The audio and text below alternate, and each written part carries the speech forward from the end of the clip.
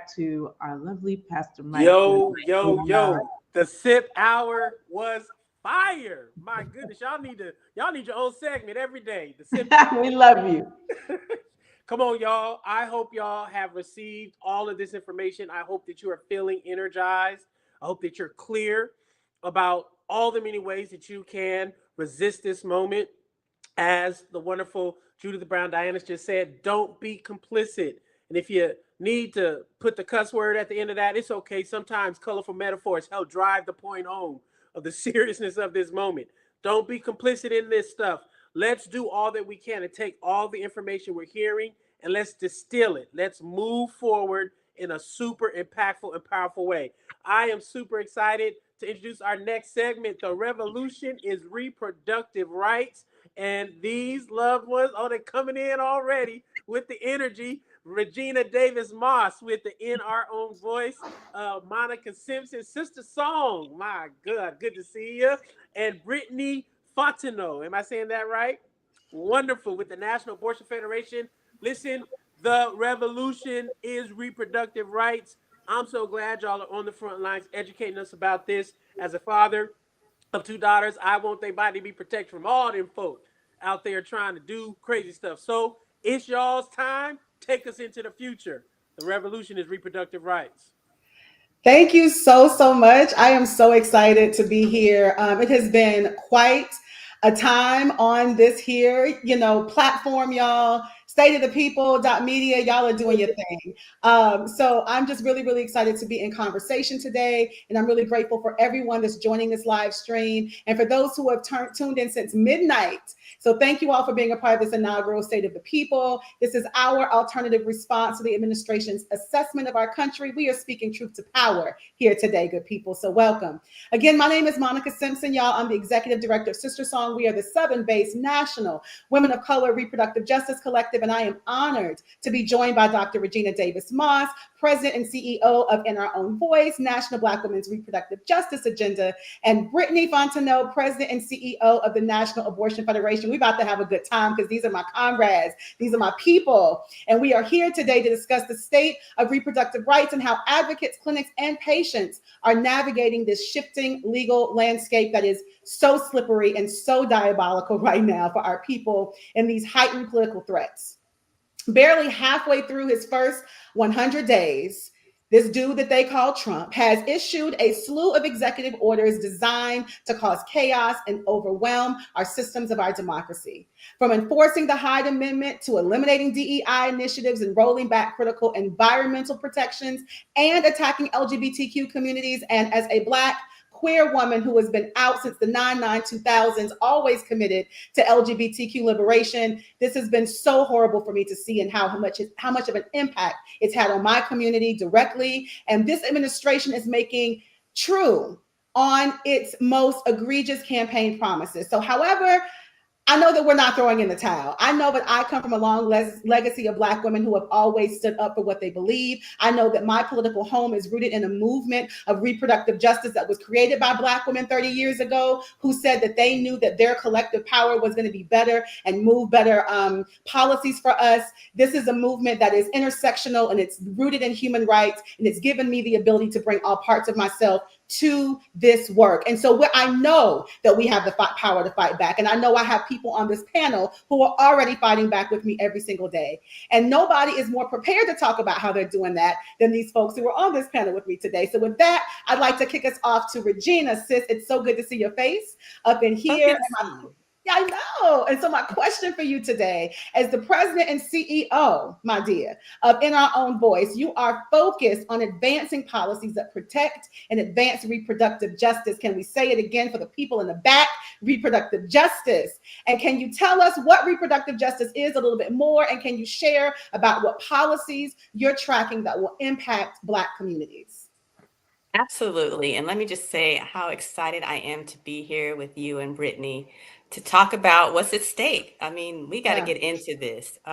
You talked about reproductive justice, and if I can, because, we can't say this enough, let me just go a little bit deeper on what reproductive justice is. You uplifted the fact that this was created by 12 amazing Black women in Chicago 30 years ago. But what I want to make sure people understand is that they were trying to address some of the most pressing issues that Black women, girls, and gender expansive people face. It's things like health equity, quality health care, gender justice, economic justice, and beyond. And basically what reproductive justice is saying is, I got the right to decide when and how and I expand my family if I want one. I have the right to decide that. And when I do have my children, that I should have the right to have the economic and the social supports that I need so that I can raise that child in a safe environment. I don't have to worry about state-based violence, community violence, intimate partner violence. And most important, I have the right to bodily autonomy and sexual expression. That's right. So that is what reproductive justice is. It's not reproductive, all these other ones. I'm not going to get into it. It is reproductive justice, and we need to name that proudly because that was created for us, by us. That's right. Now let's get into these policies. Now, this is my job. I'm here in DC, and we're tracking these things. We're looking at policies at the federal level. Just last week, the House passed a budget resolution calling for a $2 trillion reduction in spending, potentially cutting 880 billion for Medicaid. Now, of course, Black women and girls are disproportionately reliant, and I say reliant, on Medicaid for access. That doesn't mean that there aren't a lot of white folks that are using Medicaid. Okay, so let's be clear about that. That's right. But we are reliant on it disproportionately for a number of social economic reasons. So what we're going to see is that we're going to see more unwanted pregnancies.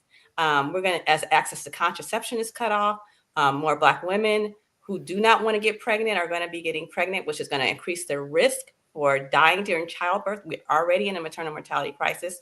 There's trying to eliminate access to prenatal and postnatal care and emergency maternal care. And all that's going to make these things worse, because what people don't understand is when you make these cuts, we lose services. There's a reduction in services, and there's a reduction in people that can access the services. That's right. Loss of preventive care, screenings for STIs, cancer, routine, OBGYN exams, all of that is going to increase our risk. We're also closely monitoring Project 2025. I got to give a shout out. We read that document. That's 900 pages, and we put together a brief on how these policies are going to impact Black women. That's right. Things like 150-year-old Comstock Act, which is what they'll try to use to ban abortion. It's ridiculous. So please go to our site, read it. At the state level, we're working with our partners in Virginia and Georgia and Michigan and Pennsylvania to push for legislation at the local level. We've got some great work happening in Virginia around the Reproductive Freedom Amendment that's working to enshrine abortion protections. And Georgia, we just came back from an advocacy day. I was there with my good sis, Monica. We were pushing for a number of bills around midwifery and doula care and more things to make sure that we have safe and healthy births.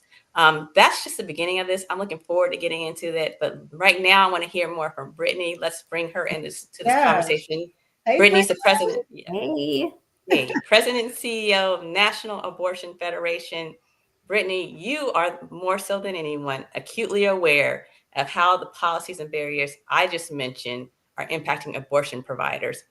Tell us more about this. Tell us more how it's impacting clinic staff, patients seeking abortion, and how the Trump administration is already hurting you all. Right. It's so good to be in community with you all and to be able to share so much about what's going on and how our community can fight back. So what we know is that, as Monica said, we're not even halfway into the first 100 days, and Trump has wasted no time on keeping certain campaign promises and going back on promises that were made around abortion rights and access.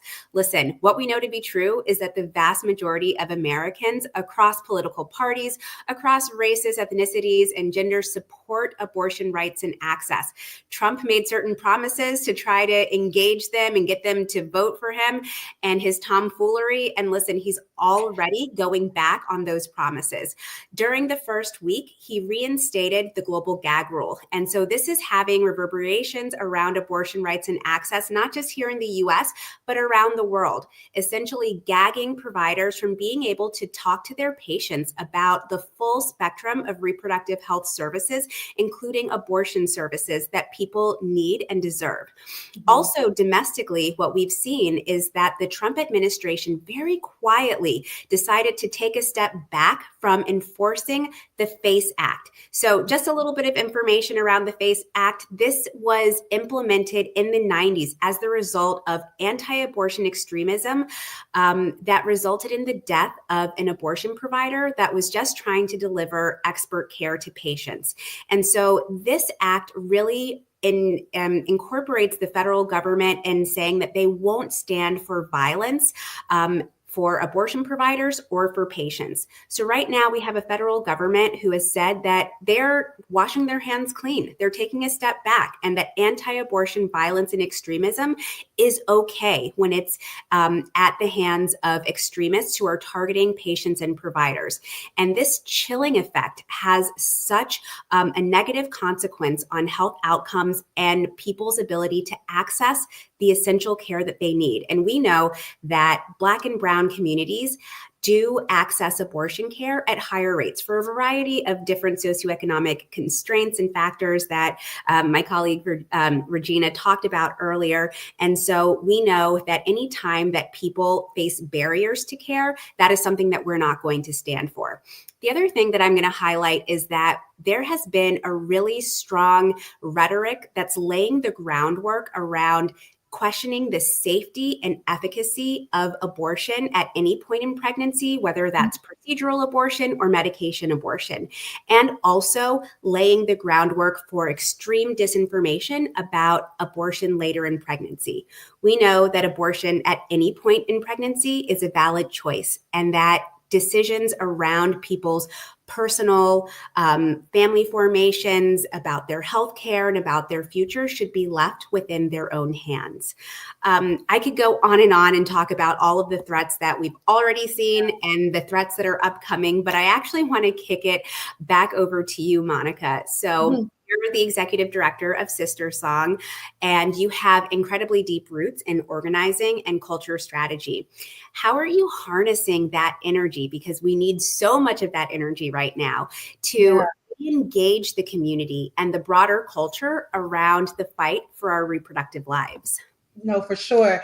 I just want to be real with our people who are watching us, right? Like, we're talking about these topics of abortion access, maternal health care, bodily autonomy, as if they're easy things for our community to always talk about. And unfortunately, they're just not, right? Like, people's stories they're multifaceted. They are very diverse. And so in order for us to really move an organizing strategy and to help more people understand their reproductive justice stories and why they should be connected to this work, people have to see themselves reflected. As a person who is a creative, who really believes deeply in cultural strategies and understanding that it takes a very strong culture to sustain any policy win that we know that we need for our communities, it's important for me to root myself in some of the greats like Tony K. Bombaro that tells us that we have to make our movements irresistible, right? And we know that we are, as a movement, reproductive justice is a movement that, because it is talking about some of the most what we grew up with as taboo topics, we got to find ways to help people see themselves reflected. So for us, it is about making sure that stories and narratives are at the center of our work, and making sure that we are tapping directly into the communities that we serve, and that their voices, that their experiences are the ones that are being lifted to the front, so that we can actually help to motivate and ignite and educate these folks on how to then move towards their political power. And so ways that we've been doing that is across a lot of our different programs. One of our most well-known campaigns right now is our Trust Black Women campaign, right? And this is a campaign that started because there was a direct attack on our reproductive lives, Black women specifically, in 2010, when there were billboards that were put up all across this country, in particular in the South, that said the most dangerous place for an African-American child is in the mother's womb, right? And so we knew that we needed a counter response, but we also needed to be organizing as Black women doing this work to ensure that we were creating a national collective of Black women ready to be on the front line for any attack on our reproductive freedom and on our reproductive lives. And so that's how we're doing that. We're connecting directly to community. We're using our campaigns and our messaging to push and to penetrate deeper into communities to help people see themselves reflected. I'm a church church girl. I grew up in the church, right? And I know how sometimes as I'm moving through different communities, in particular in the South, how these conversations can be polarizing for people, can also silence people in some ways because trauma is real. But what I'm here to tell the people today is that we can't have any freedom or liberation in this country if we are not centering bodily autonomy, if we're not centering helping people understand their human rights in this work. That is what we have to focus people on. And I don't want to get to a world where we are able to like rid ourselves of this white delusion that continues to plague us, but we haven't been able to like really root ourselves in understanding the gender nuances of things, how patriarchy shows up in our work, how misogynoir, these different things show up. And all of that is important in this cultural and narrative strategy work that we do, as well as the on the ground organizing. So we here to talk to you about the real things, good people, and making sure that you understand that you shouldn't be ashamed of your stories. Your stories are power, and those stories help us build strong organizing tools to get more people engaged in the work. So that's what we do every single day. You have to follow us and get involved. But you know, as I was saying earlier, y'all, despite the chaos and the division from this administration in particular, we gotta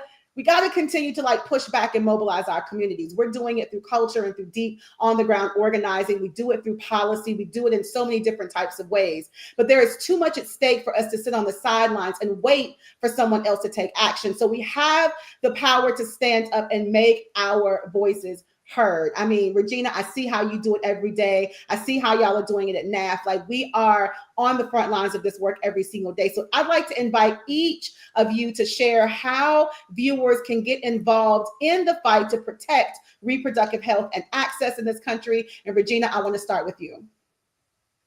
Yeah, you know, listen, one of the most important ways to get involved is to hold your elected official accountable. You know, I had dinner last night with a congresswoman, and she reminded me that she said, you know what's giving me hope is I remember that this has happened before. And there's three things that are consistent when we have these moments. There's propaganda, there's violence, and there's voter suppression. And I said, you know what, you're right. And I said, so, and what have you noticed? And like, what's the tipping point? How do we know when things change? And she says, it's when it gets so extreme that people rise up. So we saw that with George Floyd. We saw that with the water hoses during the civil rights movement. And so what I'm saying to you is that in all those cases, that was a public outcry. That was a public demand. You know, we got to look at the reality. You know, That's federal right. policy is critical in order to protect some of these policies that we're talking about. But with this conservatives controlling both chambers, they're limited in what they can do right now. So this is our fight. You know, there's so much important work happening in the states. We still need to apply the pressure. We need to be encouraging them to do the right thing. And as a constituent, these are your elected officials. They answer to you. So what does that mean for you?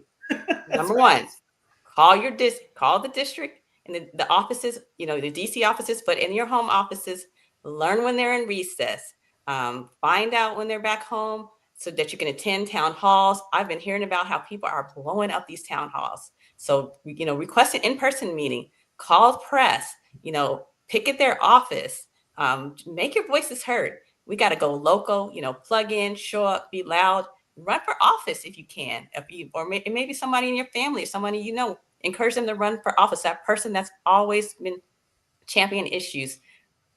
Absolutely verify that your voting status is right. You need to do this annually because we are seeing the roles being purged. And finally, just, listen, everybody has something they're passionate about. It could be environmental justice. It could be poverty. It could be housing, LGBT, pick an issue because they're coming after all of them. But anyway, pick something, choose a cause, lean in. We need you. We need you. We need you. Absolutely. Thank you, Regina. Brittany, what you got for the people? Yes. So one of the ways that we can take resistance to the next level, one of the most radical ways to resist is to fund abortion. And exactly, fund abortion and reclaim your power and give someone else the ability to be able to reclaim their lives and their bodies and their autonomy. So we're living in a country where your access to essential abortion care depends completely on who you are, where you live, and how much money you are. It shouldn't be that way. And in the absence of elected officials stepping up and making sure that we have unfettered access to all healthcare, we have this community grassroots response, which is abortion funds, which are at the local level and also at the national level. NAF runs the largest patient assistance fund in the country. Last year, we helped fund over 111,000 people to get the care that they needed. We helped thousands of people travel as they fled their communities to get this health care. And so every dollar that you donate will go toward making sure that someone can reclaim their bodies and their lives.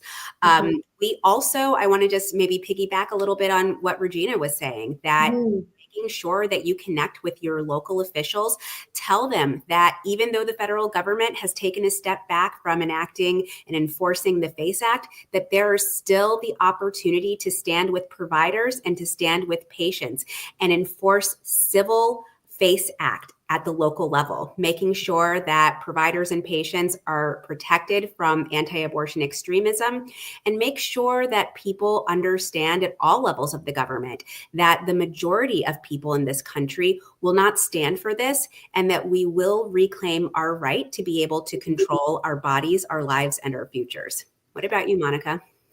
Yo, let me tell y'all, first of all, y'all are brilliant. I just love being able to work with both of you every single day. And I'm hoping that everybody that's watching gets tapped into all of the work that's happening with all these organizations talking about this issue.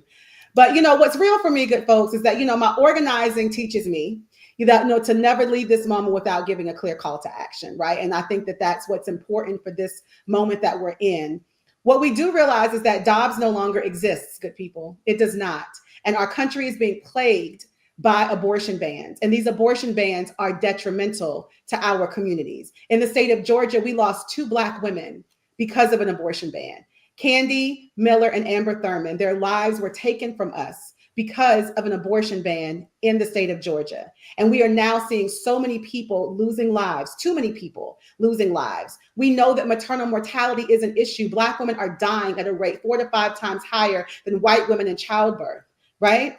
We know that our children's lives are at stake every single day in our communities, as we've seen our communities deal so much with police brutality and just like not being able to be safe and having access to the resources that would allow our children to thrive. That is what reproductive justice is. It is about being able to have the human right to make our own decisions about our bodies and our families and our futures. And to me, that is at the crux of everything that is real to us in this world right now, in this country right now, is our ability to make our own decisions and for our human rights to be secure and for our bodies to be safe, right? And so this is a time for everyone to get connected to a movement to do that work. If you don't have a movement home yet, the doors of the reproductive justice movement are open. We are here for you. This is a movement that allows you to bring your full self into this work. And if you trust Black women and you believe in the human right to make your own decisions about your bodies and families and futures, then this is definitely where you need to be. I know, again, good people, as I've done this work for many, many years, I have worked with people who have had many different views on where they stand with their bodies, because we've never been given the ability to like have what we need to make those solid, real decisions about our bodies, right? We weren't always given that, especially as a girl who grew up in the South. But we are creating a new day for our people, where our young people have the ability to change and to shift that dynamic and to be able to move into a world where we are thriving in all the ways, in particular within our bodies. So Octavia Butler, in honor of Women's History Month, right? Octavia Butler said there is no single answer that will solve all of our future problems. There is no magic bullet. Instead, there are thousands of answers at least, and you can be one of them if you so choose to be. So I am sitting in the legacy of like these beautiful Black women, these powerful Black women who have given us the blueprint for how we need to walk our way towards liberation. And we got to do that together. We can't do that by siloing ourselves off in movements. We have to center and understand that this fight for our reproductive freedom is essential to Black liberation. It is absolutely essential to Black liberation. We can't have Black liberation without it. And so I'm grateful to work with each and every one of you and so many other powerful Black women doing this work all across the country every single day. So we need you Black folks who are tapped in to this particular podcast. I said podcast, maybe it will be, but right now it is the state of the people. We need you all to tap in to this work. See how your work is directly connected to the fight for reproductive justice. And let's build a powerful collective energy where we are all moving together for what we need. So thank you, Regina, so much. Thank you, Brittany, so much. Thank you, State of the People, Angela Rye, all the folks behind the scenes for creating such an amazing platform for us to speak truth to power today, for people to see themselves hopefully reflected more and more. So I'm going to now pass it back over to Pastor Mike, who brought us in so powerfully. Thank you, brother, so much for what you're doing in this hour. And let's keep building power, good people. Peace, everybody.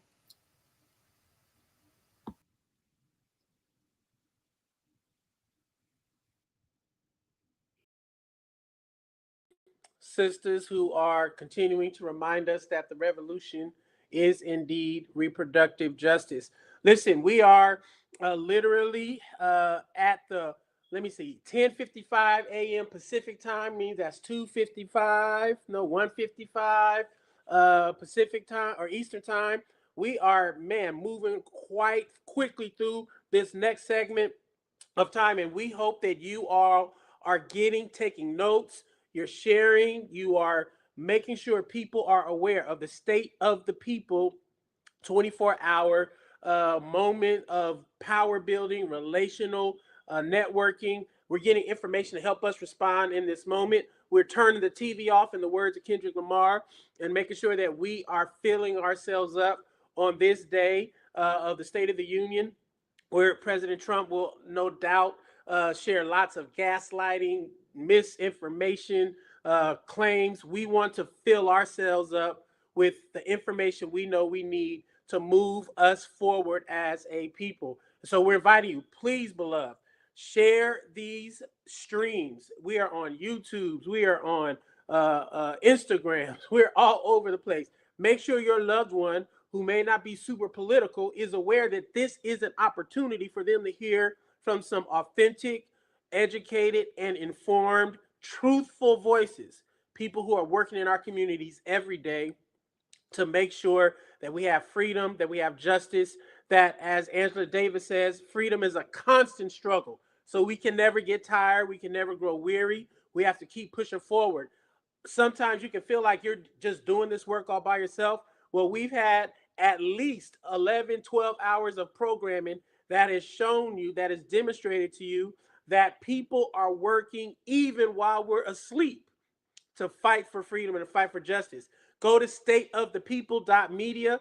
Make sure you share your information there so we can be following up with you. Wouldn't it be amazing if we continue to have this kind of rigorous programming that happens on a regular basis so we can keep getting the truthful voices from our communities out into the universe? So, State of the People, we are almost ready to get our next group and panel on the stage. Super excited for this next segment that is literally going to remind us of the power of our political organizing that has to happen at every level, reminding ourselves that elections are happening literally this year. We don't have to wait till midterms to start amassing political power, putting people in office. We can start that literally today, literally right now. And super grateful that the collective, led by the wonderful, wonderful power couple themselves, Quentin James and Stephanie Brown James.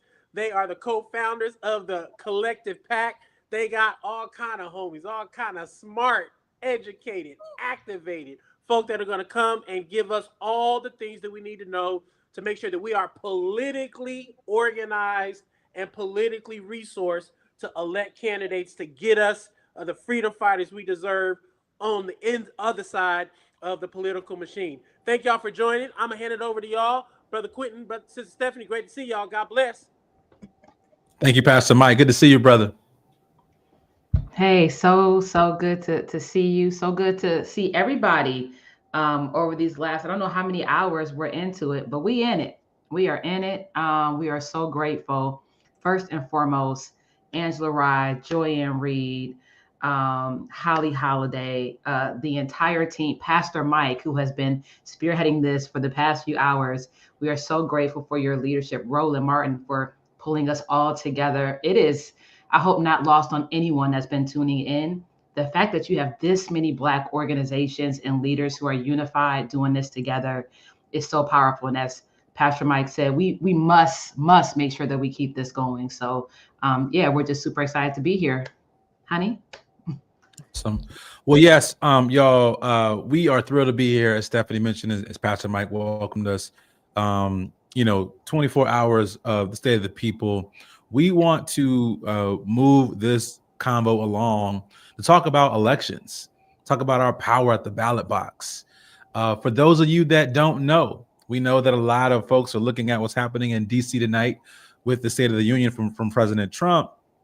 But today, in cities like St. Louis, Missouri, it is election day. People are out casting ballots right now. We encourage you, if you are watching from St. Louis or you have friends and family and networks in St. Louis, you are encouraging them to get out and vote today, because it's important that we exercise our right to vote. I think all of us right now are dealing with the consequences of elections, dealing with the consequences of the vote or lack thereof from many folks who, we wanted to make sure they were voting, but may not have shown up in November. And so, one of the things that we want to start with is, listen, elections have consequences. We know that when we do or do not show up and what happens with those elections, they have direct impacts on our lives. And so back in 2016, Stephanie and I decided to start this organization, the Collective PAC. We are the nation's largest political action committee dedicated to building Black political power. We recruit, train, and fund Black candidates all across the country, running on the local, state, and federal level. It's been 9 years now, and in those 9 years, we've helped elect over 500 Black candidates to public office.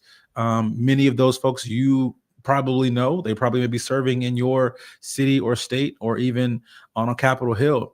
But these leaders are getting into office on a mission to improve our communities, to make sure that they are there representing our concerns and being our voices in the political process. This organization really is about a for us, by us. We want to make sure that we can raise money from our communities and fund our candidates. One thing that stood out to us when we were looking at starting this organization is the simple fact that over 90% of our public officials, people who are elected to public office in this country, are white. We know this is a country that's becoming more Black and more brown. And the reality is, in a country as diverse as the United States, 90% of our elected officials are white. So we wanted to help impact that. But looking even deeper, over 95% of the elected prosecutors in this country, the folks who we appoint and elect to protect us, to oversee our criminal justice system in our states, in our cities, in our counties, those folks are also white, 95% of them. And then to get even deeper, on the candidate side, over 97% of all Republican Party candidates and over 85% of all Democratic Party candidates are also white. And so we have a lot of work to do. Yes, many of us may grow up and live in diverse cities, diverse counties where we see people of color serving in leadership, and that's great. But this country is really big. 50 states and don't forget the territories and other places. We have a lot of work to do to make sure that we have representation from various people, various different backgrounds serving in public office. We know there's a direct correlation to folks who come from our communities who get into leadership and them actually moving policy forward that will impact our communities in a positive and beneficial light. And so, again, we're thrilled to be here. We have an amazing lineup today. Stephanie, I want to turn it over to you to kind of talk a little bit more about why we're here today, what we're going to cover over this next 55 minutes. Yeah, I think one of the unifying aspects of this 24 hours is a couple things. One is that this is unapologetically Black space for us to talk about our truths, to talk about what's happening in our communities, but most importantly, to be geared on action. And to be proactively geared on action. And so we are hopeful that throughout this 24 hours, you're able to hear information that will make you feel empowered, but we need you to spread that word. And so we're going to say throughout our hour here that all of us can only be as strong as we are individually, but also collectively coming together. And so please make sure that whatever you hear here, learn here, does not stay here, that you spread it to your family, your friends. I could tell you, my mother is more engaged than she's ever been in politics and what's happening. And that's great that people are feeling like they have a space to get involved. And so please continue to spread that. I would also say, for us, we are very much focused on supporting Black candidates that are running on a local, state, and federal level. Every position is important. And yet a lot of positions go either we don't have people who are running against folks in some seats that need to be contested, or we have folks in our community that don't feel as though they can be the person in power in these different positions. And so if you are one of those people who know you have leadership skills, who know that you care about your community, we want to encourage you to go to collectivepac.org to learn more about the organization. If you're already running for office, learning about our endorsement process, we are here to be a helpmate to you as much as possible and to be a resource. So please definitely go there and share the information. I think we can probably cue. Do you want to get into our convo? Yeah, let's do it. Let's do it. Alrighty. So first up, we are thrilled. We can go ahead and bring Phyllis up to the stage. We are thrilled and honored to have such a phenomenal partner, leader. Yeah, she also helped us to be a Delta woman as well.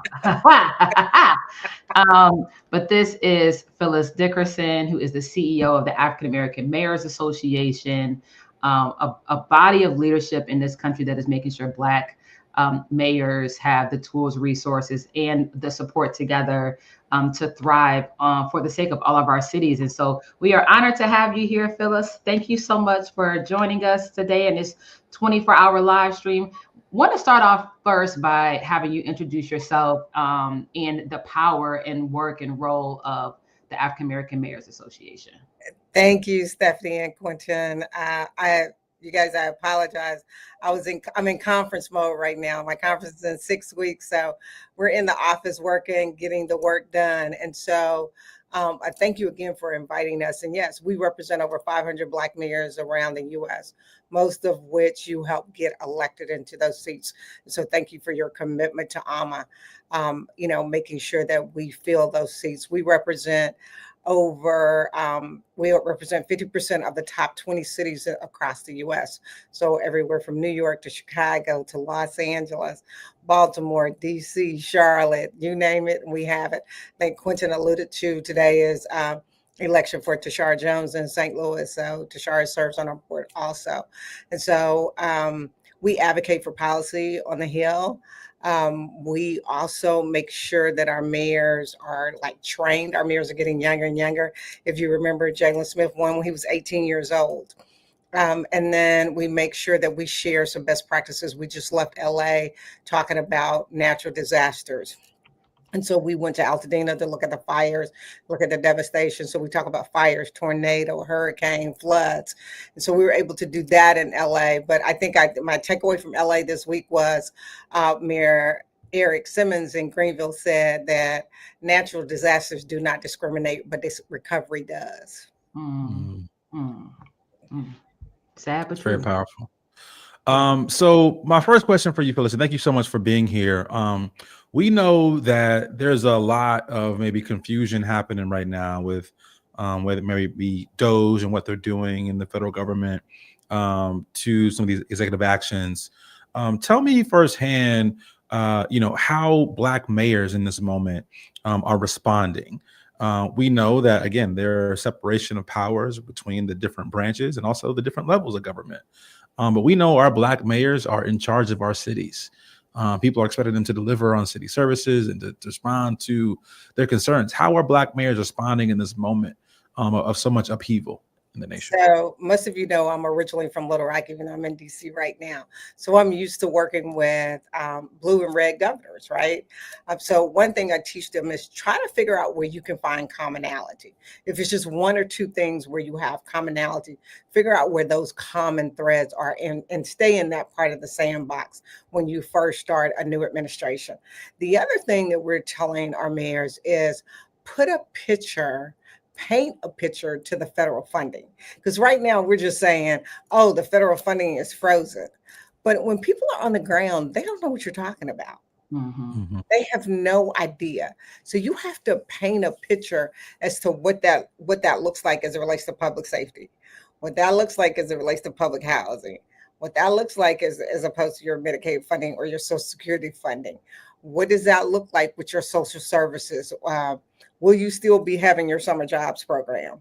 How was that funded? Will you still be having your summer youth program where you can take your kids and drop them off 8 hours a day while you at work this summer? Will that still be funded?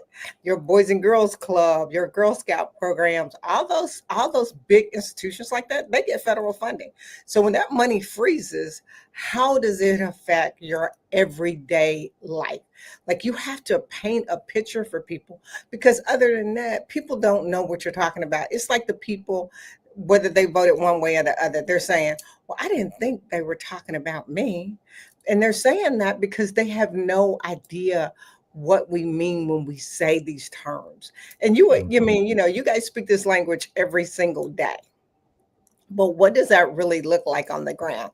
It was like my former employer, when you guys started this organization, I got a call from a mayor and he said, Phyllis, can you make sure they get some funding? I had never seen you guys before. I never knew who you were or anything. So I went to my former employer. He wrote a check and you started your organization. Years later, I moved to DC and I'm like, oh, you're Stephanie and Quentin, right? Because I didn't even put a face with it to see where that funding was going and what it was going toward. But now that I'm on the other side of the fence, now I see the work.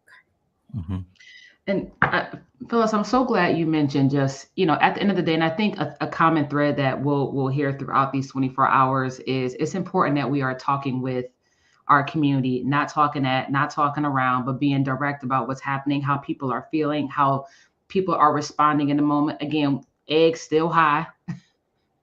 Egg prices will get higher, unfortunately, and we have to be responsive to the challenges that are happening in our community. I'm curious, over these past few years in your role and with AMA, are you seeing, because you mentioned about how there's younger mayors that are coming on board. I remember we had the influx of, you have Randall Woodfin in Birmingham, you have Justin Bibb in Cleveland. I mean, these are guys that are under 40 years old. Right. How are you seeing younger people being excited about running for office, running for mayor? You mentioned a young man that was 18 that ran. Are you seeing that shift of younger mayors coming on board as something that is just responsive, or something that you think is going to be here to stay for a while? I'm seeing the shift of younger men. I still see that where we have issue is women. And we saw that shift during Black Lives Matter, when women were being, not just the woman being threatened, but they were threatening their children. That's when I saw the shift of women kind of backing out and not running for a second term. And so that's the trend that we're kind of seeing now, because one way to really piss off a woman is to threaten her children. So you see a different side of her. And so she's like, I can't be in political office because I already know what I'm going to do if somebody continues to threaten my child. Right. Saw that with Keisha Lance Bottoms, when she decided not to run again. So those are the kind of things that you're seeing. So Phyllis, we have a lot of folks watching around the country right now. We mentioned this really important race in St. Louis, Missouri, with Tashara Jones. There was an article that came out, I believe yesterday or on Sunday, talking about the race in Pittsburgh and how there are now conservative efforts to really try to take out some of our Black mayors using this, anti-DEI or Just frames around intimidation. crime, intimidation tactics, as you mentioned. Mm-hmm. What should the people know about what's happening, and how can we be responding in terms of whether it be making contributions, making sure our friends and families are voting? How should we be responding, and what's happening that people may not know about on CNN or MSNBC around our Black mayors? So the first issue is the strategy in making sure that your mayor is an alma mayor at the end of the day, right? And so, we saw it happen in some cities where you had two African Americans running against each other, and then you had somebody, non-Black running, and then of course the two Blacks knocked each other out of the race, and so the white mayor won. And so you're going to see that more and more instead of coming together with a strategy and putting your weight and your resources behind that one candidate. Because when you split up your resources, you split your vote. And so that's one. Two, making sure that the people in your household are registered. Like if they're sleeping, eating, and drinking and sucking up the air in your house, they need to be going to the polls to vote. And so you just got to make sure that that also is happening. And then there is an all-out strategy. I mean, just think about it. Just last year, we represented the top 4 cities in the entire U.S. And when we ran that story in the New York Times, we got threats at the office. Wow. So making sure that you're understanding that this is going to be an uphill battle. It's not going to be an easy fight, but you got to prepare to fight. It's a muscle we haven't used in a while. Let's just say that. And so be prepared for the fight. Get the right information. Go to your city council meetings and figure out where your budget and that money is coming from. Like understand that city, but it's okay to ask questions. All that information is FOIable. There is nothing that they can have that's a secret in local government or state government. Everything is open to the public. And so if you want to know something, then ask the not so easy questions. And that's what I think people aren't doing. They don't want to show up to the budget meeting because they think it's boring. And then as soon as they eliminate the social services program, then they're like, oh, I can't believe you eliminated this. You didn't show up to the meeting. You got to show up. And you can't just show up on poll day. You have to show up to city council meetings. When you want something done, when they know you that you're going to show up to city council meeting, before I came here, most of you know I served as the mayor's chief of staff, the former mayor of Little Rock. And I just remember we were going to not rebuild a adult living center across the street from a predominantly Black upper class neighborhood. And that neighborhood showed up to the meeting with signs and everything. And before they could get up to talk, they were like, it's okay, we're going to build it back. And so the housing association president said, well, let me tell you what I was going to tell you. And so he still got it out, right? And so it's important for us to show up day in and day out. Find out where your city council meeting, find who is representing your ward in your city, that kind of thing. Most people, you ask them, who's your ward representative? They don't know. You can ask people who the mayor is. They don't know. And one piece of advice we like to give, especially for organizations. I mean, Black folks have a lot of organizations in our communities, many of which we're a part of. That can also be the role of your organization, is to split out who's going to which meetings, because it can be overwhelming to try to go to school board and city council and the ward club. But if we can take that responsibility within our organizations, within our churches, to say, hey, I'm going to go to this meeting, you go to that one, we report back, we make sure we're going with action items, we're telling them what it is that we need. If we combine forces like that, I think we can definitely make sure we're covering the bases of being where we need to be. Last question for you, Phyllis, is what are your thoughts about ways in which we can come together to build Black political power? So I think we have to build the agenda, right? And so I know some of us are coming together next week. We're having a working group here. I'll make sure you guys get the information on that.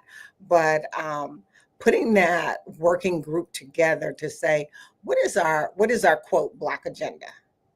One of the questions we're asking the administration, what is your urban agenda and what is your small rural development agenda? Because we just need to know what that is. And like I said, for us, it is keeping up with the executive orders. You said that earlier, just keeping up, right? And so now we produce something twice a week that shows what the executive orders were for this week, so the mayors can like keep up, because they're coming so fast. They, most people aren't keeping up. And so I think if we form this working group and then work out what our agenda is, and our agenda is not Black, it's just everyday people working to make a better income for their place where they work and play and pray, right? We all want the same thing. We just happen to be Black. I love that. So just understanding what that agenda is, and it's not going to be a whole lot different than anybody else's. I tell people, just figure out, I had a conversation with Mike Huckabee not too long ago on email. And it was so funny because he was a former governor in Arkansas when I was the mayor's chief of staff. And I had to ask him a question. Where we have commonality is we're both Baptists. And so he signs his email, Phyllis, keep up the Lord's work. And it's always his hook, right? But that is where we find commonality. And so figure out, because this is not going to be an anomaly going forward. Sometimes you're going to have a Democratic president. Sometimes you're going to have a Republican. But be respectful of each other and find out where you have commonality and shared values and work in that space. Because we're not going to always agree on everything. Even when you're on one side or the other, you're still not going to agree on everything. Very true. Awesome. Thank you so much, everyone. Give it up for Phyllis Dickerson. Thank you so much. Thank you. For your time. And we will see you at your national conference in DC in April. Yes, Stephanie, I got a call. I'll call you after this. Okay, sounds good. We'll talk to you soon, Sora. All right, bye-bye. Thank you. Bye-bye. All right, folks, we're going to keep it rolling and bring up our next guest. We are thrilled to have one of the brightest minds in politics, period. You've seen him on national TV. You've heard him in national print media. Please join me in welcoming our amazing friend and pollster, founder of Hit Strategy, Mr. Terrence Woodbury. What's up, Terrence? What's up, Quentin and Steph? How y'all doing, family? Good. How are you? I'm good. It's good. It's just good to be amongst family right now. I feel like this is exactly what we need. This is what the people need. This is what voters telling me they need. So for that, we thank you. Excellent. Awesome. So Terrence, I want to start first, let everybody know who you are. I mean, a lot of us know you, but let everybody know you are, but also tell us about some of your work in 2024 and tell us about kind of what you're seeing and hearing from people right now in this moment. Absolutely, Q. He froze, but you know what he's saying, Terrence. Yeah. Well, look, I appreciate you all. I appreciate Angela and Holly and everyone that's organized this. And I appreciate the viewing and listening audience. My name is Terrence Woodbury, and I'm a founder of Hit Strategies. We're a full-service public opinion research firm. That means we do polling and focus groups and social media listening and every other way of understanding communities that have often been misrepresented and underrepresented in traditional research. In 2024, I had the privilege of serving as a pollster for the Kamala Harris campaign, along with some other dynamic and diverse candidates around the country. And look, we saw a lot of things that I think are very telling about where we are, specifically amongst Black voters, but amongst what I like to call the emerging electorate, young people and people of color. As a result of underinvestment, not just in the Harris campaign, but years of underinvestment, Democrats have experienced quite a bit of erosion in their base. Every group you would think of as a Democratic base voter, we did worse with that group. We did worse with young people. We did worse with Latino voters, young voters, Black voters, urban voters, working class voters. Those are all of what I would consider the Democratic base. And so we have what we do good with, Terrence. Look, I can tell you that we did not do a single point better with Republicans, with white suburban women, with these mythical swing voters. Democrats win when they mobilize their base. And that's what we need to do now. That's what we need to talk to. That's who the opposition is. Because the last thing you asked me, Q, is what are we hearing now? And when I talk to voters and focus groups, people just feel very disempowered. Perception of power is a very important metric that Hit Strategies measures. We've done this on every poll we've ever done for Collective PAC. And this is where we ask, regardless of how often you vote, how much power do you believe your vote has to make a difference in your community? The higher they rate those perceptions of power, the more likely they are to participate In the 2024 cycle, we saw percentages of power as high as 60% of Black people said they felt extremely powerful. 58% voted. Well, now only 24% of Black people feel powerful. 24%.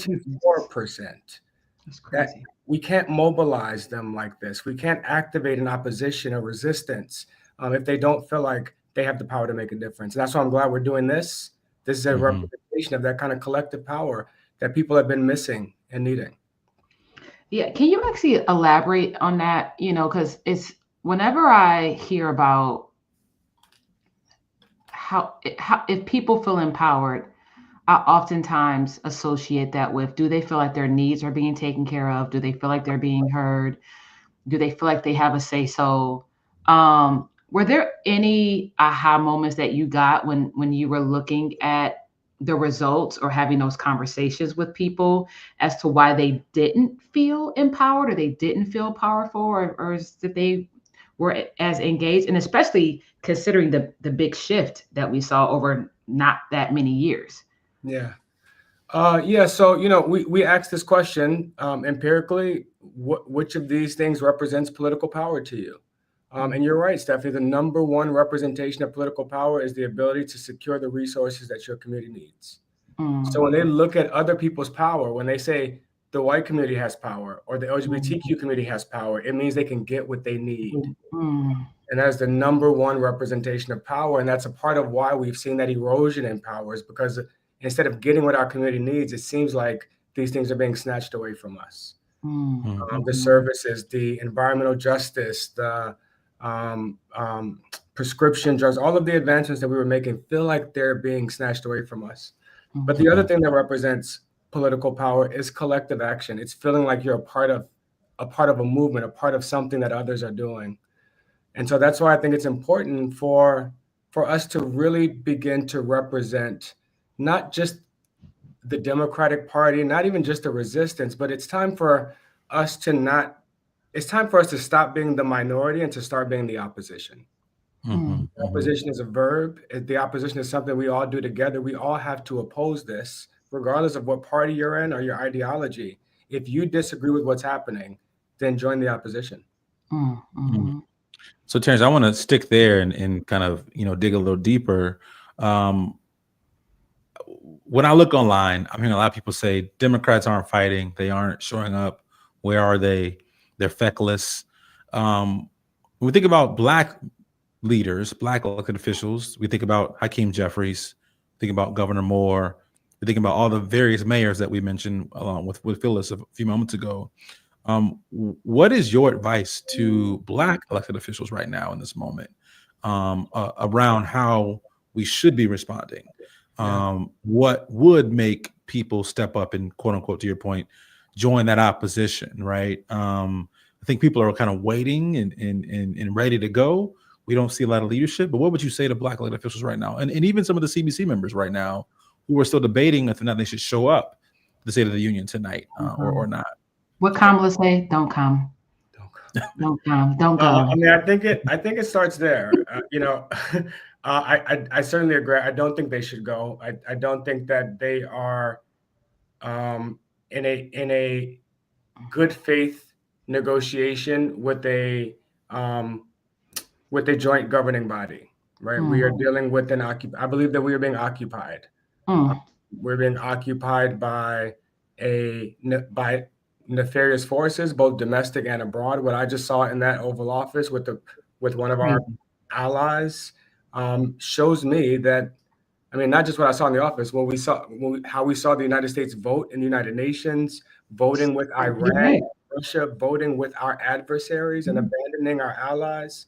We are being occupied. And aid. I mean, it's crazy. It's crazy. Cutting foreign aid. I mean, a part of this, we really need the opposition led by Hakeem Jeffries. But to be fair, what we are facing is insurmountable for any single leader, right? And this is why I believe it's important for us to begin assembling the Avengers, because while one leader cannot take this on, all of our leaders together, Hakeem Jeffries and Governor Wes Moore and Senator Raphael Warnock and mayors across in every major city, Philadelphia, Chicago, LA, New York City, every major, well, I don't know if we could depend on New York City, but right, exactly. But together, these leaders can begin to represent an opposition.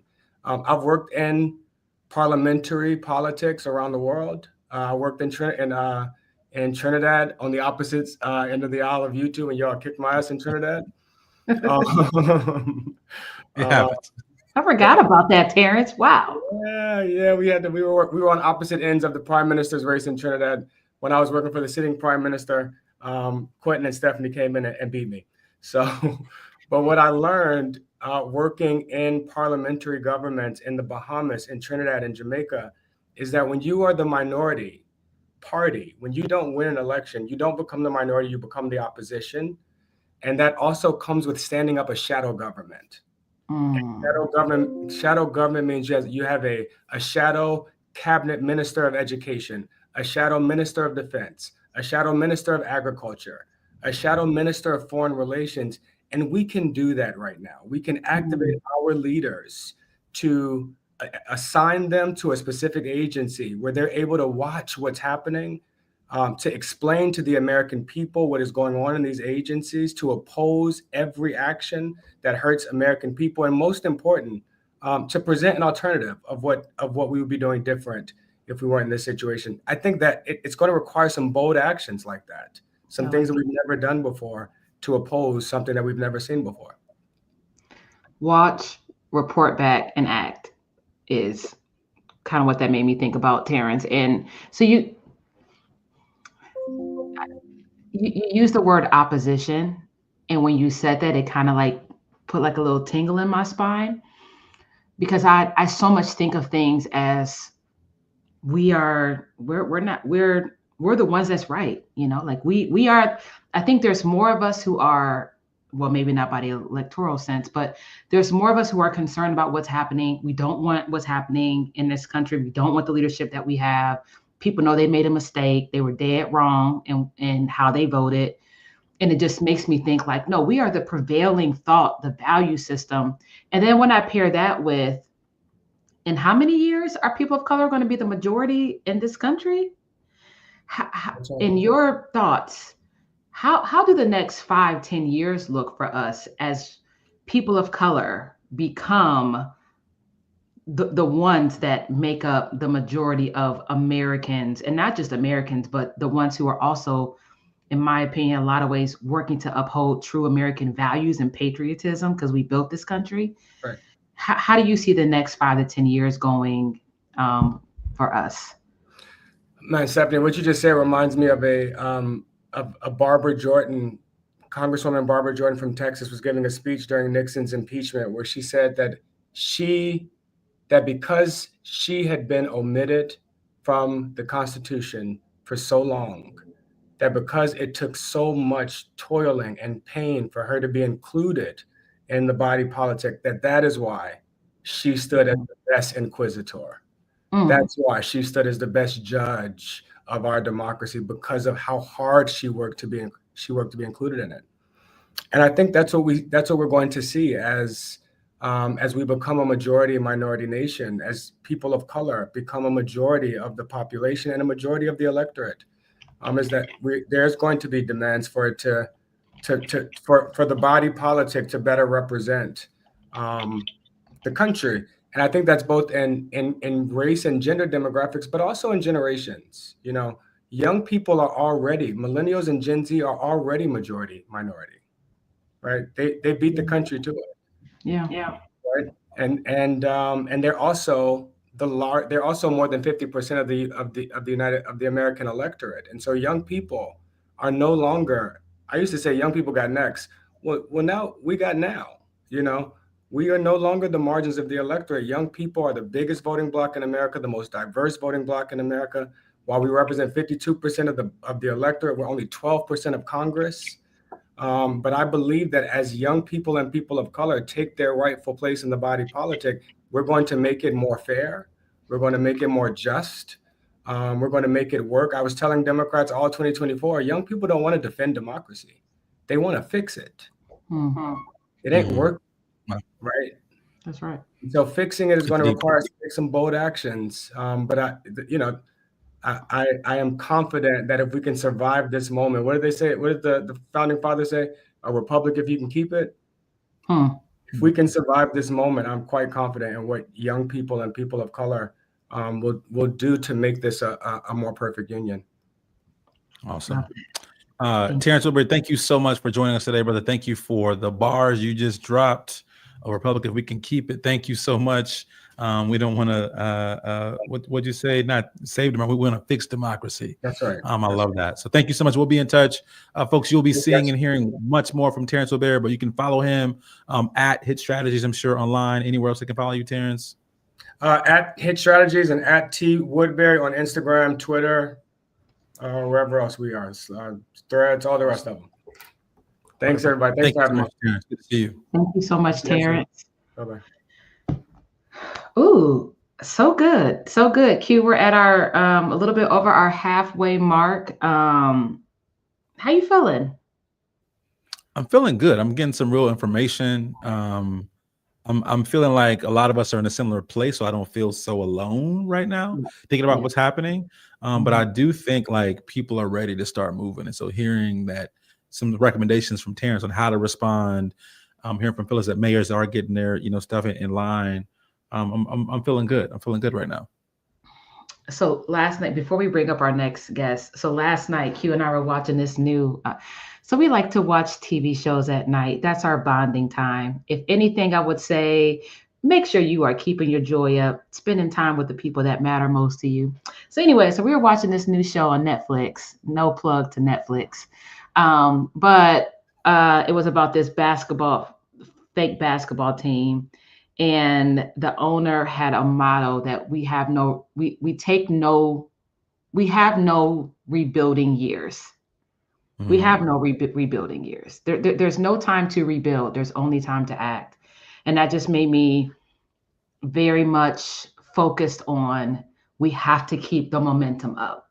We have to keep the hope up. We have to keep, all of our actions up. And so, so one of the great organizers, leaders, voices that Q and I have been so fortunate to learn from, to love on, is Jeffrey Johnson, who, if we can bring him to the stage, I could speak for the entire hour about Jeff Johnson, many of whom were introduced to him as Cousin Jeff back in the day when he was on BET.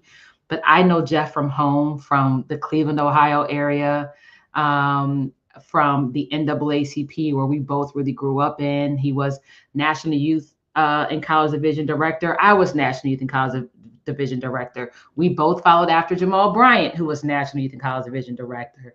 And so Jeff is a phenomenal leader.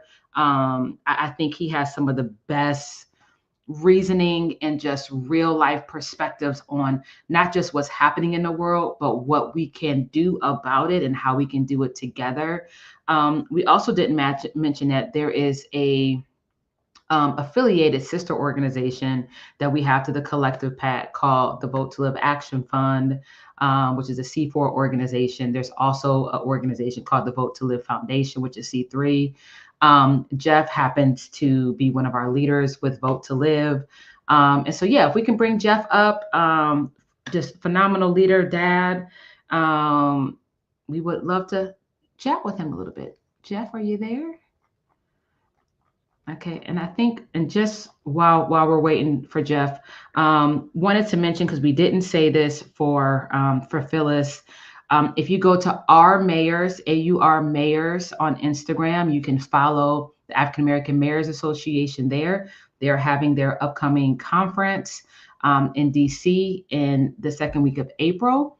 Also, make sure that you follow us.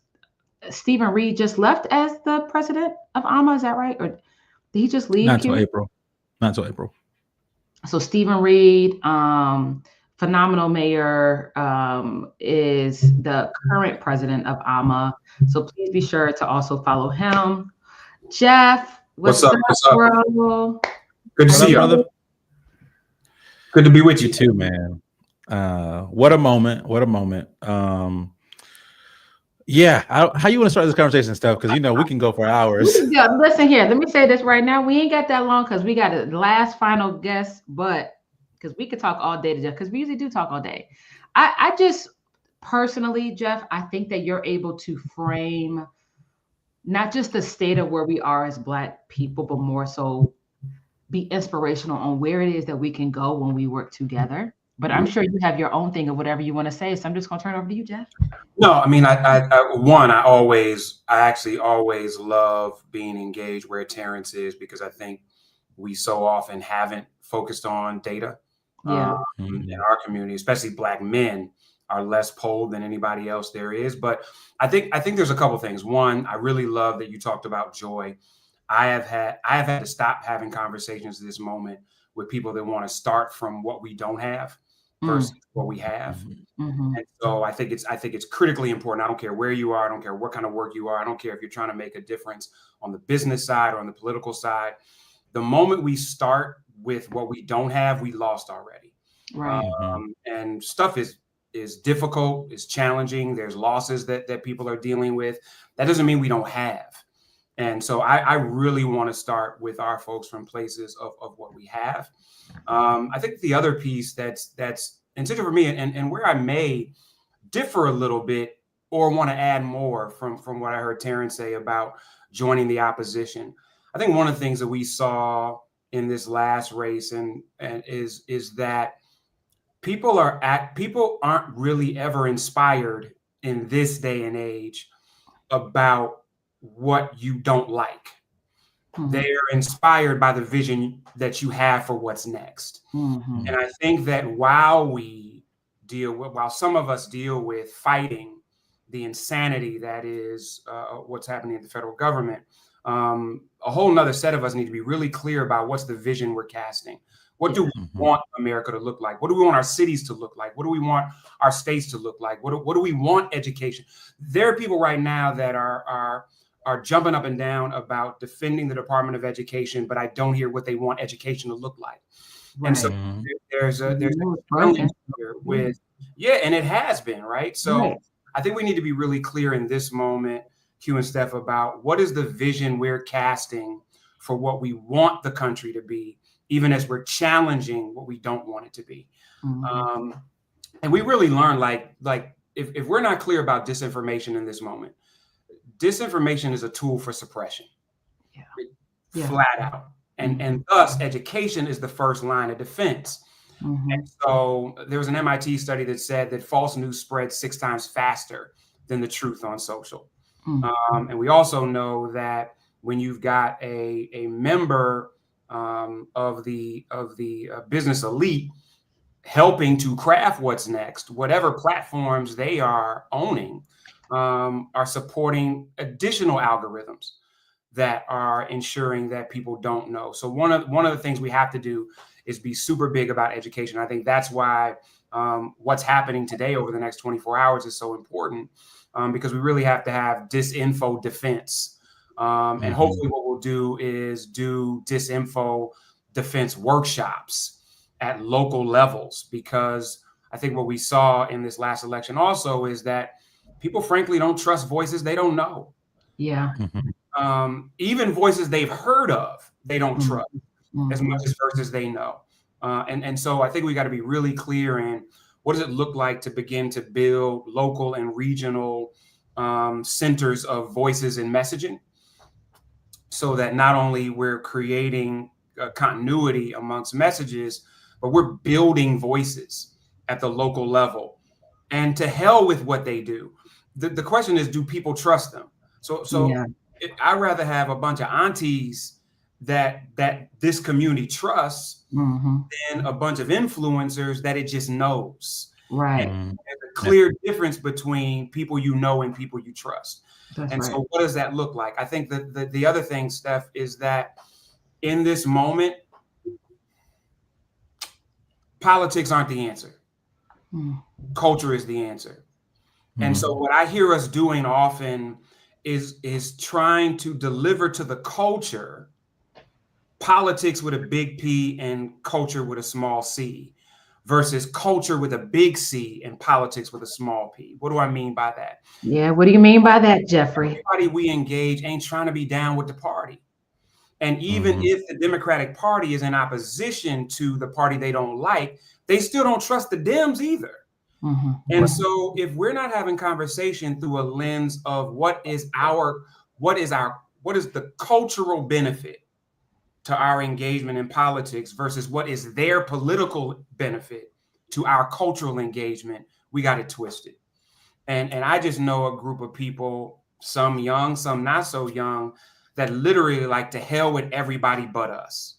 So how are we framing this through the lens of here's what we need, and this is what it looks like, and now everybody's got to respond, Democrats too, because if Democrats are not responding to what we say we want, then that gives those that don't trust the system the ability to say, okay, I see folks riding with us, versus what has seemed for the last few cycles is us constantly acquiescing to somebody else's agenda to save us from somebody else's agenda. And so I think in this messaging piece, protecting democracy requires not only local engagement, but it requires local voices that translate to local issues. And so there's a stat that said 85% of Black voters say they trust information from local organizations and community leaders more than national, which is what we just discussed. But the question is, how are we building those, not only those ecosystems, but those vehicles? And so digital organizing is essential to combating this misinformation, but it can't just be digital organizing that relies on other people's algorithms and platforms. So now is probably the best opportunity to say, what does the next year look like of raising funds and supporting the development of platforms that we own? And whether you're talking about, Isaac III and fan base from a social media perspective, or whether you're talking about how do we fund these 5 college students in Cleveland that are going to develop an information platform that's specifically around Greater Cleveland, Ohio, right? So there's an opportunity there. And lastly, if this is going to be real, I think you all said it's the power of collective, no pun intended, goes beyond elections. And Q, you and I have been talking a lot about how do we begin to create a culture of civic participation versus a focus on elections. And so, again, people are disconnected because we only see them every 2 years or 4 years, versus what is the strategy for saying taking these vehicles and now translating it to city council meetings, school board meetings, state legislature meetings.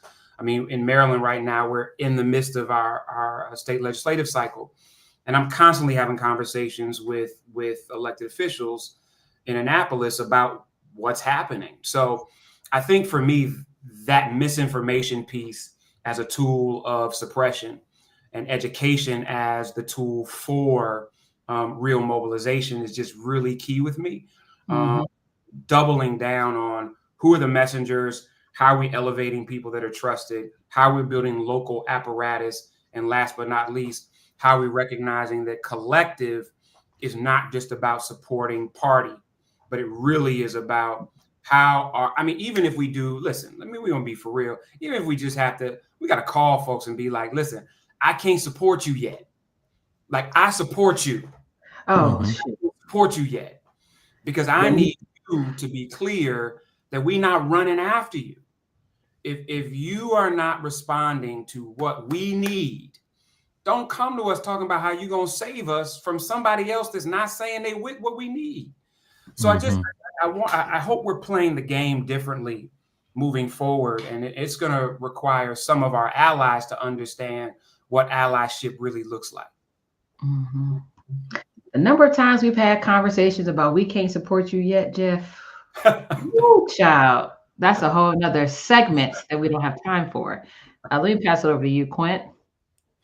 Jeff, you and I talk a lot about the type of leaders that we should be looking out for, developing, investing in, and ultimately supporting. I 100% agree with your point around right now, politics ain't the answer. At the same time, We have people like a Ras Baraka running for governor of New Jersey this year. People like a LeVar Stoney running for lieutenant governor in Virginia this year. We mentioned Tashara Jones in St. Louis, Brenda Woodfin, a re-election in Birmingham. What types of leaders, when we look at politics, right, when we're in those moments, should people be looking for, supporting, but also groups like Collective, should we be training, developing, and ultimately expanding the pool of? What are those skills? What are those types of folks that we should be thinking about? Because I think right now, if we're being honest, there is a little bit of a lack of leadership in the Black community, not even the on the party side, but in the Black community. So how do we look out for, support, recruit, fund, and replicate those types of people? And real quick, I don't think we have a lack of leadership. I think we have a lack of people supporting people with real vision. Wow. Okay. Versus those who just want to join stuff. And I'm constantly talking to people that have vision, like real pragmatic vision and track record for what they want to do, but often they are not supported for people that are loudly running for a position. And so I want us to be real clear. So I do think we need to have training mechanisms. I think you all have done an amazing job of that, but I think we need more of it. And I think we need to be clear that we need 1,500 different kinds of leaders. Like there's not one archetype. I know people that I think are amazing representatives that I never want to see run for a political executive position. And I see people who I think are great political executives who I don't want to be members of a legislature because I don't think they advocate, they manage. And so when I think about political executives in this moment, and when I think about mayors and governors, I want people who have management experience. I want people that know how to manage resources towards an impact. I want people that are less focused on the ideological policy and more on how do we leverage work, wages, and wealth. Why I think somebody like Randall Woodfin is a great archetype is because I think Randall clearly understands politics, but he does it for people. He doesn't let the game of politics get in the way of serving people. More, he leverages politics to provide those people with basic needs. And that's why I think he's been so popular. I think that Wes Moore understands that there are billions of dollars at the disposal of a governor to leverage towards work, wages, and wealth for every citizen versus how do I just get elected to talk about it. And so I think it would be great if organizations like Collective did a better job of helping the electorate understand the skill set necessary to best leverage these positions, right? Because like what it takes to be a great representative is not the same what it takes to be a great mayor. And what it takes to be a great prosecutor is very different than what it takes to be a great Secretary of State. And I don't think the vast majority of the electorate understands the difference.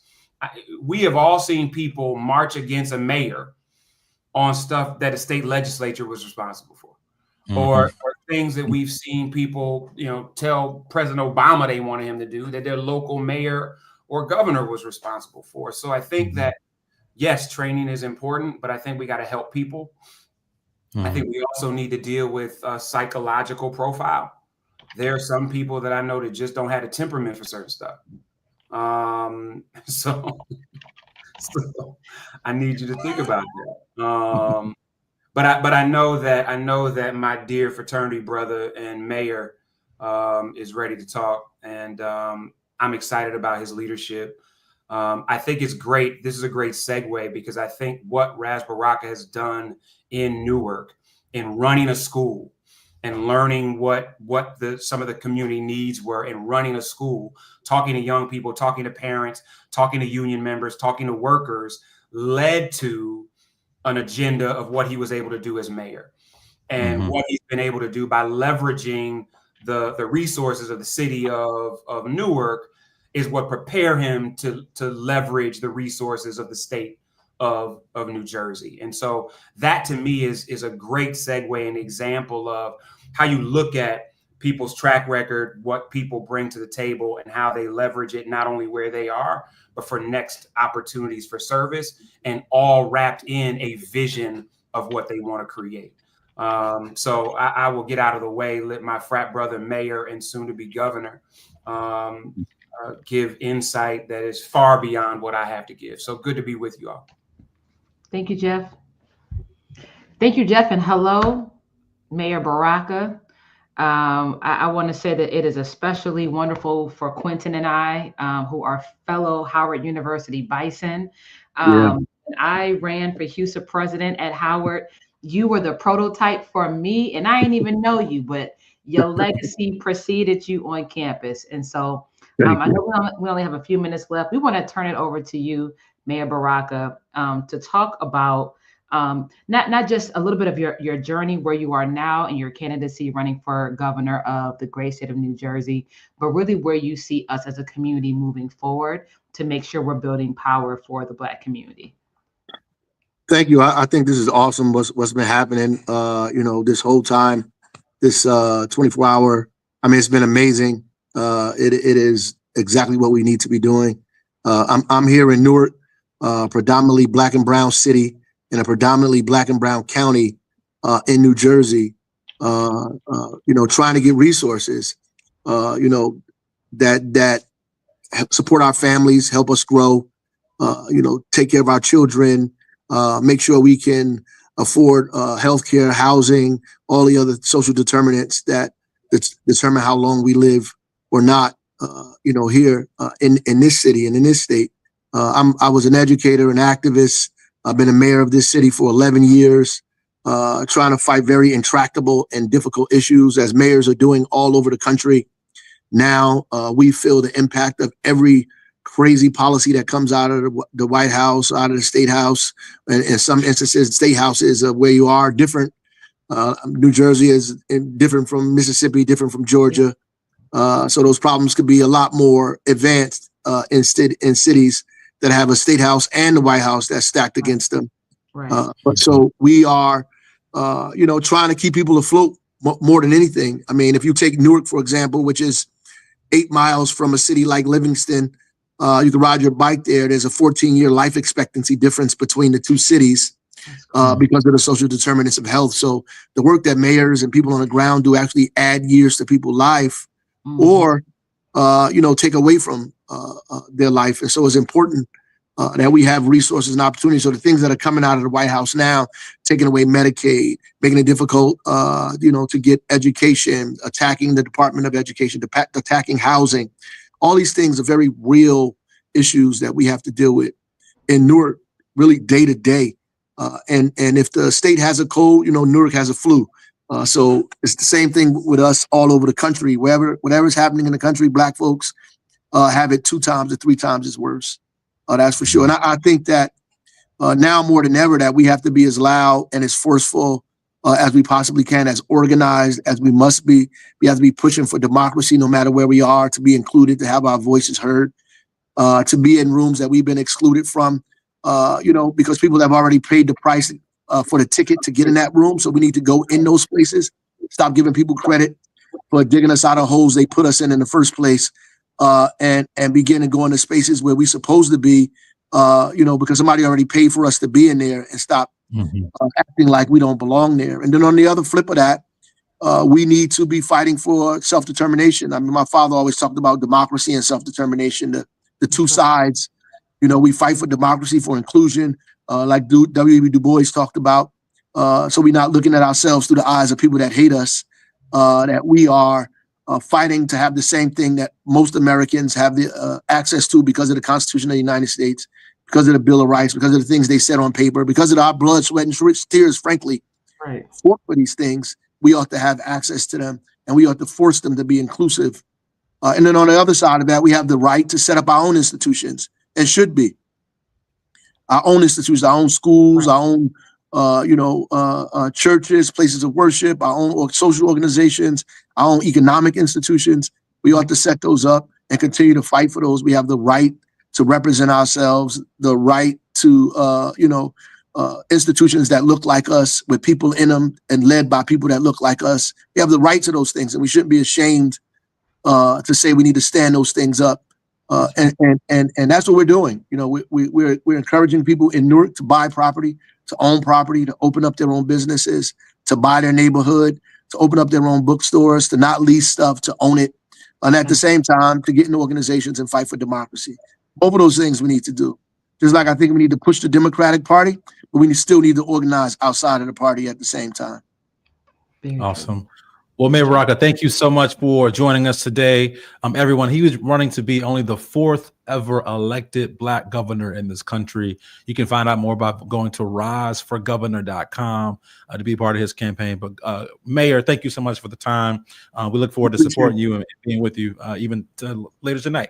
Pastor Mike, we're bringing you, turning it back over to you. Thank you all so much for joining our segment of 24 Hours of the State of the People. This is Quentin and Stephanie signing off. Thank you so much.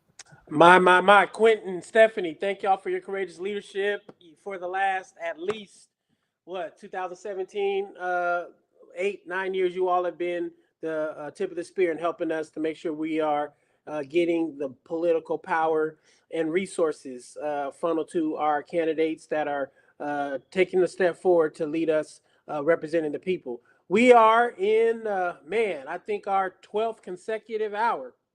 Lord, have mercy. State of the people. We are moving. We are cooking. Again, I'm making the appeal again. Share, share, share. We got another 9 hours of programming that I know will bless, encourage, inspire, and activate you. So share all of the streams. Get your friends, your family, your partners, your homies. Have them come on, tap in with State of the People. Super excited to bring up to the stage. Oh, my goodness. One of the co-founders of Black Voters Matter, Brother Cliff Albright, along with April E. Albright. They are leading us in our next session. Look at that setup. See, I need to you come in and you come in. You're just blowing up the spot. The Albrights coming in, blowing up the spot. Resistance, right. Resilience, and reimagining. Come on, y'all. Take us up to another level. What's up, Pastor Mike? It's always good to see my brother. I'm just saying, bro. Y'all fly. You can pop your collar a little bit, man. You got a little lean to the side, look at everything. You're looking good. Looking good. Just try to be like you, brother. Just try to be like you. But for real, thank you, your team. Mark, of course, Angela, Holly been thrown down. Y'all, this is what this is about. Like, this is Black excellence right here. 24 hours. But this won't be the last 24 hours. So we're excited to be here. We're excited to be following our brother and sister, Quentin and Stephanie. April was just sitting here gushing. Because one, she's a soror. Anytime I'm in the company of a soror, I'm always going to be excited. But because, they have been leading the way, making sure that we have powerful representation all over this country, not just at the federal level, y'all, but also at the state level, which is equally important. So yeah, it's dope coming after them. That's right. Our family over at the Collective. Of course, we're going to be joined by our sister, Latasha Brown, who is literally getting off of a plane, y'all. She's like getting out the plane and hopping right to her camera. So she'll be joining us in just a couple of minutes. But as you heard Pastor Mike say, the theme of our show is resistance, resilience, and reimagining. That's right. So we're going to be talking a little bit about resistance, like what's the resistance we need to be doing in this moment. Then we're going to talk about resilience, which is in the face of all that's going on and all these cuts and all these attacks, what do we need to be doing to look out for ourselves, for our community? With a special focus, we're going to be talking about the need to feed ourselves, right? And we're going to have some special guests joining us for that. And then we're going to end it talking about reimagining, right? Because after we resist and after we're resilient, we also got to reimagine what is the society that we're trying to build, not just what we're trying to fight against, not just what we're trying to survive. What are we trying to build, right? So we're going to talk about all three of those things. And we got some dope guests that are going to join us, including our sister, Cori Bush, the former congressperson, right? The people's congressperson. She'll be joining us, I think, in just a second. Are we still going to put up the king? Oh, there's Cori. All right. What's going on, sister? Oh my goodness, this is amazing. Amazing. Around the clock info, blackness, beauty, right. what to do, how to do it, experts, everybody. This is amazing. And I'm so glad to be on. No, we We're so glad to glad have you're you. here. Just great. And I just can't compare with this. I feel inadequate now. This background is killing me. They keep us inspired. We have to right. have our ancestors That's to right. keep us inspired and rooted in this work. That's right. Amen and Ashe. That's right. So let's get on into it, right? Let's talk a little bit of resistance, right? And we thought it was very fitting that we have you here. Amen. Because you know about resistance, right? You know about resistance on the streets in St. Louis and Ferguson. You know about resistance sitting on the steps of the Capitol. That's right. Right? Literally helping to restore millions of dollars, maybe billions, right? That's right. Of dollars for our communities as our communities were going through COVID and evictions and all of that. So we know that you about that life. So talk to us a little bit about like this moment that we're in, and you know, where do you see resistance fitting into this moment? You know, I think about how when Mike Brown was killed, and may he rest in peace. When Mike Brown was killed in 2014 at the hands of a then Ferguson police officer, I remember saying to people when they were calling us this leaderless movement, saying, well, hey, there was no instruction manual telling us what to do and who should be in place doing what should this happen in your community. We just reacted. And what we had to look at though was, you know, like for me, I spent so much time watching Eyes on the Prize, and my dad has so many books on, you know, teaching us about, you know, Black history and African history and so much, the great kings and queens and all of the things. So I think about, though, we didn't know who was supposed to do what, when, and what that would look like. But now we have had time to figure that thing out. People have moved into, you know, into what they know and how to be strong where, and what makes them uncomfortable, who, you know, we know those things now. And so I feel like we were not, and not to reduce what happened at that time at all. But I feel like it's been building blocks, getting us ready for this moment. And so what we can't do though, as we resist, is we can't forget to think about who people are in this moment, because everybody wants to do something. We all need to do something. Everybody has a role. I don't care if you tie shoes well, tie somebody's shoes out there that's marching before they fall. Like, I don't care what it is, but know your role. And I think that that's what real resistance is. We get so much further faster. So look, we have great communicators. When it's time to speak, put the great communicators out. We have people who are fighters that will go up toe to toe and will go do the thing, whatever that action is. They're not afraid. Let's put them up to do the fight. Let's put those up that's in the boardroom to make change in the boardroom. Like, to me, that's real resistance, having everybody doing their thing. Because if everybody's doing their thing in their places, and like for me, I'm in the street, you know, that's who I am. Have everybody doing their thing, and it all adds up to change. You know, I want to, you know, people always think that change happens when they go and vote, right? And even you hear this subtle message around, let's get ready for 2026. And there's truth to that. Let's be clear.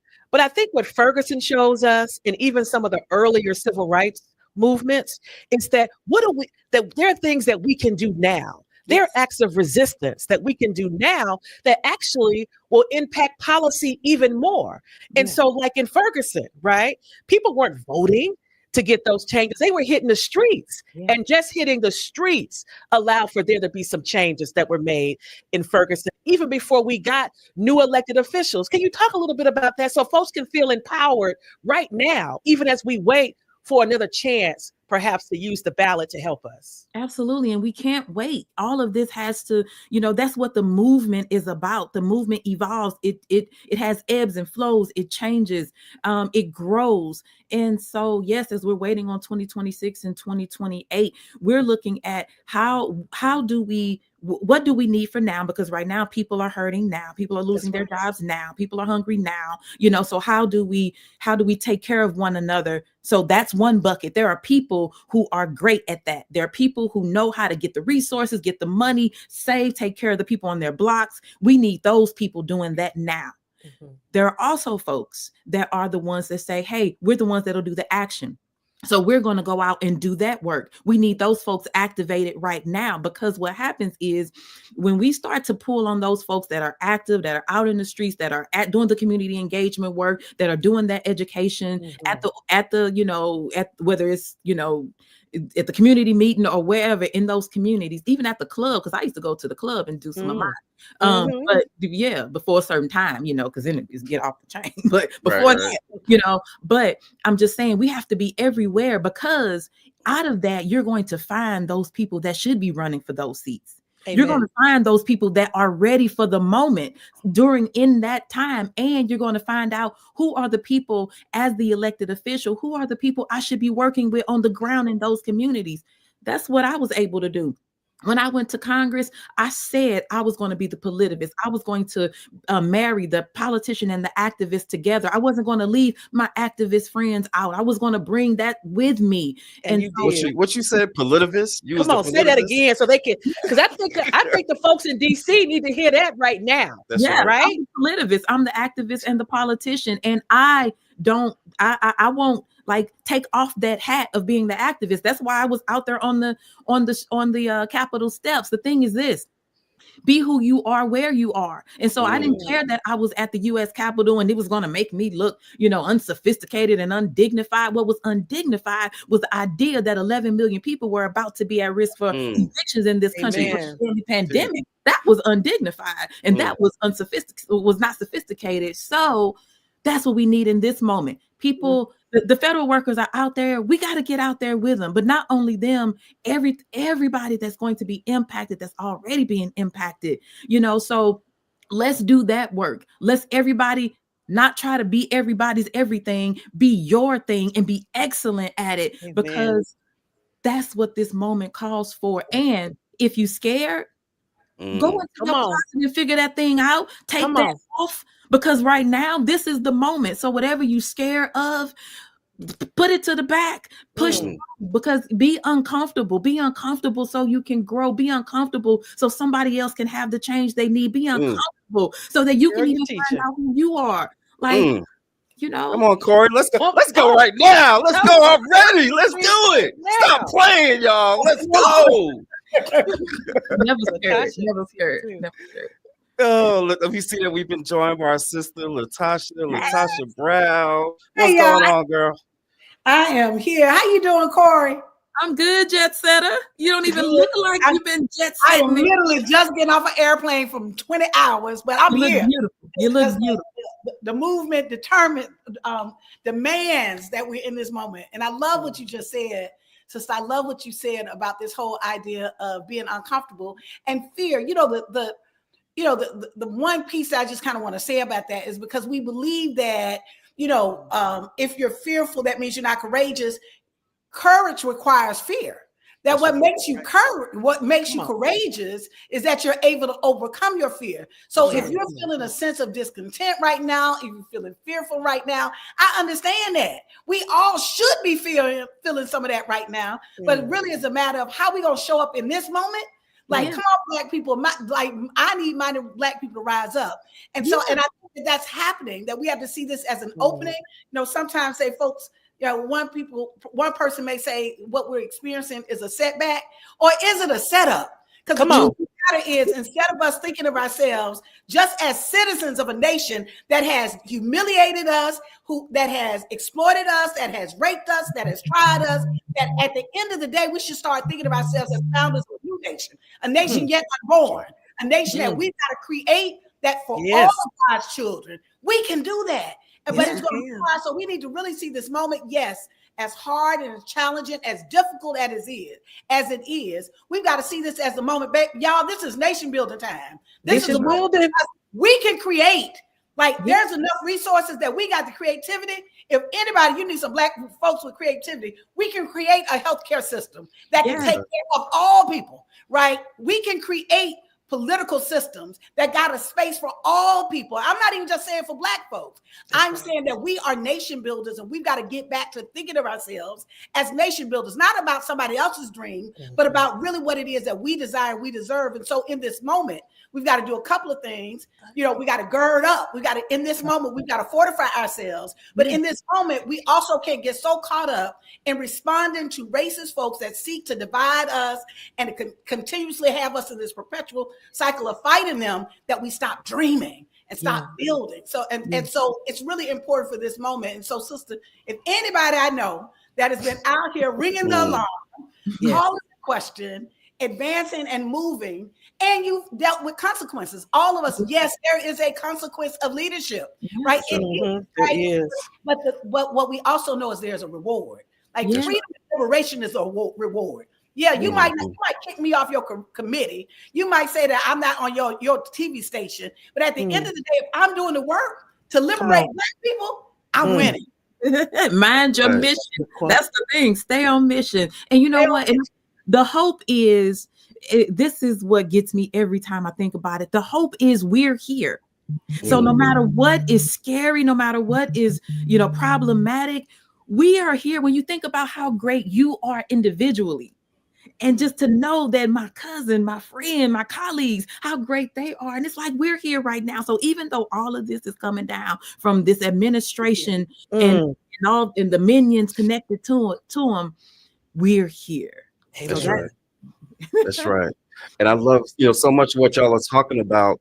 We were going to put up a quote. We might still put it up in a minute, from Dr. King's letter from Birmingham jail, which I really believe in this moment, we need to be doing all kinds of teachings on that letter from Birmingham jail, because it's such a masterclass in the science and the purpose and the discipline of nonviolent civil disobedience, right? And part of what he talks about a lot of stuff. He talks about the white moderate, which we really need to be talking about today, right? But he talks about like extremism, because I know we've all been called extreme. I know you've been called extreme, Corey, right? We've all been called extreme. And one of the things King says is, ain't nothing wrong with being extreme. He said, wasn't Jesus an extremist for love? So the question isn't about whether or not you're going to be an extremist. It's about whether you're going to be an extremist in the name of hate, and division, or whether you're going to be an extremist in the spirit of love and justice. Come on. I don't mind being an extremist. And right now, we need a little bit more of that, because these are not normal times. But you know what, Cliff? I don't even know if like really what we fighting is not even extreme. According to these folks, being Black is extreme. That's right. Wanting to get paid for my work is extreme. Wanting to be able to vote. So I think this is a moment like to step back. So and I know we've got a lot to talk about, but this is a moment that I do believe that we need to have the discipline to figure out what is happening. A lot of the things that are happening, a lot of things that the Trump administration is they're just throwing spaghetti on the wall. And the chaos is the point, is to have us so fearful and so paralyzed that we don't move.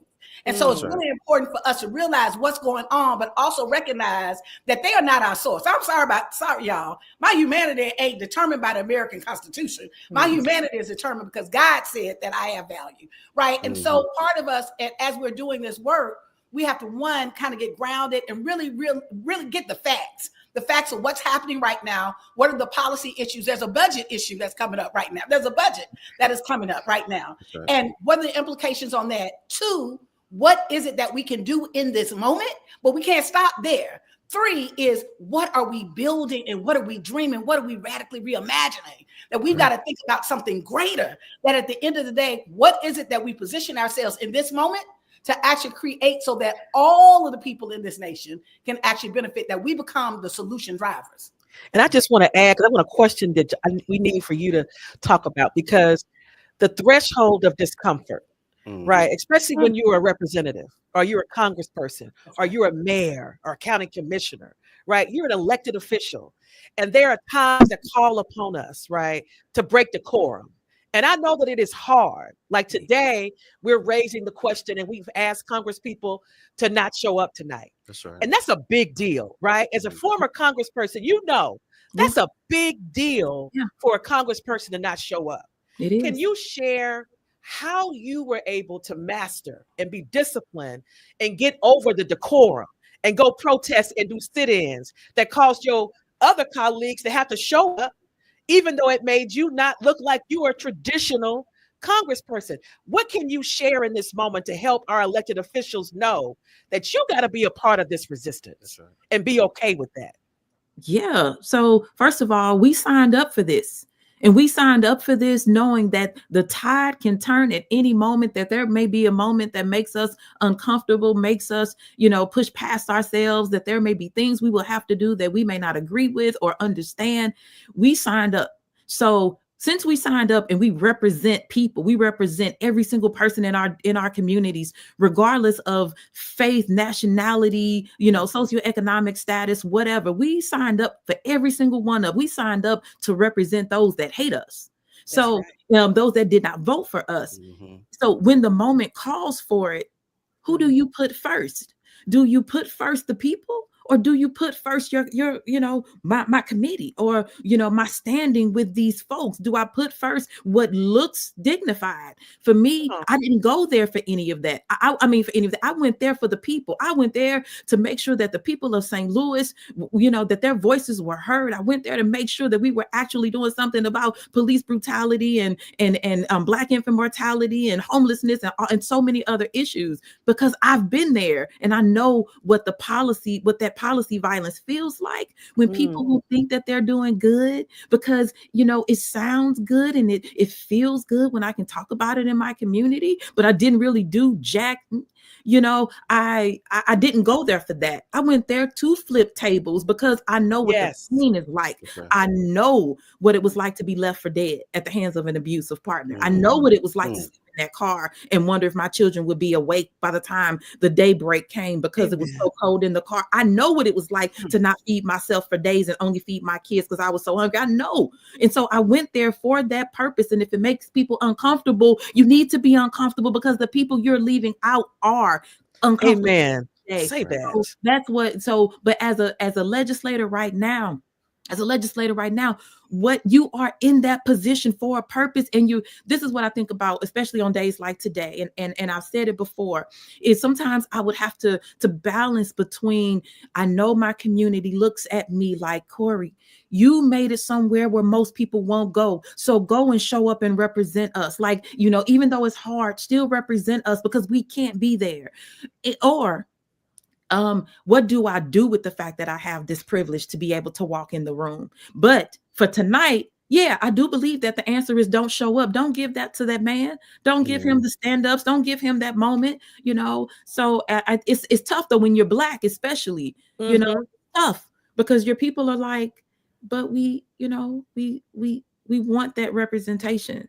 Right. Yeah. Well, Corey, we are so thankful for you. We're so glad you were able to join us. We know you got stuff you got to do because you're getting ready for your own show that you got coming out. And you want to talk about that? Yeah. I have a show with none other than the Jamal Bowman. It's called Bowman Bush. It's it'll be on YouTube on Zateo coming out this week.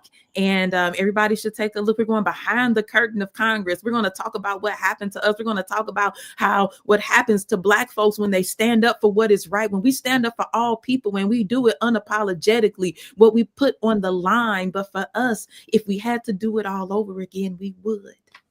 Thank you so much for joining us. Absolutely. We're looking forward to talking to you soon. Thanks again. Corey Bush, y'all. Thank you all. And let me say this lastly. Thank you all for the support for people like me when we were running. Thank you. Always. So you won't back down. So we just been talking a lot about the resistance piece, and now we want to transition a little bit and talk about the resilience piece. And those two things are connected, right? Because being resilient in this country is an act of resistance. So they're not opposites or separate.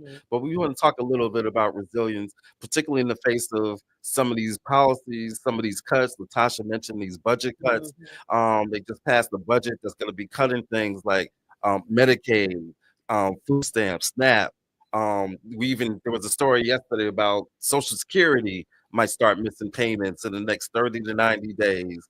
So we've got some folks that are going to come on and join us. And I'm not sure, we might have a special guest. I don't know, do we still have a congressperson trying to pop in, or we waiting to hear about that? But we still got our guests who are about to come in, because one of the issues is around food, right? And no matter what somebody once said, no matter what you say about your enemy, a people that cannot feed themselves is lost. And That's so right. we got some folks that specialize on food sovereignty or food independence. And so we got some folks from the National Black Food Justice Alliance. We got Sister Kenya that I think is going to be coming in just a minute. And then she's also joined by one of her member farmers, brother named Duran, who's going to be joining us. And just there she goes. And How so, you doing? hey, y'all. Hey, how y'all doing? All right. Great to be here. Thank you. Numbers. I just want to share some quick numbers around when we're talking about food and food security. Part of this budget that is up right now that the Republicans are proposing, these are some numbers, y'all. They're planning to they want to cut up by $880 billion through 2034. They want to, this is coverage loss for over 36 million people in this nation. They want to cut SNAP over 230 billion by 2034. Over 40 million people are covered by that. They're literally looking at Head Start. They want to cut Head Start, which now provides early child care to 650,000 poor and low income people. Like, we have to really be able to recognize that we're not making this up. We're saying that millions and millions and millions of people who are already on the borderline of food insecurity, now you've got a budget. The Republicans are trying to pass a budget that would have devastating impact on them. And all of that happening as what's going on, as these food prices are going up, grocery prices are going up, Trump and his tariff. Look, you don't need to know all the science around what's a tariff and the mechanics of how it works. Know this, it is a tax on what we pay when we go shopping. And that includes a lot of our food items, right? And so those bills will be going up even as these services and this assistance is getting cut. So that's why this conversation right here, and I'm gonna pass it over to Kenya. Tell us about the National Black Food Justice Alliance and what y'all do. Sure. And it's beautiful that y'all were just talking about Ferguson, because our founders, Dara Cooper, Beatrice Beckford, and Malik Yakini, birthed the alliance out of what was happening in Ferguson 10 years ago. They knew that our people are in this country are very intimately impacted by sanctions, and that this country sanctions, protects, and enacts violence intentionally. And that's the one of the most insidious ways that we can experience violence is hunger and malnutrition, right? That's right. And that's connected to poverty, wage, and labor and exploitation. And hunger is a very violent phenomenon, and it's very deliberate. All of what's happening is very deliberate and methodical, and it's also avoidable. And so with that, it's important that we fight against corporate greed and all the protections of the elite few and all that. But we also have to work to build and fight and invest in community controlled, cooperatively operated, and democratically controlled systems that are rooted in love and care for the many. And the National Black Food and Justice Alliance and our members across the country are building and fighting for these systems. Just to give you a couple of examples, in Detroit, the Detroit Black Community Food Sovereignty Network and D-Town Farms have a new Black-led grocery co-op. It's huge. It's beautiful, beautiful. Black people in Detroit, please support the D-Town Food Co-op. Critical sustainable agricultural training programs for our future generations of Black farmers via farms like Soul Fire Farm in upstate New York. Community land trust and sustainable agricultural work that is happening in Virginia, like Duran can talk about, and the Black Black Oak Center for Sustainable Renewable Living is a 40-acre ecosystem completely off-grid in Pembroke, Illinois. And our members are all leading a resilient path towards liberated Black futures. And that's just some of the work that's being done. And I'm not a farmer, so I really, really want Deron to talk a little bit about all the work that and how he's being impacted by the freezes, but also what are we doing to resist? Yo, man, I just want to thank y'all, man. This is exciting just to hear you all get revved up. Sister Ms. Brown, I heard you, loud and clear. It's nation building time. Right. Recently, what I call the Trump first 48, we done had the contract cancellations for farmers, and these are not just, contracts that are just the regular contract. These are reimbursement programs, right? Things that we've already paid for, that we have a signature that says we were to be reimbursed. And it's not little money, y'all. These are hundreds of thousands of dollars in contracts that have been made out, and that can devastate a farmer if we don't get that money back, right? That's right. The other piece is the mass firings at the USDA. It was already a challenge for Black farmers to get the resources and programs that we are entitled to as Americans at the USDA. But to fire all of these people creates a bottleneck where individuals can't access the programs that they were already fighting to not be discriminated to see.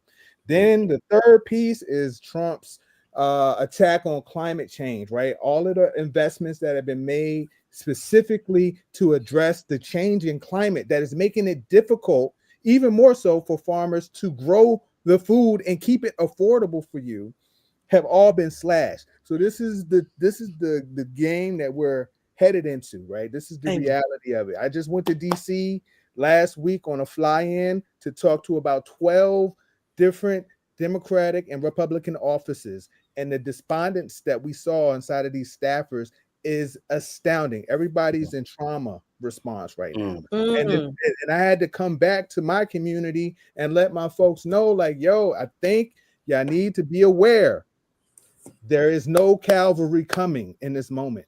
Amen. I hate to be the bearer of bad news, but you're the messenger. This is about to be a hard time. And the reality is Sankofa is a verb, right? That's right. Yes, that's right. That Black farmers have been the bedrock for Black empowerment in our community, from Reconstruction to the Civil Rights Movement. We talk about Shirley and Charles Sherrod, New Communities Inc. We talk about Fannie Lou Hamer, Freedom of Farms Cooperative. We talk about the Republic of New Africa. The farmers have let's talk. As the bedrock for our liberation movements, right? Yes. So this is the time for us to lock in, right? And this is not to dismiss our policy reform energy, but in terms of dialing up, but tell it. It's important for us to dial up our support for those who are working to reclaim land for housing and for food production in our communities all across the country. This is not just isolated situations. The National Black Food Justice Alliance is representative of hundreds of member organizations all across the country. Now, I'm gonna just say this, and I'm a slide. I'm gonna let this energy roll.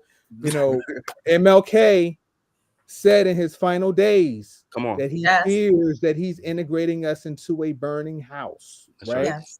And in this moment, what we are seeing is the house burning, right? Yes. So how are we developing our own systems? As you said, radical imagination. Right. Yes. How That's are right. we imagining our communities not just being resilient, Come on but now. thriving in the Yes. light of what's happening over there? How are we building up our own situations so that we have the redundancies and strategies that protect us from whatever shocks are coming from whoever's in office? That's right. That's the energy that we had to be tapping into right now. And I'm giving thanks for the ancestors and all those that came before us that paved the way. We ain't got to look far, y'all. This is our grandparents that showed us the way. Just our grandparents. Right? Free the land, brother. Free the land. Somebody pass the hat, because my brother Deron is preaching and teaching up in here. Y'all don't go nowhere. Don't go nowhere. We got to bring in a couple of special guests, but don't you two go nowhere. We got two Congress people, two sisters that are always fighting a good fight. We got Congresswoman Joyce Beatty, another soror, and we got Congresswoman Stacey Plaskett joining us. How y'all doing? I'll turn it over first to Congresswoman Beatty. Well, first of all, let me just say thank you. I have enjoyed all of the segments. Last night at 11:59, I said thank you up to Angela Rye and everybody. It's good seeing everybody. Always good to be with my friend and Congresswoman Stacey Plaskett. But let me just tell you, we are in unprecedented times, as you know. And it calls for us to do what you're doing tonight. And let me just say thank you for this marathon and bringing people who can talk about speaking truth to power and laying it out. I just want to say, since we've used my title as a member of Congress, being here, that we're not going to disappoint you. We are more united now than we've ever been. And if we're going to talk about unity and being together, it's going to take us with media and with civil rights activists, and we've all got to be on the same page. But we can't do what we've just been doing in the past. And Duran, you said it so well with the quotes from Martin Luther King and just laying it out there. And that's what you're going to see with us. You're going to see some of us on the inside fighting. And since you brought up Martin Luther King Jr., he used to always leave some people back. When he'd go in the fight, he'd leave some people back in case they needed money to get out of jail, if they needed a lawyer. And so tonight, some of us, we're going to leave black back and we're going to come join you. We're going to be over there with Roland Martin. We're going to be out there outside protesting and showing that. But we need some people on the inside too. We need to make Donald Trump uncomfortable in our house. We cannot let him be a bully. We cannot stand up and accept anything that he's thinking, because when we've seen the 100-some executive orders that he's put out there, when you think about this budget that we didn't vote for, and I don't want anybody to get it twisted. They wanted to be in charge. They're in charge, and they are the Republicans. So let them do what they want to do. And now what they're finding out, with our 215th, for the first time in the history of the Congress, we have voted in unison. We have voted Hakeem Jeffries. We all voted no. We brought people in from their hospital beds. We brought a lady in that brought her 3-week-old baby with her. Yes, she sure did. Said, I'm going to be here to vote with my colleagues against this. And why? We need to educate people. Look, everybody knows somebody on Section 8. Everybody got somebody in their family that gets a voucher, or on the other side of it, somebody that owns property that's allowing people to have affordable housing. Well, they want to cut 50% of that. And we could go on and talk about SNAP, as people brought up earlier today. We can talk about Medicaid. When we look at the number of sick children and families that receive Medicaid, that is their lifeline. That's right. And as Black people, we understand how fragile a lifeline is. Amen. Amen. We're going to be out here telling our stories. We're going to be communicating. We're also going to be litigating. And it's important for us to do it in amica briefs. It's important for us to do it as legislators, because if you look to that damn Supreme Court, you know what you're going to get there. Well, and you know what you're not going to get there. And we know the two folks that are going to be fighting for us. And we are so grateful to have Ketanji Brown Jackson there, because she is fearless and she speaks up for us. So when we look at the victories that we've had, that's why they're scared. That's why they're not meeting with constituents. That's why they're canceling their town halls, because people now are getting it. Just don't call me. Look, I'm going to answer your calls when you call me. But we need to call those folks on the other side that's voting against our rights. We need to call those who are on the other side and tell them, we're coming after you. That's right. And I can tell you why I know this works, because I was here during the Obamacare and the Affordable Care Act. And we were in the minority in the House. 71 plus times they tried to repeal the Affordable Care Act, because it was keeping Black people healthy. Yeah. It was letting our kids in college stay on their parents' insurance. They're going to come up with if you had a pre-existing condition, you couldn't have insurance. Well, hell, everybody's had a cold, or everybody's had something that was a pre-existing condition, but we united. And we were able to fight and maintain our health care. Well, right now, everything's on the line. He is a bully. He is somebody that is a convicted convict. And so we have to treat him that way. And to add on to it, he's got Elon Musk doing a lot of his dirty work. But I've been saying this, and I want to say it right here so you all hear it. They're going to get a divorce soon because Democrats going to split them up. We're going to come after both of them. There will be a divorce in the future because we're going to split them up. And how dare Donald Trump come back to the same place, the same scene of the crime, where on January the 6th, he incited those folks to come, break into our house of democracy, disface it, and put lives at stake.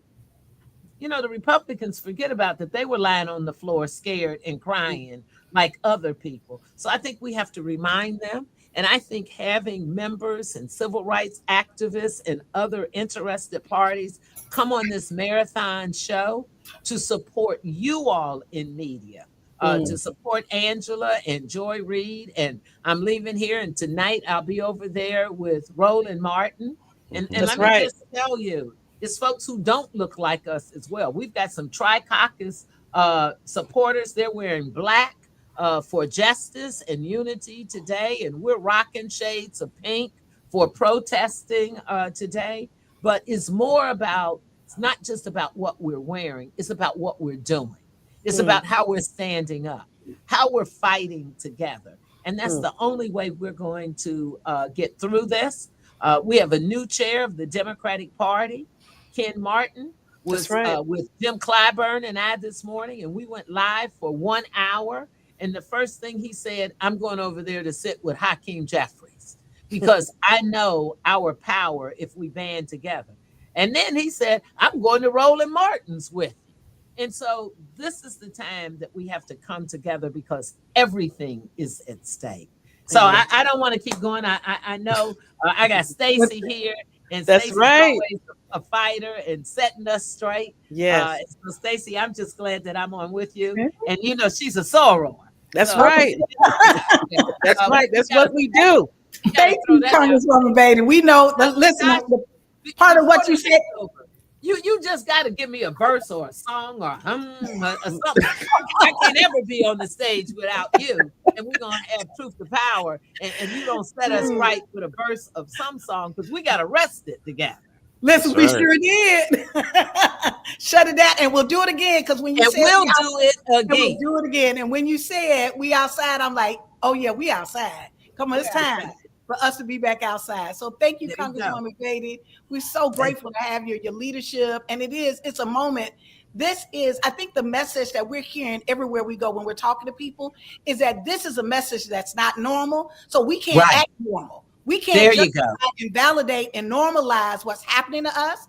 And that means oftentimes we got to step outside and do some things that are uncomfortable, including our folks that are in office. And just know that when you fight for the people will fight for you. We got your back. Well, I'm going to send y'all a clip at 9 o'clock because I'm going to be coming live, and I'm going to send you a clip for 9 o'clock to show you what we're doing when Donald Trump's trying to bully us. All right now. All right. Representative Plaskett, you wanted to say something before we wanted you to. Sure. Thank you so much. And it's so good to be on with my sister and my soror, Joyce Beatty, on this to have a discussion with you all. Thank you so much, first of all, for making this space and this opportunity for Black Americans, for Black voters, for our community to hear and to understand what's at stake and to let them know that they have power. Listen, I am a Black woman. I represent a territory. We have limited rights as it is. I understand what it is like not to have full representation, not to have full power. And I want you to know, though, that has never stopped me. It allowed me to be an impeachment manager when we impeached that MF the second time. Come on now. January 6th, right?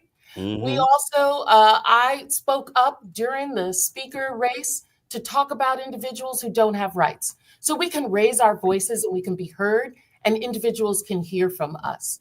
And we need to hear from you, because right now, the Democratic caucus does not have the votes. We are in the minority, which means that we cannot bring a bill to the floor without the speaker's approval. We cannot call a hearing in Congress. We do not have subpoena power. We can sign on to litigation as amicus briefs, but we do not have standing as members of Congress to be involved in lawsuits. Therefore, we need you.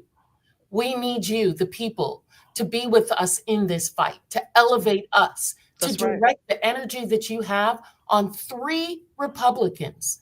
We only need 3 Republicans to vote the right way, to vote with their constituency.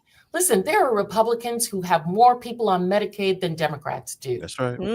There are more Republicans who are on SNAP than there are some Democrats. There are more Republicans who have constituencies who rely on Head Start, on all of the social entitlement programs that are there to uplift all Americans, not just Black Americans, not brown Americans, but all Americans. And you can best believe that it's occurring more in red states than it is in blue states. Yes, sir.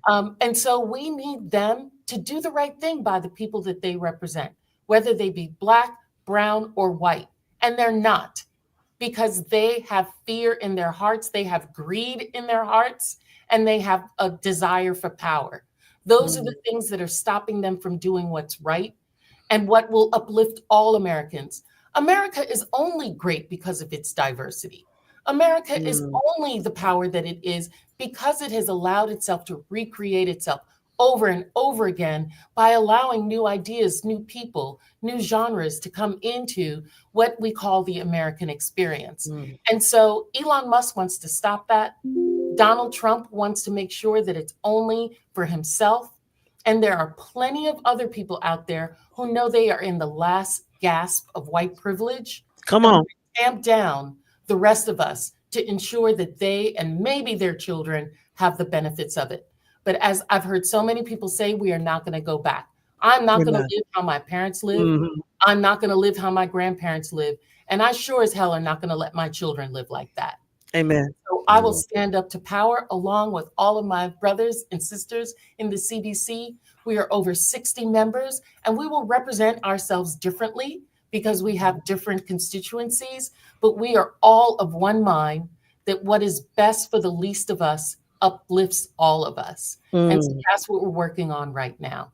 And so, we've got to continue. I'm so grateful that you guys will be going on and be in the time that Trump is spewing lies and hatred and division during that speech. We know that that's what he's going to have. And so we've got to direct truth to those people in our communities, particularly our young sons, whose algorithms are getting them a whole bunch of misinformation, which we saw that was occurred during this past election cycle. And so we've got to get truth to them. We've got to flood them with the truth and with love. I know that that is also something that I recognize that our community has not entirely felt from us. And so not only do I want to show them power, but I want to show them love, sacrificial love that I'm willing to do to put my life on the line, my voice on the line for them each and every day. Representative Plastic, a quick question before you leave. So you were saying that you all are in there. We know that you're fighting. You're fighting. We know that there's a fight going on in there. We know it's an intense fight. And so people that are listening right now, that are looking right now, and they are deeply, deeply concerned about the budget cuts, and they want to put pressure, as you said, there were 3 Republicans. What do you suggest that they do? Do you have any recommendations of what they can do? I think, the best Republicans to go after are those who barely won those seats against Democrats. Right. The ones who are in those purple districts and those red, what we call red to blue districts, those seats that we were trying to flip, as well as those members. There are some in California. There are some who are in Michigan and other places, Illinois, even Ohio and Florida, who have large pools of Black individuals who did not come out and vote. We've got to ignite them. We've got to wake them up. We've got to get information to them. We've got to share with them, Sister Brown, that they are about to not only, you may not be on Medicaid, but that's going to mean that uncompensated care is going to happen in your hospital, which means that nurses aren't going to be able to be paid. Services are not going to be available to your entire community. Head Starts are going to close. School lunches aren't going to be available. We know that when children are hungry, they can't learn. When children can't learn, they drop out. When they drop out, they can't find a job. When they can't find a job, they move to crime, and the prison pipeline begins. We know that this is an insidious attack on our communities, and we've got to share that with them and let them know that their vote, their voice is their power. Yeah. And that we cannot allow some soon to be trillionaires algorithms stop them from their power. Well, thank you. Thank you so much for joining us, for sharing that advice on that strategy. And just know that even as we get past this immediate moment that we're in this immediate fight, that, you know, as you continue to raise the alarm and the need for our brothers and sisters in Virgin Islands to have full representation, just know that you have a friend in Black Voters Matter. Thank you. And I know that my soror, my sister, Congresswoman Joyce Beatty, talked about Martin Luther King. But I'm from the Caribbean, and I'm of the Stokely Carmichael, Malcolm X. Hey, play in the camera. Hey, come on. Wait, you can't see the other picture we got. Y'all know where I'm going to be. Y'all know what I'm going to be doing. Love you guys. I want you to know that Brother Stokely is in the room. Is in the room. So we'll show it at some point. Yeah. But we don't have a lot of time left. Yeah. This conversation that we had with y'all, and that we want to end with, is kind of related to what y'all were talking about, right? Because it's important for us to understand resistance and how, voting is one form of resistance when it's done right. Right? Like Malcolm said, when it's done intelligently, it can be an act of resistance. And we want to talk about the things that we can do in our own communities to help insulate us, right? From the policies and the regressiveness. So if they're going to cut off our food, we're going to provide our own food, right? That's right. If they're going to make it so that our education is not going to be taught to us, right? Then we're going to teach ourselves, right?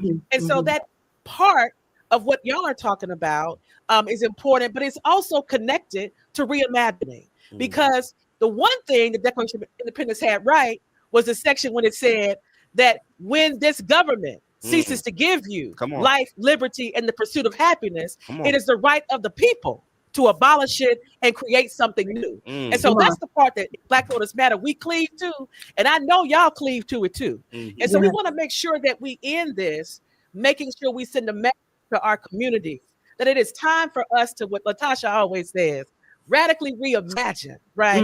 Be founders of a new nation that is going to give us the rights, because you don't get no rights from interpretation of a law or the Constitution. You get rights because you have decreed and drafted a Constitution that gives you that right. So we as a people have got to start thinking differently, and we want to open up the floor to start talking about that as we talk about how we fortify ourselves in this moment. I know Duran has some things. I just want to talk about some call to actions that I have for folks to just, I think it was Representative Corey Bush talking about we need all the tools in the toolbox, right? Yes. So we need folks to support their local Black farmers. That's number one. Just like we had the blackout last week, Friday, right? But okay, so take that money to your local Black farmer. You can look on the Black Farmer Index, in blackfarmerindex.com. The Alliance has a Black food map on our website. You can buy seeds. Give us that website. blackfoodjustice.org. There's and you don't have to, I'm not saying everybody's a farmer. I'm just saying if you organize your block, and I'm growing tomatoes and you're growing cucumbers, and we can share what's surplus, we can feed ourselves. We can get seeds from a Black seed company, Ujama Seeds, UJAMAA. They're beautiful Black organic seeds. You can buy an organic cucumber at the supermarket and dig out the seeds and save them and plant them yourself. You don't need an acre or half an acre. Just start with a container, put it by the windowsill. You just need some window, some soil, and I was just going to chime in. Some water, right? So organize your block, support your Black farmers. Oh, go ahead, Duran. Oh, I was just going to say, you brought up Kwame Ture name, and he said that it's important for us to organize. Yes. Right? Yes. There's two pieces of this puzzle that I feel like is we haven't really figured out the strategy, how to hold these things together. Back in the day, we did. How do we hold policy reform and direct action in the same hands? It's not an either or, it's a both That's and. Right. Mm. And when we're in line, those that are doing the grassroots activism, the direct, tangible things that you can taste, touch, see, and feel are married with the folks that are doing the policy work, then we see that impact over time. You know, Emil Cabral taught us tell no lies, Come claim on no now. easy victories. That's Right. right. This is about to be real. It's about to get real, y'all. About to get real. I'm gonna tell you on the food tip, right? Spring is 30 days away. There are farmers that haven't been able to plant because they have no workers in the field due to the mass deportations. There are folks that have had canceled contracts, so the money that they were going to spend to hire staff, to get seeds, to get fertilizers is now out in the wind. So you ain't gonna feel it right away.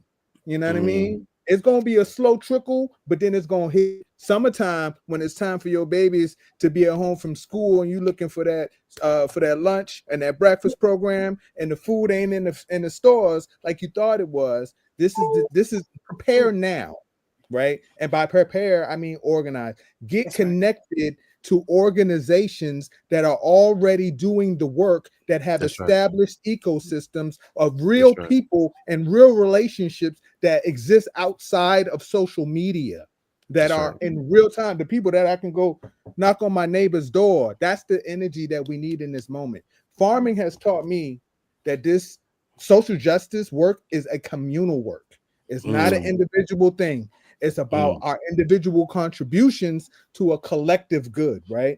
So let's figure out the mechanisms to, if you ain't got an organization that's close to you, start one, right? And lock in when it comes to the most basic thing that we want to do every day. Eat. You know what I mean? Jordans might go out of style tomorrow, but broccoli ain't. So we got to figure out the mechanisms so that our families can eat. This is the land conversation that Shirley Sherrod and Fannie Lou Hamer was driving. Say those names. Fanny's in here. I got to keep reiterating that because we seem to be forgetting. We like to forget that the work that our civil rights ancestors and the legends did as they got into their final days was, how do we get land? That's right. Space that we own and control, so that we can have housing and food to feed our community. And if we lost sight of that, y'all, maybe this is the warning shot. This is the book that's hopefully going to wake us up, so that we understand that we need to have our own self-determining communities, right? That interface with this system however it needs, but we need to be able to be resistant to these shocks. So that's all I got to say. Thank y'all so much for having us. Listen, you said we are an organization. What you said, Cliff? No, I said go ahead. We talked about resistance and resilience, and now we talking about radically reimagining. We got what we need, y'all. So it's a moment that we really are happy. We got to think about how we're going to feed and take care of our people. And so we're so grateful for the networks that exist. I'm hearing you. I heard that we've got to find and support Black farmers. There are networks that already exist. I'm hearing that we also have to find organizations that are already existing in our communities that are doing this work. You don't have to start another organization. We got plenty of organizations that are in our community. Another thing is about Black spaces. We have to reclaim spaces that we have. We can't have churches that are closed for 7 days and only on Sunday are open. All those spaces got to be open. We need Black spaces so that our people can gather and organize and work together. We need our Black institutions. And as we're thinking about that, ultimately, it has to be self-determination. And so given that, I know, Cliff, you were going to say something, and I want to say one more thing before we leave, a quick piece, but that's it. Just real quick, because we got a couple of minutes left. First, I want to thank the two of y'all for joining us. As we said before, this is not the end of the conversation. This is just the beginning of a conversation and relationship. So we'll be seeing a lot more of y'all. We talked about like organizing, right? And connecting with organizations. I just got to shout out the way that we even got connected with Kenya and then Duran, is that we reached out to our fam at Movement for Black Lives and for BL. and we all in this together. We all family. And so shout out to them.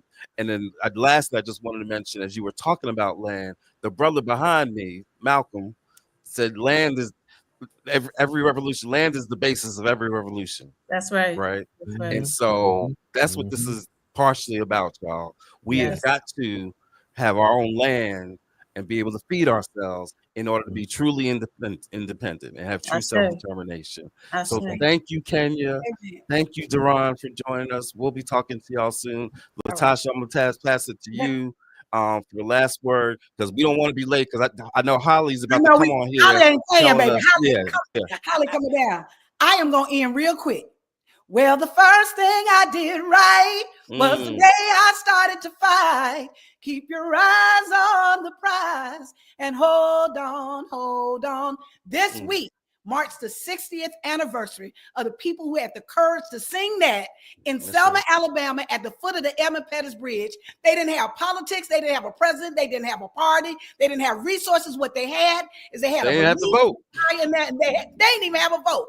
But ultimately, they were able to change and shift the direction of this country. So in this moment, y'all, it is nation building time. Thank you. It is nation building. It's nation time. Let's go, y'all. Nation time. Black voters matter. Sister Holly. No, it's Amy. Who coming on?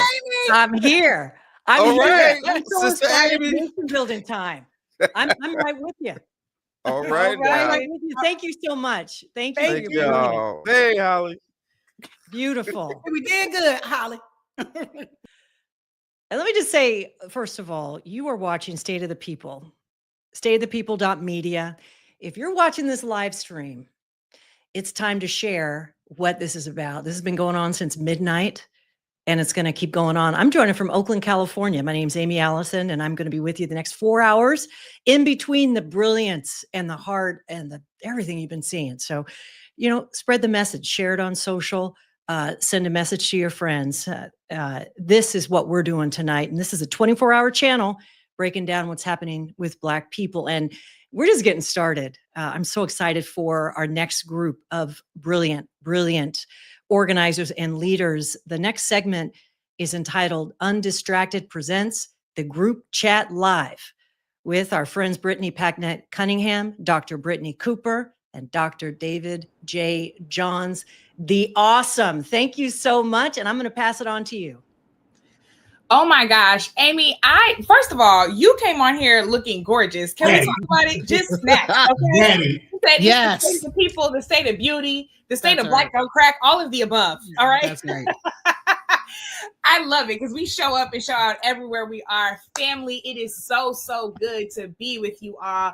We're here, State of the People. We've been going for many, many hours all together. State of the People will be going for 24 hours, y'all. 24 hours of Black voices of integrity, speaking nothing but truth, unvarnished and unapologetically. And so we here, the three of us are so thrilled to be a part of it. If you are a fan of the podcast Undistracted, which I host, and EP, we just wrapped our 3rd season. You know that this season we brought 2 voices on that we call the group chat, right? Now, the good news is we're really a group chat and we really be talking about this stuff. So we said, why not go ahead and bring that group chat first to the podcast? But you know what? For State of the People, let's go ahead and have this conversation live. You've been hearing expertise all day from the Justice League about what's happening in the courts, about what's happening with Black farming, about how this is going to impact Black reproductive rights. We talk about everything in the group chat, but we have one thing in common, and that's we're all educators. K through 12, collegiate level. We're talking about scholarship. We're talking about leadership, education, policy, education, equity. All 3 of us have done that work. So we want to talk about how this white supremacist agenda is going to impact our young people and why it is so clear that the U.S. Department of Education is a target in a particular way. So we just gonna go ahead and dive right in. Is that all right, Coop? Let's do it. Is that all right, DJ? You already know it is, Civil. Let's go. All right, let's go. Listen, for those of you who don't know, there is a woman named Linda McMahon. And if that last name sounds familiar because you and your family watch WWE, yes, we're talking about that McMahon, all right? Vince's wife. She has just been confirmed to be the Secretary of Education. But here's the kicker. Project 2025 told us, Trump told us, and now Linda McMahon has told us. She has been confirmed to be the secretary of an agency that she intends to dismantle. I don't know about y'all, but I don't need to be the boss of something I'm trying to end. But that's exactly what she's doing, right? She just got confirmed at 9:30 p.m. last night. She sent out an email, wasted zero time, and said a couple of things. First, she said, quote, "My vision is aligned with the president's to send education back to the states and empower all parents to choose an excellent education for their children." That is what we call coded language. But before we get into that coded language, David, let's talk about why abolishing the Department of Education is not just bad, it's real bad. Tell us just how bad it is. Yeah, in short, first, let me say thank you all for creating this space. I love the two of y'all, and shout out to everybody who's powering this. Y'all are the real MVPs. Also want to offer up a consideration. I know that many of us are used to naming white supremacy, but I want to take back the power and name it for what it is. It's white delusion. Part of the way that white delusion works is to divest in the people, the communities, the institutions that support equity, that are about fairness, that are about investing in the people who built this country for free, as our sister, my twin, Angela Rye would say. And if we think back 51 years ago, this is in part why I started the Teach the Babies podcast, to celebrate and remind us about the lessons that we should have learned from Brown v. Board. But 51 years ago, Brown versus the Board of Education, one was tried. And before that case was tried, it was the reality that states and local municipalities abdicated responsibility for developing our babies. Now, let's be clear, that is not new. What we know is since the transatlantic and trans-Pacific slave trades, Black people have had to do the work of ensuring that our babies know who they are and whose they are. We've never fully trusted public education as a system, but having a Department of Education that provides federal oversight to ensure that states aren't legislating genocide, like what's happening in the state of Florida with the failed history teacher turned governor and all of his antics, or what's happening in the state of Texas, where I am in this moment with Greg Abbott. If we lose the federal protections, we should expect that our babies will be consumed, they will be terrorized, even more than they have been heretofore. You know what, Coop, I'm going to come to you, but first we actually have some voices coming from Congress. Actually, I'm going to come to you right now, and I know that they're going to join us in just a moment. So David really helped us contextualize exactly why this is so dangerous, right? And yet this is an attack we've always faced. Clearly, those that think that they're in power and want to try to wield that power as they see fit know that Black knowledge is dangerous, that Black literacy is dangerous to their agenda. That is why it was illegal to teach Black children how to read and write, whether they were free or enslaved, right? That is why it was illegal for us to assemble in certain ways. That is why, once again, we find ourselves with certain texts about our history being banned over and over again. But you know what? Go ahead and ban them books, because we're going to make sure that they sell out, okay? That's right. Run up these book sales. Correct. Right? But so David contextualized for us that this has always been the case. And yet the Department of Education has been central to our continued fight for freedom. Why attack the Department of Education to be dismantled? Why not the Department of Labor or Interior? Why the Department of Education? Why is that so critical to their plan? So thanks, B Squared. It's good to be here with you and good to be here with my brother, Dr. David Johns.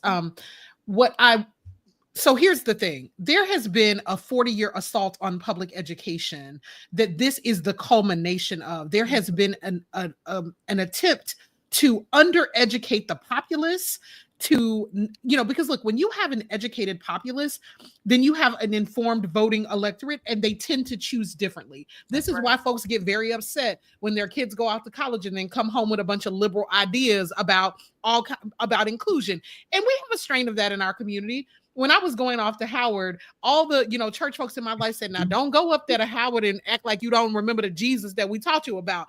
So there has always been this suspicion about the kinds of liberalism and inclusion that you get when you start to mix people in different perspectives. But our folks have never let that take away their good sense. They always meant stay grounded in the things that are going to keep you and don't walk away from the people who loved you and who raised you. And that's the difference, right? So look, I work in higher education, and these assaults are not just going to come for our people in K through 12. They are also going to come for kids who need Pell Grants to go to school. They're also going to come for departments that grew out of the civil rights movement, like departments of Africana studies, like departments of women's and gender studies, like these, programs like McNair and Upward Bound that give our kids a leg up. So you have to ask, what is the ultimate goal? The thing that distinguishes America from the rest of the world has been our public education system. You didn't have to come from nobility to deserve an education in this country. You didn't have to come from money to be able to walk into a school and be serviced. Even sometimes when the quality of the services weren't great, there was this sort of democratic ethos that we educate everybody. There's also this desire or a set of legislation that comes out of the Civil Rights Act that also protects kids with disabilities. That's why your kids that have disabilities can get special education, can get IEPs. When you begin to dismantle the Department of Education, you take away all of those kinds of protections. And the reason they want to do it is because access to education has been Black people's pathway into the middle class. That's it. I am the daughter of a single mother and a father who passed away when I was a little girl. You don't become a PhD from the projects unless you have access to a good public education. And even though I grew up in one of the poor states in the Union, in Louisiana, in rural northern Louisiana, I still had good teachers and an advocate mother for sure, but I had access to a public education that put me on solid footing with my classmates and made a pathway for me to be able to go to college. And then there were programs like Upward Bound and McNair that helped me to chart my path. They want to dismantle every pathway into the middle class. So this is also firing all of these public workers because Black people are overrepresented in federal government employment. This is of a piece with that. They want to shut down our pathways to make ways for ourselves. Brittany, can I? David, just give me one moment because we've got two members of Congress with us that I want to make sure that we bring in ahead of this joint address tonight. We've got Representative Hank Johnson and Representative Kelly. You all have been doing this work for so long. Thank you so much to both of you for joining us. We know that your time is limited. Congresswoman Kelly, I want to come to you because you know that the fight to protect public education for all families, but for Black families in particular, has been critical. What is the Congressional Black Caucus prepared to do to make sure that those protections are in place for us, knowing that Trump's got a plan and it's not in our favor? Well, one thing I just wanted to add to Dr. Cooper, I started the Black Alumni Scholarship and the Black Alumni Endowment 20-something years ago, and it's still going strong. And I have to go to my college April 25th because Black students are so despondent that they think that they're not going to be able to get those scholarships anymore, so on top of the Department of Education, just see other parts of it too. As you know, we are fighting with one hand behind our back because they're in charge of everything, but we have an awesome leader in Hakeem Jeffries, but also an awesome leader on the Education Committee, Bobby Scott from Virginia. And we're working with so many people on the outside. That is what's saving us. The attorneys generals on the outside with going to court for everything. So far, so good. Even Trump appointed judges are siding with us too, because it's so horrific and ludicrous. So, until we can find, as we've been saying, 3 brave Republicans, and as I also say, they ain't in Illinois, we really have to pound on the Republicans in districts that Vice President Harris won, or Republicans that just won by the hair of their chinny chin chin. Those are the ones that we really, really have to put the pressure on. That's incredibly helpful. Congressman Johnson, you've been in the fight to protect education for a very, very long time, but we know that Congress represents the people. So what can the people be doing? How should we be engaging with your offices to make sure that you have the support that you need to protect public education? Well, thank you, Brittany, for all that you do to support education. And thank you all for all of the work you have done in that space. Of course, it's been education that has allowed us to lift ourselves from the agrarian nature of the economy back in the previous century or century before the last century into the industrial age and then into this current information age that we are in. It's education that is key to the uplift of our communities. And used to be a time when parents, Black parents, encouraged their children. I mean, it was never in my growing up, I was always going to college. There was never any doubt about it. That's the direction that I was steered in. And we had good public schools. I'm a product of the public school system here in Washington, D.C., where I was born and raised. Went through public schools, ended up at Clark College in Atlanta, Georgia, now known as Clark Atlanta University. Matriculated there for 4 years before going down to Thurgood Marshall School of Law, Texas Southern University, another HBCU in Houston, Texas, and attaining my law degree. And so I'm a product of the Black schools and the HBCUs. And I believe that I would not be where I am today without those. Because I'll tell you, my mother and my father graduated from HBCUs, Clark College and Morris Brown College. And so it's within my DNA to be supportive of higher education, HBCUs in particular, and the public school system. And so it's distressing to think that we have someone who is the Secretary of Education now who is committed to abolishing that department of the federal government. Moreover, she is a strong supporter of things like the misnamed school choice. She's a school choicer, and she's a charter school advocate. So all of the ways in which they can kill public education, from defunding it from a federal level and then also enabling state monies and local monies to flow into the private for-profit school setup that is ongoing. It's a recipe to make education unavailable to Black people. And where does that then leave us? It puts us back to when America was great and we were picking cotton and all of it, we're doing the productivity that they are putting my Latino brothers and sisters who migrate here to do that work, because we are not suited intellectually to do it anymore. And but they would have us back confined to doing that kind of work. So we got to watch out for where we are headed. And it's the people that will save our democracy, that will stop this movement towards the past that Trump has us hurtling towards. Can I just jump in, Yes, please do. Brittany? And if people live in states where they're represented by Republican congresspeople or Republican senators, they need to flood the zone. They need to be heard. If you are part of, AFT, but in your state, like me, IFT, call those people. Don't let them off the hook. Even though I know our folks are not going to change their mind, but don't let them off the hook. Go see them, protest, call, do everything you can do to disturb their world and let them know it ain't right and we're not going to take it. Do everything you can do to disturb their world. That is the perfect place to keep it. I'm so grateful to both of you, Congressman Johnson, Congresswoman Kelly. Thank you not only for joining State of the People today, but for holding the line. We'll be continuing to look to you, and we'll make sure that your colleagues' phone lines are absolutely flooded. Thank you both so much for joining us. Thank you. So listen, I want to continue this conversation because we just have a few minutes left.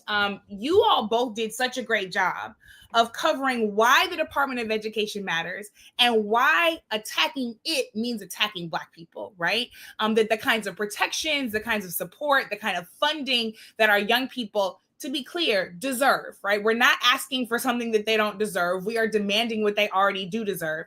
But that those things are critical to to our collective ability to rise as a people, to the middle class, to educational attainment, to generational wealth, and to the kinds of thriving that all Black people deserve to experience across the diaspora and certainly in this country. So as I said earlier, Linda McMahon laid out for us exactly how she's going to create that attack. So it's going to be through the lens and the language of states' rights, which, if that doesn't sound familiar to you, if you think back to when you were in school and you studied the Civil War, states' rights is code for keeping things racist, because then Mississippi can do what it wants to do and doesn't have to pay any attention to any kind of federal law that would stop people from discriminating against folks, right? So states' rights is code for keeping things racist. And the other way that they're going to do that is through parents' rights, but they're not talking about all parents. They're not talking about me, even though I have 2 sons. They're talking about white parents, those moms for liberty who like to run for school board and then ban all of the books, right? Ban all of the queer books, ban all of the Black history, ban all of the books where young people see themselves. So that is the language of the attack, right? Race and gender, states' rights, and parents' rights, right? Then we know that the mode of the attack, as Congressman Johnson just said, is siphoning off public money to then put it into religious schools and to all of these places that can control the pocketbook without any demand or opinion from the people. And then we know that the end game of the attack is ultimately creating obedient robots. Let me read you something else she said in this email. She said, after President Trump's inauguration last month, he steadily signed a slate of executive orders to keep his promises, combating critical race theory, DEI, gender ideology, discrimination in admissions, which we know means letting the white folks in, promoting school choice for every child, and restoring patriotic education and civics. So let's get the kids in here. Let's teach them the patriotic education and civics so that they can be compliant and obedient robots to the fascist agenda that we can intend to continue throughout. So that's what's happening, right? And we want to make sure we lay that out clearly. But the good news is that Black people have been victorious against those kinds of attacks and more for generations, as both of you have talked about. So I want to really take the last half of this segment and talk about how we resist. We just heard from Congresswoman Kelly that we need to light up these phone lines every single time. There's a great app called 5 Calls that makes it easy within the push of a couple of buttons to call those representatives. But in these last 10 minutes we've got, let's talk about exactly what resistance can look like. What should parents be doing? Students be doing? Educators, leaders? What should neighbors and loved ones be doing, whether or not they have children in these school districts, right? Let's get tactical. Let's get specific. Dr. Cooper, what can people be doing to make sure that we take back education into our own hands? That's right. So there's 2 scales on which we need to respond. First is, if they want to play these states' rights games with us, then we have a bit of power in our back pocket that we might not recognize. Most of the red states where these Republicans have taken over are the states where Black people live. Most Black people in this country live down south. We are a mass of political power in states like Louisiana, Mississippi, Georgia, Alabama.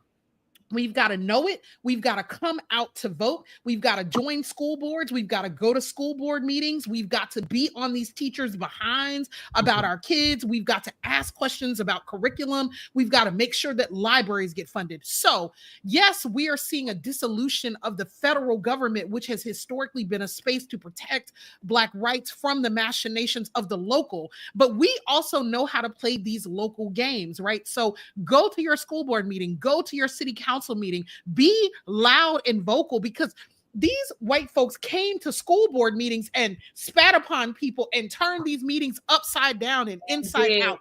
And so we can be a critical mass in our own communities that, and it's more local and you have more control, right? So first is, let us also play these state and local games, because it is a critical place to amass power. The second thing is, when I was a kid, I didn't grow up reading Black books in school in the 1980s and 1990s. I got to do that when I got to a Black college. Yeah. So we didn't grow up with this whole sort of culturally responsive education model. We got that because of folks at church, because of our Sunday school teachers. One of my aunties lived in a big city, so she would go to the Black bookstore, buy books for me, and then send them to me. And then I would go to school and read those books. And on occasion, I had teachers who were like, "What you reading?" And I remember producing the 4th grade class play, which was about Rosa Parks, because I had been reading a young adult bio of Martin Luther King Jr. And my teacher allowed me and my little white best friend at the time to co-produce a Black play.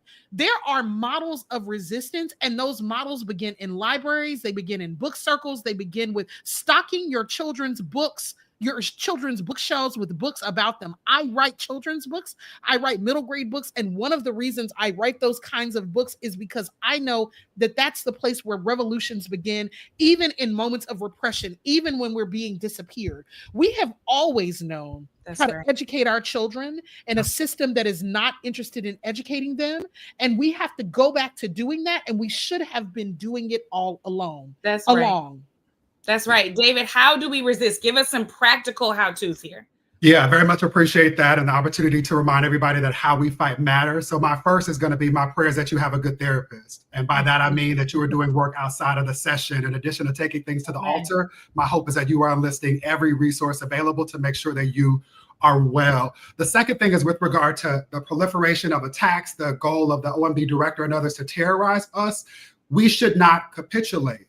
We should make them fight for everything that they are desiring to take. In the words of the laureate Kendrick Lamar, we need to squabble up at this moment and be prepared for the fight. Don't concede. Don't act unless you have to, especially with regard to these executive orders, which are not laws. I also think, to underline the points that have been made, organize in community. I'm asking each of you, do you have a political home? Is there a place where you are organizing with people who have like hearts and like minds? Do you have a place where you are tithing to protect and deepen the institutions and organizations that we can go to get through this moment?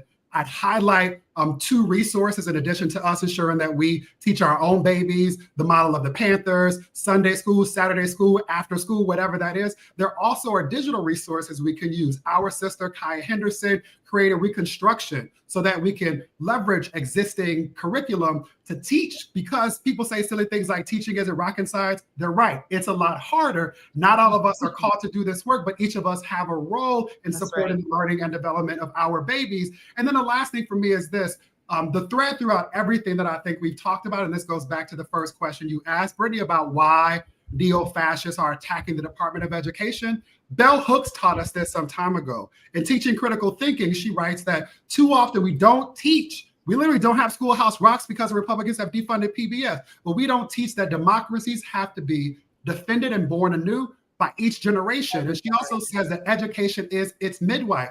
What they know, for all of the reasons that Coop talked about, is that if they dismantle education, they don't have to do a whole lot of work to keep us oppressed. We'll do the work for them. The last thing that I don't want to miss is that in addition to acknowledging all of the layers that you did, Brittany, and framing the question, I want us to remember that sexual orientation and gender identity plays a role in this. We got to think about this intersectionality. The Department of Education is also where Linda McMahon and Donald Trump and so many others are dismantling protections that have existed for women and girls, Title IX, and using them to target and terrorize trans folks. I want to say generally, but trans women specifically. And so acknowledging how all of these intersections show up in our lives, let's be as expansive as possible as we're thinking about solutions and organizing. And let's recognize that then pitting us against each other is a tactic that does not help any of us, right? Absolutely. So I want to close with this. This is one of my favorite stories to tell, and I'm telling the very short version, but y'all know I'm from St. Louis, I'm from the Lou, and I'm proud. And Missouri was obviously an enslaved state, but it was also a place where when Black and white clergy started to teach Black children how to read and write in their church basements and during Sunday school, the state legislature made it illegal to teach Black children to read and write, right? They saw the power of that action, and they literally passed a law, passed statute to stop it. So what did John Barry Meacham, a Black preacher, and his wife do? They got together some wood and some sticks and some hammers and some nails, and they built a boat.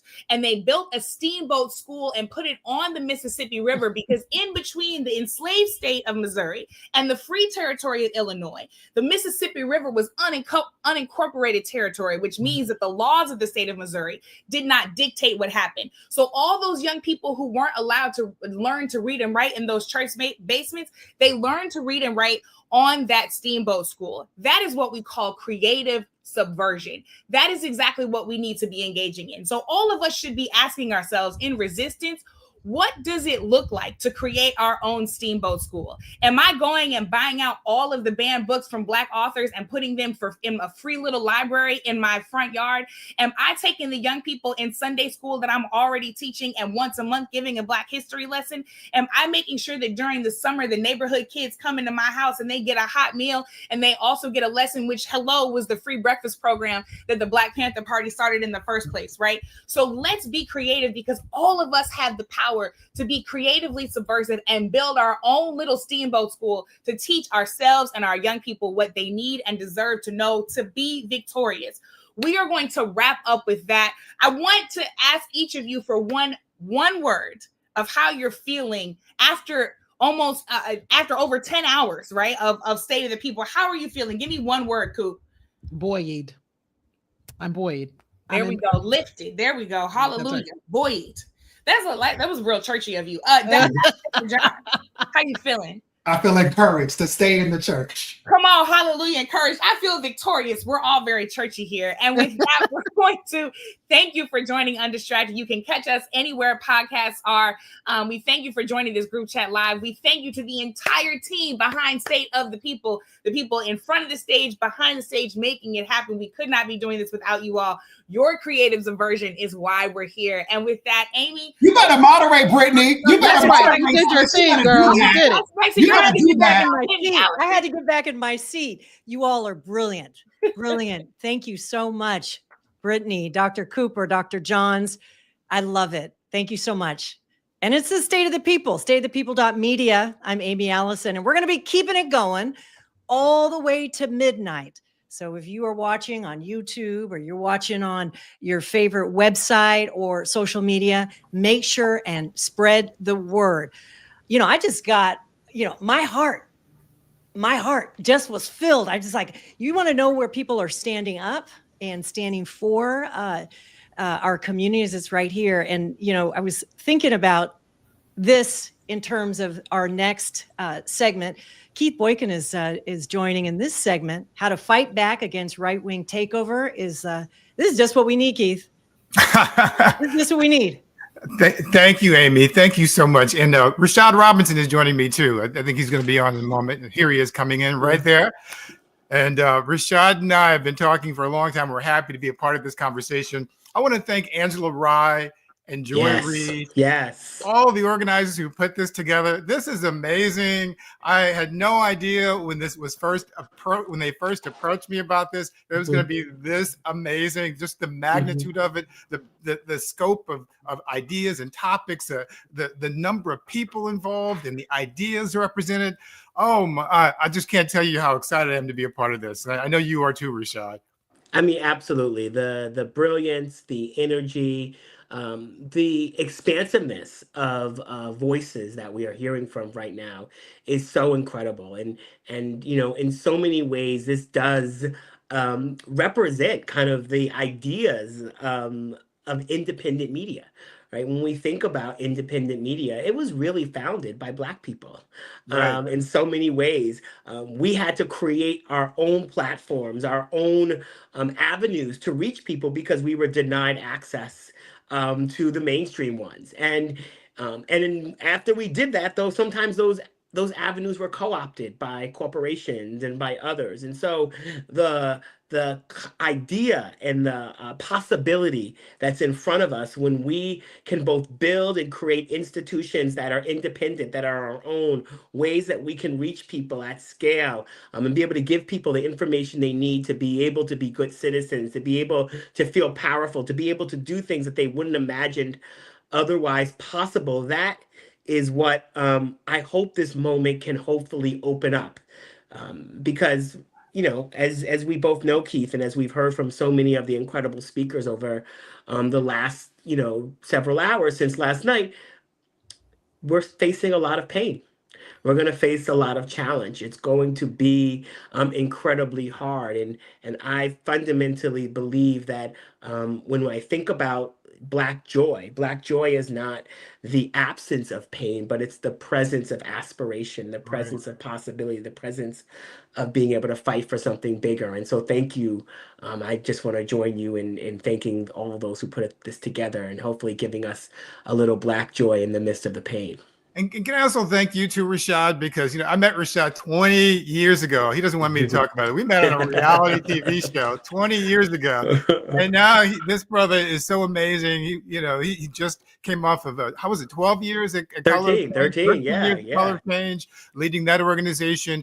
And I know no person in the country, I know a lot of people, no person in the country who is a better strategist and thinker about what to do and how to create change than this person right here, Rashad Robinson. So thank you for being a part of this conversation. And so today we're going to be talking about reclaiming the narrative, how to fight back against the right-wing takeover. And, in the past few months, the right wing has really redefined the whole civil rights progress of the past, not just 10, 20 years, but the past 180 years, 160 years, if you will. And they've defined that civil rights progress of the past as somehow racist. They've twisted the constitutional guarantees of the 14th Amendment that gave Black people birthright citizenship way back in 1868. And they've defined that as somehow dangerous. They've distorted the meaning of Lyndon Johnson's 1965 executive order ending racial discrimination in the federal workplace, which Trump just rescinded. They've distorted that to characterize that as somehow racist. And they've manipulated basic words like diversity, equity, and inclusion to make them somehow negative. So this session is all about reclaiming that narrative. How do we fight back? And how do we use this half hour to break down those coordinated attacks that are being used against us on DEI, free speech, and truth itself? And so as Trump and his allies are working to dismantle diversity and to try to weaponize corporate power, we need to recognize the tactics that they're using and what we can do to take action. So we want to focus on three quick questions here. The first is, what exactly is DEI and how is it being misrepresented in the media narrative? The second is, how do the legacy media and social media algorithms amplify right-wing voices while silencing progressive perspectives? And I think it's also important here when we talk about the rules of ownership and FCC regulation and net neutrality, and Rashad knows all about that. And the third is, what strategies can we use to organize, to build independent platforms and mobilize our communities to push back and win? So that's our starting point. And, Rashad is, like I said, he's the expert strategist. I'm going to sort of get us started in terms of defining what DEI is, because this has been something that's been bothering me so much. But, DEI is really not an action. It's an aspiration. It's a set of goals of where we want our country to be. We want diversity, we want equity, we want inclusion. But we've been having this conversation for the past several months as if everybody knows what we're talking about. And the reality is most people don't even know what those terms mean other than what the abbreviation stands for. So I just want to do a quick 30-second, 60-second rundown of the 8 principles of the federal DEIA program. And they call it DEIA in the federal government because the A stands for accessibility. So I'm going to do this off the top of my head. I've been doing this for the past few weeks. So hopefully I don't forget it this time. But the first is data collection, basically getting information to see who's being hired, who's not being hired. That's all that involves. The second is paid internships. So we bring people in who don't necessarily have that network, that nepotism connections. We give them the connections so they can actually get the skills to be able to develop and to be able to do the job they want to do. The third is recruitment, not just going to the usual suspects in the usual places. Let's go to HBCUs. Let's go to schools and places and in communities that aren't traditionally represented and try to get those people in so they can have a foot into the door. The fourth is professional development. Once you hire people, you want to make sure they have skills so they can continue to do their job, so they're not just thrown to the wolves and they don't prosper when they're there. Number 5 is opportunities for people with disabilities, which is something we don't think about often when we have these conversations because it always seems to focus on Black people. But people with disabilities who were included in the law and federal law in the Americans with Disabilities Act in 1990. Number 6 is opportunities for LGBT people. And this is something we don't often talk about in the conversation too, because there are a lot of LGBT people who are excluded from protection because of marital restrictions or protections for their partners and spouses. And LGBT people just got the right to marry 10 years ago. The 7th is pay equity. This is critically important because people who are doing the same job shouldn't get paid pay different amounts for doing the same thing. And the eighth and the last component of the federal DEI initiative is opportunities for formerly incarcerated people. Those are the 8 components of the federal DEI program. Absolutely nothing in that list has anything to do with hiring unqualified Black people, but they somehow twisted this whole conversation into something that it is not. So I want to pose this to you, Rashad, since you're the master expert on this. How did this happen? How did we get to this point where something so innocuous and so positive got twisted into being something that is so negative? Well, one, it was successful. It was moving things forward, and it was dismantling a set of barriers for people. And when you remove barriers for people, you then create more fairness and equity. And when you are unqualified, or when you've always had a leg up, equality can actually feel like oppression. And so that was a piece of the was underlying. But it's important to recognize, right, Keith, that narrative is what people believe, whether it's true or not, right? And so people have certain beliefs. Let's say I'm looking outside the window. People have certain beliefs about gravity, for instance, right? And that belief about gravity will dictate how close someone will get to the edge, how close they will get to the edge. And the thing about gravity, though, is gravity is real. But so many things that people, let's say, believe about Black people are not actually true, or not actually real. But it still dictates how close people will get to Black people, how close people will get to our community and to us. And it doesn't matter whether it's true or not. And so narrative is a tool of change, not simply an object of change. And as a tool, what the opponents of equity, the opponents of progress, have tried to do is really resegregate us. And so the attacks on affirmative action, the attacks on ending discrimination, have all been about closing the door to education opportunities, closing the door to government contracts, closing the door to employment opportunities, and resegregating us. And in many ways, that strategy, right, requires rule change. It requires both written rule change and unwritten rule change. And so this is decades long worth of investment,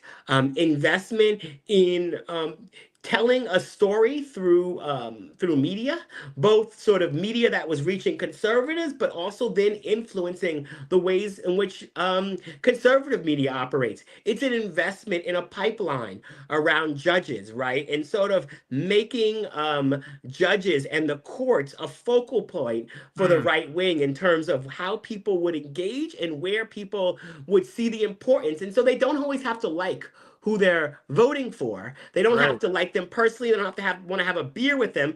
They have to understand that that person's going to give them what they want on judges. And that sort of creating of a litmus test around judges, a threshold, a standard, has been incredibly important, right, to getting us to where we are.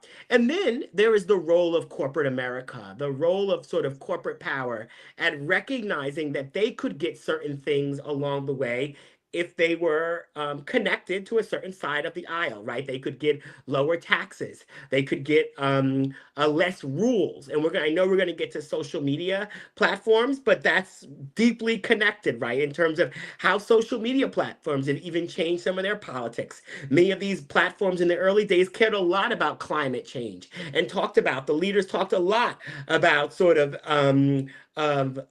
ensuring that there were regulations for the future of our environment. And you see them completely silent as we see our federal government pull out of all sorts of agreements that are meant to keep our air safe, our water safe, both here in this country and around the world. And so all of that, right, is a result of kind of the role and the way that capitalism works, the ways in which trying to take as much money from the bottom and moving as much to the top, and along the way privatizing every single aspect of how our society works. And then along the way, you actually then have to make people less powerful who are going to stand up to that. And who has been some of the most powerful people at standing up to that? Black people, Black women in particular, in terms of voting, in terms of engagement. And along the way, you have to decrease their political power. So, right, we see after Obama's elected, side, we see the American Legislative Exchange Council, ALEC, do a whole campaign to move voter ID laws into states around the country. The American Legislative Exchange Council was built by the same man who founded the Heritage Foundation. And all of these institutions are funded by some of the biggest corporations in America, who have put money both behind the scenes and sometimes their logos out front, all sort of in service of being able to have these vehicles deliver for them all the things on taxes, all the things on no regulation, all the things that allow them to determine how our economy and how our democracy works. So how we got here is because the other side organized. They built power, they made investments, and they recognized the role of being able to fuel an organized base of people to be able to make these demands, to believe that these things were for them. And on our side, well, Rashad, before you get to our side, I want to jump in for a second, because I mean you were preaching here. You were saying all the things I wanted you to say, and I'm glad you're saying it.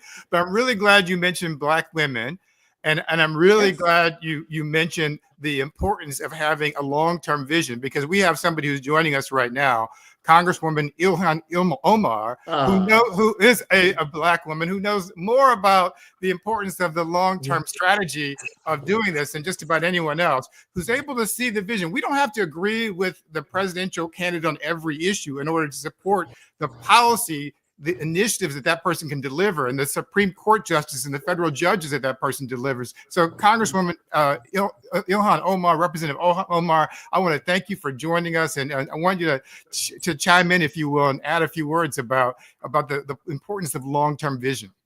Yeah, thanks, Keith, for having me. I think Rashad was preaching. Some real facts. I mean, I think I'll just pick up from where Brother Rashad stopped. I think it's really important for us to look at the Republican playbook on what a long-term vision looks like, right? If you even just think about Roe versus Wade, that was a 50-year plan.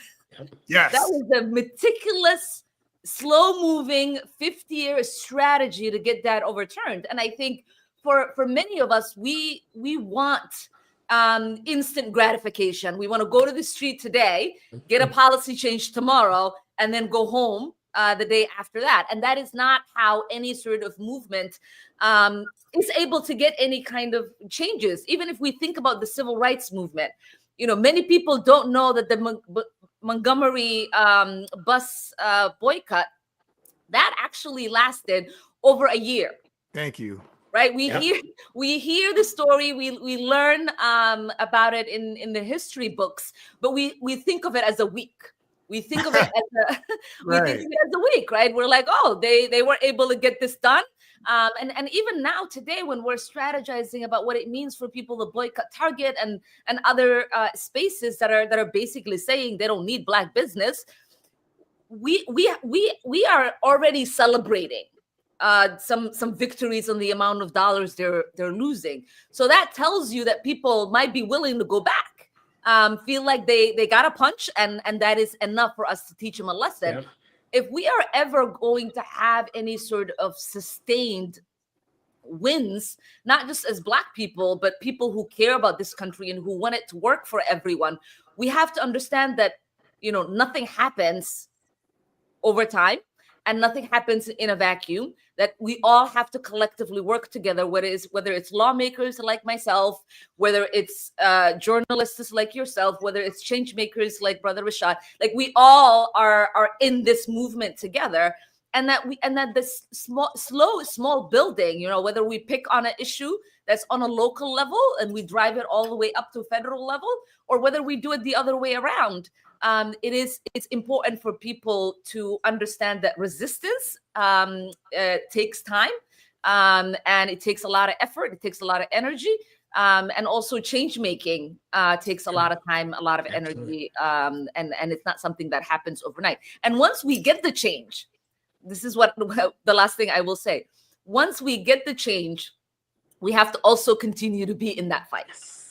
Right? The losses from the civil rights movement didn't happen over time. We didn't win, and then they didn't, you know, like elect their people and change everything.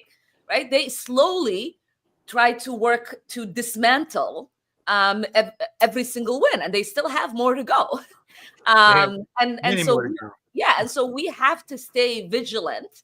We can't say, oh my God, we've won these rights, we have these rights as Americans, and this is going to stay in the books. No, they're fighting us every single day, whether it is through local government, whether it is through state, whether it is through the federal government, whether it is just the rulemaking process in these different levels. And it is up to us to pay attention and not to fight each other, but fight for each other.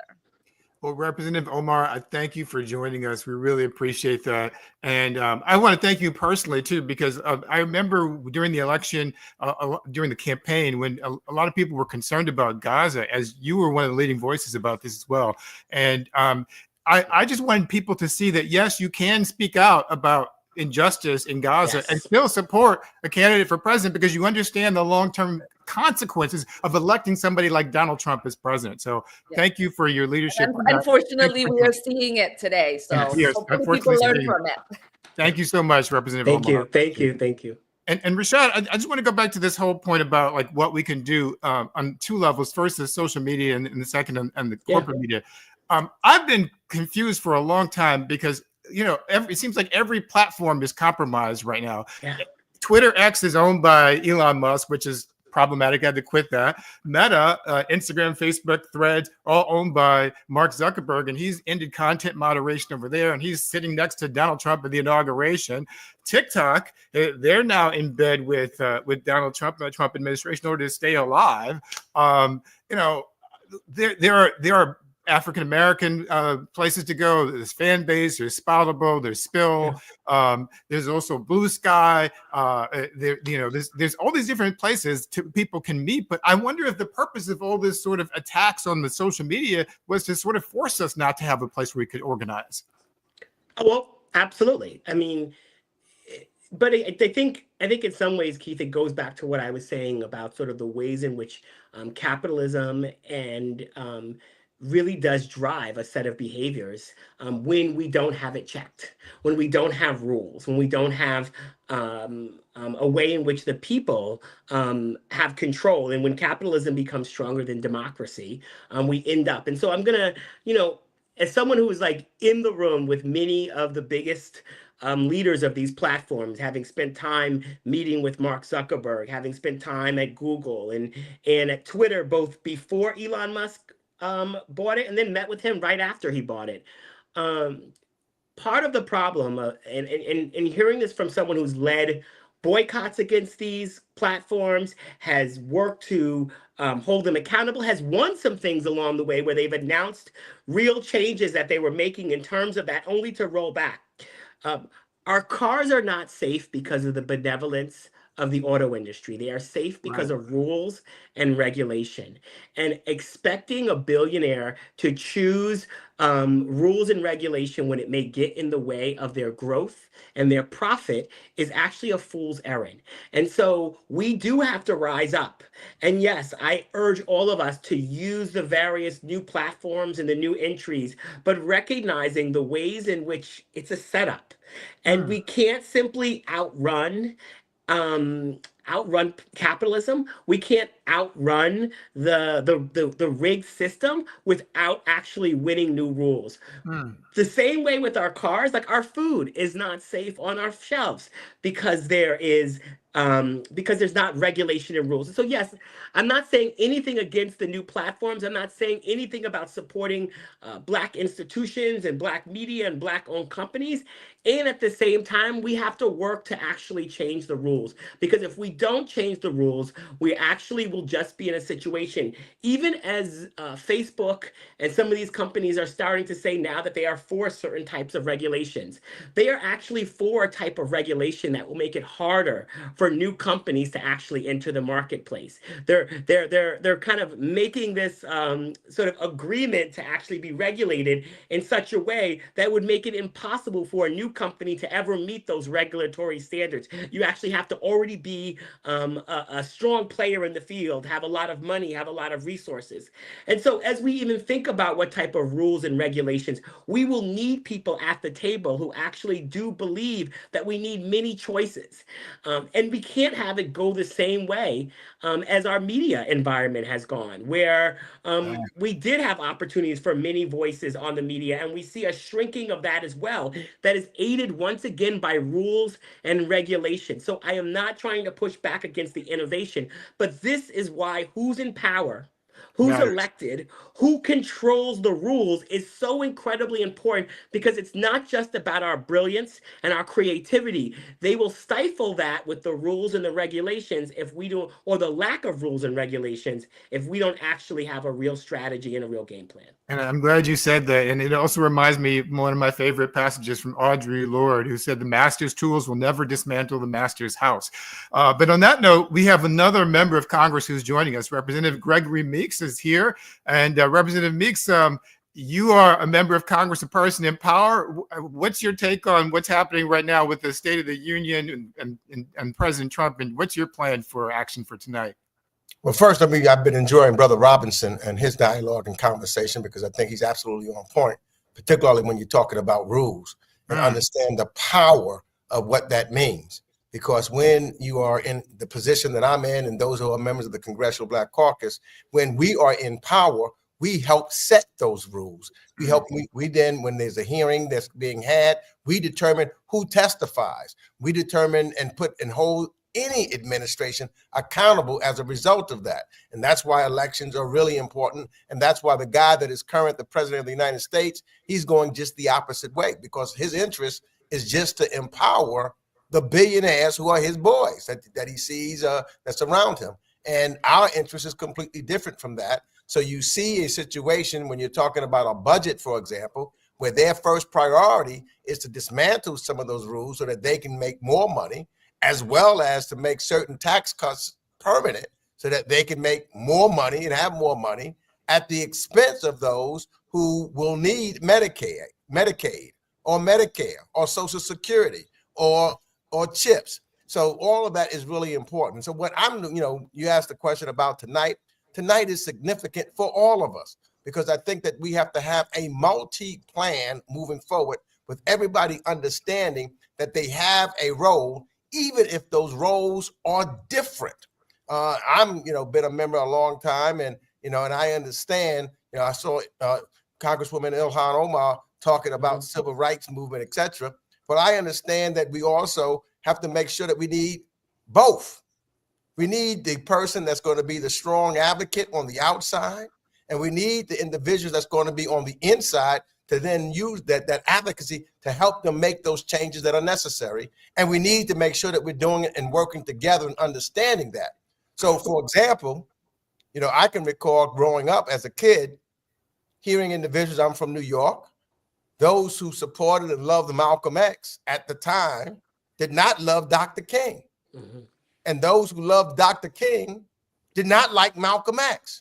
We needed both of them. The inside-outside strategy. Inside, outside. And so I'm hoping, looking at that, we're planning today to do an inside and outside game, which is tremendously important. So some of us will be inside to look that guy in the face, just like Dr. King looked Bull Connor in the face when he's working. And some needs to be on the outside, making sure that they're making all the noise that they can so that we can help turn this thing around and make sure that we then are together when it comes to elections, for example, of which people died for. And when we do those elections, we understand, for example, Hakeem Jeffries would then be the Speaker of the House of Representatives. 4 members of the Congressional Black Caucus would be chairs of major committees, and over 32 members of the Congressional Black Caucus will be chairs of subcommittees. And then we work, and everybody doesn't have to know everything that we're doing because we talk among ourselves. We work with folks on the outside and pull some in,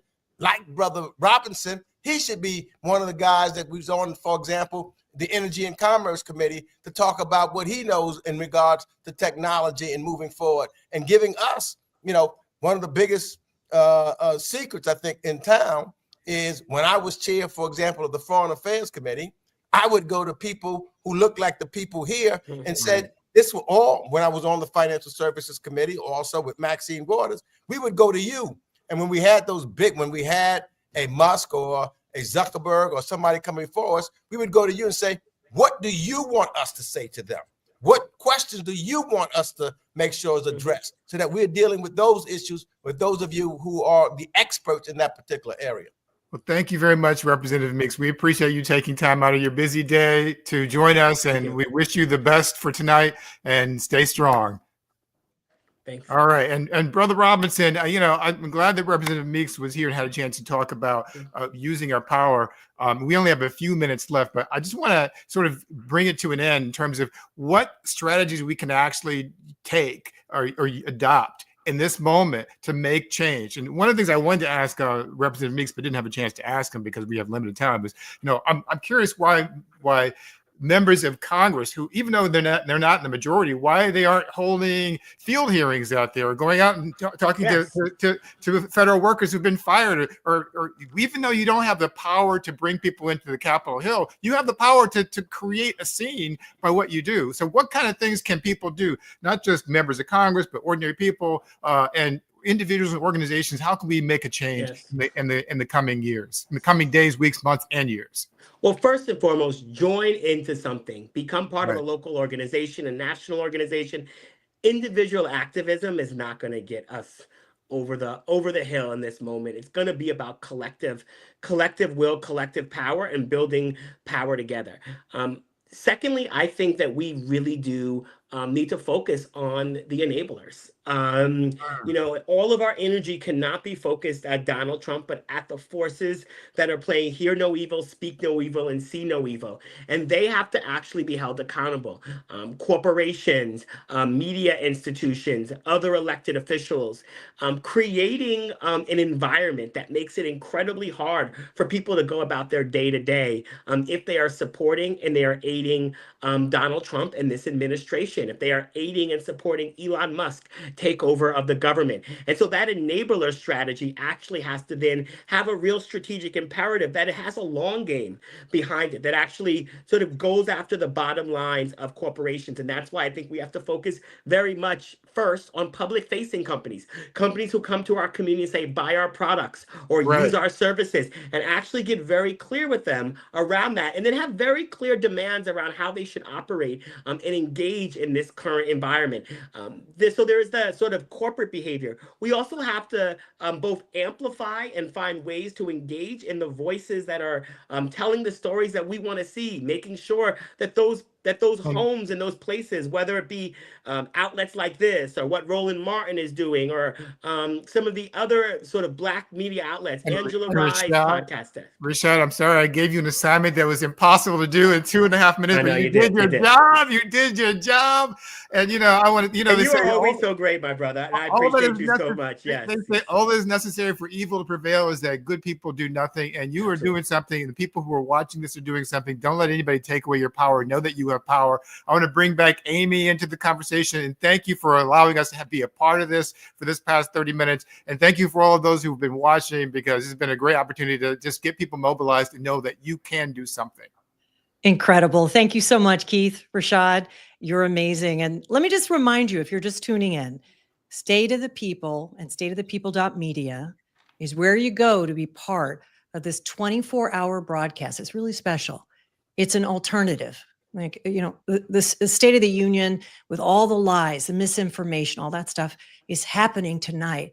But what's happening here are, the nation's best thinkers, organizers, strategists, journalists who are sharing their best thinking right now. So if you haven't had a chance to share this broadcast and live stream, do so. We are in 14 of 24 hours. We're going to be here 24 hours. So we're 14 hours in. And this next hour, I'm really excited. I want to say thank you both to Keith and Rashad for sharing your brilliance. And we'll see you, I know, out in these streets where there's so much we're covering. I'm joining from Oakland, California, and there's people from all over the country. This next hour is about the 92%. It's about the 92%. It's about Black women. And we're going to focus this next half hour on Black women and the backlash that we're in the midst of right now, organizing in the hostile political environment. And I want to ask my friend, colleague, sister, Ashanti Golark, who is president of Emerge, founder of the Brown Girls Guide to Politics, to join. I'm so happy to see you here. Oh, I'm so happy to see you, sis. You've been killing this moderation. Love it. Yeah, and I'm really, this is our chance to talk about the 92%. Mm-hmm. And this is our chance to talk about what the reality for Black women is. And if you don't mind, I will just, I'd love to hear your take, because if you look at TikTok or you look at, Facebook, a lot of Black women say, we did our part. Mm-hmm. It's time for us to rest. But this is not about rest exactly. How are you looking at the moment for Black women? Yes. I mean, after the election, we were all tired. After every election, we're tired because we continue to do our part.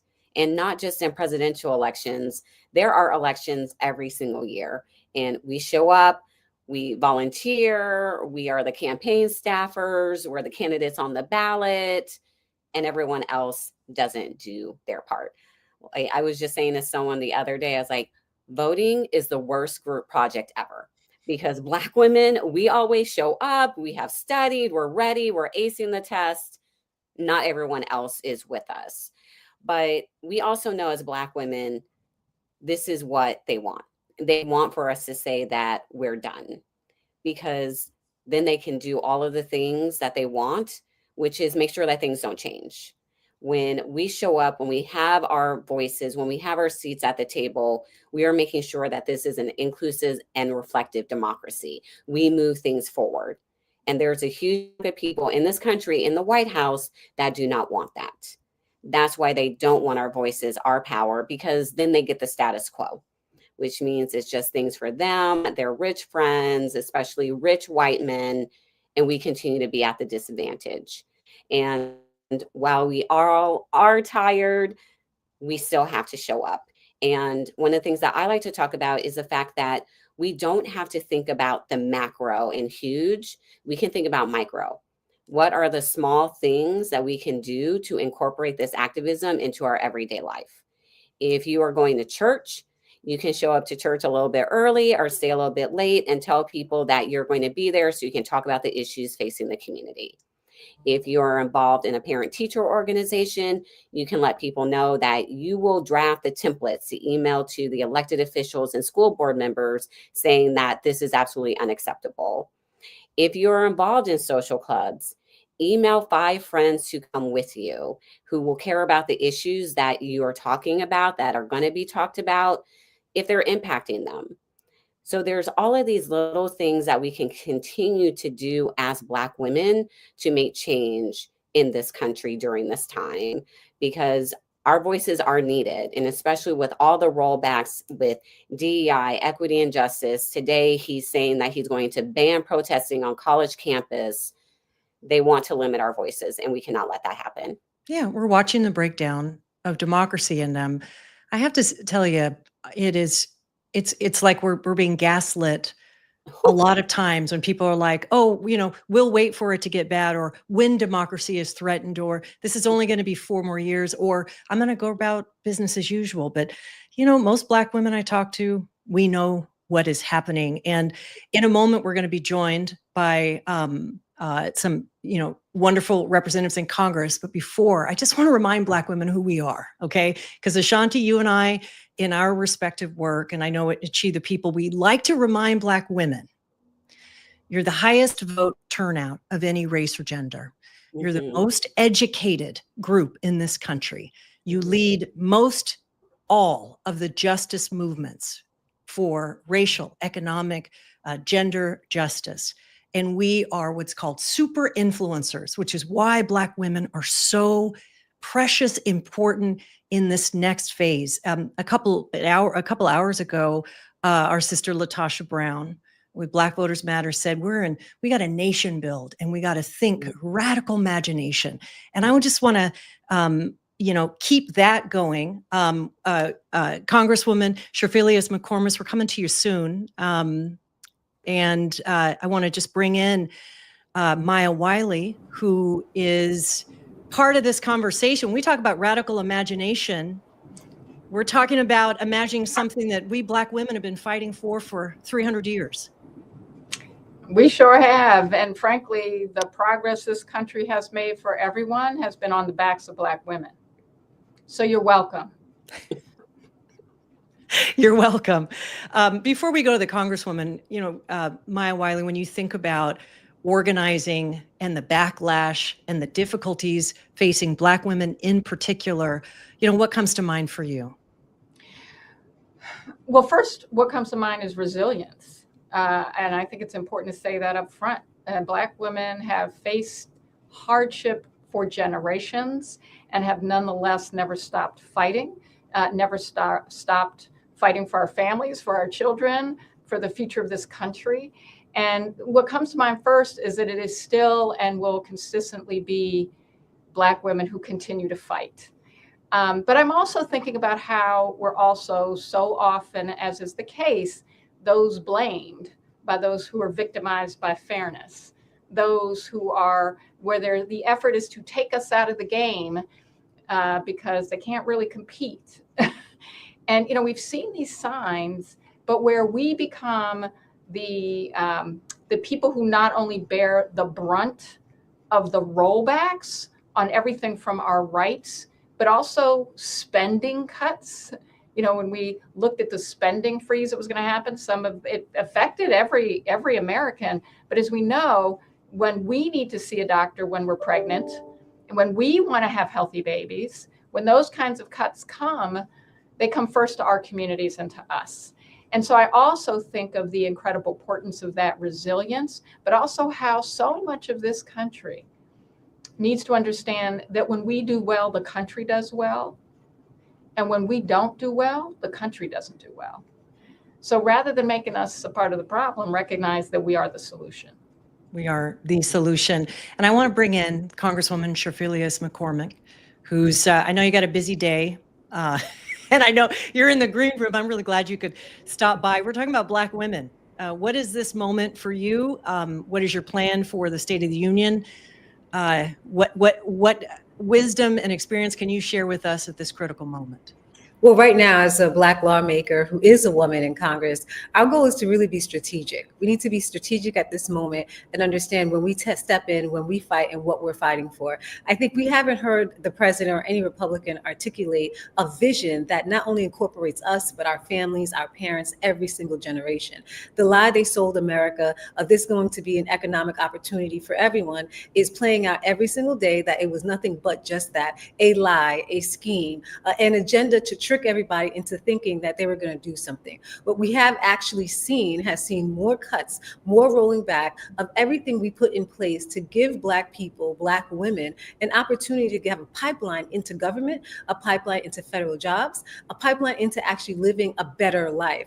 And so with all this tearing down, I want to see if they have any kind of real vision that they want to articulate. I'm 100% sure they will not. And I'm 100% sure that even if they did want to say diversity, equity, inclusion, that there was something negative about this, I always ask, so what is the merit standard you want to put forward? Please let me know, because there's one thing that I know for sure. No matter what standard you put forth that is merit-based, we will not only meet it, but we will exceed it, because we are the highest educated, because we are the hardest working, because we've been on jobs longer than any other race or gender waiting for a promotion. So what is that standard? Please spell it out, because we'll meet it and we'll exceed it. And I think we shouldn't be feeling bad or feeling down or feeling tired. I think we need to move more strategic. I think we need to know when we're going to enter the scene, how we're going to enter it, and make sure that when we do enter the conversation, that they are incorporating us intentionally, that we're not a bystander of being incorporated, that we're not just coming in fighting someone else's fight, and then once we win, it goes to them and not us. This is a moment for us to be included intentionally, for us to be leveraged intentionally, and for not being taken for granted. And I know you have a very, very busy evening, but let me just ask this before we let you go. There's a lot of Black women around the country who are just wondering where our power is right now. Where is our leverage right now? Things look so positive a few months ago, and now we're facing this situation. I mean, what do you say to just the average person? Well, we still have our power. You can't argue about the power that Black women have. That is not the issue. The issue is, did they trust us when we were telling them this was happening? So I think the entire country now has to take a seat back and been like, you know what? We should have trusted Black women, because look at where we at. I mean, if you even look at who my guest is today, I have a guest today who came here from Florida working for the CDC, and she thought this might actually be a good administration. And who was the first on the chopping block? It was her. Right. And if you had believed us and realized that they're not just coming for us and our family, they're looking to elevate only white men in a certain situation, that this was never about all of America and Americans being first. This was about the billionaires being first. Everyone was duped. And so I think as people are coming back and they're realizing this, the next time we speak and we leverage our power, I really suggest you pay attention to us, because we never fight for ourselves. We're always fighting for all Americans. We're always fighting for everybody's family. We're always fighting for all the races. And we continue to be the conscience of all America, and we will. So trust us when we tell you this was the best option. And the next time we come out and we're fighting, you better be fighting with us, because we're fighting for your best interest. I heard that. Trust us. Thank you very much, Congresswoman. Thank you for having me. Ashanti, we're going to be, when you work in the states, and I know you get state legislators elected in so many places around the country. I mean, it's hard to make that argument, isn't it? Like, it is, but when I look at our work at Emerge, and this is probably my favorite statistic from last election cycle, we may not have gotten the big win with Vice President Harris, but at Emerge, our Black women performed the best. They had a 70% win rate. I need for us to remember that when Black women do run for office, we win. And there are people in this country who are hungry for our leadership, because they know that we're going to be in there, we're going to get things done. But just like the Congresswoman said, we bring everyone to the table. That is how we are, because when we focus on the issues that are impacting us as Black women, Black people, it's just going to make life better for everyone. So we do have to know that there is good happening out there, and they want to drown us out with a negative. They want to keep the narrative going that, oh, Kamala didn't win, so we shouldn't have Black women in office. They're not electable, viable. Which I can't stand those words, electable and viable, because they are code for straight white man with money. That's who we need to run. That's who can win. And our Black women, they won in districts that were majority white. They won in districts that were majority Black and brown people, mixed. Black women can win everywhere. So it is important that we show up, and we have to put our names on the ballot. There's 520,000 elected offices in this country, everyone. That's 520,000 people that get to shape our lives with a stroke of a pen. The majority of them are at the state and local level. Let's be those people as Black women. When I look at our work in state legislatures, as Amy was talking about, when I look at the top 10 states that have the most women serving in state houses, Emerge has affiliates in 8 out of 10 of those states. 3 of our alums are speakers of the House, including Joanna McClinton, the first Black woman speaker in Pennsylvania, the first woman speaker. There's still so much progress to be made, but that doesn't happen if we just say, nah, I'm out, I'm gonna wait. Let's run so we can truly run this down country. I mean, this really could be a time. Yeah, this could be a time where we do see a whole new cadre of leaders, and different kind, bolder, courageous leaders standing up.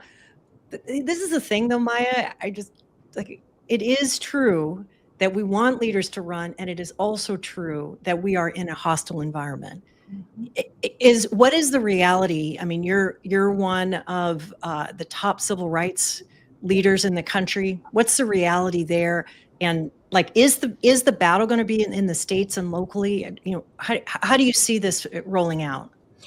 Well, first of all, let me say the battle's everywhere. So yes, to state and local. And I think Ashanti's exactly right about recognizing that we can contest, that we are not just highly qualified, but often the best people for the job, particularly when we're talking about public office. And that at the same time, we're not going to go away and turn our backs on the national, and should not. But it's both. It's all of. And particularly in an environment like we are in right now, when from a civil rights perspective, we have been watching them And I say them because it is a specific group of people who ideologically are working to make it harder for us in our communities to vote in order to hold on to power.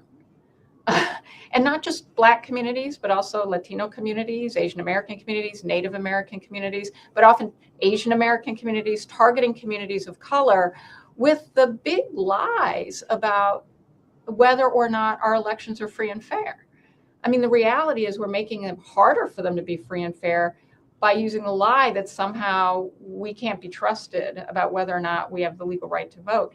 And I say that because that affects state and local, not just national. That's congressional races, but that's also state house races.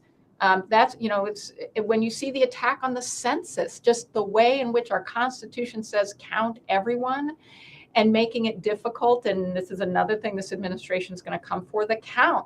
That impacts apportionment of our of seats in state houses. That's about how much power and voice we have.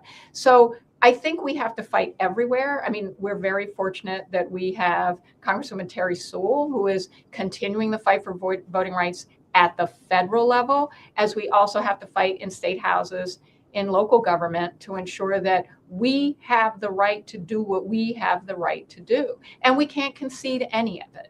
But that is a big part of the rigging. The other part is by kind of suggesting to people it doesn't matter if they vote or not, that things won't change for them. We know that's not true. We know it makes a huge difference to have people in office who know and understand the experiences of our communities, because they know and understand the problems and then they solve them. Is it more dangerous for Black women to organize in this moment, Shanti?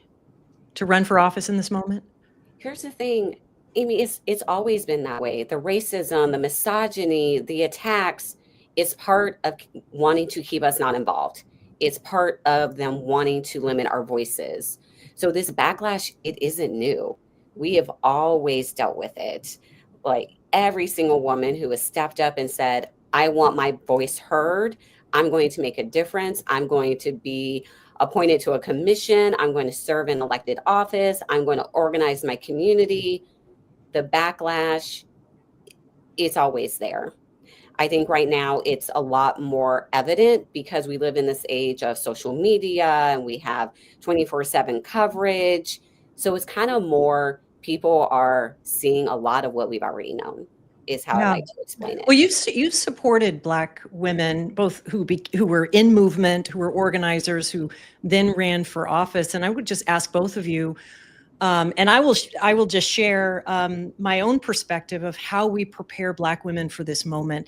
If Black women are called, as we know we will be, you know, as we're getting over the shock of the election and our disappointment with other people in the so-called Democratic coalition for staying home or not supporting supporting us at the rates that we did, as we emerge from that, we do have to have clear eyes about what the challenges are for us as Black women. I agree with you, Ashanti. I don't think it's new. I do think there are strategies that we can offer people in terms of making sure that their physical person is protected, their online is protected, that they have in their own personal life community that they can rely on, that they don't move too far from movement, and some of these things. What other things would you say, and more specific than I offered? I was talking very generally, but what are your thoughts? I'll go ahead and start. And I think, Amy, I want to really hit on something that you had said is make sure you have your sisterhood. That is going to be something that is really going to hold you down during your time in leadership, no matter how you serve. Like, I'll tell a quick story. I celebrated 5 years of being president of Emerge 2 weeks ago. I'm the first Black woman to lead this organization. And the first person to call me when I landed in San Francisco for my final interview, not even quite sure how she knew I had landed and I was there, was Amy, who was telling me, I got this. So have that sisterhood and know that there are so many Black women that have your back. We may not know each other, but we are out there rooting for one another, because it is just so imperative that we show up, and that we're leading and we are in these positions, but also take care of yourself.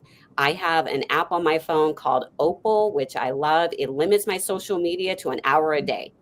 I highly recommend it. And guess what? I still get the news that I need because the group chats are always popping because the sisters are making sure that I'm getting this article, I'm seeing this on Blue Sky. So we can do this and still take care of ourselves, be happy. And like the vice president said, we still have to find our joy in this moment.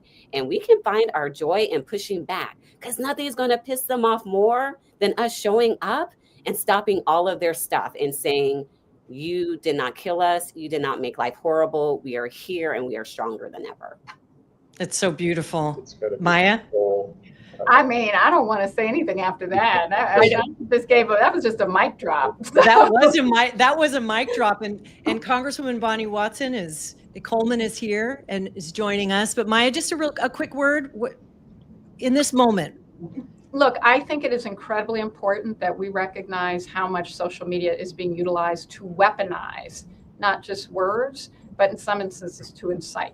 And I don't say that because to drive fear. There's a way to face it down, and it's the way we also organize on social media to ensure that we're a protection network, just as you said.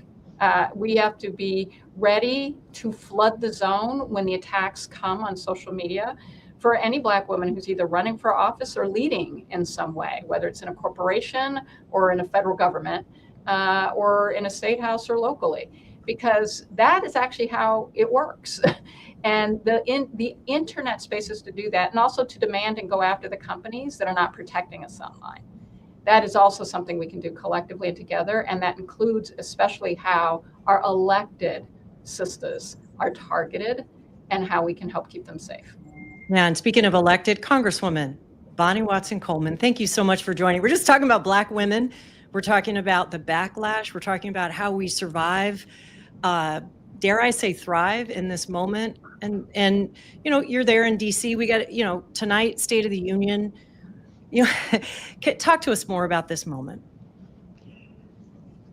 This is an unprecedented moment. And I hope that this moment is turning into a movement, because we do see these organic demonstrations that are emerging around issues. But we don't see that collectiveness that we really need to see, that volume. Tonight we don't know what to expect.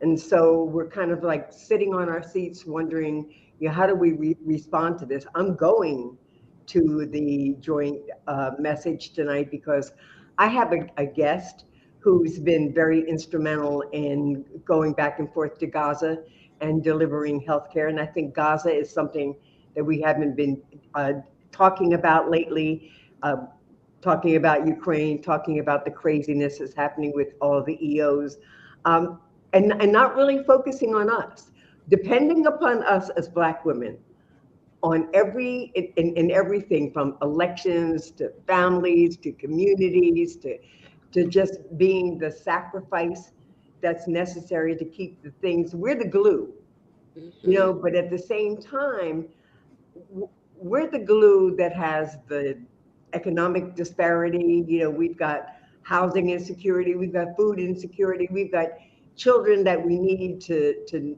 nurture and don't have the capacity to do that. We have the healthcare disparities.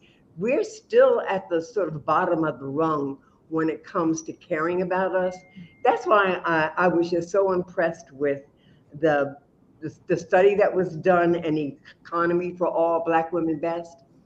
I thought people would get caught up in the title of it, but if they read it and recognize that by focusing our attention and our solutions on those who are at the lowest rung of the economic ladder and creating an environment where there is a floor beneath which no one has to live, then we would be elevating everybody. We'd be elevating everyone's economy. We're right now at a time where we're trying to figure out how to keep Black women motivated, how, even though we're disappointed and we've been disrespected and disregarded and underappreciated for all that we've done, we can't give in. we can't not show up because it just doesn't work without us. So for me, the challenge is, how do I keep having conversations? How do I keep saying to people when they say to me, well, what more can I do? Well, your voice must be heard. You must talk to your friends in the red states, talk to your friends in the blue states, call your members, state, federal, and whatever, and let them know where you stand on issues. Even call us when you know we're on your side, because we need to be able to report out that we're being inundated with calls because people don't think that we're doing enough.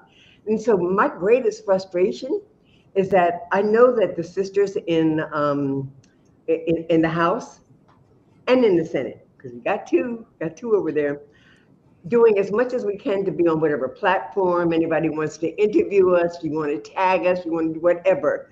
We're willing to be out there and do it, but it seems that the media is cool on us unless we're saying something that's real salacious, or doing something that's real salacious, like being at an award show half naked.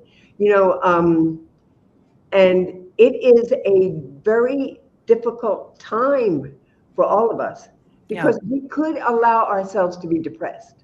Oh, we have been depressed, Congresswoman. Let us be honest in this forum. We can't be depressed.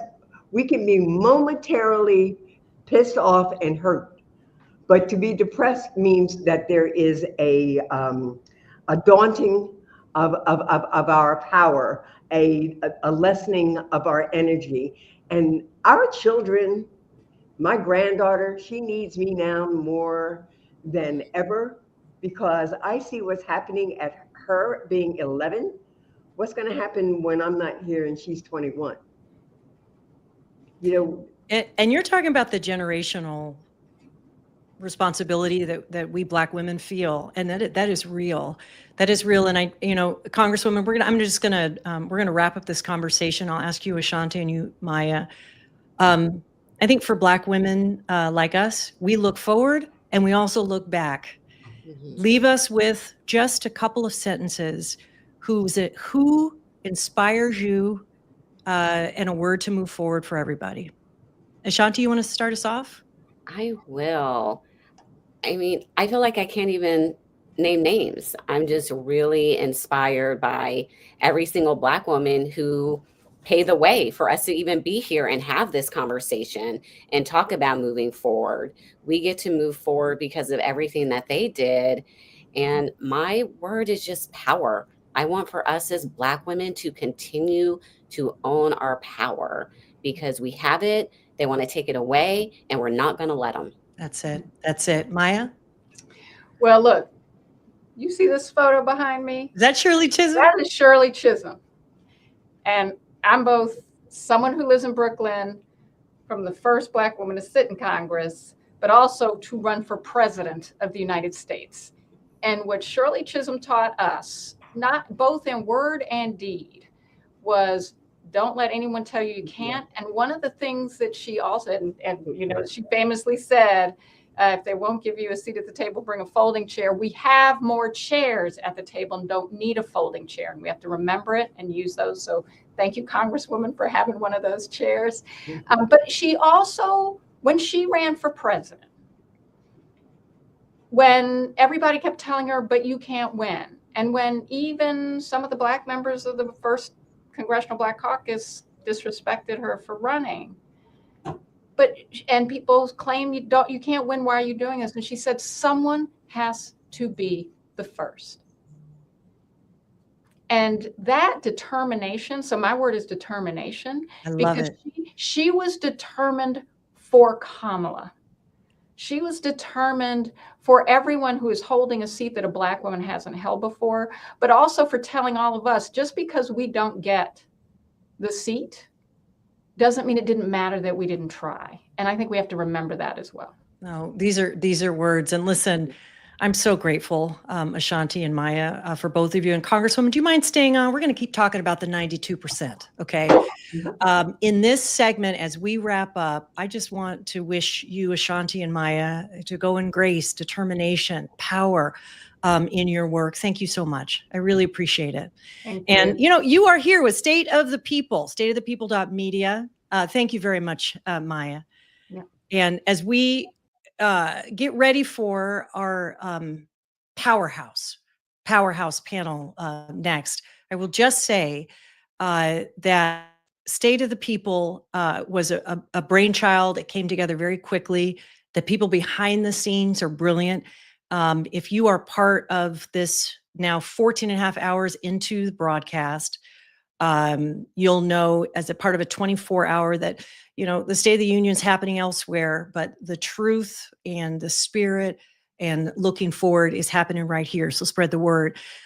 My friend and sister Karen Finney is here to introduce our next panel. It's good to see you, Karen. It's so good to see you. I am not looking quite as glam as you. I just got off a plane, but I'm so excited to be here. The whole plane ride, I was like, I have to get there so I can do this. I'm so excited.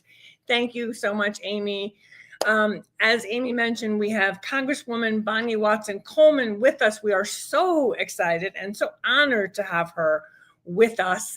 We're about to do 45 minutes on the state of Black women. And this is brought to you by Power Rising, which was founded, frankly, in 2017, 2018, after the last time Donald Trump became president, because we knew we needed a space for Black women, a place for us to come together to create our own agenda. And just like this 24-hour marathon of magic, of Black excellence, has been about having a space where we come together and you're hearing our voices. So if we could bring Congresswoman Bonnie Watson Coleman up, that would be wonderful. We also are going to have with us in this first segment Joteka Edie, who is the founder of Win with Black Women, among many other fabulous titles that I could name. And also joining us, the one and only Glenda Carr, who is the president and CEO of Higher Heights for America. And we're going to start, obviously, with the Congresswoman. We know you have to go. We know you have important places to be, but we're so grateful for your time. And Congressman, I want to start with you. We're talking about the 92%, but you play a very special role in the Congressional Black Caucus as the chair of the Caucus on Black Women and Girls. And we would love to just start to hear from your perspective in this moment, since we're talking about the state of Black women.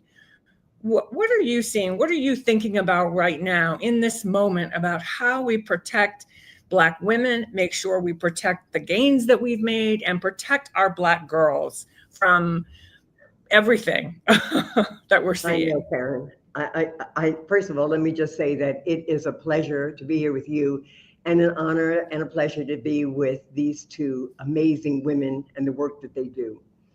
So when I think of the state of Black women and the impact that even Power Rising has had on us, I think of the fact that we recognize that we work in spaces that we're very efficient and effective in, and that we're very needed in, but then we don't necessarily get the credit for the work that we've done.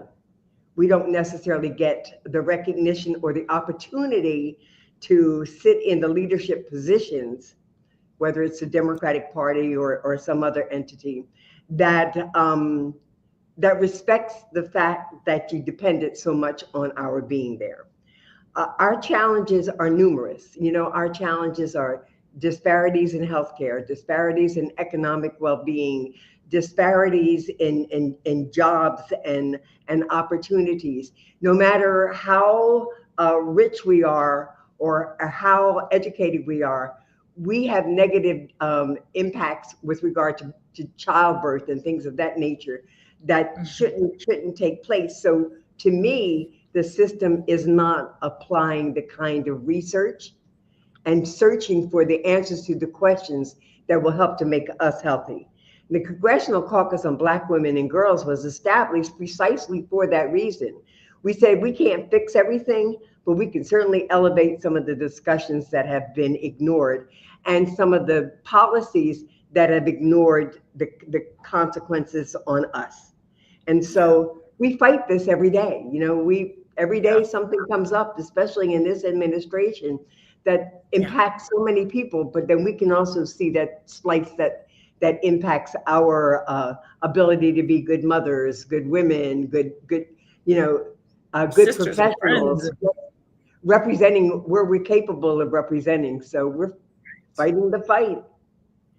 You know, Congressman, one of the things that we're going to talk about, one of the things that I have been saying to people when they say, what can we do? I keep saying we can support our Black women leaders who are on the front lines, because Congressman, you didn't say this, but I know that it has gotten a lot harder. I know it's gotten a lot harder to be a Black woman in America. I know it has gotten a lot harder to be on Capitol Hill as a Democrat, as a Black woman. How can we support you? How are you taking care of yourself? Because part of what we want to be talking about in this section is how are we taking care of ourselves, our health, our well-being, our spirituality, our peace of mind. You know, let me just say something about Power Rising with regard to that. Because Power Rising was that wonderful combination. We were going to deal with the issues, but we were also going to elevate our sort of spiritual needs. We were going to, you know, have a little bit of preaching, a little bit of singing, a little bit of dancing, a little bit of, you know, just letting it go. And then having people, validators, speak to our concerns and to say it's okay to not be okay. That you know, we do have a sisterhood. I feel very much connected to my sisters in Congress and even to my staffers. I mean, I feel that we're here for a purpose, that we know it's tough. We know that it's sometimes very difficult to get our voices heard, but we still got a responsibility to do it. I believe that, you know, we do keep increasing in number, and we have to recognize that collectively, if we work together, we could have more say in things. And it's important that people see the need to pursue policies and practices and legislation that look to how it impacts us. Because if you elevate the status of those at the lowest economic rung, like us, then you make life better for everybody. So like, what's so difficult to understand? You know, 1 in 5 Black women live in poverty.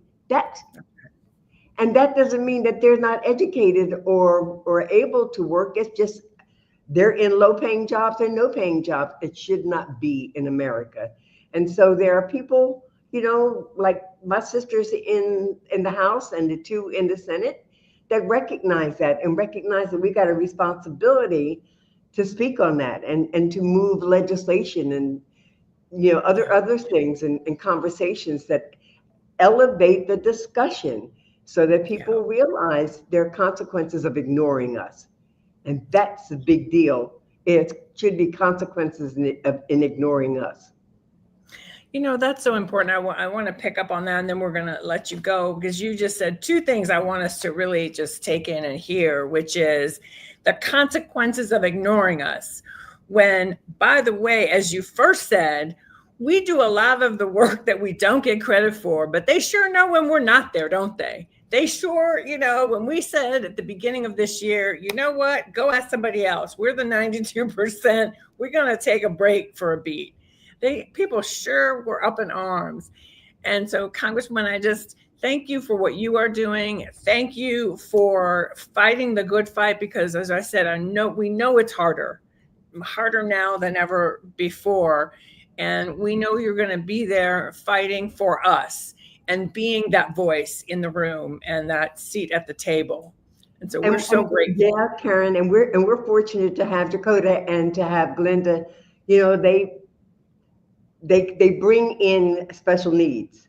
We're really happy with Glenda because she sends us money. You know, Black women, it's difficult to raise money in Congress or any place else. So one way of helping us is to help us do that. But the other way is to let us know. Let us know when you think we're moving in the right direction. Let us know when you think we're missing something. Let us know that you're praying for us, because I'm praying for all of us, and let us know that there's the love that surpasses all understanding down here, because now is the time to show that love will trump evil. Amen. Amen. Well, we are praying for you. We are Thank grateful you. for you. I know Joteka and Glenda join me in that. So thank you, Congresswoman. And we know you've got important things to go do. So thank you for your time. We appreciate Thanks, it. Karen. Thank you, ladies. Good to see you. Bye. All right. We're going to keep rolling. Joteka and Glenda, I'm so excited for this moment. What a beautiful day it has been. And I want to start, we heard from the Congresswoman, and she was kind of giving us her perspective, obviously from the Hill. But both of you are in so many different spaces with Black women. And I would love to hear each of you kind of talk about what is the state of Black women right now from your perspective? Because I think our audience would love to hear you talk about that a little bit. I'll start with you, Joteka. Well, I'll jump in. First of all, this has really been amazing. The state of the people is beautiful. We're 17 hours in, I think.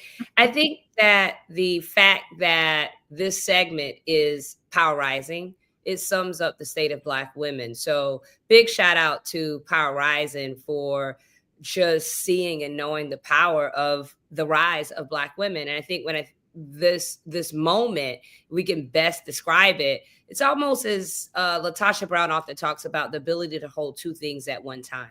So it was indeed the best of times and the worst of times at the same time. And I think that Black women, we absolutely are rising, but we also find ourselves at a state in our country where we are constantly and intentionally being attacked, our rights being taken away. And I think it's important for us, though, to recognize the part and the aspect of the rise, that we have two Black women simultaneously in the United States Senate. That has never happened in the history of the United States Senate. We have a historic number of Black women serving in Congress. We just saw one of them a part of this segment. We have a historic and a rising number of Black women who are running for office, largely because of the great work that Glenda does. And we also have Black women in other spaces, in corporate, in entertainment, in culture, that are rising, in sports. And so we know who we are, and we see that power. And I believe that our collective ability to come together, to be in power in various spaces, the power of Black women-led institutions in this moment is at an all-time high. We know who we are. We know we're the 92%, but yet we find ourselves where there is this vicious attack. And I think, as you said early in this segment, yes, we took our rightful rest, but I think we also now know that we, as Black women, have always done, we can't sit on the sidelines. I think there's a balance there, but we are going to make sure that we fight for our country, because fighting for our country is fighting for ourselves and our communities. Amen to that, Joteka. And we're going to come back and talk about Women with Black Women, because that is part of how you are helping us to fight for us, fight for our collaboration, our peace, our, how we keep ourselves sane every week or every other week. Glenda, I want you to talk a little bit about the state of Black women, particularly because the work that you do with Higher Heights is so critical in helping to elect Black women, pro-choice women. And we have made phenomenal gains. So many more Black women in Congress, in the state legislatures. I don't want to forget that, because our state legislatures are so critical in serving as mayors, serving on city councils. But it is a tough time. It's always been a tough time to be a Black woman in elected office, but it feels like this is harder. We're going to talk in a minute about disinformation, which we know targets Black women and our community at higher numbers. But I'd love to hear you talk about just the state of Black women. And are we showing up to raise our hand to keep running for office, or are we kind of taking a step back? Mute. So, how did we get to 2024 and to have a Kamala Harris literally in a tweet begin to run for a 107-day historic presidential campaign? It's been more than 10 years in a making. But Karen, let's just share a little bit about a 10-year snapshot of accelerating Black women's political power and leadership. So in 2014, when Higher Heights and the Center for American Women in Politics started releasing our status of Black women in American politics, we just had 18 Black women serving in Congress. We now have 31, including, as Joteka said, 2 Black women serving at the same time in the Senate And that still only makes 5 Black women serving in that body for our entire history. You talked about state legislatures, right? Which is where we're going to see a lot of, ground happening and the fight happening in this moment. In 2014, there were just 241 Black women serving in state legislatures. In just 10 years, we have 386 Black women serving in state legislatures. And in fact, more Black women serving as the majority or minority leader of their respective caucuses, a distinction that Karen Bass helped to break when she was the speaker of the House, State House in California. In 2014, just 1 Black woman serving as a mayor of a top 100 city. We now have 7. In January, literally every major man-made disaster or natural disaster that happened were in a city that had a Black woman mayor serving. And then our state-wide executive offices. Just 2 Black women serving in 2014. In 10 years, we now have 10, including Attorney Generals Letitia Tish James and Andrea Campbell, who are leading the Attorney Generals at fighting back many of the executive orders coming out of this administration. And so we have positioned Black women in 10 years to be those who are going to help fight for this democracy, which we have always done from the voting booth to elected office. And we have not seen Black women saying, no, I'm not going to run for office. In fact, we know that there are current elected women who are developing blueprints to run for higher office. And there are Black women who are fired up to run for local office like school boards. And you know what? Can we just mention the Vice President of the United States of America, a Black woman, who in 107 days did something unbelievable. And by the way, a lot of people don't realize this. She won 10 million more votes than Hillary Clinton did in 2016. And she moved, when she got into the race, she moved herself and the Democratic ticket 15 points in 30 days. So when we talk about Black women's leadership, yes, we have headwinds, but Glenda, to what you're talking about, America is ready. When we have the chance to really, because I firmly believe if she had more time, we would be in a different position right now. America is ready for Black women's leadership. We're seeing that, to what you just said, in our cities, in our state legislatures. And I want folks to understand that these roles are so important because that is where the money is getting moved. That is where the decisions are getting made about what legislation is being, I was just in Arizona, some of these legislatures, they meet once every 2 years. So everything goes through real quick. So if you're the one in charge, you're deciding the agenda for that state, sometimes for 2 years at a time.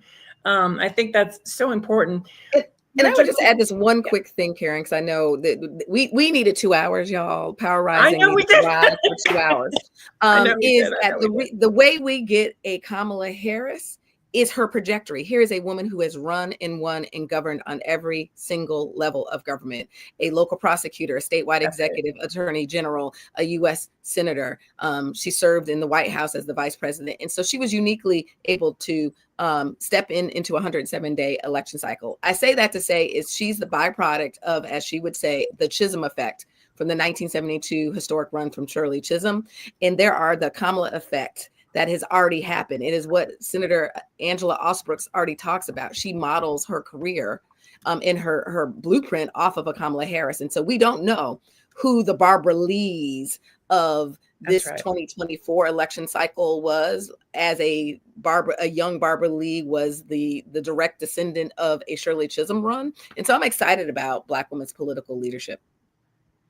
That's right. That's right. And so, let's talk a little about Win with Black Women, because that is also part of how we got to, we are now able to support. It's another way we can support Black women, both in office and in all the spaces you talked about. And I think it's part of what I want us to be talking about in this time, in this frame, is ways that we are supporting women, ways that we can support Black women. And I think Win with Black Women is so important. And then I'm going to ask you to talk about that and then shift gears a little bit, because you also hold a very unique space in the tech sector. And we know that social media and technology, Lord knows I know more about the tech bros than I ever wanted to. But you have a unique view, and I would love for you to give us some insights there. And then we're going to have Esosa Osa come on, and she's going to talk to us a little bit about disinformation. So take it away, Jotega. Yeah. So Win with Black Women, and both you and Glenda are inaugural. On the very first call we had nearly 5 years ago, and I think it's important. It's about the consistency, and I think in this moment, the way that we support Black women simply is just checking in. I think that's the first thing that we can do. That's something that anyone can do. You can just check in with your sister, your friend, your family member, and just check to see how they're doing in this moment. But also what we could do more on a macro level and in community is making sure that we are creating spaces where we could come together and we can exercise our power. And I think we cannot allow ourselves individually, we might feel defeated in this moment, but together we're unstoppable. We're that force multiplier. And so being able to come together and putting together our energy towards a common goal. And then when we're successful, celebrating that. And that's very important as well. And that's what Win with Black Women seeks on every other Sunday, to be a space for information. I'm so glad we're going to be talking about mis and disinformation because that's so rampant right now, but also creating an opportunity for us to act collectively together as Black women and as Black women-led and centered organizations. And I think that's a way to segue into this question about tech bros. My background is I worked in civil rights and advocacy, but I also was a C-suite executive in Silicon Valley. And I spent many years in Silicon Valley. I still do a lot in Silicon Valley, more so as an investor now. So I know a lot of these tech bros. And it's unfortunate that we are in a time where the tech bros and leaders of some of the largest tech platforms have made a financial decision to side with an administration that is devoid of much of the values that Silicon Valley really set itself to be. Silicon Valley really kind of, when it started out years ago, was this is a place where anybody can thrive, and it's a more inclusive place. But there now have been decisions to side with an administration really for monetary gain. And I think in this moment, we all have to be very conscious of the platforms and the decisions that we make in these platforms, and making sure we use more secure platforms, recognize that our data is not our own, making sure that we're paying attention to when we are releasing our data. You get on a platform and it's free. It's not free. It's a business model. It's a business model to capture your data because your data is probably worth more than a $2.99 or $4.99 that you might pay a month. So they'll give you all the things for free, but you're giving them data. So it's very important for you to be very cognitive of that. And I think it's also important for us in this moment to recognize that there are Black owned and more safe and people of color centered platforms that are creating technology for the people. Platforms like Spill and Fanbase and others that are centering and creating safe spaces, and also platforms and tech companies that are focused on solving problems and not just creating gain. And I think the more we can highlight that in this moment, but the more we can make sure that we are cognitive of our data and the protection of that data in this moment is so important. And also making it very clear to these platforms that we're making very, very rich and powerful, that we do not agree with their alignment with an administration that is moving in a direction to silence us and to harm us, literally and figuratively. And a sector where we are still fighting to be in the room at the table, to have the same kind of power that some of the fellas do. And I love men. Don't anybody try to say I don't love men, but hey, we need to be in those spaces too, because we've got great ideas. And so that's the other thing, Jotega, that really concerns me, is that we've got to make sure Black women are still making, like you, who are still making gains in those spaces. I think we have Esosa coming up, the phenomenal Esosa Osa, who I just think is so brilliant. She knows that. I always tell her that. And so you've done just some incredible research and helped keep us straight about the way that technology is, and this disinformation is disproportionately targeting Black women, our community, our culture. and some of the things to look out for. So I'd love for you to talk about that. And then I'm going to ask Glenda to weigh in again, because I know we're seeing that particularly in the political space. Will you talk about that, Sosa? Absolutely. Absolutely. And I think, agree with every single thing Joteka said, and such a powerful panel. And, our research has showed we're all feeling that, like, at the end of the day, we are in an information war that we are losing, right? We're in a war for not just our truth, but for our art, for our history, for our very likeness, right? And what we're seeing is social media manipulation that is fundamentally shaping public discourse, right? It's suppressing Black voices, and it's amplifying harmful and racist content. Like, we know that 42% of social media online traffic are bad bots, right? That is fundamentally changing what we believe to be true conversations, right? We know that Black youth and Black young women in particular are being disproportionately impacted and seeing a disproportionate amount of racist and anti-Black content, and that is leading to mental health struggles. We know that TikTok has had to apologize for suppressing Black voices in content. And so in an age where we're seeing these tech companies fundamentally roll back guardrails meant to protect our communities, we're seeing the tech companies rebranding hate as free speech, disproportionately harming our communities. This is our time to claim our power. These companies believe that we need them more than they need us. But, again, Black folks made Twitter worth $44 billion, right? Say that part again. Say that part again. Wait a second. Black folks made Twitter worth $44 billion. Like, we made Instagram and TikTok modern day media sources. Like, at the end of the day, we've been the primary drivers of cultural innovation on these platforms, right? And it's critical that we understand that, we recognize that, and we can use our power. Three things I think are important for us to do. One, we need to recognize social media manipulation. Again, 42% of comments are bad bots in comment sections and spreading fake news articles. We know that. How do we do that? I'm sorry to cut you off. How do we do, because we only have a couple minutes here before we have to switch gears. How do we do that? I know for me, sometimes I look at the comments and I will click to see if a particular person who's being particularly hateful, I've been trained to look to see, okay, if they only have like 10 followers or 20, usually that's a bot. What can we do? I want folks to have a takeaway about how can we identify some of the hate that is generated but not real. We don't need to identify the bots if we know that half of the conversation are bots, right? Okay. We just need to recognize that what we are seeing is manipulated conversation. We need to recognize that our very social media feeds, right, how we intake news is being manipulated. We are not supposed to be seeing every bad article 20 different times every single day, right? That increases our emotional anxiety in a very inauthentic way. But more importantly, we also need to be following far more Black news and Black journalists, right? These folks that have a stake in accurately telling our stories, folks that have a stake in making sure that we're getting good content.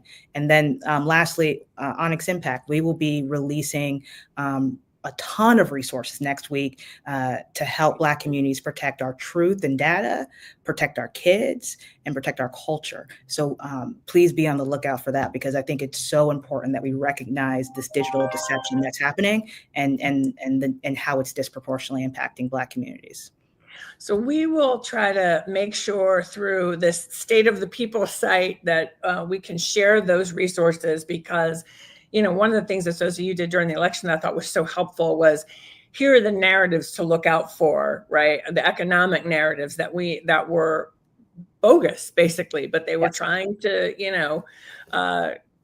trying to convince us that the sky was pink when it was clearly blue. So I'm so sorry, y'all. We could talk for another hour easily. We are going to shift gears. Joteka Edie, Glenda Carr, Esosa Osa, thank you so much for being a part of this very special day and this incredible conversation. I love you. All right, we're going to keep rolling, and I'm so excited. I'm just realizing that in my haste to jump on, my setup is not great. Okay, so joining me now, we've been talking about Black women leaders. I'm about to bring on two of our women who are killing it on the front lines, the one and only Melanie Campbell and the one and only Siobhan Arline Bradley. Hello, my sisters, my CEO sisters in the struggle. Hey, Karen. Hello.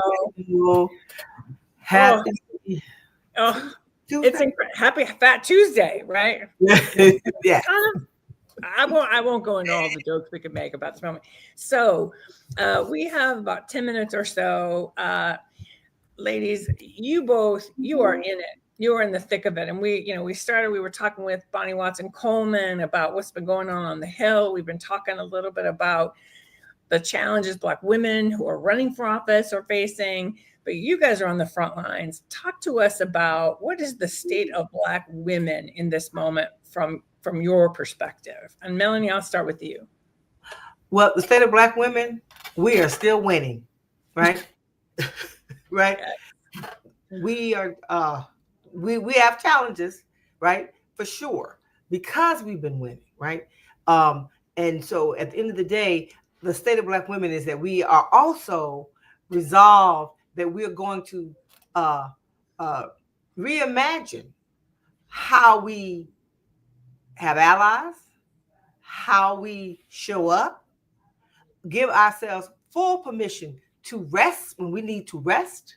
Yes. What I would say, I personally learned how important that is after what happened in 2024 with the results of that election on a personal level.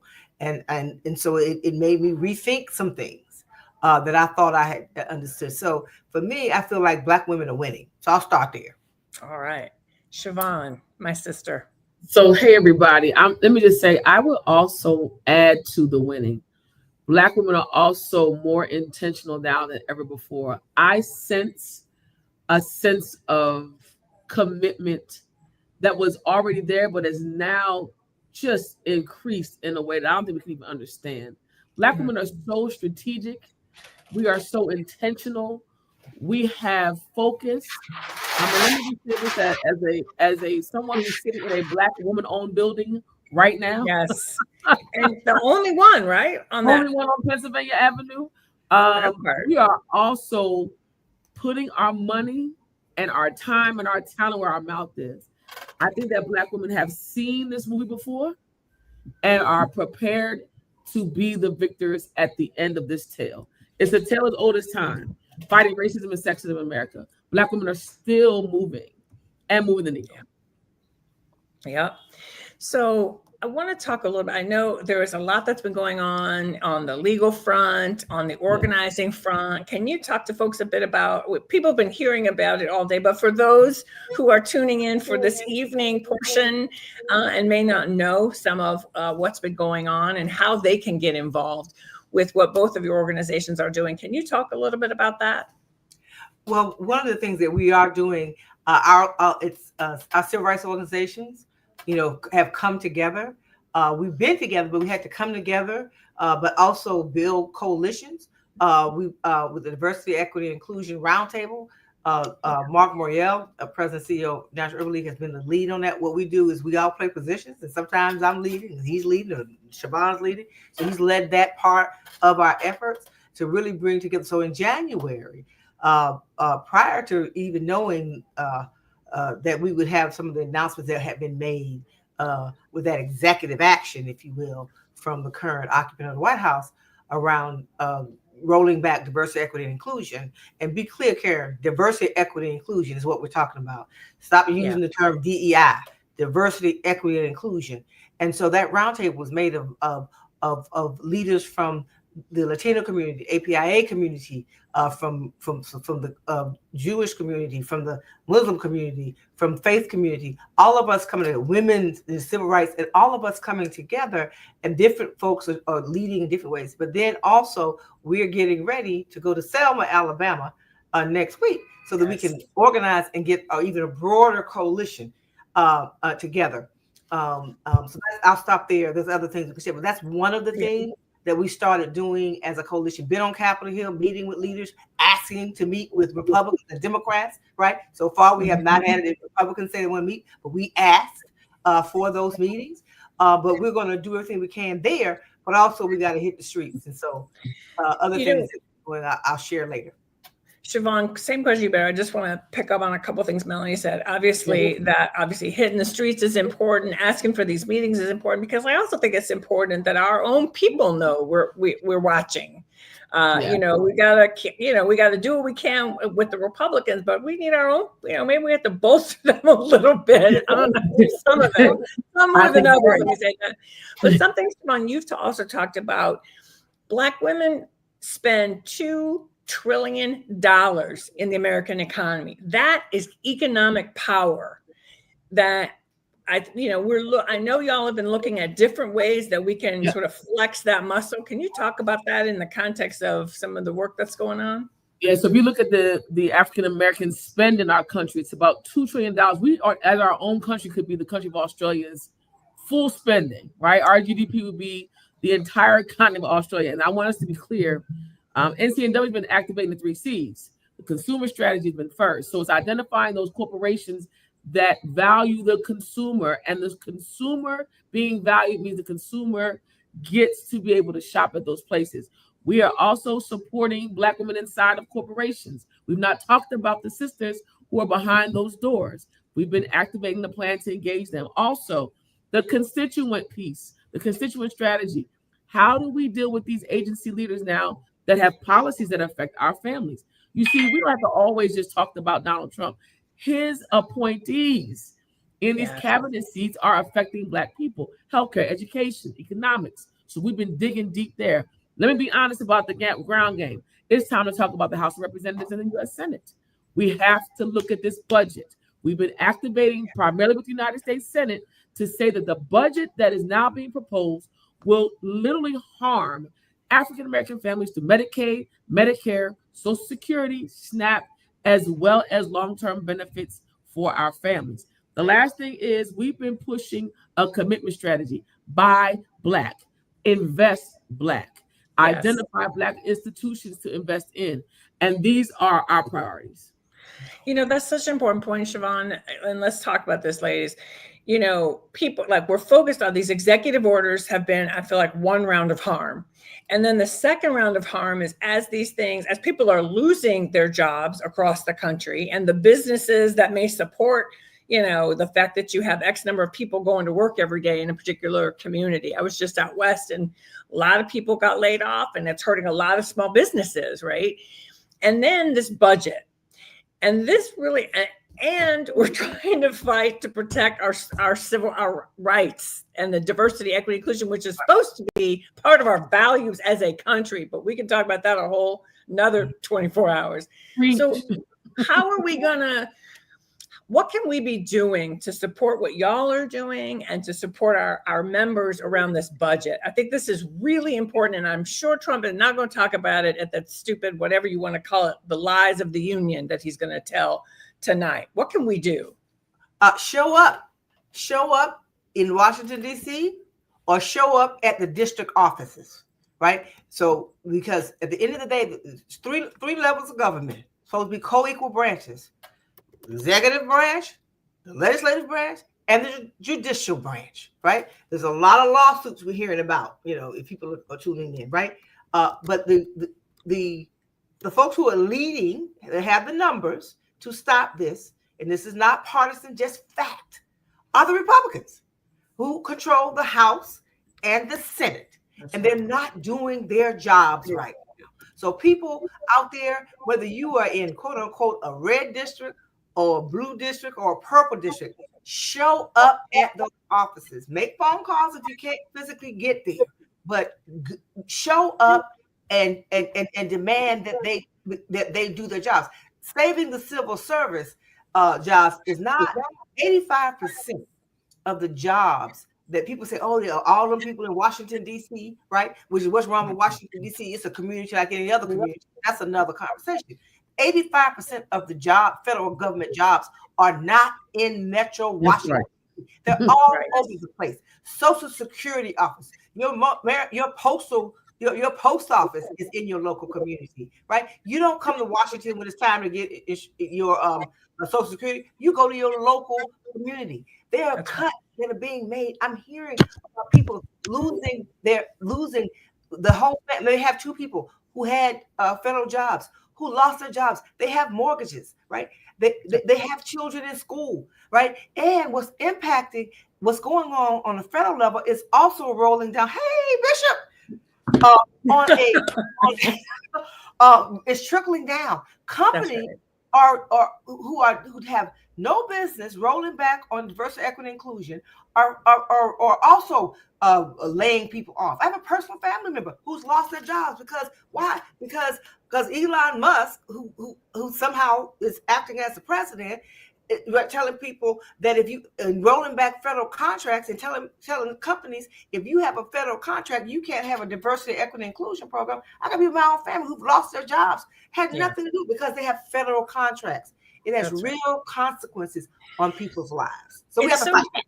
It's so true. I mean, and you have cities like Kansas City, 30,000 government jobs. What happens to Kansas City if all those people get laid off, or even half?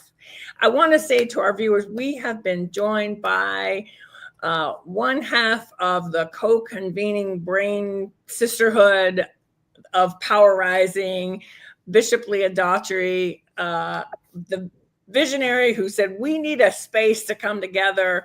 And we're so thrilled to be part of this state of the people coming together. It's so exciting. And we're going to have a moment with Bishop Daughtry in just a moment because we got to center ourselves. But before we do that, just real quick, Melanie and Siobhan, and then Leo, to you, what are you doing to keep yourself in, protect your spirit, protect your health? I mean, Melanie, you talked about taking time. What else? Because I want us to be helping our Black women and our viewers think about how we keep ourselves prepared for this fight. Leah always says, like, be prepared, be ready. So how will we help people stay ready? Siobhan, you want to go first? Yeah, I think first and foremost, if you have a space for prayer, meditation, however you believe, activate what you believe. Activate that which is greater than you. For me, it is my faith in Christ. That is my extension. I also believe in moments of solitude and rest. That comes in spa packages, somebody, amen. That also comes in those moments where you can just take that walk. Do not forget that your well-being has to be intact. You cannot serve sick. You cannot serve sick. We must create space. And then finally, find your village, whether it's your companion in love and space or your sister circle or your co-ed brother sister circle. Do not have folks around you that are going to let you fall down. Make sure your kitchen cabinet is intact. Half my cabinet's on the screen, so it's so much fun doing this today. I love y'all. And we love you, Melanie and Siobhan. Thank you so much. We could spend a whole nother hour, 2 hours, but I want to make sure we give space and time for our viewers to hear from Bishop Daughtry, because I don't want anybody to miss out, because we get to hear her on the regular. Karen, the only last thing I did want to add with Siobhan is the importance of the sisterhood and brotherhood. But what Siobhan said, it's so important now. Do not isolate yourself, right? We're all going through it, and we're going to get through it together because, like I said, we're winning. Thank you so much, sisters. Thank you, Karen. Yes, I'm going to turn it over to you before we go back to Amy Allison and the main program. And, we had talked about, can we just have a moment of being in the spirit, because we need that. Well, I'm going to be brief because I don't want Reese Colbert, who's after us, to be mad at me. No, that's right. We thank you for joining us for Power Rising segment here. And you've heard from our sisters, our partners, and we're always glad to be in good trouble with them. Here's what I want to leave with you. This is a difficult time for us. It's really one we've never seen before because of the pace at which the attacks are coming. You can barely catch your breath from one thing before something else happens. Here's what I want to assure you of, something that the old folks in my church used to say. In the end, it's going to be all right. And if it's not all right, then it's not the end. In the end, it's going to be all right. And if it's not all right, then it's not the end. And if it's not the end, that means we still have time to fight, to work, to pray, to love, to laugh, to be in sisterhood and brotherhood, to hug on our families, to go take the walk, to do the work. We have time. And the time we have is the time we need to make a difference. Rosa Parks said, we only fail when we fail to try. So sister, be encouraged. Brother, be encouraged. It's not the end. We got some work to do, but in the end, it's all going to be all right if we put the time in, if we do the work, and that work includes loving each other, loving our God, loving our families and our communities. God bless you. Thank you for being with us. And with that, I'm turning it over to our host. Oh, okay. I guess that's me. Thank you, Bishop, for for that wonderful word. And I want to bring in Clay Kane. I want to bring in L. Joy Williams. I want to bring in Laree Daniel Favors. Sirius XM Urban View is taking over for the State of the People Marathon. L. Joy, I know you have a train to catch, so I want to make sure that you get a chance to tell people about your 4-time NAACP Image Award nominated Sunday Civics podcast, which people can also check out Sundays on Sirius XM Urban View. How you doing, girlfriend? Hey, girl. Well, listen, you did it for me already by telling folks that they can tune in on Sunday mornings at 9 a.m., where I use what's happening around us, the current political landscape, to teach civic engagement. And, quite often people say we need civics in schools, but there are grown behind folks that don't know where they can engage, what they can do. And I mean, as you know, right, people are emailing and texting and ask us, I want to do something is happening, what do I do? And so this is what we use to do that. And one of the things that you can do, which is what I've been talking about with you, with Clay, with Laree, is talking about doubling down locally. And I'm saying that while I'm in Albany, which is the New York State capital, and I spent all day with over 100 of the NAACP state members lobbying on the state budget, on issues where they're trying to change things that we've done on criminal justice reform, making sure that we continue with our reparations commission. So doubling down locally and making sure that the things that are happening in your local community, in your state, this is what I talk about on Sunday Civics, ways that you can get engaged in that way. Absolutely. And part of what we wanted to do here, this session, for those who didn't see the graphics before, is called Lies, Lies, and More Lies. The politics of distraction. We don't want to just talk about the disinformation and misinformation that we're going to hear tonight from that guy and on the dais. We want to talk about the solutions, because you all know we all have shows where people call in, people want to hear solutions. So I'm so glad that we have Sunday Civics so that people can learn how to get activated in the way that you are. Any other words you want to say before you got to head out? Listen, I just want to also echo something that I think a number of people who have been on this stream, some of whom I've been in a struggle with for a long while, of doubling down, not only engaging locally, but making sure that we are bolstering our institutions in our community. Because it's we who are going to save us, and we who are going to push for a better future. And so look at those institutions that exist in your community and see how you can join, lend a hand, and also just help them make sure that they have the resources they need, which includes not only your volunteer time, but some of your cash, to make sure that those institutions can continue to advocate on your behalf.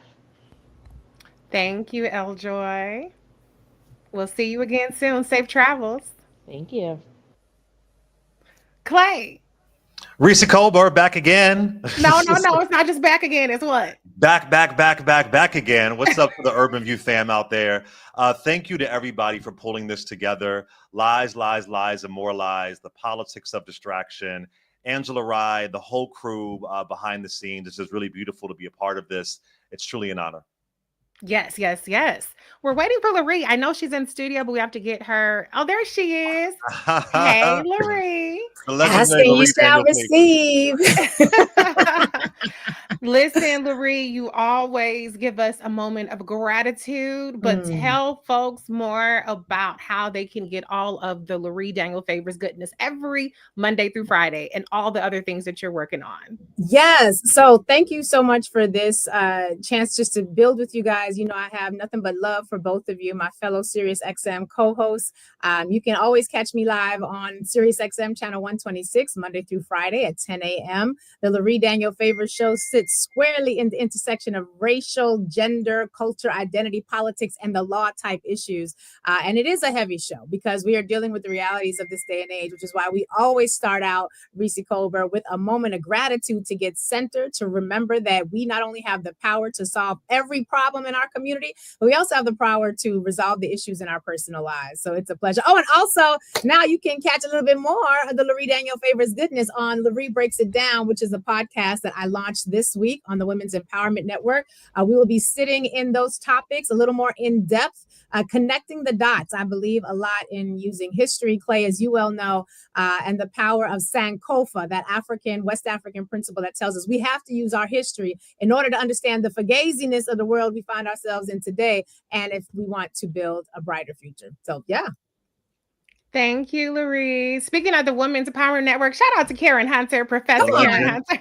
Yes. The Empress yes. of Urban View. Yes, yes. Yes, yes, She's built this space where we've got Black-owned media in one element, and then we've got Black-facing media in another element, and she ensures that we maintain a sense of integrity and love for our people that shines throughout all of it. So I'm grateful to be in that space. But y'all said lies, lies, lies, and more lies. And I know we are not going to be watching the lies tonight, because we are going to be doing the work of building this independent Black media space, these independent institutions where we really get to recognize our own power, something we probably should have done before, but I'm just going to be grateful that the ancestors have allowed us to reach that point now. Yes, yes. Thank you so much, Laree, for popping in on us. Appreciate y'all. Keep up the great work. Love y'all. Love you. Clay, all right. Why are we here? Tell the people. So part of this is to debunk in advance the foolishness, the demise of the union that you're going to see tonight. And we're going to break down some of the lies you're going to hear. But one of the things that I really want to hammer in is the lies and foolishness that you're going to hear. This is not just a Trump issue. This is a long time in the making of the Republican Party. Today, 148 years ago today, was the end of Reconstruction in 1877. Today is the day they devastated it, Reconstruction, with the Compromise of 1877. But I want to say since then, the opposition party, whether it was Republican at one point or Democrat at one point, they have been working with lies, telling us lies that Reconstruction was a failure because Black leaders were lazy and they weren't doing the work. Telling us lies that Abraham Lincoln freed the slaves when Abraham Lincoln was forced into glory. Telling us lies about the war on drugs for Richard Nixon. Telling us lies about the welfare queen narrative for Ronald Reagan, when the majority of folks who are on welfare happen to be white and also in red states. Period. Telling us lies about the Willie Horton ad. Telling us lies about DEI and woke and CRT. Telling us all these lies to scare people, scare people into voting for what they believe to be is the truth. But the truth is that the truth isn't sexy. A lie is sexier. Oh, it sure is. And right now we're in a time where they're using Southern Strategy 2.0 tactics to harm people. And so one of the things that I've been saying is that as we talk about these lies, Trump is a manifestation of the hate the Republican Party created. And lastly, I'll say, I also want to think about this. You know, I'm from West Philly. I know a lot of people who didn't show up to vote. And think about this beyond the D and the R, beyond Democrat and Republican. Politics is about resources. So forget DNR for a minute. Yeah. Do you want your grandma to have access to pay $35 for her insulin? Mm-hmm. Do you want to have Head Start? Do you want to have community college? Mm-hmm. Do you want to have a higher living wage? Do you want to be able to read about your history and not be banned? What are the things that are important to you? Look at the resources. Right. Which party gives you the resources that you want? Which party tells you the truth? Yep. And that's a main thing I want to center in. So as you hear these lies, Trump may be more bombastic, but it's the Ronald Reagan remix. Yeah. It's the Richard Nixon remix. Right. And this is Corn where Pro, all that stuff. Exactly. So yeah, I just want to hammer that in, that this is an old school stunt. And it hurts me to see that sometimes people in our community fall for it. Right. They got you thinking about immigrant, as they're taking your rights away in your sleep. Trans. Focusing everything, but the rich guy at the top exploiting all of us. So let's not fall for these Jim Crow lies. Yeah, but it's important to note that we didn't all just so happen to be singing the same tune. Our community is disproportionately targeted with disinformation. This goes back to, at least documented wise, the Mueller report and what Russia has done to sow division racially within this country.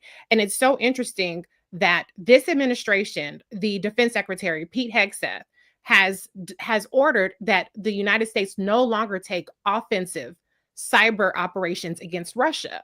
Meanwhile, Russia is still taking cyber operations against us. What is the main way that Russia does their cyber operations against us? By disinformation. And so we have to be just as diligent, even though we're not as well funded, especially when we're talking about Black media and Black voices, even though we don't get to beat the algorithm, which is something that was just talked about in the last segment. We have to be diligent about speaking out against this disinformation, because not only does it get people to buy in onto some of the things that we're going to talk about, but it also gets people disillusioned and disengaged. And so when we don't even show up, then they're already winning. Every one of us that stays home is basically a vote for the other side. It empowers them that much more. And so there are very real consequences to disinformation, and it is very powerful. The act of disrupting disinformation is powerful in and of itself. And so one of the things that we want to really address in this session is talking about or pointing out the fact that what you guys are going to hear tonight, those of you who watch, or what you're going to hear in terms of the feedback afterwards, the solutions or so-called solutions that this administration is putting forth are based on lies. They're based on lies. So you have fake crises, manufactured ones, and then you have solutions that aren't actual real solutions to anything. And it's wasting our taxpayer dollars. So let's start off with tariffs. People are going to hear a lot tonight about fentanyl. Fentanyl is about to be the new migrant caravan, is about to be the new CRT, is about to be the new DEI. That's what you're going to hear about tonight, because Donald Trump has just put in 25% tariffs on Canada and Mexico. And he's doubled the tariffs on China because he's saying that they're allowing all this fentanyl to come in. Now, fentanyl is a problem, but is putting tariffs on these countries, which, by the way, they, them do not pay the tariffs.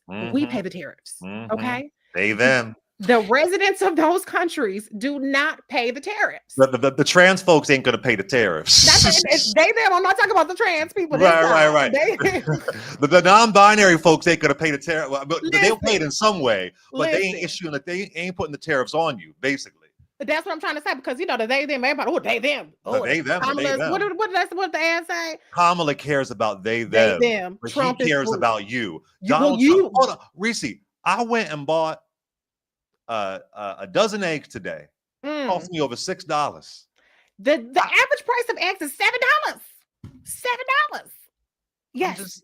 I'm just saying. That's double.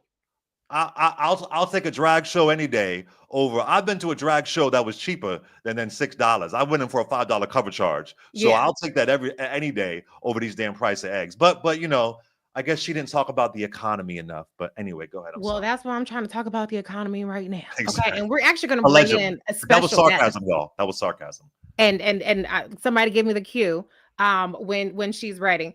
But you know, like I said, we're going to hear, or the country is going to hear a lot tonight about fentanyl. And fentanyl is going to be used as a justification for tariffs that are going to increase the price that we all pay. Meanwhile, it's not going to actually resolve the problem with fentanyl. And because tariffs don't resolve fentanyl problems, they just don't. So this is where I'm talking about when I say that the lies, and lies are creating manufacturing problems, and then they have really bad solutions that are not actually solving the issues. If we want to solve overdoses, then we should be doing more around drug prevention. We should be doing more around funding our hospitals, about getting Narcan in more places, not putting tariffs on avocados and your iPhones or whatever else situation may be. So that's just one of the examples of how you're going to hear lies tonight that are going to try to justify policies that are harmful to all of us. But Clay, let's take a pause for a second, because we have two congresspeople who are going to be joining us right now. This first one I'm going to bring in, I love her style. I call her a cussing congresswoman because she just has the spice of life that we all need. So I want to bring in Congresswoman Kamala Dove. Let's see if she's ready. Hey, how you doing? Hello, Congresswoman. I think you're on mute, Congresswoman. I am on mute. Hello, how are you? Doing great. Good, Thank you how for are being you? here. I want to say I've been day drinking, but that would kind of be a lie. But I have definitely been in deep meditation as we plan for tonight. What's your drink of choice? Hold up now. Let's get a little cocktail in. Well, I'm a whiskey girl. Oh, okay. I'm a tequila man, so it's all good.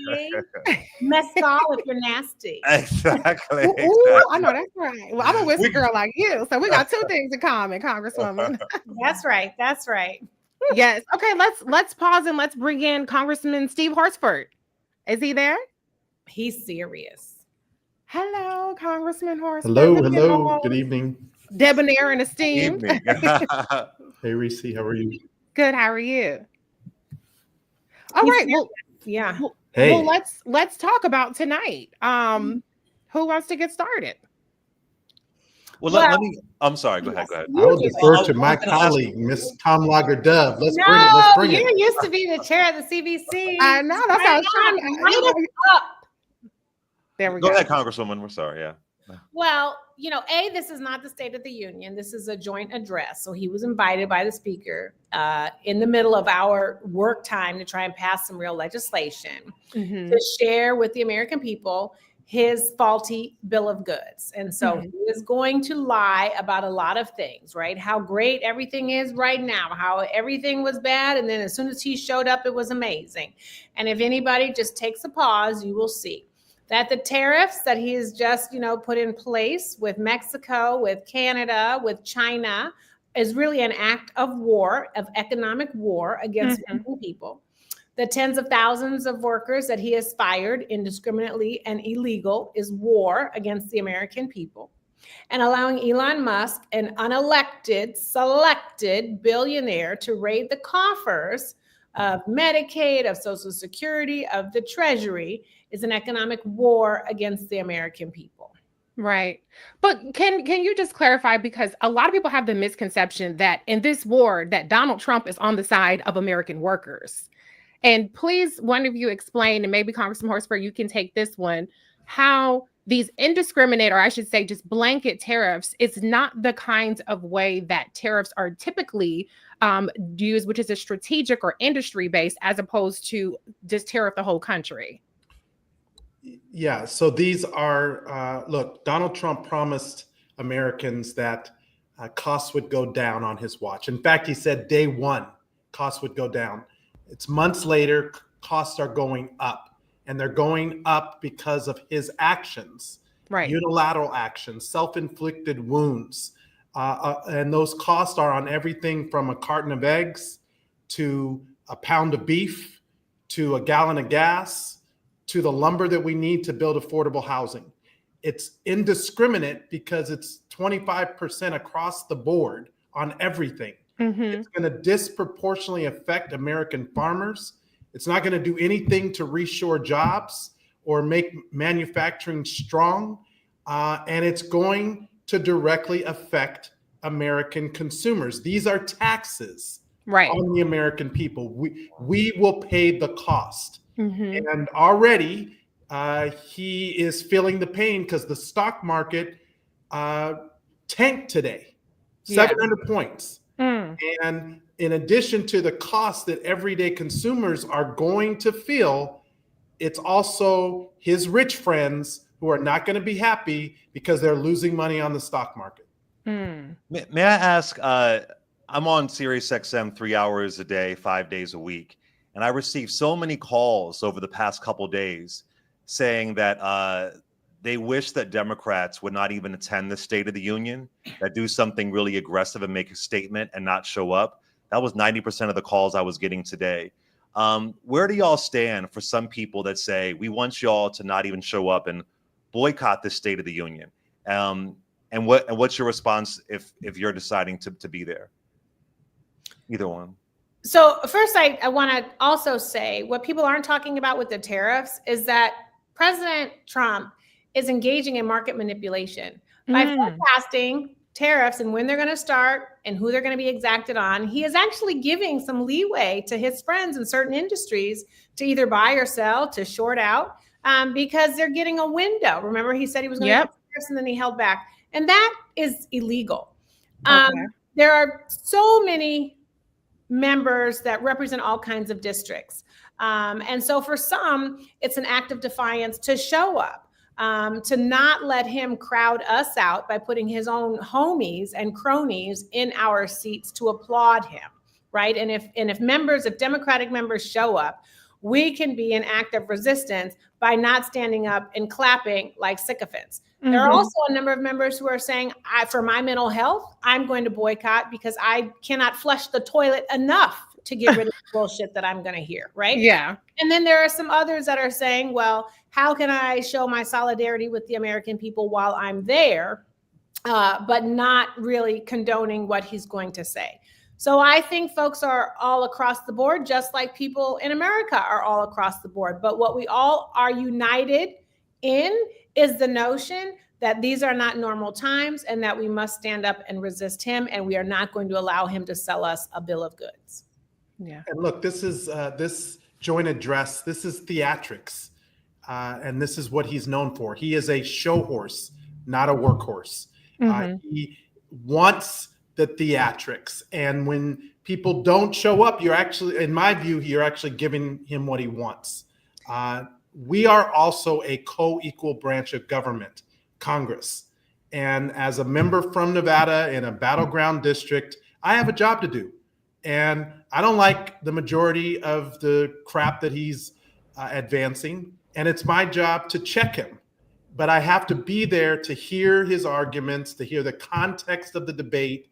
And it's not going to just be about tonight. It's going to be about the government shutdown that the Republicans are risking in a week from now on the 14th. It's going to be about the fact that they're cutting $2 trillion on the backs of everyday Americans in order to give tax breaks to billionaires and the tech tycoons and the big corporations. And even though they call themselves fiscal hawks, they're doing it by adding $4 trillion to the deficit, which is going to make us all hold the bag for their tax cuts. And so I want to lean into this fight. I want to show up to the fight, and I want to be ready to take a punch and to give a punch on behalf of my constituents who need their health care to be defended, who need their rights and their opportunities to be protected. You know, Clay, the other thing is, let me tell you what's going on right now.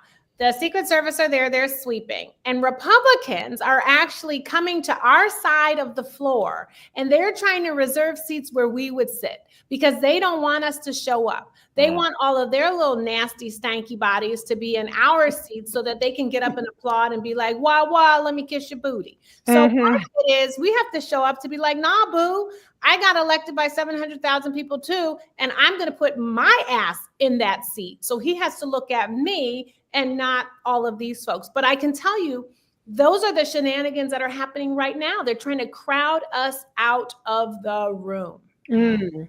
Before you all go, Congressman Horsford, I know a big thing that Donald Trump promised was no tax on tips. And I expect they will hear lies. This is about lies, lies, and more lies tonight with them claiming credit that the no tax on tips is in the House bill that just passed. Can you clarify, before you guys go, what is the status of no tax on tips from this Republican bill?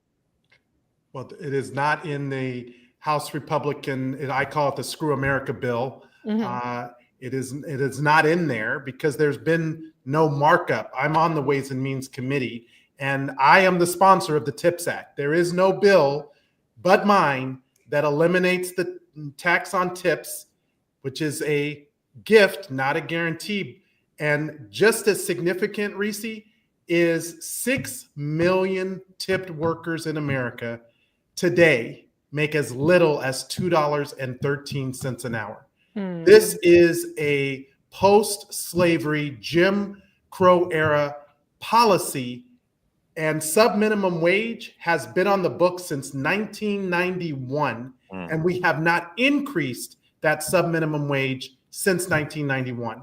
My bill is the only bill that eliminates that sub-minimum wage, that raises the wages of these tipped workers, 70% of whom are women, Black and Latina, and that allows them to keep more of their hard-earned money.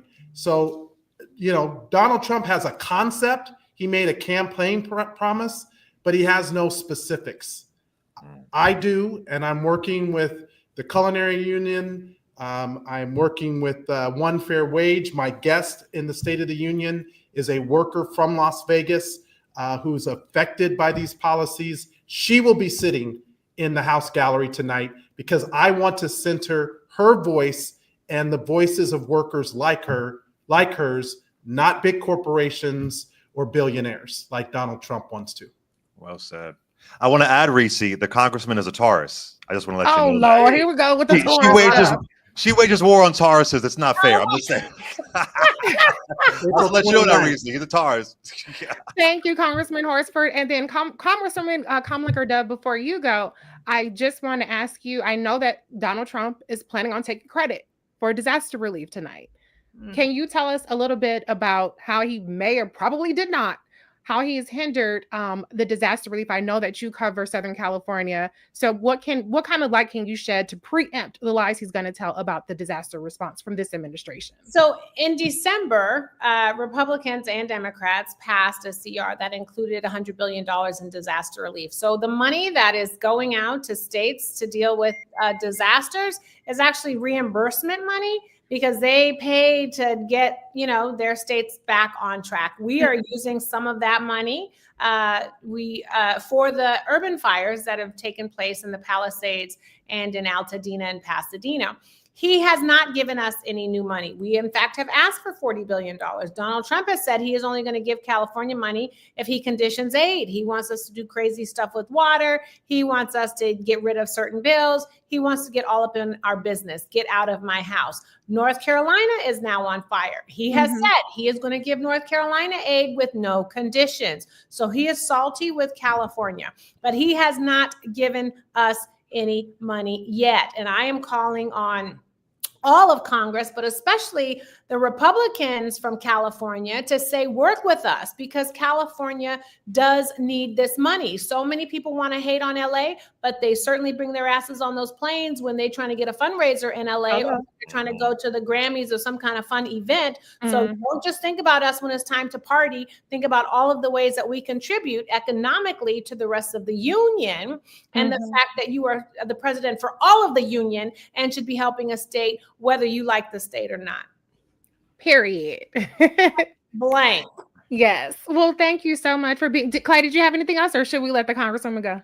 No, I just appreciate you showing up, and it's important for us to be here collectively and hear our voices. So I truly, truly appreciate it. Thank you so much for taking the time, and thank you for taking the time. Thank you.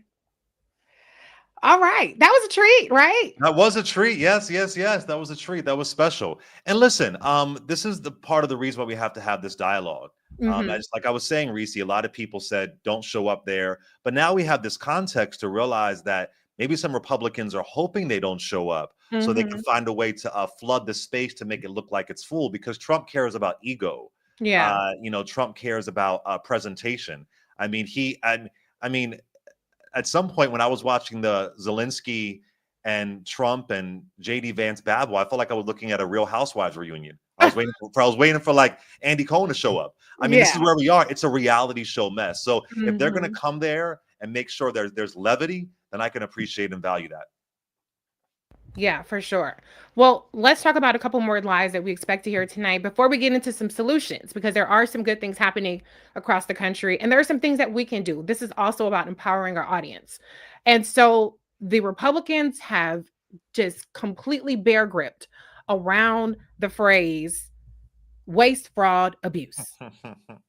That is the new CRT. Everything is a new CRT, a new DEI, a new everything. And you know, Clay, I think that I'm going to be have a controversial take here.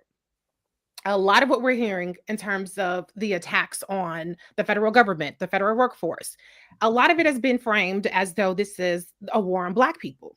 And I understand that. Obviously, we disproportionately make up the federal workforce. Obviously, it's been a way that we've attained our status in the middle class. It's a very integral part of the economy in the DMV area. But I think that this is actually a war on white people, and Black people are the collateral damage. Now, they dangle us like a carrot, the bait to catch the big fish. And they dangle our humanity. They dangle our citizenship. They dangle our disenfranchisement. They dangle Jim Crow 2.0. And those are very real things that we are in the process of seeing happening. But the big fish is not Black people. The big fish are those poor Appalachian whites, are the people in what do they call them? The diners in Ohio, the Rust Belt, the rich people, the oligarchy, the Elon Musk, the billionaires and millionaires. This is a cabinet full of billionaires and Fox News hosts. They do not want to share resources. They do not want to care for thy neighbor. And there are a whole lot of them, in terms of the white people, that they have to find a way to break from this system. There aren't enough of us. Even if they went through all of us, it's still millions and millions and millions and millions of white people who are on Medicare, who are on Medicaid, who are on SNAP benefits, who are part of all of these programs. When you look at the rural communities, when you look at, like I said, the Appalachian communities, there are all these people that they have to get to, and we just so happen to be the ones that they run over on the road. And so I say that because not that I think it makes anybody feel better, but I want us to kind of not internalize some of this, animus so much.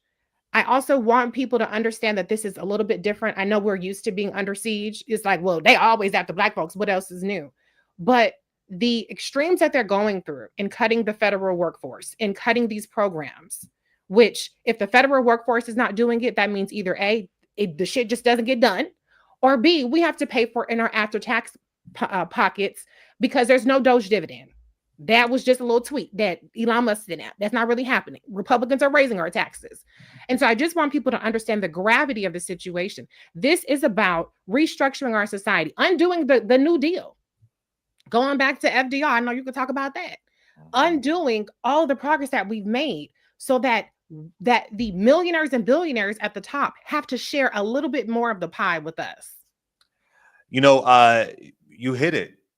Lyndon B. Johnson, he famously said, if you can convince the lowest white man that he's better than the best colored man, he won't notice you're picking his pocket.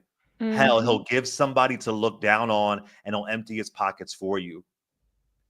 You brought up Doge. Nearly 40% of contracts canceled by Doge will produce no savings. Right. And this is the thing that Fred Hampton tried to narrow in on.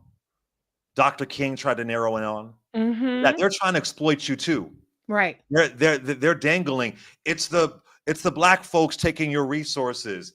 If we have this 1964 Civil Rights Act that goes through, you're going to lose your jobs. If we end slavery, this is going to ruin the economy. When That's at the right. end of the day, they want to narrow in on exploitation. And it's heartbreaking when you see poor white folks voting against their own interests.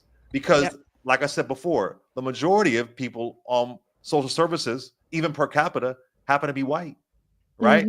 So, they're targeting you in West Virginia.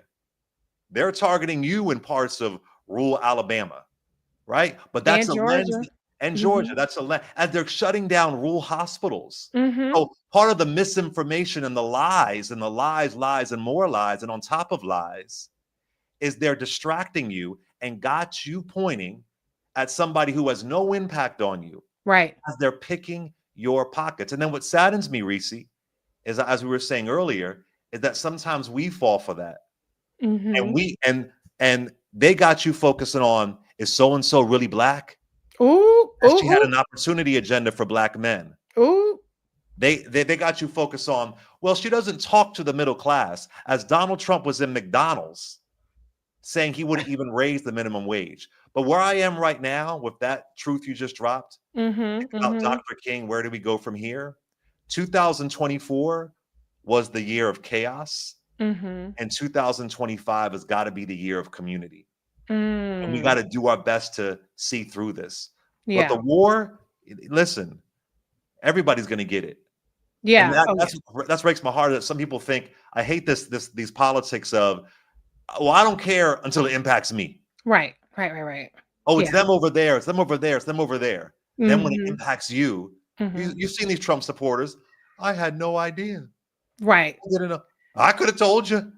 Yeah. But we don't care until it impacts somebody else. That is a sick part of our culture right now. And that, above the politicians, above the policies, that it doesn't matter until I'm the target. That's going to really bring us down. And that's why I'm happy we're here showing how collectively we're impacted by this. Right.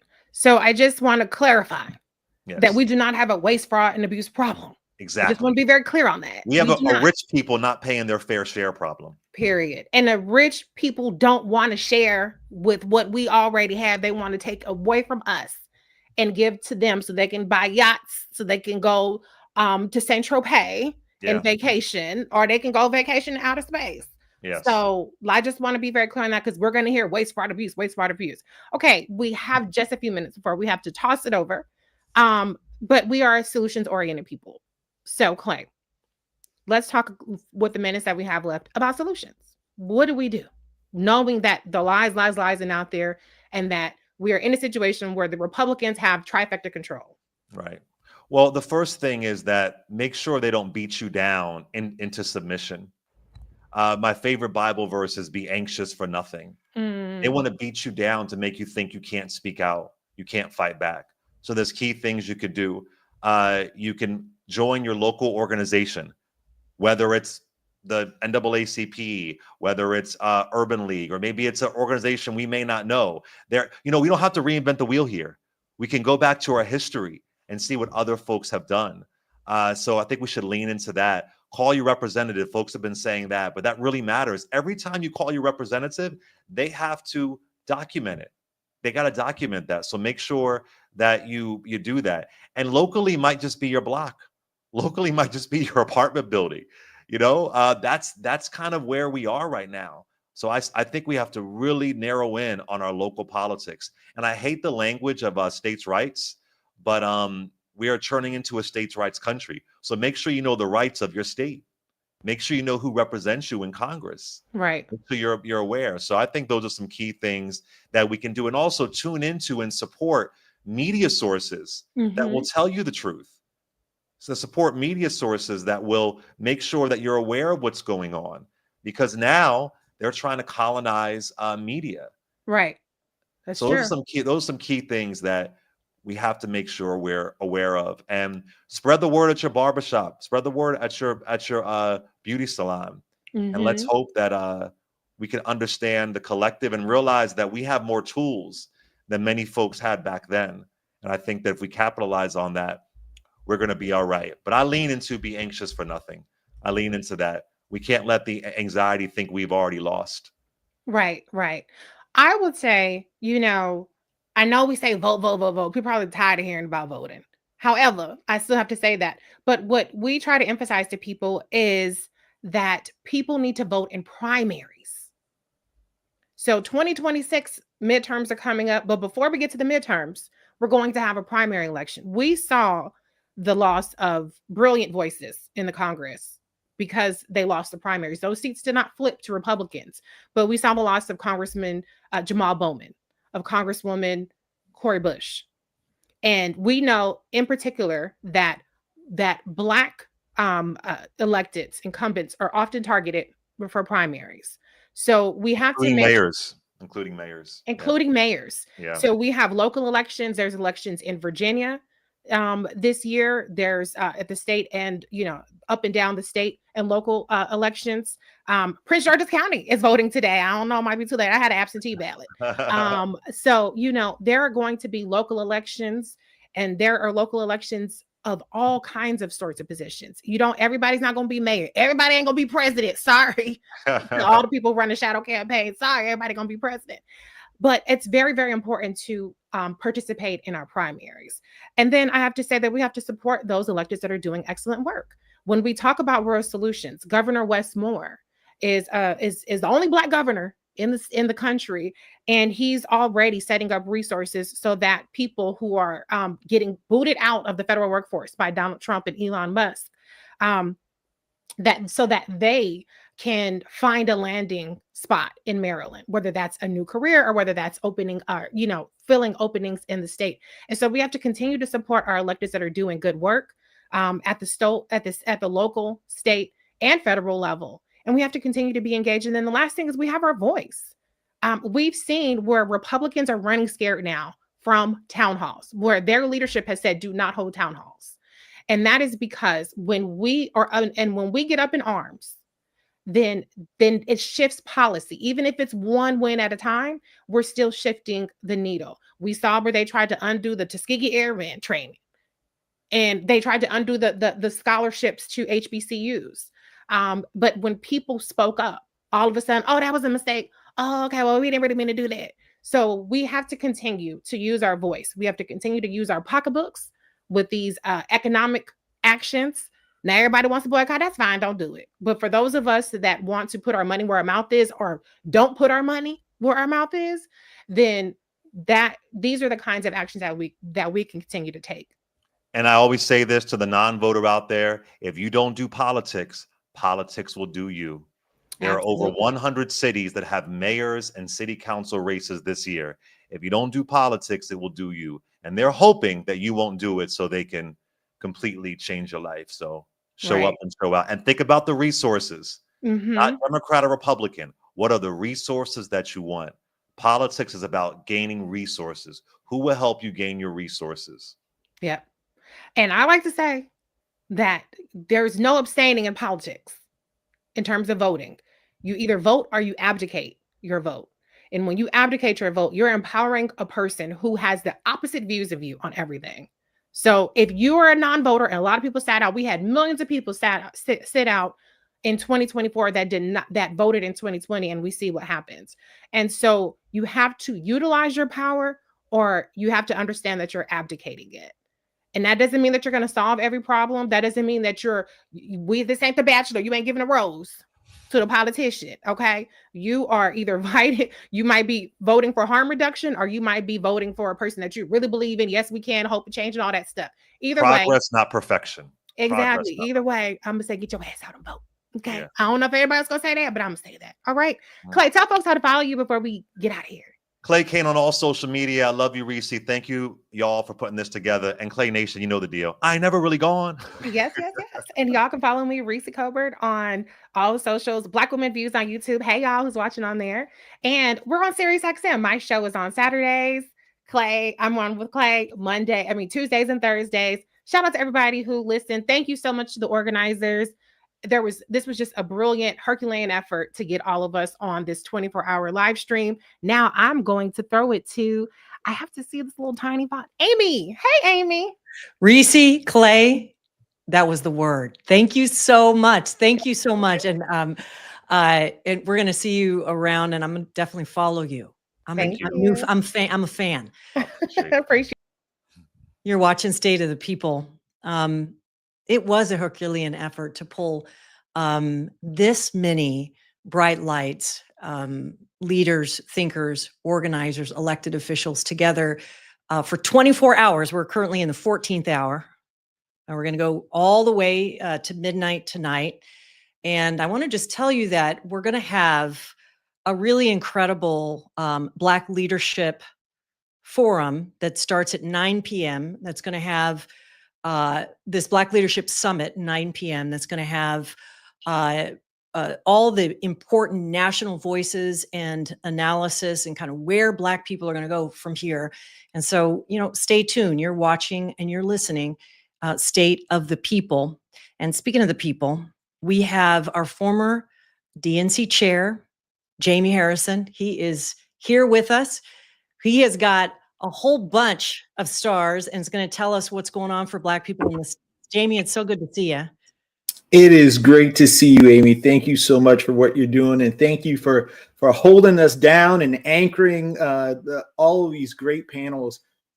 Listen, I'm learning so much just by watching this. This has been nothing short of amazing, and I have to say a special thank you to Angela Rye and Joy for their vision and their leadership.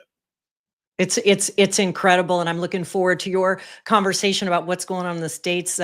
Tonight, there's the last segment was about lies. This is all about where the battle really is in the States, and so I'll hand it over to you, Jamie. Well, thank you again, Amy, and hello, everybody. I am Jamie Harrison, the former chair of the Democratic National Committee. And folks, listen, like so many of you, I am still reeling from the results of last year's presidential elections. And the nation has begun to really feel the ramification of those results. Veterans are being fired from federal positions. Farmers are losing guaranteed federal contracts. We're seeing that our schools are being impacted by draconian cuts in programs and services. Elon Musk, this foreign unelected billionaire, is threatening the healthcare safety net of the nation. He's threatening Medicaid and Medicare. House Republicans, they're threatening Social Security. Folks, in Trump's Washington, he and his minions actually believe that they are all powerful. But what we're seeing across the nation, from town halls to rallies and protests, Americans are expressing their frustrations. Their frustrations with Trump's decimation of our social safety net. The people are starting to stand up, they're speaking out, and they're demonstrating. Again, Donald Trump believes he is all powerful. But my friends, the true power in America is not the occupant of the White House, but the people of America. Donald Trump and Elon Musk, they believe that they have all the cards. But in the words of my grandmama, we're about to show them better than we can tell them. There's a saying that in the darkest nights, we see our brightest stars. Well, my friends, it is dark right now in America.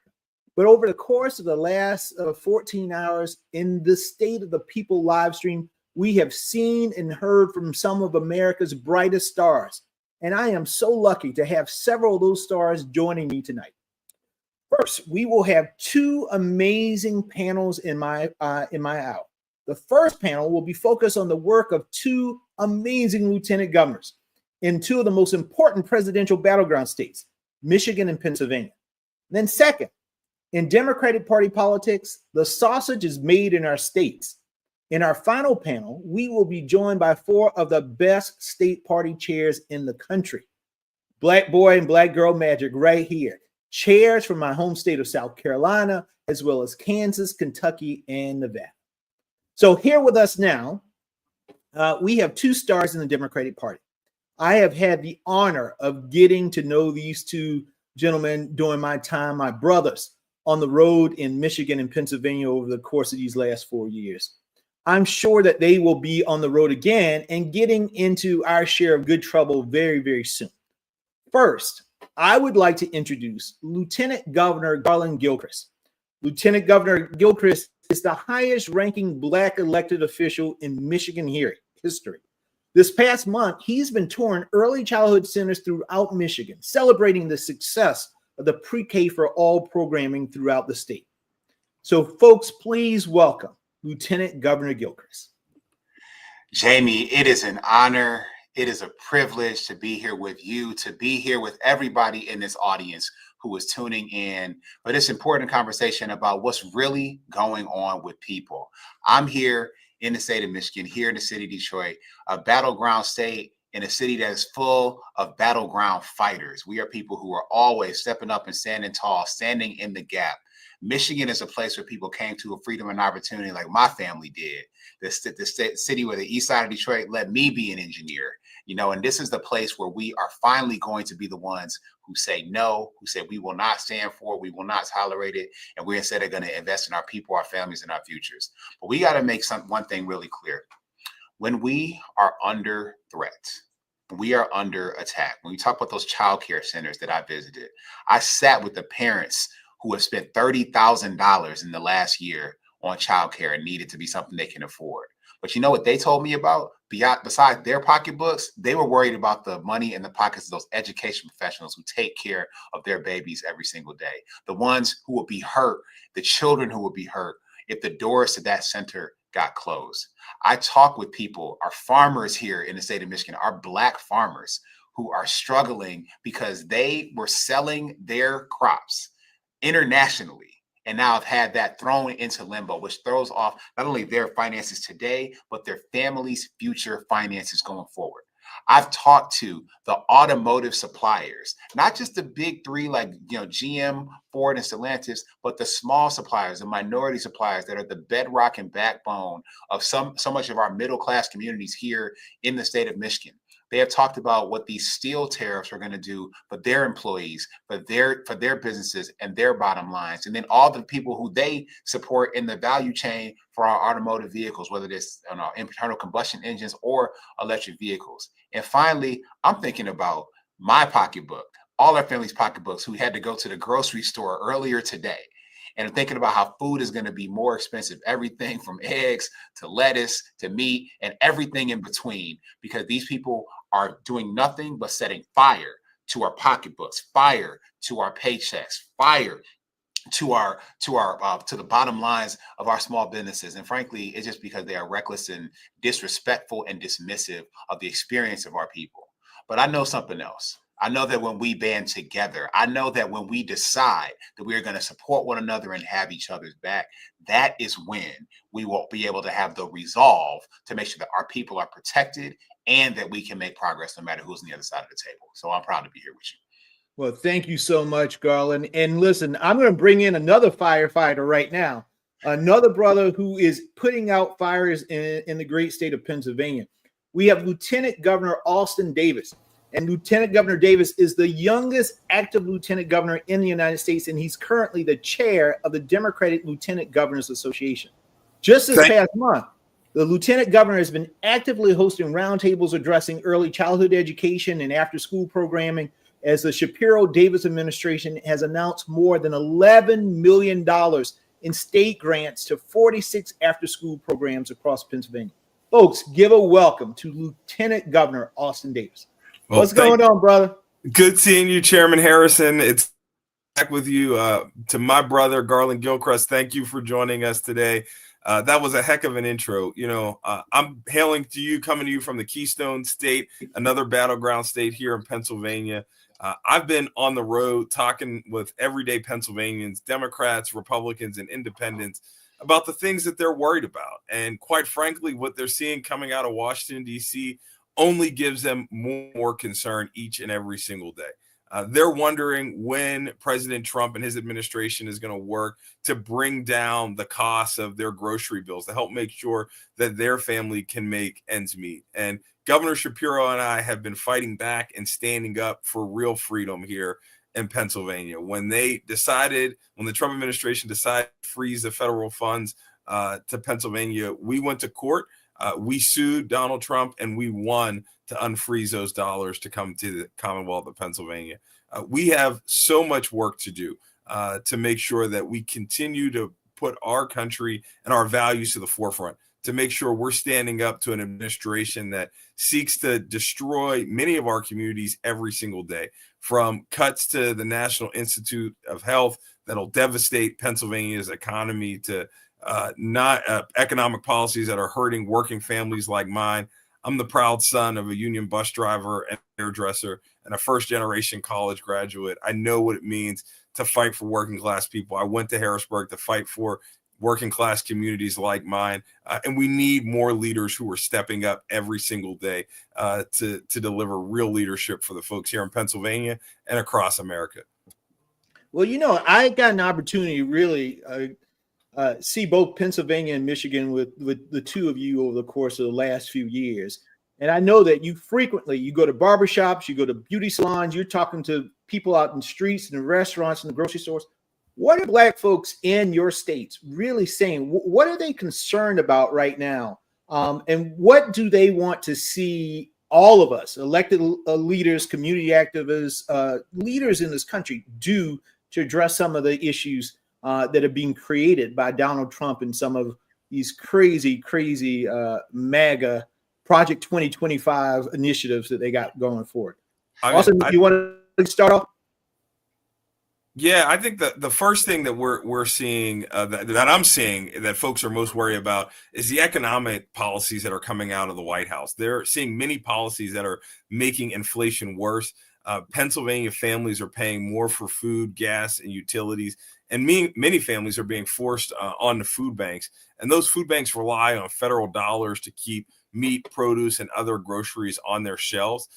And so they want leaders who are going to stand up to make sure that we're addressing the problems that them and their families are facing, not cutting taxes for billionaires on the backs of working class people here in America. Those aren't the policies that people voted for, and that they want leaders who are going to stand up and fight for them and their families. I think the one thing that we have seen, or that I've seen as I've traveled, not just Pennsylvania, but this country, is that folks who are requiring more from their leaders. They're requiring us to think outside the box, to come with a fighting spirit and to fight for them and their families in a way that we have never done before.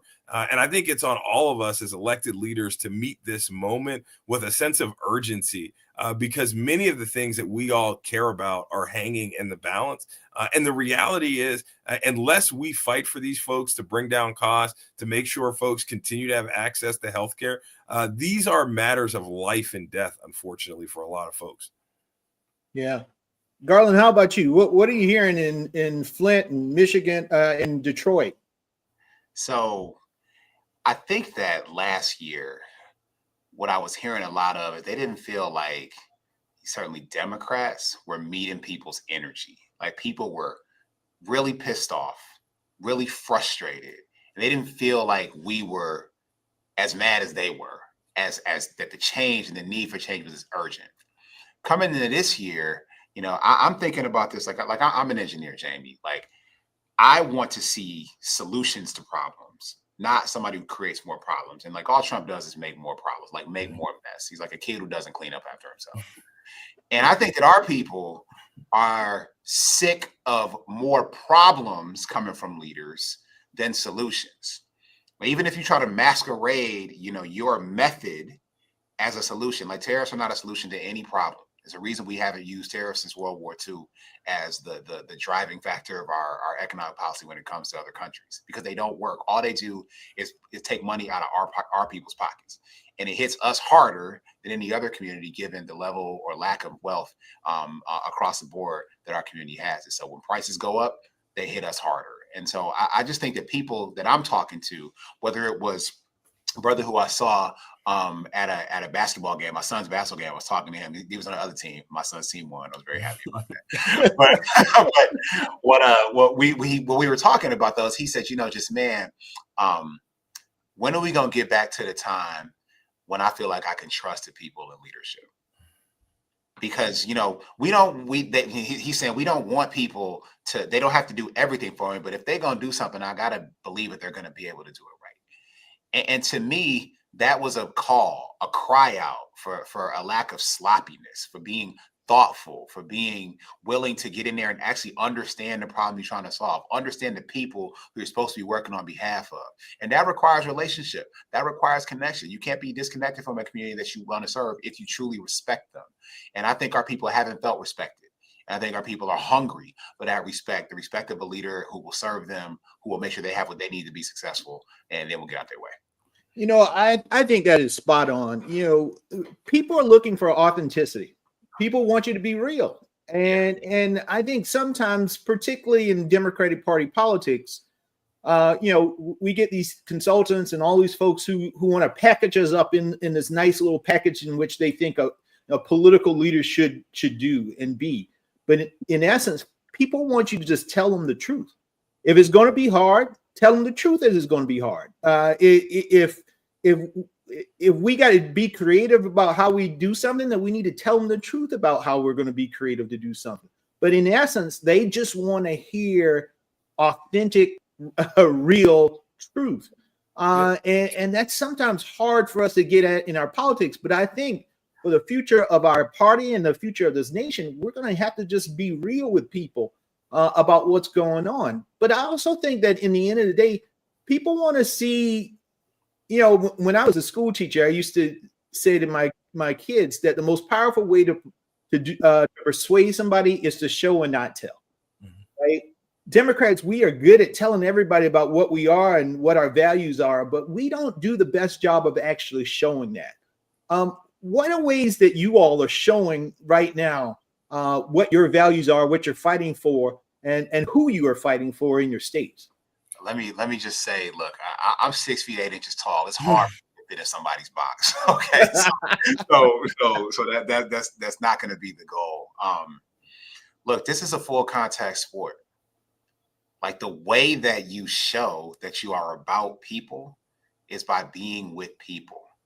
These are conversations that are not, that you can't have that kind of conversation with a person when there's a microphone between you and them. That can only happen hand to hand, face to face, eyeball to eyeball. And we have to have the energy to be able to do that. And then serving as lieutenant governor for the last 6 years, and then year 7, Michigan has 83 counties. We are the biggest state physically east of the Mississippi River. And I've been to all 83 counties in Michigan 3 times.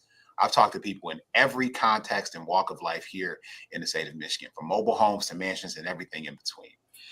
And what people want to understand is that, one, you will actually listen to them, and that if they tell you something, it will result in some action that will help them. But that requires, to build that trust, to build that rapport, to build that relationship, you have to go see people. And I think sometimes folks would rather sit in an ivory tower and be an intellectual rather than get in the dirt with our people and understand what's happening on the ground and get your hands dirty to fix it alongside them.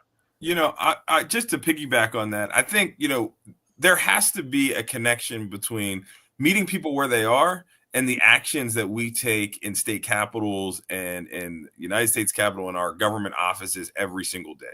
You know, one of the things that I have heard consistently about is people's desire and need to feel safe in their communities. People don't feel safe under the threat of gun violence. And so we've responded to that by investing hundreds of millions of dollars in public safety programs, from successful violence intervention and prevention programs to after school programs to investing in law enforcement to make sure that we have police officers that have the resources that they need and are properly trained to police our communities. You know, and so I think for a lot of people, they lose trust and faith in elected officials when their words don't match their actions. Yeah. And I think we have a responsibility to make sure that everything we're doing in government is lining up with our words and our actions. But I also think, to one of the earlier points, you know, when I ran for office, my philosophy was that the people closest to the pain should be closest to the power. And what I mean by that is the decisions that we make every single day in government disproportionately affect Black and brown people, disproportionately affect women. And we have to have diverse voices leading in government and running for office. And that doesn't just mean, gender diversity. It doesn't just mean racial diversity. It means background diversity. It means making sure that if you're a small business owner, they have an opportunity to run for office and serve in their community. If they are the son of a union bus driver and a hairdresser, they have the opportunity to run and be Pennsylvania's first Black lieutenant governor. Everybody can't be a lawyer. We need people who have actual, real, lived experience. And I think the Democratic lieutenant governors across the country represent that well, from myself to Kim Driscoll in Massachusetts, the wife of a bricklayer, to Sarah Rodriguez, a former nurse, to Garland Gilchrist, was a tech entrepreneur doing big stuff in Michigan. Like, we all have a different perspective. And I think it's important to have leaders who have a different perspective and who can speak to the authentic concerns of real people. Well, one of the things I often tell people is that our party in particular has to transform itself. Can't just be a political organization that's asking for votes every 4 years and that's the only time you show up. You got to be a community organization, and that's like a culture shift. It's a different lens by which we look at and how we interact with our constituents and the rest of the world. Because if you're a community organization, you're on the ground 24/7, every day, every week, every month. And that's what we have to get back to, because it used to be, you lost your house, you needed housing, you lost your job. You could go to your city council person or your mayor or even your lieutenant governor and say, I need help. And guess what? Those people then would help you with those things. And we really have to get back to that. And I know the two of you know that to the core of who you are. And that's why you're successful. And again, this ain't y'all saying this. This is me saying it. This is why I believe in the end of the day, I won't just be calling y'all lieutenant governors, but one day governors in the great states that you represent, because you understand, you have your finger on the pulse of the people. You understand their pains, but you also understand their dreams. And to go back to that idea of dream, we know hope is so important to our communities. What can the two of you say to inspire our communities right now who are under great despair, and just give people hope again that things will get better as we move forward and we push back against what we're seeing coming out of the White House? Either one can. Yeah. So look, I would say that there are elected officials and concerned citizens who are organizing and mobilizing every day in their communities, despite the chaos that is going on in Washington, D.C. An example of that here in Pennsylvania, Donald Trump, one of the first actions he did was shut down the Federal Office of Gun Violence Prevention. And we're moving forward in Pennsylvania with standing up ours and making real investments to make sure we take on gun violence in our communities. And we have seen gun violence drop all across Pennsylvania in large cities like Philly and Pittsburgh, but also smaller communities like York and Reading. I visited Reading Hospital this week, and they have the busiest ER department in the Commonwealth. And I talked to doctors who are on the front lines of the fight against the epidemic of gun violence. And they're working with law enforcement and local victim service agencies, not just to deal with gun violence, but to prevent it. And these are the folks who inspire me every single day to keep in this fight. And so I would encourage folks to look to your community, look to your neighbors, and then get involved. Not everybody has to run for lieutenant governor or run for office. Sometimes it's volunteering at a nonprofit. It's organizing in your community. And I think you'll find that there are other people who are just as dedicated as you are to moving our country forward. When I think about this moment and what I've seen keep people going, where that hope comes from, we are a people who have always had high expectations. And if you think about it, hope is really, an illustration of having expectations that something better is possible and that something better is reachable if we make certain things true.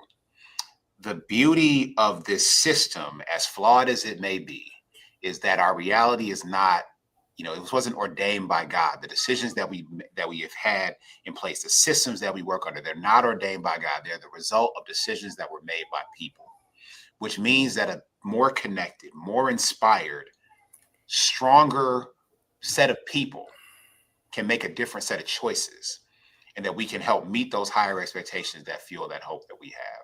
We've seen this in our history time and time again, where we've come out of darkness and into a morning where we can see opportunity even further than we could previously. And so I'm just moved by the fact that we have somebody in their community. You have somebody in your community right now who has not given up.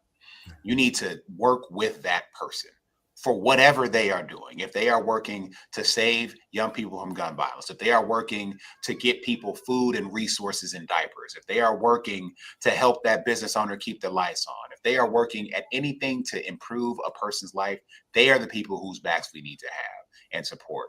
And I can do that as a public servant. You can do that as a volunteer, an activist, an employee, a partner, a spouse, a child, whatever it may be. We all have a role to play in helping our people continue to have high expectations for the future and continue to know that they have a role to play in making what they hope for a reality. Well, I appreciate that. And listen, I think one of the stories that we heard, and I know we're about to close down this panel, but one of the stories that we heard constantly last year during the election cycle was about Black men, and particularly about young Black men. You are two young Black men who are leaders in this country. As we close and move to our state party chairs panel, what advice or what thoughts did you have to share with young men right now who are wondering where they fit in this country, where they fit in the political world, and they can look to in the coming weeks and months and years ahead? So I would love to hear any closing thoughts that you have about that. Look, I would tell them that we need you. We need you involved in the process. And I think what the other side wants us to do is to feel like we can't make a difference and that we shouldn't get involved in the process and that we should just sit at home. And I recognize that I stand on the shoulders of giants here in Pennsylvania, people like K. Leroy Irvis, who was our first Black Speaker of the House of any state house in the country here in Pennsylvania, and people like Robert Nix Jr., the first Black Chief Justice of the Supreme Court here in Pennsylvania. Their service inspired me. It's my hope that young people, young Black men look at me and see not just the youngest lieutenant governor in the country, but someone who came from a neighborhood like them with a similar life experience as them. And to tell you that if I can do it, you can do it. And we need you to help move our country forward. I just would ask them to make a simple choice. Do you want to be somebody who makes things happen or somebody that things happen to? Because it's really only two choices in any situation. And I believe that we are a powerful people. I believe we're people who can impact the present and the future. But we have to make the choice to make things happen. And I let them know that if that's the energy they have, then I will meet that energy and be right there with them to help them make things happen.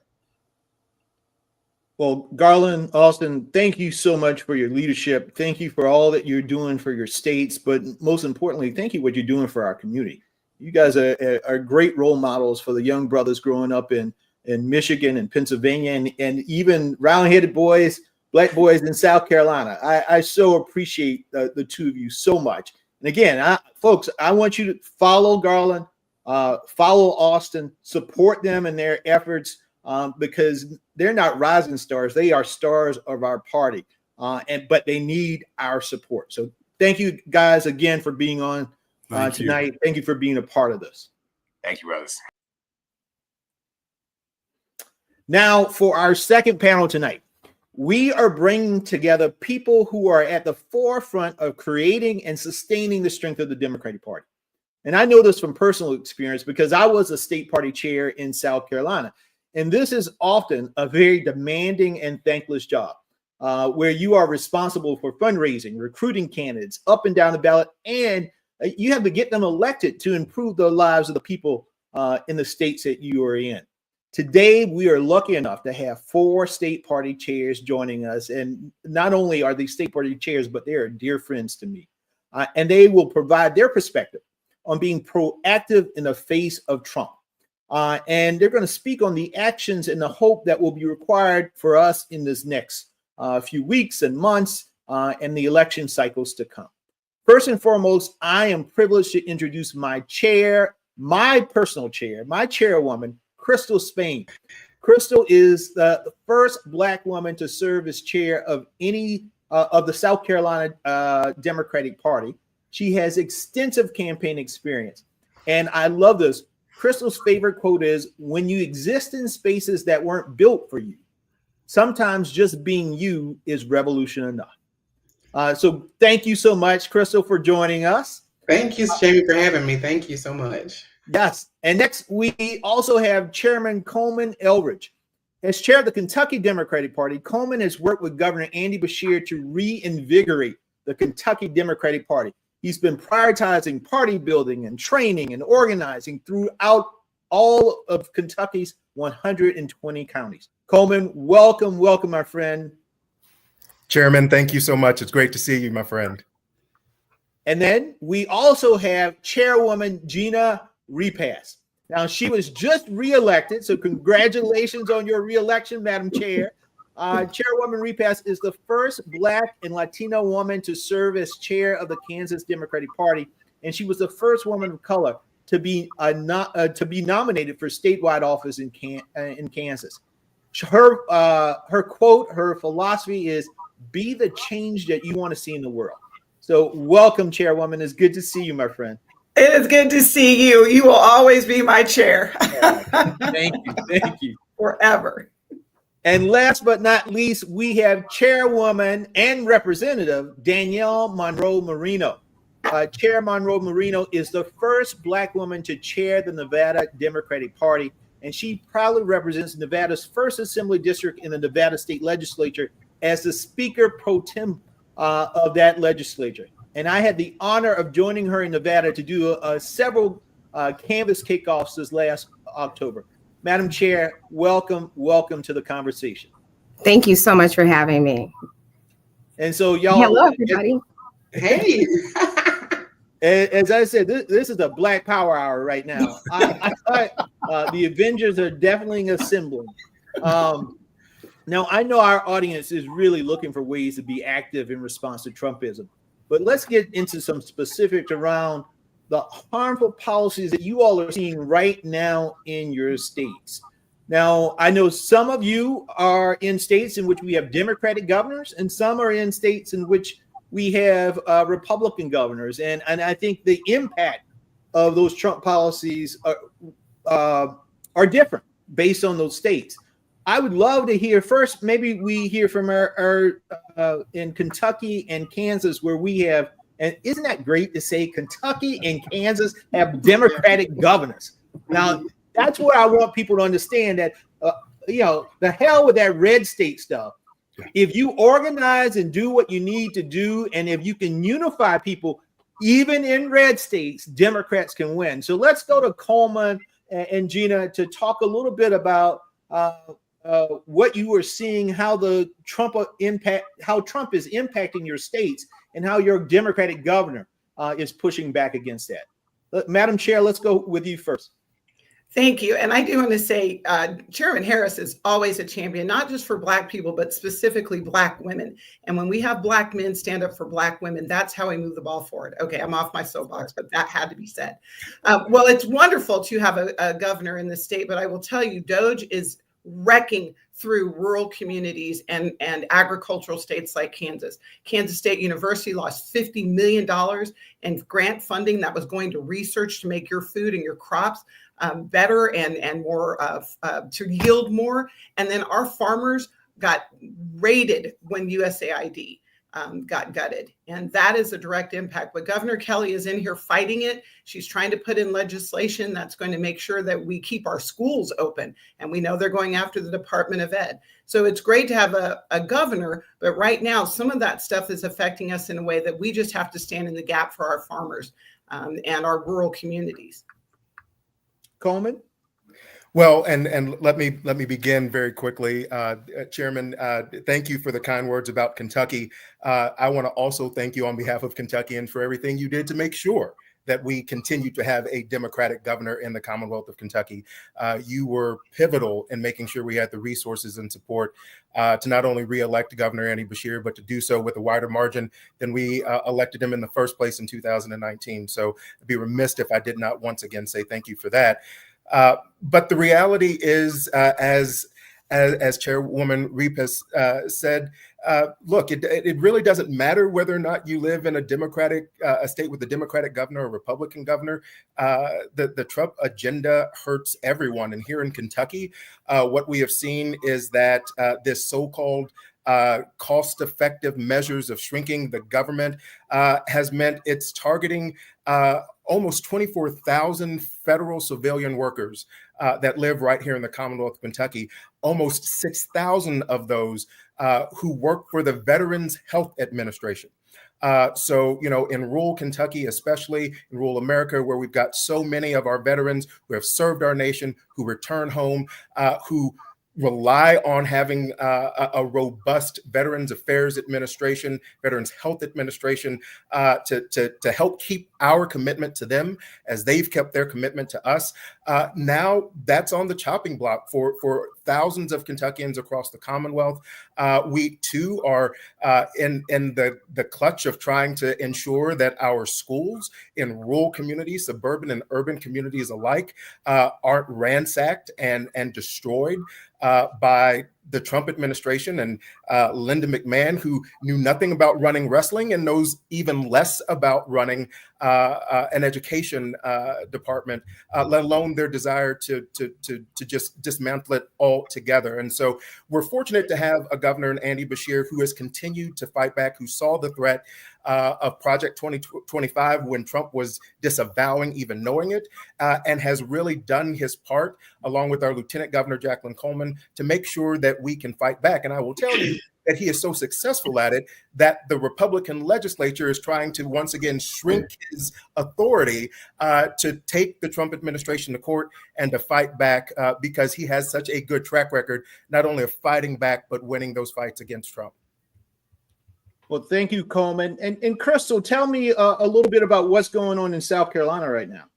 No different from, and I'll also say, Jamie, thank you for everything that you continue to do for South Carolina. We're still standing largely in part because of your efforts and your support. So thank you so much. But I'll tell you, no different from what we're seeing across the country. The biggest difference is that we suffocate under the weight of Republican supermajorities here in South Carolina. So what they do over at the State House is double down and try to replicate everything that is happening on the federal level to do it here on the state level. They've already proposed a DOGE bill for South Carolina, although they also, they run all the chambers of the government and they make all the appointees of these state agencies. So they're going to investigate themselves, which makes absolutely no sense. But we feel that same weight, that same pressure. The DEI policies are over at the State House. We had a total abortion ban bill hearing today over at the State House. It is just that they are just doubling down, and we are, we're feeling it probably double time here in South Carolina. And Madam Chair, Nevada, battleground state, so important. You got a Democratic AG, but you got a Republican governor. Tell us about how you're fighting back, and you're in the State House. Tell us how you're fighting back in Nevada. Yeah, I am in the State House, and we're in session right now. Right, we started our session just last month, and we walked in the door with a $400 million deficit in our budget that we were presented with by our governor, and then all the added problems coming from the federal government. But I have a Democratic majority in our House and in the Senate, so we're working on those policies to push back here at the state level, and thank goodness for Attorney General Aaron Ford, because he's pushing back in our courts. The biggest thing right now we're looking at, over 800,000 Nevadans that would lose their Medicaid. So that's our seniors, our children, members of our communities with disabilities, and our hardworking Nevadans that are utilizing Medicaid, Medicare to get by. But Nevada is a hospitality state, right? We're the state where people come with their discretionary income that helps keep our general fund funded. But we have folks losing their jobs at the federal level and would lose their jobs if the money leaves the state. So those visitors may not come to Nevada, which hurts our budget in so many ways. But I'm encouraged that I have, I am the Speaker Pro Tem. I have a Senate Majority Leader and a Speaker in the House that we're going to do everything we can to push back and be very creative in what we do to protect Nevadans. We can't save the world, but we can protect Nevada, and that's what we're working hard to do. Amen. And you all four of you are doing such an amazing job. You know, we are going to be joined by a special guest now. Somebody that I consider, I told y'all the Avengers are assembling, and so Captain America has decided to grace our stream. Somebody that I consider my political father. I call him the boss. Folks, please welcome the former House Majority Whip, the one and only Jim Clyburn. Hey guys. Hey, thank you so much, Jamie. Thank you so much for having me as my chair, Crystal. Thank you for the great leadership you were giving to South Carolina. I've been talking about you all day today. I started out the morning on CNN early this morning, a little bit early for me. I spent some time later with our former president, my favorite president in this decade, Joe Biden. And we talked about this evening and reminisced a little bit about his administration and the challenges they've got before us as we approach this evening. Look, we are going to be treated to one of those rare, maybe I'm saying rare. I've not looked at all of the State of the Union or joint session speeches ever given, but I've studied history pretty thoroughly. I don't believe you'll ever see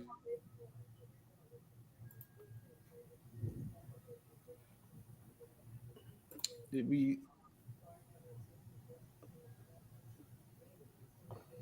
I think we lost him. Did we lose the congressman? I think so. Hopefully we'll get him back here.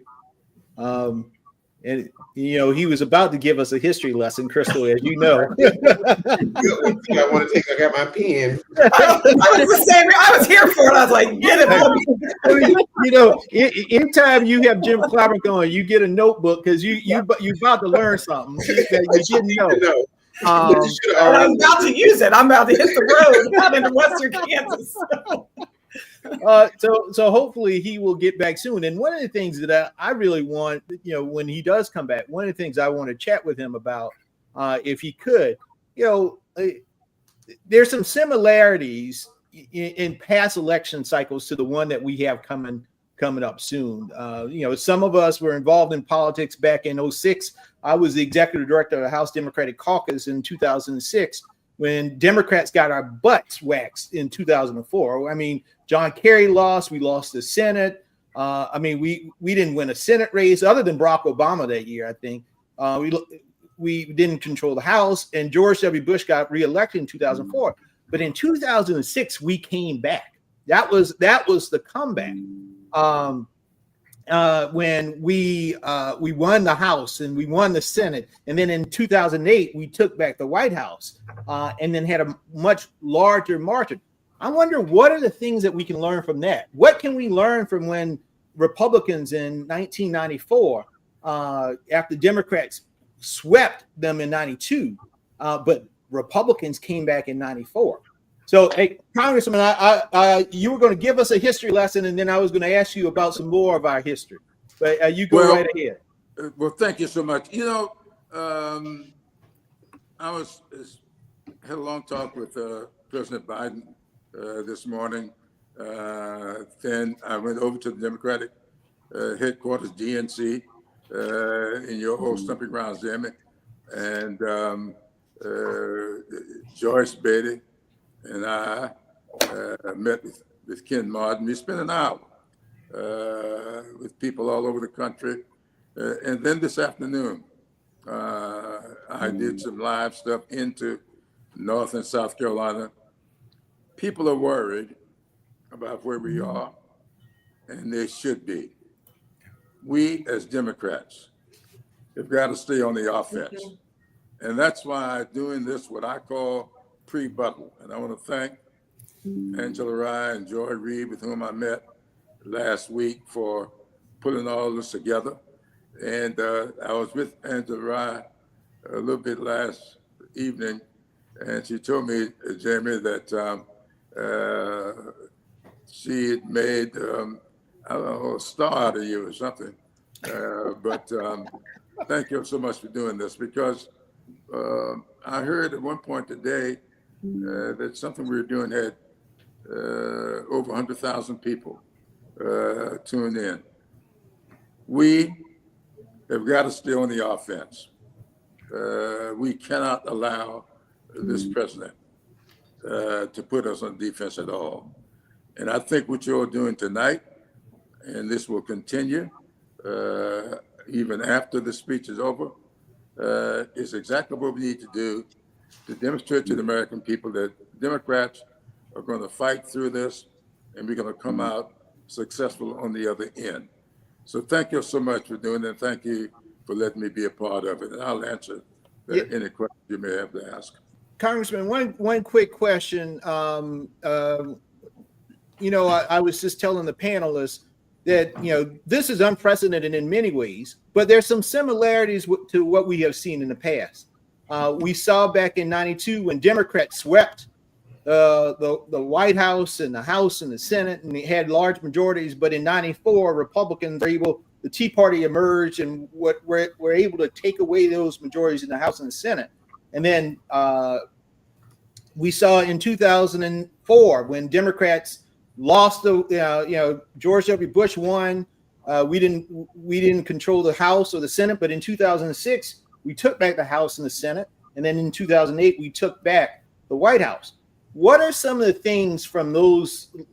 What are some lessons that we can take from those past experiences to apply to what these chairs are doing now in the state parties to push back and organize so that we can be successful in 2026?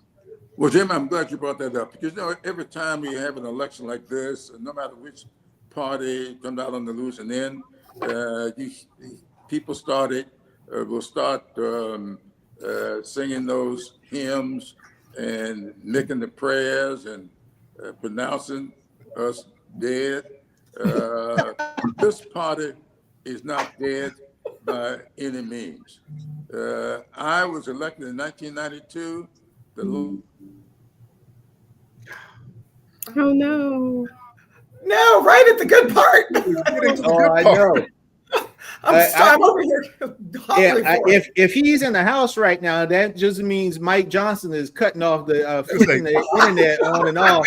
This is what Doge cuts get you. That's what Doge cuts get you. That's exactly right. You know, those Republicans, I mean, they're dirty now. They'll come up with all kinds of stuff. They come out all types of stuff, but I really wanted him to get to that. So maybe he'll get back. But in the meantime, from you all, what do you, in your state parties, what do you need to do right now in preparation for 2026? And this is an open question.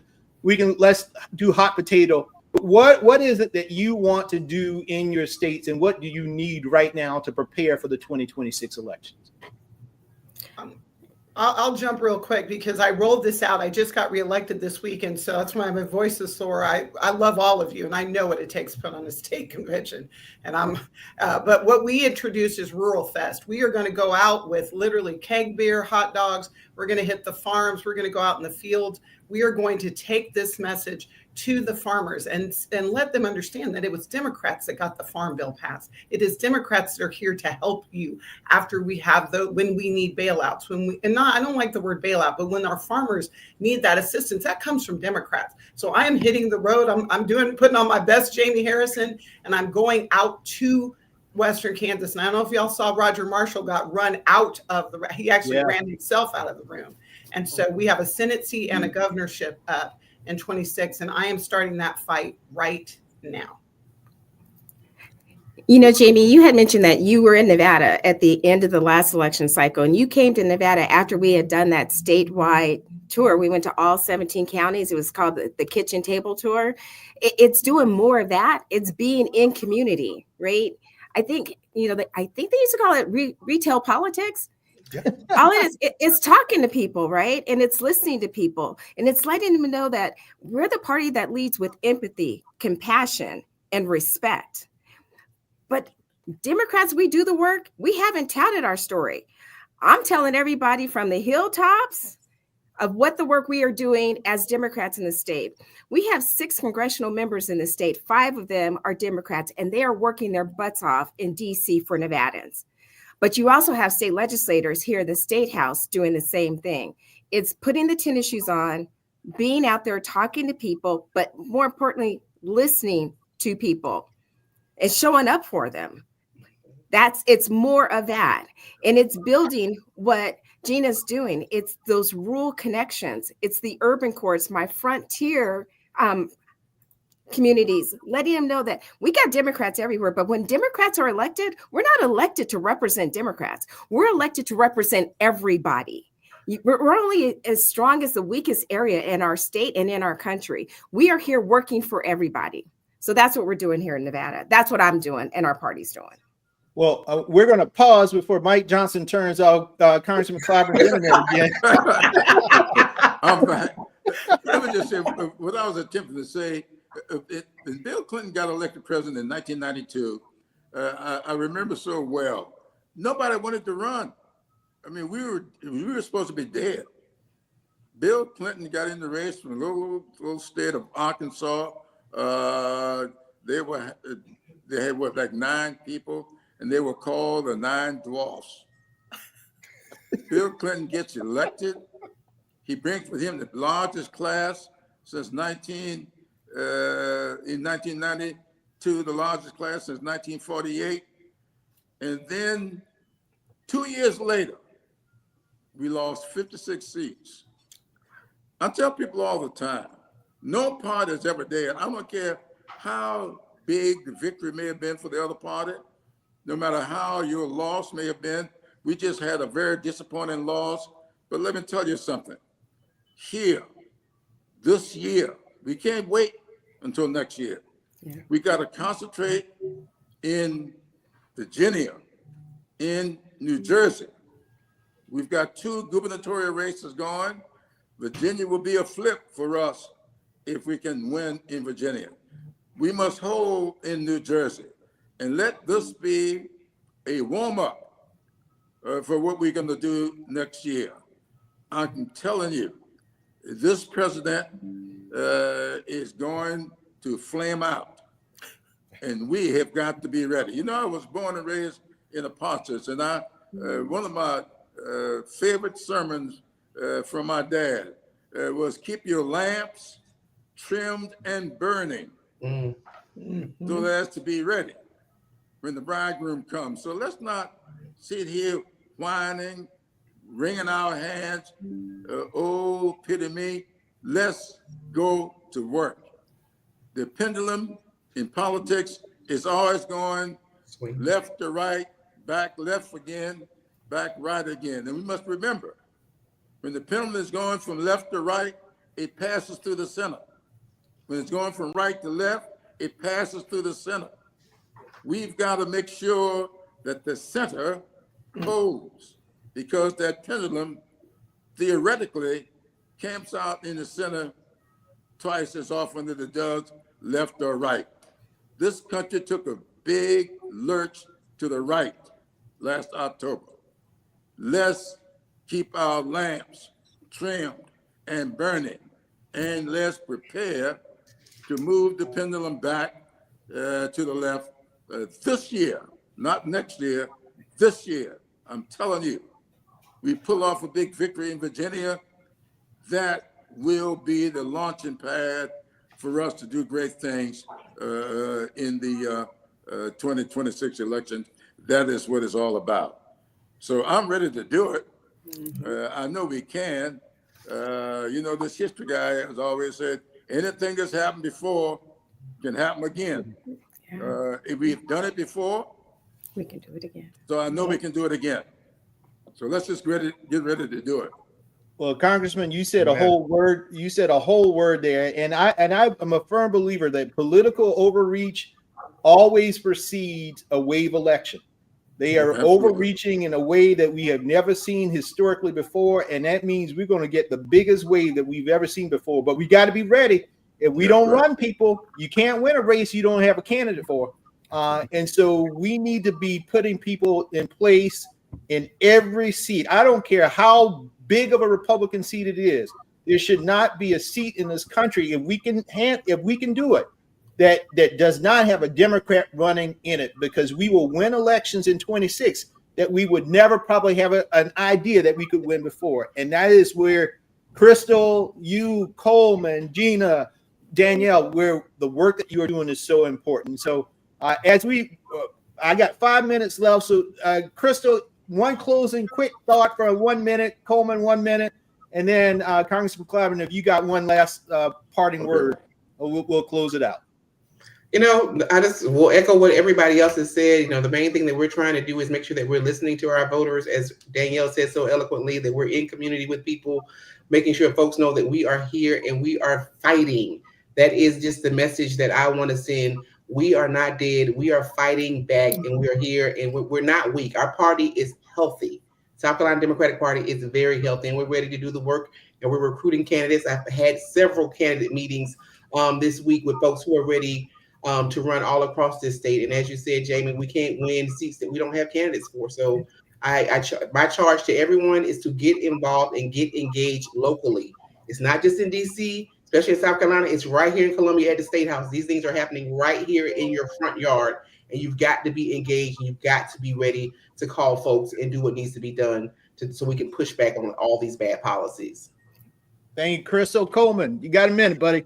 Yes, sir. I will co-sign what everyone else has said. You know, in Kentucky, to kind of echo something in particular that Congressman Clyburn said, when we won in 2023, I level set for everyone that if we could prove we could reelect a Democratic governor in a state that Donald Trump won by more than 30 points, that would begin the process where folks would realize in the most rural places, urban places, suburban places, that Democrats actually could win. And so from that moment on, we had folks continue to say, hey, I'm interested in running. I'm interested in volunteering and being a part of my local Democratic Party executive committee.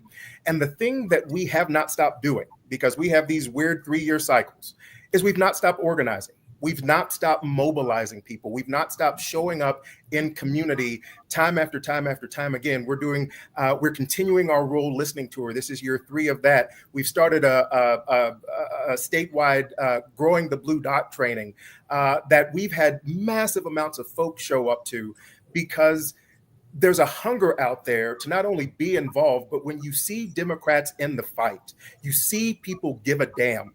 You see the rejection of the notion that we don't care and that we can't fight back against the Trump agenda, against the MAGA agenda. All folks want to believe in is that we can fight for them. They will stand with us because they know we stand with them. And so that's what we've been doing. It's an exciting time. It's an exhausting time, emotionally, physically, mentally, spiritually, all of those things. But I tell people all the time that the outcome will be worth it, because we will transform this nation into something better for having gone through this dark moment. But it really takes us being focused, doing the organizing, showing up, and being in the fight. I'm proud that we're doing that in Kentucky. And I can tell you, as a slew of us that are the first Black chairs in the states that we occupy, or the first of, doing that work and making sure that it counts is transformative, not only for our party, but for all of those who are going to come after us. Well, thank you, my friends, so much for all the work that you are doing. And I'm just going to quickly close this out. You know, my friends, in all of the darkness, people are looking for a glimmer of hope. And I hope that they found some of that tonight. You know, in Dr. King's letter from a Birmingham jail, he said that we will repent in this generation, not merely for the hateful words and actions of the bad people, but for the appalling silence of the good people. My friends, in the face of the bigotry, the hatred, and division coming out of Trump's White House, we can't afford to be silent. You know, I often, growing up in Orangeburg, South Carolina, I would ask myself, what would I have done during the Civil Rights Movement? Well, that question is no longer necessary. We are in the midst of the civil rights movement of our time. So we can't afford to sit back. We can't afford to be silent. We can't afford to stand on the sidelines. It's time for us to stand up and have our voices be heard. With that, it's my honor to pass things over to someone who has dedicated her life to elevating the voice and the power of women of color as political leaders. Please, again, join me in welcoming my friend. And the baton is yours again to the wonderful Amy Allison. Thank you so much, Jamie, and all of the state party chairs. When Jamie, you said this was like Black Power is in the room, it was an incredible conversation. Thank you so much. And if you're just joining, I just want to say we are State of the People. We're in hour 17 of a 24-hour marathon. Black excellence, analysis, journalists, thinkers, organizers, activists, people from all walks of life. I'm joining from Oakland, California, and people from the South, the Midwest, the East Coast. I mean, we're everywhere, and Black people are leading everywhere. And it's starting to get into mainstream media where they're taking note to what we're doing. Black people are planning. We're standing up, we're strategizing, and we're powerful. And so I hope you'll stay with us at 9 o'clock. We'll be 8 o'clock, 9 o'clock East Coast time. We're going to continue these conversations at our next segment. And the final one that I have the honor of introducing before my time as anchor wraps, although this broadcast will continue all the way to midnight. The next segment is Straight Talk from the Front Lines with Maurice Mitchell, Ana Lilia Mejia, Nicholas O'Rourke, Christina Livingston, Jamani Williams, and Representative, my Congresswoman, Lateefah Simon. Let's kick it off. Maurice, so good to have you with us. Well, Amy, I tell you what, it's okay. It's okay because Ed, you know what? Even better, Ed. Listen, it's been a long afternoon for you, and we've got a lot of people still to come. So what I'll do is I'll just say congratulations to you. You did a yeoman's job, and though you've stolen my thunder introducing Mo, we'll get to that in just a minute. Well, listen, it's all yours, Ed, and have a wonderful next 4 hours. All right, Amy, thanks so much. Greatly appreciate it. Great job. As Amy suggested, we are about to bring you yet another hour, but we should note that we are an hour away from Donald Trump's joint address to Congress. But more importantly, as Amy began to tell you, we're an hour away from our town hall meeting, which will bring truth to power. Angela Rye and Roy Wood Jr. will host that town hall. That's coming up. You know, you just heard about the importance and the power of states in the coming years as we move to try to solidify the world as we know it. We can't overemphasize the importance of states. And we can't overemphasize the importance of families because that is the lifeblood of all of us. And as we have seen over the course of the last few weeks and months, families are being hit hard by virtue of the economy and certainly the many layoffs that we've been seeing, particularly in the federal government.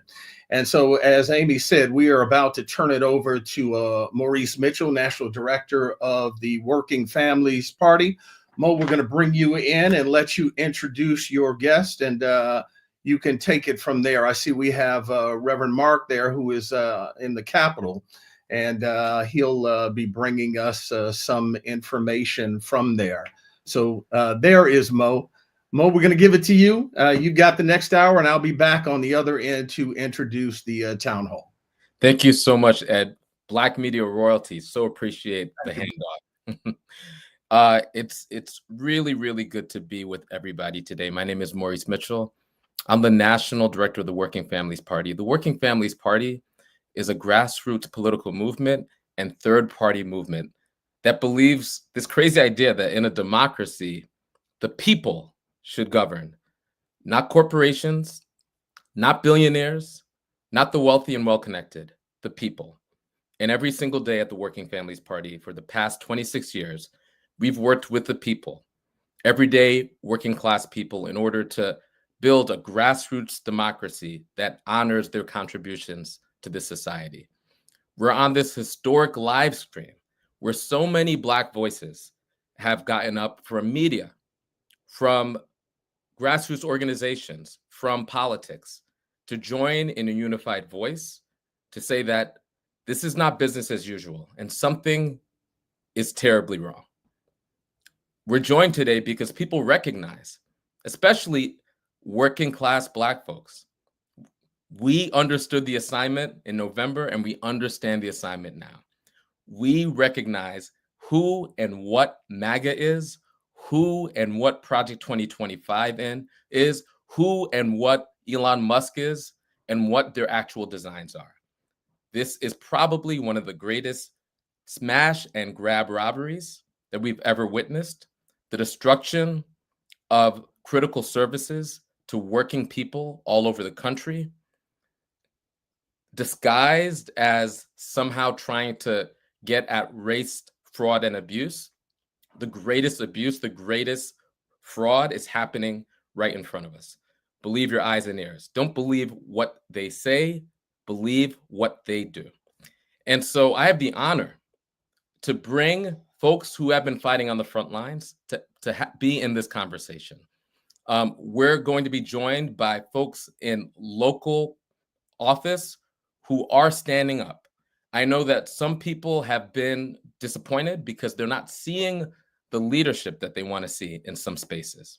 I'm here to say that all elected officials are not made the same. All Democrats are not made the same. And there are people who are leading, who are fighting back, who understand that this is a time for opposition on the local level. And so this panel is about the grassroots leadership. We'll be joined by Nicholas O'Rourke, who is a Philly City Council member who is fighting the good fight. Christina Livingston, who is the executive director of ACE, a grassroots organization building power in California and building the Working Families Party. We'll be joined by Ana Lilia Mia, who is the executive director of Popular Democracy, a national organization building people power from the ground up. And this is an opportunity for us to hear from people who are building the Working Families Party and doing the work on the ground to hear exactly what's going on. So let's start with you, Christina. How you doing? Come off mute. Hi, I'm doing well. How are y'all doing? We're doing well. It's so good to see you. So good to hear from you. I was just with you not too long ago in California, where we at the California Working Families Party, we're talking about strategy. We're talking about this moment. We're going to get to Latifah Simon's speech later and get to the other guy's speech later. Outside of those two speeches, what's on your mind today? Yeah, thanks for asking. You know, I'm really stricken by sort of the paradox of this moment. Like, on the one hand, it feels like there's no denying we're in a moment of massive transition, right? Like the old way of being in this country is dying in this moment.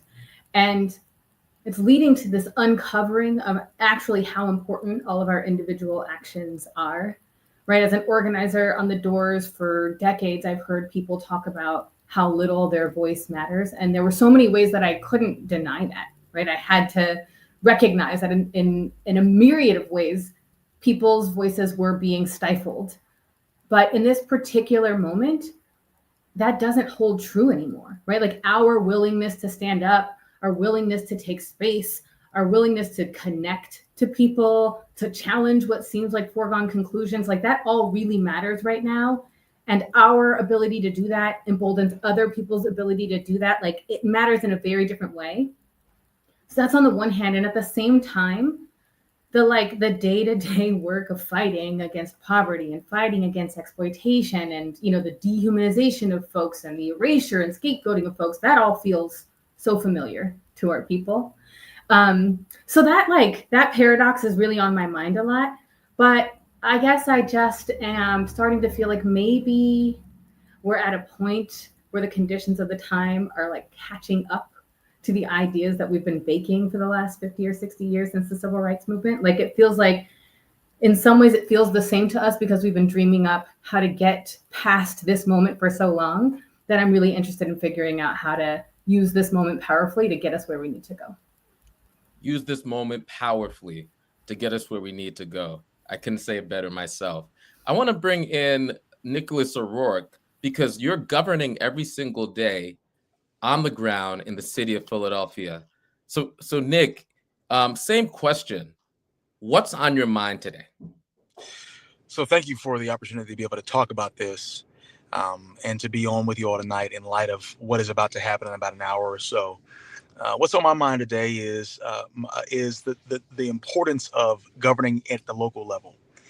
In light of everything that's going on at the national level, with the as Christina lifted up, with the shift that is happening as it relates to what we believe um, is important as it relates to the national level. At this point, governing at the local level, at the municipal level, will help us get as close as possible to protecting our people. I'm thinking about making sure the folks within our city, the queer community, the migrants that live in our city, that worship in our city, that actually provide food in our communities, are protected and have access to the information that they need to protect themselves in light of the onslaught at the moment. And so I think I'm grateful. I was having this conversation with some colleagues and friends over the past couple of days about how things have shifted from the first Trump administration to this one. When I was in the first Trump administration, I was an organizer on the ground in the streets, an activist, an organizer, an advocate, all of those sorts of things. But now I have the responsibility of governance over the sixth largest city in the country as a lawmaker. And so, in many ways, while I may miss the energy of being on the concrete, boots to pavement, being in the streets, I also have a focused responsibility now that allows me to think about ways that we can materially and measurably improve the lives of working people in spite of what may be happening at the national level. And I think many folks would be looking for that. So I see this moment obviously as a challenge. I'm mindful of those who are suffering in this moment, also as an opportunity. This is the time where, as we said all the time, all politics is local. We can really lean into that right now. And I'm hoping that as folks, unfortunately may see the light at the end of the tunnel getting dimmer as it relates to the national things, that they see the light getting brighter at the local level. And I look forward to encouraging other folks to pay attention there as well. That's right. All politics are local, and presidents aren't kings, and power is diffuse in this country. So especially on the local level, there's so many opportunities to form the opposition, to be on the front lines, and you're doing that work every single day, Nick. So thank you so much. Anna Lily, I want to bring you into the conversation. You have done work as an advocate and an organizer on the local level. You've advocated for policies and passed laws in state houses.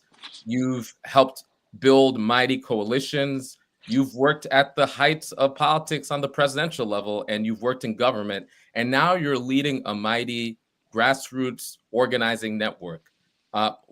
What, from your perspective, is on your mind, and what's keeping you up at night? Oh man, Mo, it is, I'm thinking a bunch of numbers, to be honest, as I was listening to my sister, Christina, and the councilman. I just feel like,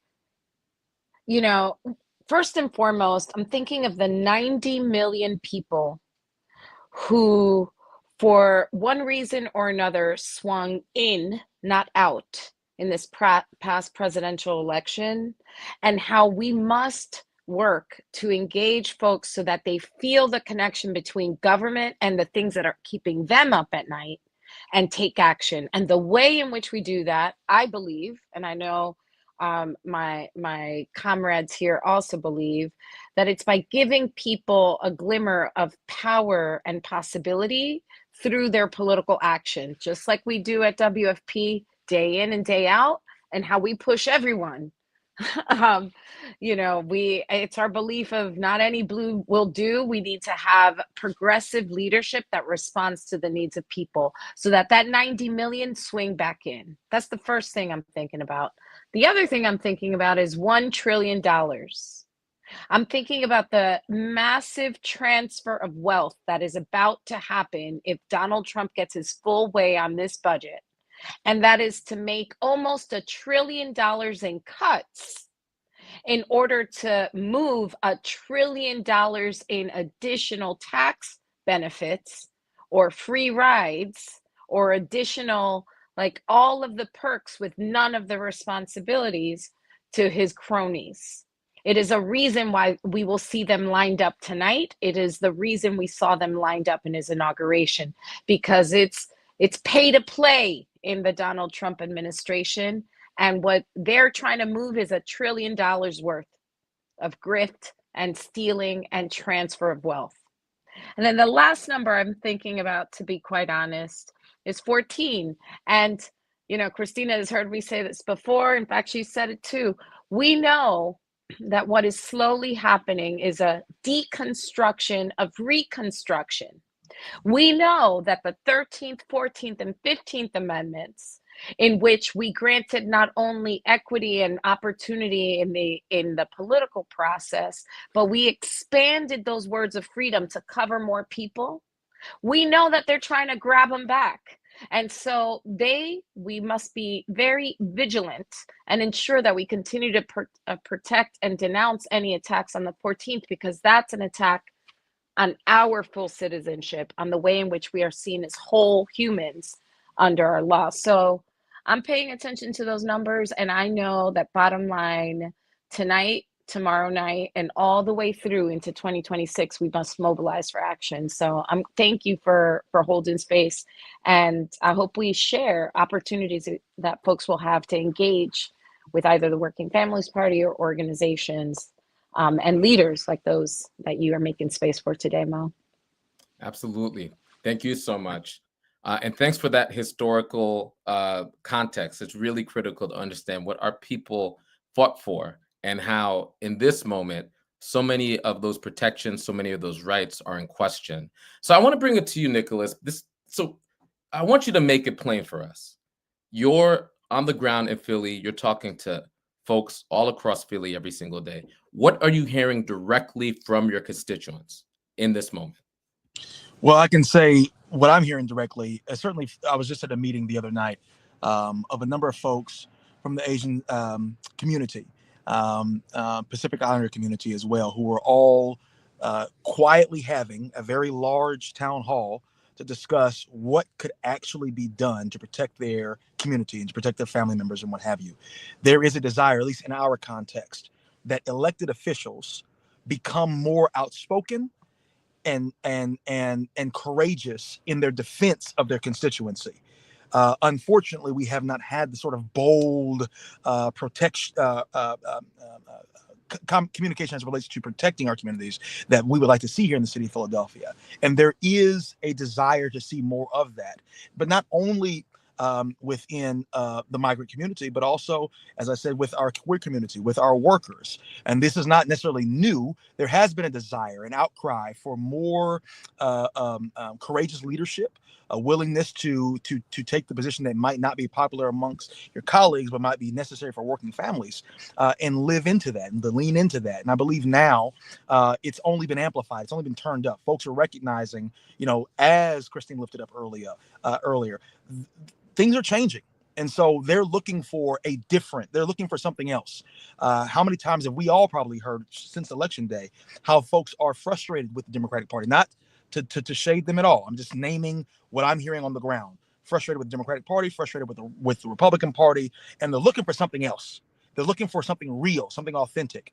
And so they're concerned about those sorts of things. They're concerned about housing, right? They're concerned about the cost of living. That preceded the election of Donald Trump. That's a reality at the ground level.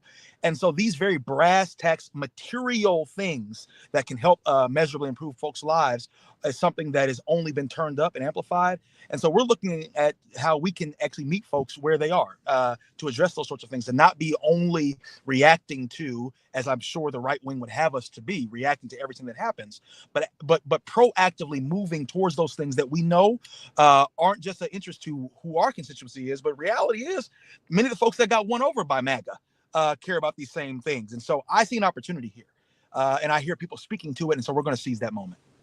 Christina, same question. And I know our brother Jumaane Williams, the public advocate of New York, just came by, so we're going to bring him in. But Christina, as we bring him in, Christina, same question. What are you hearing from your members? First of all, I had my mic on mute, but I was doing all the amens and that's rights over here. I know, Councilman, that you're a man of the church. Our folks are feeling, a mix of like targeted real fear. People are afraid to come out of their homes.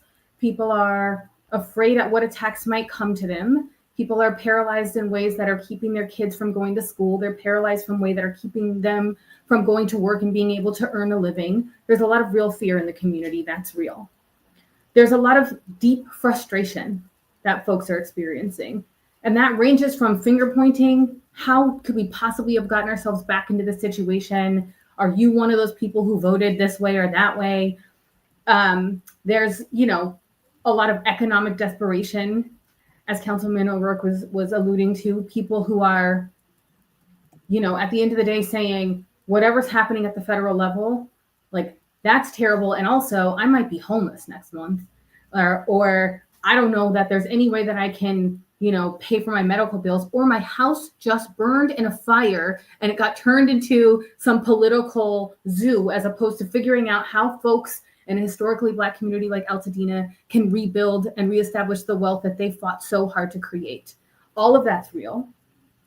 And I was in a meeting the day before I was with you, Maurice, with community members who really have the will, the desire to really start to fight, right? Folks who were like, it always sucked for us. And I recognize that if I don't push for something real, push for something else, push for something different, then there is an agenda that is going to be established in this moment. They're very clear-eyed about that protection is really critical and important. We can't leave our folks behind. We can't build a new world that's only for the people who are fortunate enough to have made it out of the slaughter that's coming for us. That doesn't work for them. So we've got to protect our people, but protection is not enough. And so our folks are saying in every room that they're in, yes, let's do this really important work of keeping our people safe. And let's not pretend that doing a lighter version of what the Republican Party is saying is going to win people to a Democratic Party that never worked for our people anyway. Let's not pretend that there isn't already a party established to do that. Let's create something different. Let's create something that actually is by and for us, and put me in every space and place possible where I can make that happen. That's the range of emotions that our folks are feeling right now. Absolutely. Yeah, I hear every single emotion you could imagine. From F around and find out, to I'm fired up, to the despair, and to tap me in, I'm ready to move, and everything in between. Ana Lilia, what are you hearing? So I'm working day in and day out, not only with community organizations like Christina's. Proud to again be in community with all of those here. But also working with organizers who, to be honest, are trying to, at the same time, come up with a strategy as to how we're going to protect our communities and inform our communities. Coming up with strategies to ensure mutual aid while we're trying to stay ahead of any weaponization of government or the criminalization of political dissent.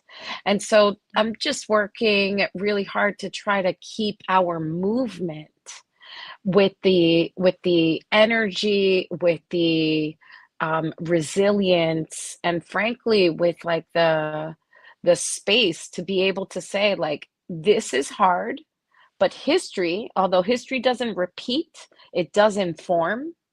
And history tells us that by turning into community, by engaging each other deeply, by like reaching out not only within our own families, to our neighbors, at our churches, and the places and spaces in which we naturally find ourselves, whether it's the grocery store, looking at that crazy price of eggs, or at pickup with our kids when we're wondering what happens if the Department of Education is unfunded. And what we need to, as organizers, what I'm trying to do is hold people who could carry through that. And then at the same time, impart to everyone else that this is the moment to talk to each other, that this is the moment to like look at the pain that we're experiencing, who is causing it, and realize it's not us. No, really, it's them. And our first opportunity to derail it is, for everyone listening, is this budget reconciliation and this budget process. Do not lose, take the eye off the prize on this one. We should be listening to what's happening tonight. The truth is, we need to know our ideological opponents so that we could undermine whatever it is that they're trying to do. They've given us their roadmap. We should believe them.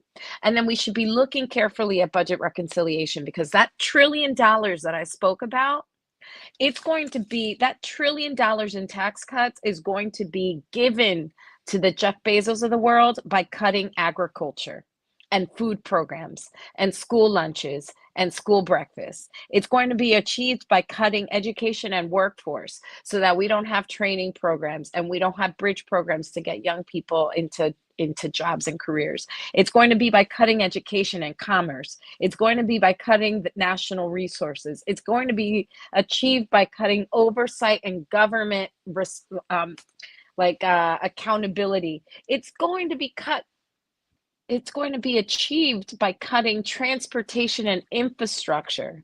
So this is the time, whenever you drive over a pothole, I hope when you get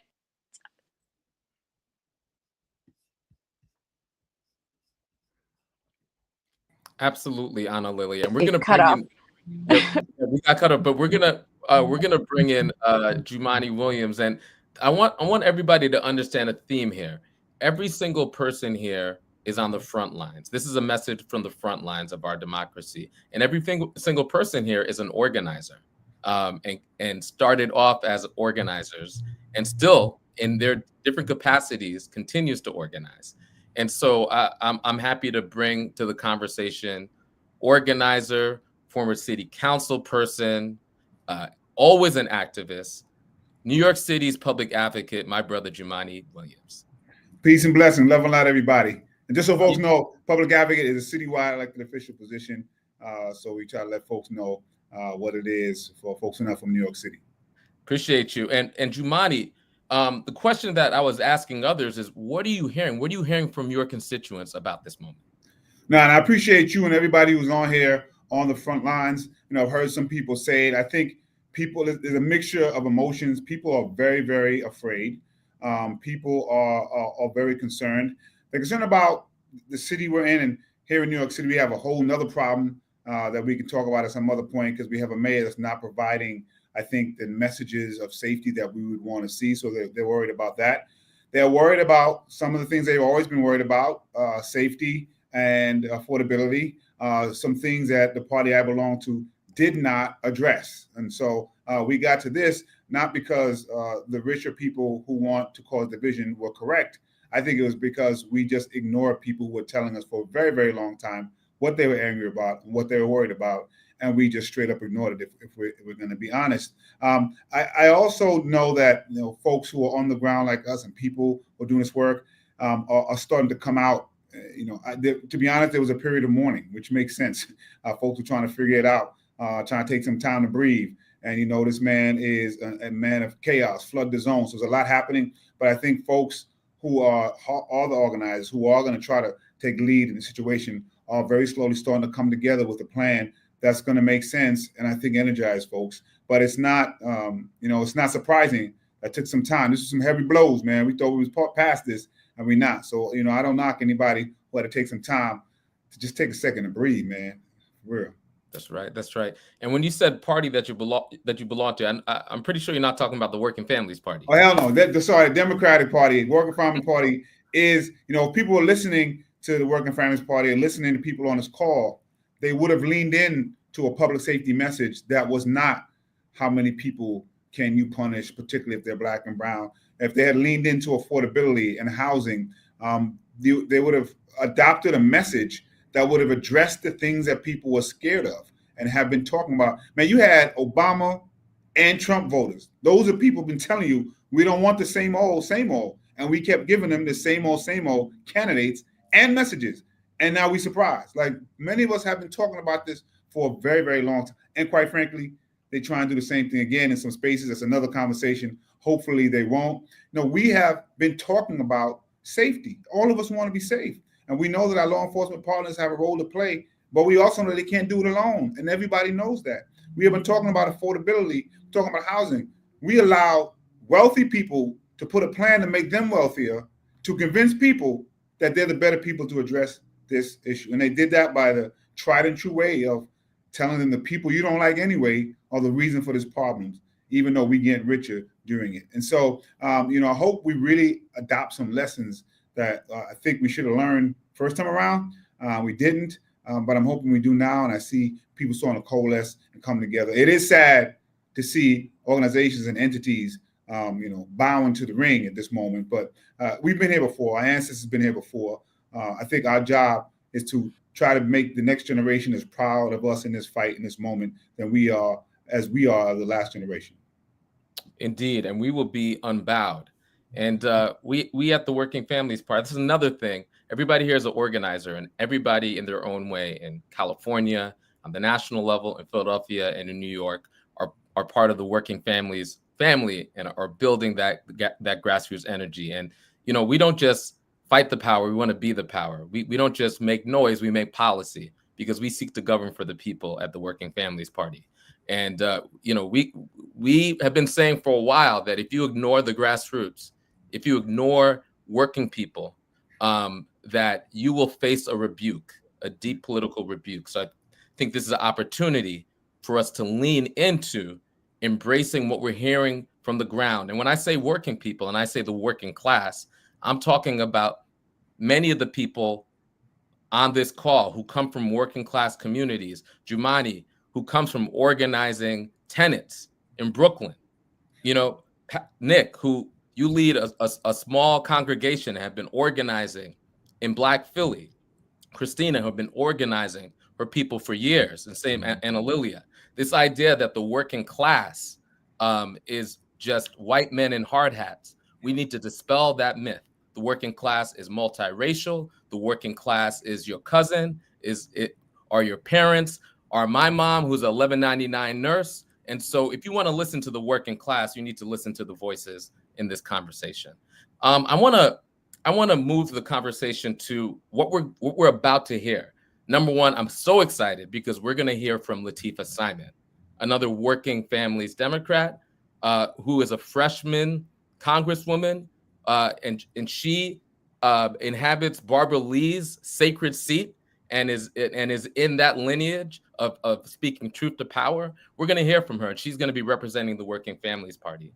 But before we hear from her, before we talk about her address, we also know that we're going to hear from Donald Trump. So I guess my question is, what do you expect to hear from Donald Trump tonight, and what do you hope to hear from Latifah Simon? And Analila, since you came back, well, good to see you. Why don't we kick it to you first, and then we'll go to Christina. I mean, I know to expect lies from Donald Trump. I know that he's going to spew hate and vitriol. I'll be bracing myself for the vilification of communities and the amplification or exaltation of wealth and power. Like that's his trope. That's the way he rolls. I want the American people to believe him when he tells us how much he actually doesn't care. As for our own address, the people's address, what I'm listening for is hope and direction. I'm listening for, the tidbits that are going to give us the resilience to keep pushing, maybe a little bit of history to keep us grounded on we have been here before. This pendulum has a tendency to swing both the way, but we have the collective power and organizing expertise to make it come back.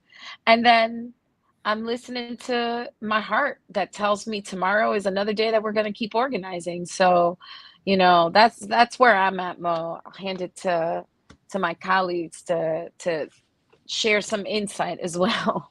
So, Christina, what do you expect to hear from Donald Trump? It's so hard to get those words out of my mouth. And what do you hope to hear from Latifah Simon?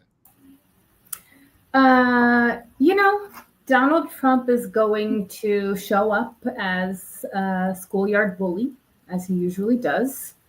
And he's going to make decrees like the egomaniac that he is, who sees himself as a king.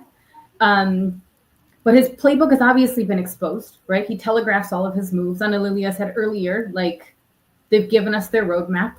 We should definitely believe them. He's going to call people names. He's going to blame Biden. He's going to blame the Dem party broadly for where we are. He's going to scapegoat. He's going to make big-chested threats that are going to receive a lot of applause from people in the audience. And he's going to engage in this fantasy about how his policies are already reaping benefits and how America is so happy now that he's in charge. He's going to do all of that show that he always does. And unfortunately, I expect a lot of the Dems to posture toward the middle as he says these things, to try to capture people, as I was talking about before, into a party that they don't want to be a part of because that party's not speaking for them. I am hoping that Latifah will offer us a clear-eyed assessment of the state of play. I know Latifah to be a very serious woman, an organizer, someone who's been supporting organizing for a long time. She understands how to see the field in a way that is not made up, not overly dramatic, but is actually clear-eyed about what's really happening, and then offer an alternative, a call to action for us to protect the vulnerable, a call to action for us to organize towards something new, a call to action for us to take up space, and a call to action to build a new party, and in a way that feels not like a pie in the sky dream, but actually feels like it's tangible, something that we can grab onto. Thank you, Christina. Nick, from your vantage point, what do you expect to hear from Donald Trump? What do you hope to hear from Latifah Simon? I fully expect to hear, and I thank you for asking this question. I fully expect to hear from Donald Trump a lot of what we heard on his inauguration rant.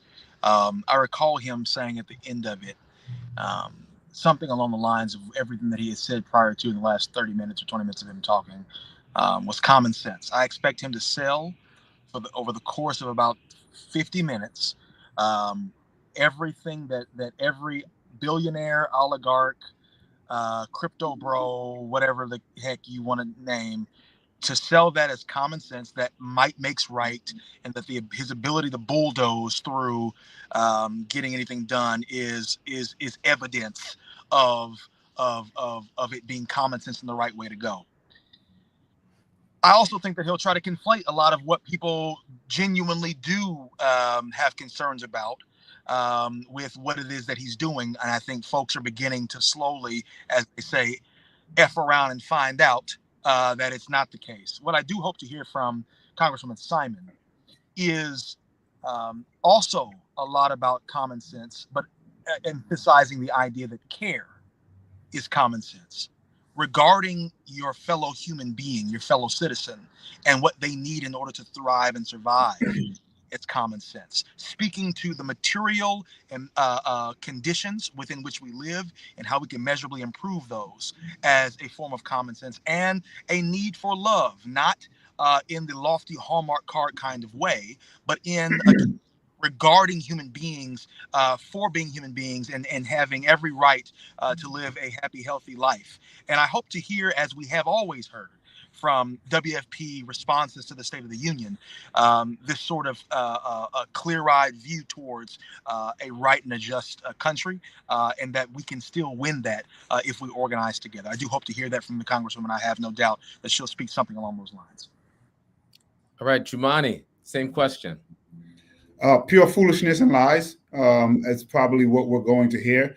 But as we know, we can't just ignore it because people are at a time where we confuse bulliness with leadership and competency. We confuse wealth with intelligence. I don't think that this president is particularly intelligent, but he is a savant when it comes to salesmanship.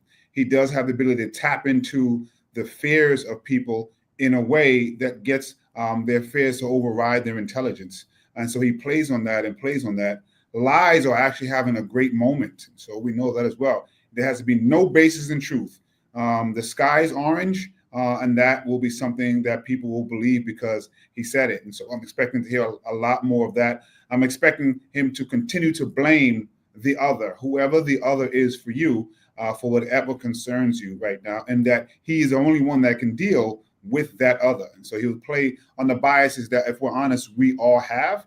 And that's what he's been doing for a very long time. I think what is happening is people trying to see that, oh, it's not just happening to the other, it's also happening to me. Hopefully that will unfortunately happen a little sooner than we may want, so that we can get some folks back on board. And from our sister, I'm hoping that we will hear the opposite of that. I'm hoping that we will hear truth, because we all know it may take a little while, but truth will rise again. There's a slogan that I've been took from our brothers and sisters in Brazil when they elected their dictator wannabe, which is no one let go of anyone's hands. And so I'm hoping that we'll hear some messages of we all have to hold together. Be careful of where you put your marker of bias, because someone's marker includes you, and that all of us can get through this if we try to hold on and make sure that equity is our North Star, love is our North Star. And lastly, I'm hoping that she will do what the Democrats should do, which is tap into the things that people are afraid of. Do not ignore it, but that doesn't mean you have to adopt the policies of the right, which actually don't address those concerns. But grab onto it, talk about those fears, talk about them being real, and then provide the real solutions that will address those fears, not just make wealthy people wealthier. Provide those real solutions, not the false solutions, and, That's correct. and grab onto every nobody let go of anybody else's hands. I love that in this moment. All right, we're gonna have a rapid fire round in our last 3 minutes. So quickly from our panel, just one thing that people who are listening can do in order to oppose this war on working people. I'm gonna start with you, Christina. Just one thing in our last 3 minutes. Okay, pressure's on. I would say the one thing that you can do is not believe the things that are being told to you about what is right and what is wrong. You know already what is right and what is wrong. So you need to stand up for what you believe is right. You need to not let people hold you back from protecting other folks. And you need to be dreaming and creating up the world that you know that we can create on the back end of this thing. Thank you, Christina. Ana Lilia. I would say connect. Whether it's connect with the state organization, connect with the Working Families Party. If you're in California, connect with ACE, connect with like an elected official that is resonating with you. Perhaps those who are here or speaking tonight, or some at home. Follow them, get information from trusted sources, because when the moment comes for us to stand up together, and I deeply believe that it will come, you want to be able to stay attuned and know what is moving across the ether from people that you know are aligned with you. This is the moment to figure out who your people are and then connect with them. Thank you. And Nick, Pastor Nick, take us home. Two things I'm gonna say. One, absolutely, I agree. Connect with the Working Families Party. I would say connect with any organization, but as an independent with the WFP, I'm going to say find a local Working Families Party chapter and get connected to them. So many folks have talked about a desire to find some other option, viable, non-delusional, durable political power that you can be connected to, a political party that is different from the Republicans and Democrats. The WFP is it. You don't have to think about it. You don't have to guess at it. It's a viable, real thing. I'm living evidence of that. But not only that, should you stay connected in these times, but also I want Congress to work. There is a branch of government that has abdicated its responsibility in the whole checks and balances arrangement here. And that's because I don't know that we have unilateral expectations being leveled at congresspersons and senators. Call them, email them, blow their phones up, get real used to forcing your representative to actually represent you. The more that we get that and the more that we activate them, I think we'll get a lot more done than if we said idly by. Connect and engage and lean in. All right, final 30 seconds, Jumani. Simple. Do what you can with what you have, where you are. If you got $1, make it count. Link up with someone else who got $1. If you have 1 minute, make it count with an organization. Link up with somebody who got another minute. And lastly, for self, I got something from RuPaul. I'm not a big RuPaul fan, so I was surprised. I heard an interview, and this is for self. And he said, it's okay to look at the darkness, just don't stare at it. And so while we're in some dark moments, make sure you look away at your children, look away at your family, look away at the sun, and get rejuvenated. We've been through this darkness before. We're going to get out of it. Amen. That is a word. And on that word, I'm so honored to introduce Representative Lateefah Simon, who is going to give the working families response to the president's address, the prebuttal to the president's address. Thank you all. Good evening. My name is Latifah Simon, Congresswoman for California's 12th Congressional District in the East Bay. My district covers Oakland, Alameda, Berkeley, and Emeryville. It's the home of the Black Panther Party, the home of political courage, and it's the home of 21st century technology companies and life-saving medical innovation. If you travel through my district, you'll hear people speaking over 150 languages. My predecessor, Barbara Lee, is a mentor and a trailblazer. This is the district that sent me to Congress, and I'm honored to serve as a fellow Working Families Democrat. We are the party for working people in this country from every background. We come together with a simple belief that government should be run by and serve the people, not just the privileged and the wealthy. And when I look at what has been happening in our government today, this mission has never felt more urgent. Each year, the Working Families Party selects one leader to respond to the president's address. And tonight, I am honored to be that voice, to offer our response to the president's actions over the last few weeks. But no matter what he says tonight, we've already seen and heard enough. I have only been in Congress for 2 months, but let me tell you, I'm already alarmed. I'm clearly dismayed about what's been happening here in Washington, D.C., where the people's health, our healthcare, our education, the lives of real people are being treated as numbers. Every family, every child, every senior, every worker, every veteran has a life that matters, and they have people that love them. You know, my story is not a typical congressional story, and I've experienced so much of what other families, many families in this country, are struggling with today. I was born in San Francisco to a mother who escaped the Jim Crow South in search of a better life. I was born premature and was visually impaired at birth. I've never driven a car. I can't drive a car like many disabled people, and I rely on public transportation to get around. The first office that I ran for was for my local transit board of directors, the BART board, so that I could fight to ensure that everyone had access to affordable and safe and decent public transportation. Growing up, I was in and out of school and I was in and out of trouble. I became a mom as a teenager and saw how government wasn't actually working for folks like me, and I knew that we all deserved better. I found myself. I found my work, my calling, my love for community organizing and being on the ground with folks who deserved more.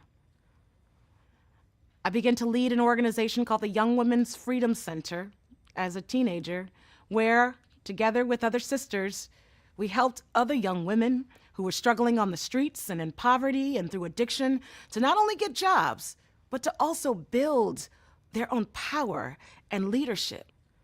I brought this model to the San Francisco's district attorney's office, helping young people charged with low-level offenses get jobs, get education, and get their lives back on track and out of the criminal justice system.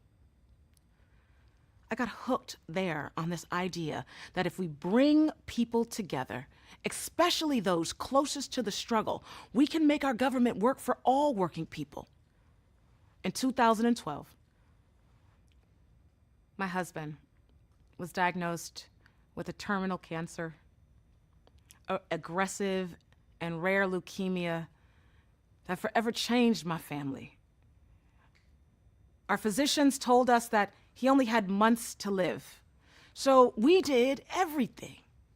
We had a new baby to get him treatment, including enrolling him in clinical trials. And it got us 2 more years. In those years, my daughter remembers her father's face. She remembers us struggling through treatment. And you know you cannot fight cancer on a budget. Those years of health care bills and traveling for treatment and child care bills during his illness, they devastated us and left us with nothing but community. As many Americans know, A severe illness, a cancer diagnosis can mean a financial disaster, as well as deep and profound personal tragedy. Last month, as a member of Congress, I visited the UC Berkeley labs where they are literally moving through life-saving research, holding clinical trials for diseases like dementia and ALS, terminal cancers, and sickle cell anemia. They are close to real cures for real families.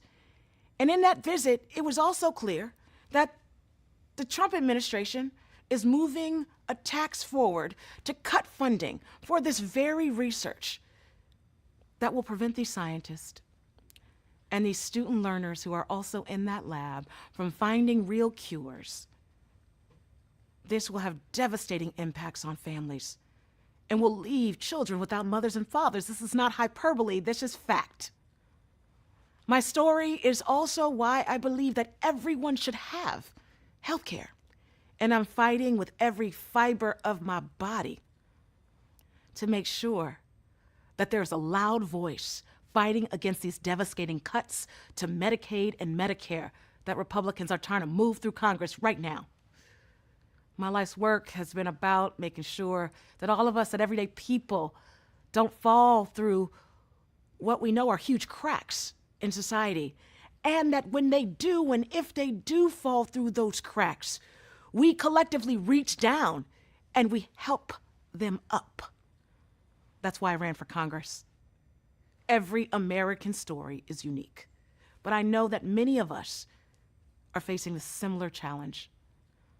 I know what it is like to rely on SNAP benefits. I did as a teen mother. I had to put groceries back oftentimes at the grocery store while I was attending community college and working 2 jobs. I know what that is like. I know what it is like to rely on Social Security benefits, trying to get a death benefit after my husband passed away in his early 40s. I know, I've been there. I want better for all of us. I want our government to work for us. Our government throughout the years, especially now, it doesn't feel like it. It doesn't feel like it's serving working families, but we all know that there are folks in our communities, particularly young folks in our communities, who want to go to college and universities, and they get this big opportunity for better, and they want to take care and bring their families along with them in that success, but they know that they can't pay that high tuition. We all know that there are folks in our communities who want to stop paying their landlord and they want to buy their first home, but the interest rates and that down payment is just too high. I want this. We want this. We want that American dream. We all know that there are mothers who can't work the jobs that they've received, that they've worked hard for, or get more hours because they can't afford the high cost of childcare.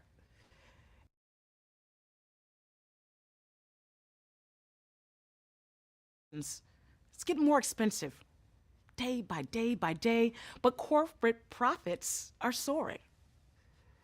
This is the pain of real working people. We're feeling it. But let's be real, Donald Trump and Elon Musk and others have never had to put groceries back at the grocery store. They've never had to struggle to put food on the table or save up literally to make rent every month. They're lying to us. When they say that they want to lower costs to help Americans, they don't care. They've gotten rich off of cutting corners and cheating workers and squeezing our communities for their own tax breaks. Now, they're pulling the same scam, but on a higher level, a bigger level. They are cheating Americans out of a functioning government and injecting real chaos in everyday people's lives.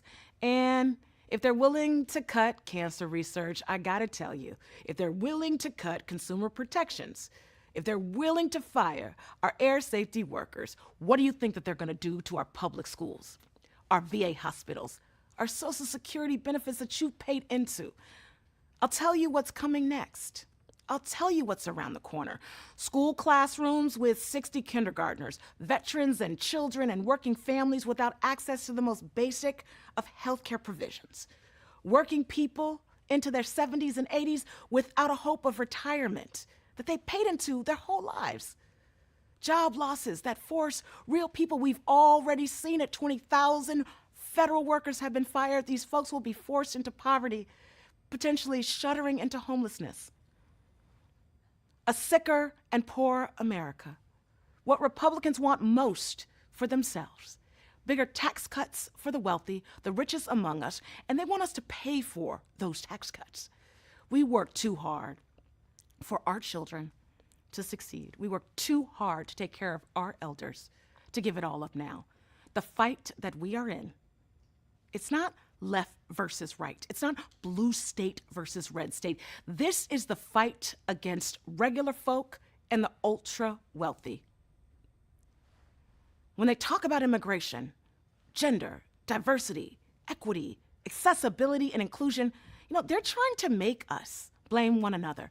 But diversity isn't the reason why families can't afford housing, and immigration is not the reason why you are paying more for your prescription drugs. Billionaires and CEOs who don't care about you are. Trump campaigned every day on lowering prices for all of us. But he's already admitted that he don't know how to, or he doesn't care. So we're going to build our folks together from every background, and we're going to fight back because working families have more in common with one another than we have differences. And when I say working people, I am talking about our nurses, our home healthcare aides, our teachers, our warehouse workers, our waiters, people like the ones that grew up with me and my mama on our block, in our neighborhood, in the Bay Area, folks who are just trying to make every day a little bit better for themselves and their families. Working people live in big cities and in small towns and in urban areas, but we all live in a system that has left too many behind. And it's in that end that we want the same things. We want a job. Everyone wants a job that pays them enough to pay the bills, the rent, and to put food on the table. We want housing, quality housing that we can afford, healthcare when we need it, and a chance, honestly, to leave something better for the next generation. The common sense idea behind the Working Families Party is that working people should be calling the shots in this country. And if you don't like what's happening, and a lot of us don't, you have the power to change it. If everyone on your block voted for a government that we deserve, we could change this whole thing. We can elect everyday folks to lead our school boards and our state legislatures. We can do that. We could bring these folks, the smartest and the best among us in our communities, to Congress and even the White House. We can get there. But that starts with rejecting every bit of Trump's agenda. We also need to build a government that lives up to our highest ideals, our values, our collective values of Americans. So let's make healthcare a human right. We can protect reproductive freedom and abortion rights.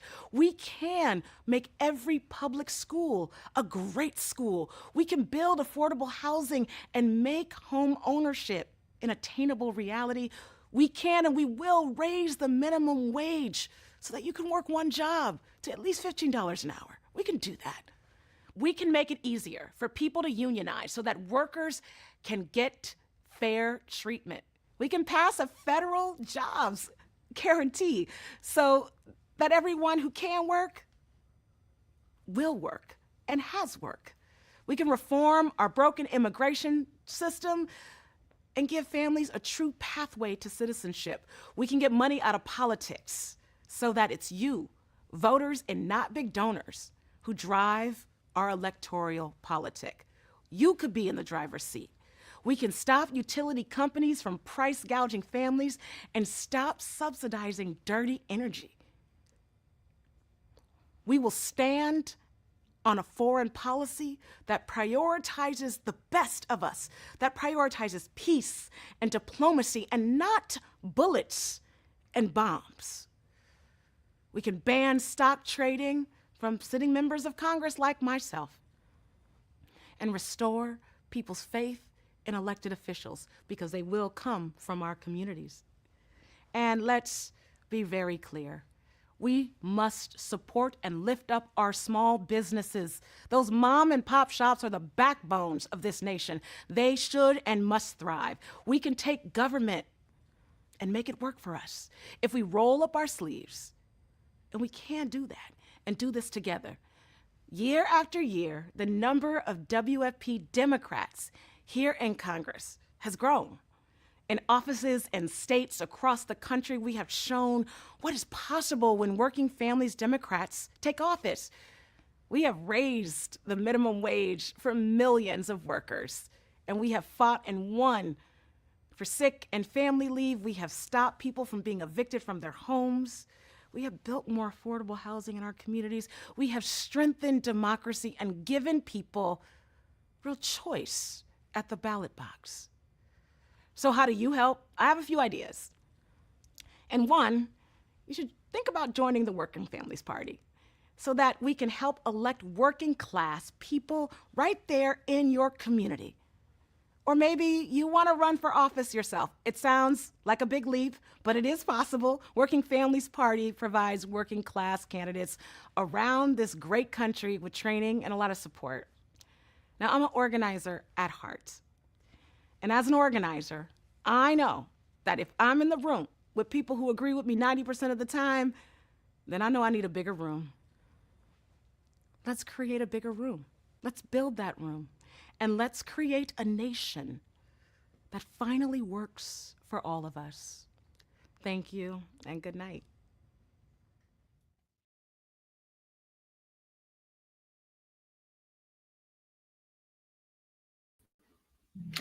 That again, Representative Latifah Simon from California's 12th District. We're just moments away from a special town hall meeting that we want you to be a part of.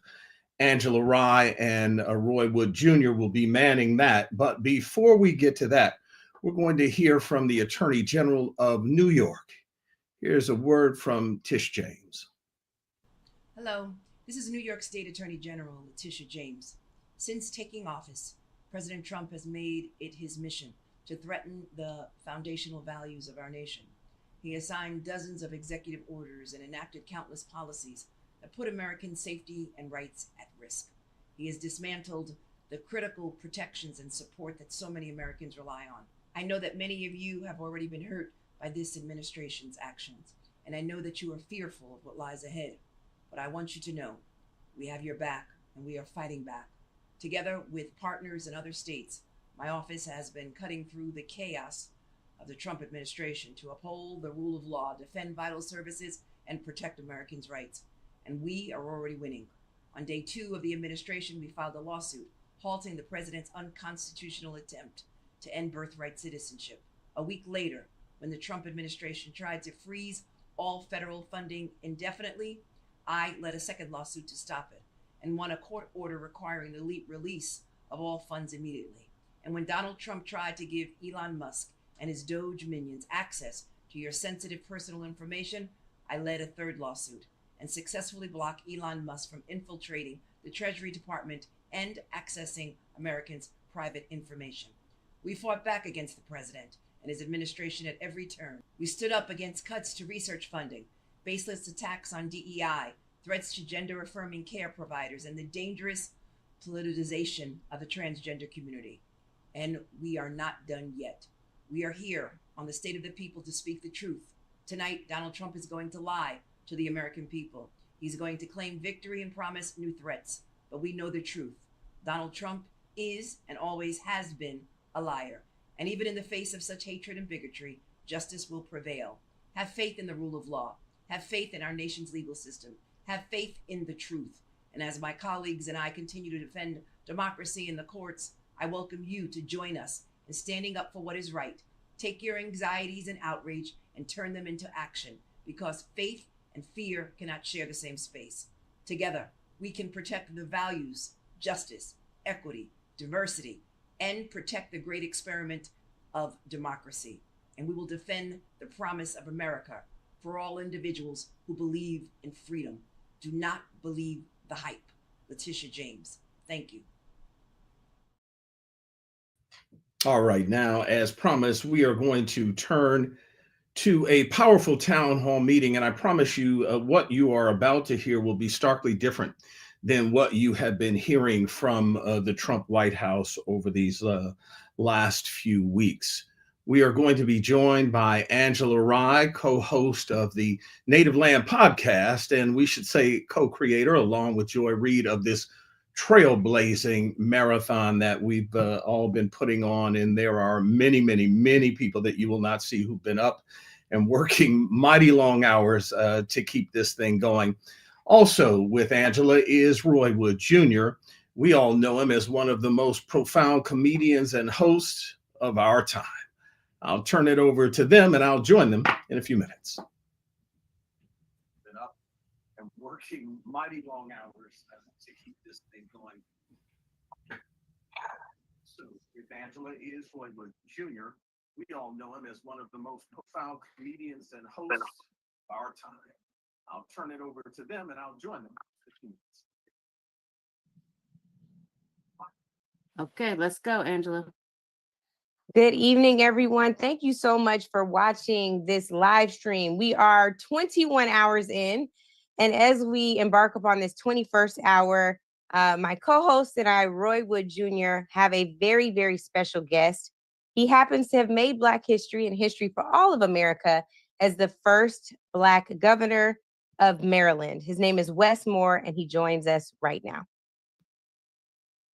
Good evening, good sisters. Good to be with you, Angela, and thank you. We love you, and we are so thankful for you and your leadership and everything you continue to do. And to everybody else, I just want to say not just good evening, but thank you for continuing to watch over us, continue to love us, continue to believe in us, and to continue to spend your time.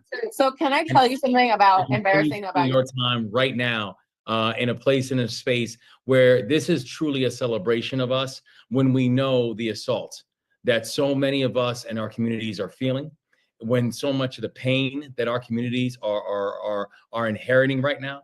But I want to say that even at a time when we know the kind of pain that is being intentionally infused upon each and every one of us from a federal government, even at a time when I know that I'm standing here as the governor of the state of Maryland, where we have over 160,000 federal employees in the state of Maryland who right now are being questioned about the value that they bring to our society. People who have been working for Democratic and Republican administrations before, where politics has never entered into the equation, simply a love of people, and are now being told that the work that they are doing to make sure that our grandparents are getting the health care that they need. At a time when you have people who are defending our country, both domestically and overseas, at a time when we have people who every single day are ensuring that our communities are safe, that our parks are open, that our homeland is protected, who are now being told that they are adding to inefficiency within our society. At a time when we know, when we're watching proposals like cutting hundreds of billions of dollars of cuts to things like Medicaid, at a time when we're watching basic freedoms and securities that we relied on and we believed in, that are being challenged by people who have done nothing to sacrifice on behalf of this country themselves. I just want to say that I continue to be uplifted about the place and the space that I'm in right now. That I'm speaking to you from Annapolis. I'm speaking to you from a place, from the state of Maryland, that was literally the birthplace of Frederick Douglass. That was literally the birthplace of Harriet Tubman. That was the birthplace of Thurgood Marshall. About the place and the space that I am standing here and coming here from Maryland, a place that is the northernmost southern state, a place that had the bloodiest battles of the Civil War, a place where the Mason-Dixon line literally runs through my state. And I'm standing here to say that we are all descendants of survivors. We're all descendants of those who came before us and saw the pain and saw the brutality that our society can intentionally inflict upon us. And they got up every morning and they said, "Still I rise." Still I fight. Still I conquer, and still I win. We are now just the most recent iteration of this journey. We do come from the blood of Tubman. We do come from the blood of Douglas. We do come from the blood of Shabazz. We do come from the blood of Marshall. And just like them, still I rise. And so even in the times when it can feel darkest, hold on to that light. Hold on to each other.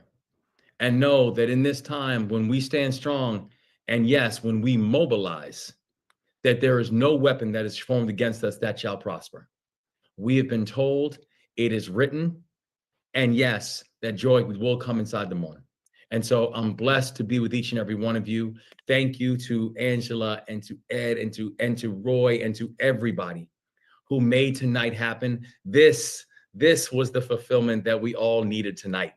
This is the entertainment that we all needed tonight. This is the joy that we all need to feel tonight. And I'm here to say, I will rock with you tonight and tomorrow and always. We love you and God bless you and thank you. Thank you so much, Governor Westmore. Does he have time for one question or does he have to bounce? I always got time for Just one question. I'm not going to ask you about the samurai sword on the wall in the background. I know we don't have time for that, Governor Moore. Oh, you can ask about that one. No, that's tonight. That's getting ready to get used. Okay.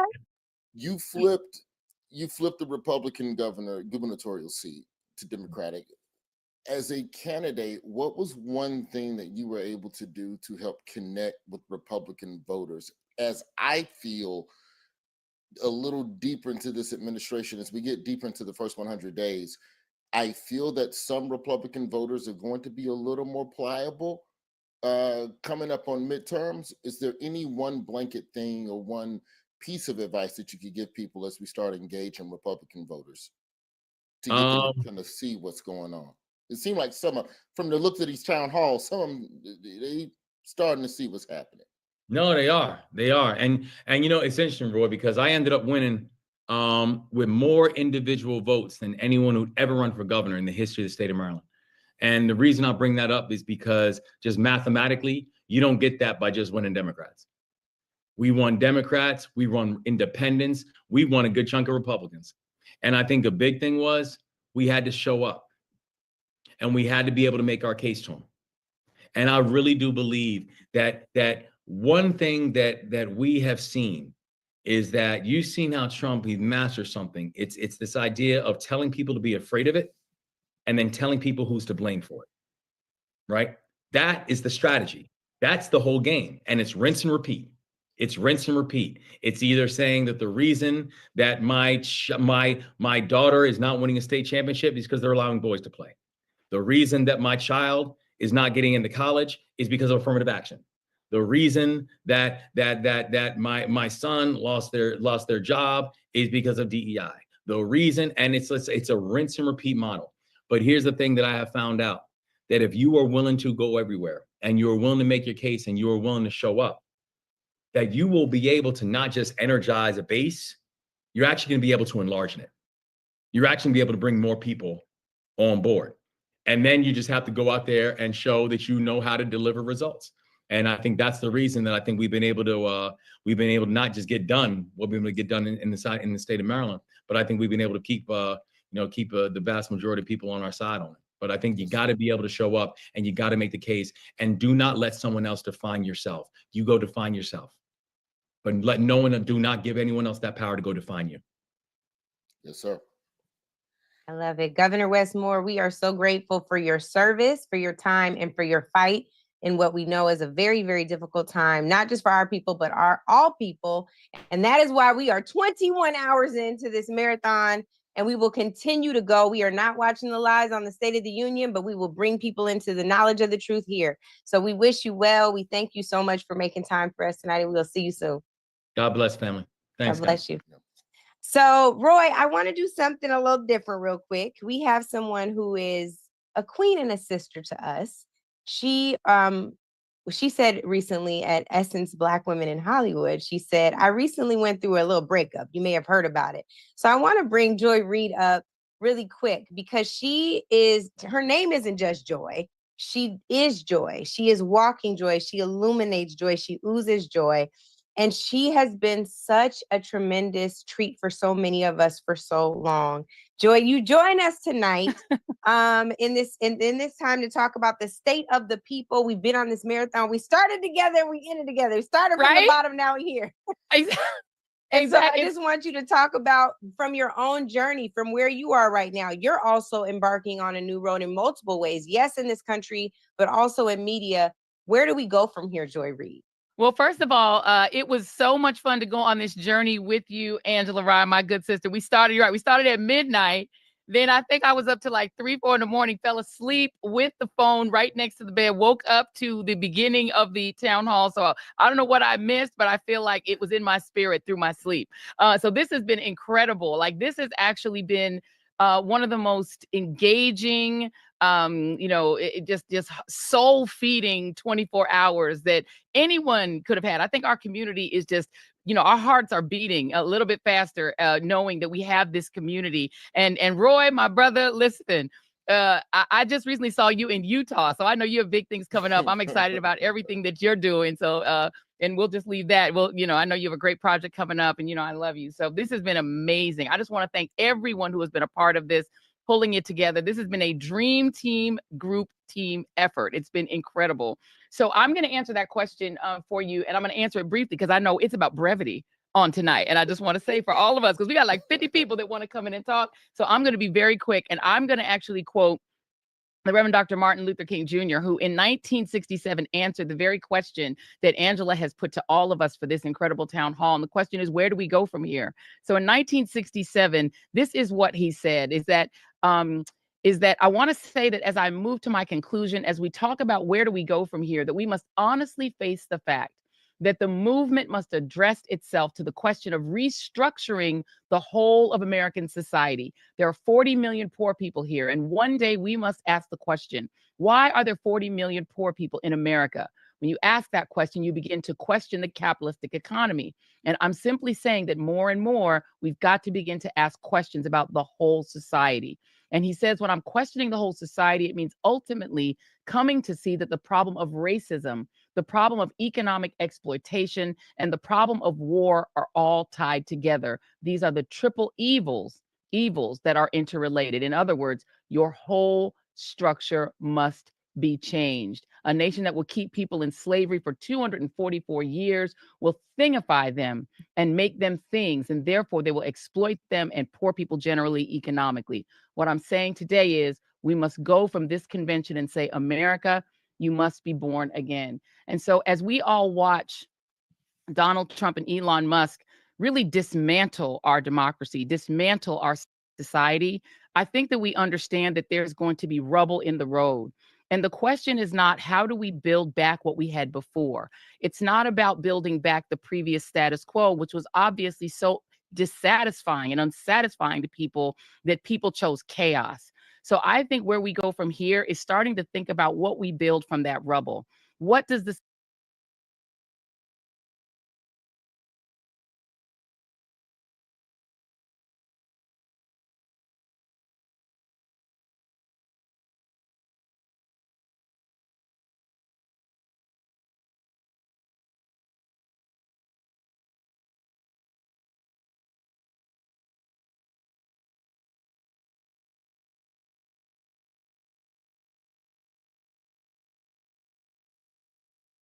the society we want look like?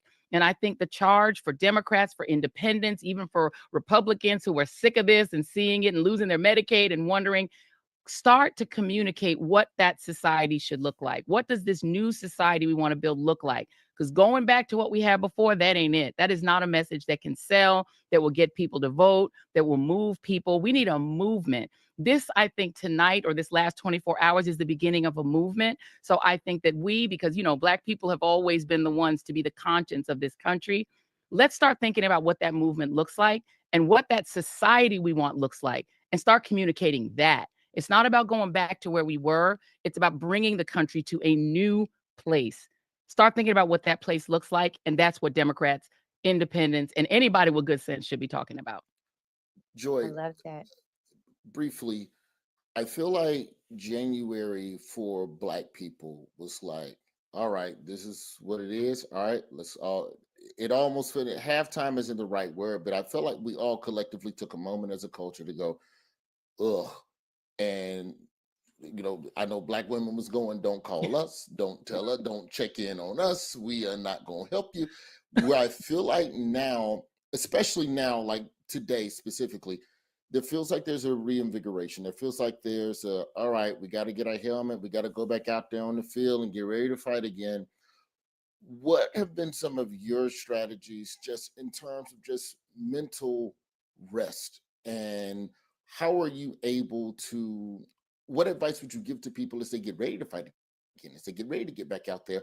What has been your self-care? And I'm not even talking just most recently with everything that happened, but just the duration of the election last year. You have to get up every single day and deal with this and put this into words for people.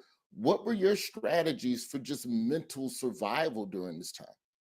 Yeah, I mean, well, first of all, everyone cannot have Angela Rye's cell phone number because one of the strategies is to call, phone a friend. And I have to say, I have some of the greatest friends, not just the Machetes, Angie and the other Machetes, but my best friend, Miss Kim, Miss Jackie, that, we do read this, read that together, but she also is like a counselor on the side for my wellness.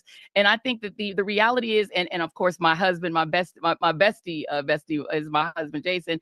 I really think you have to lean into the relationships, the people around you, your friends, your family, because unless you're grounded in those personal relationships, you're not going to stay sane in this mess. And look, we as the 92%ers, we were sitting on that wall in that graphic, watching everything burn, but the fire has caught the building we were sitting on. And so as Black people and our 80%ers, our brothers that rocked with us in this election, we did not choose this. We did not cause this, but this fire is burning us up too.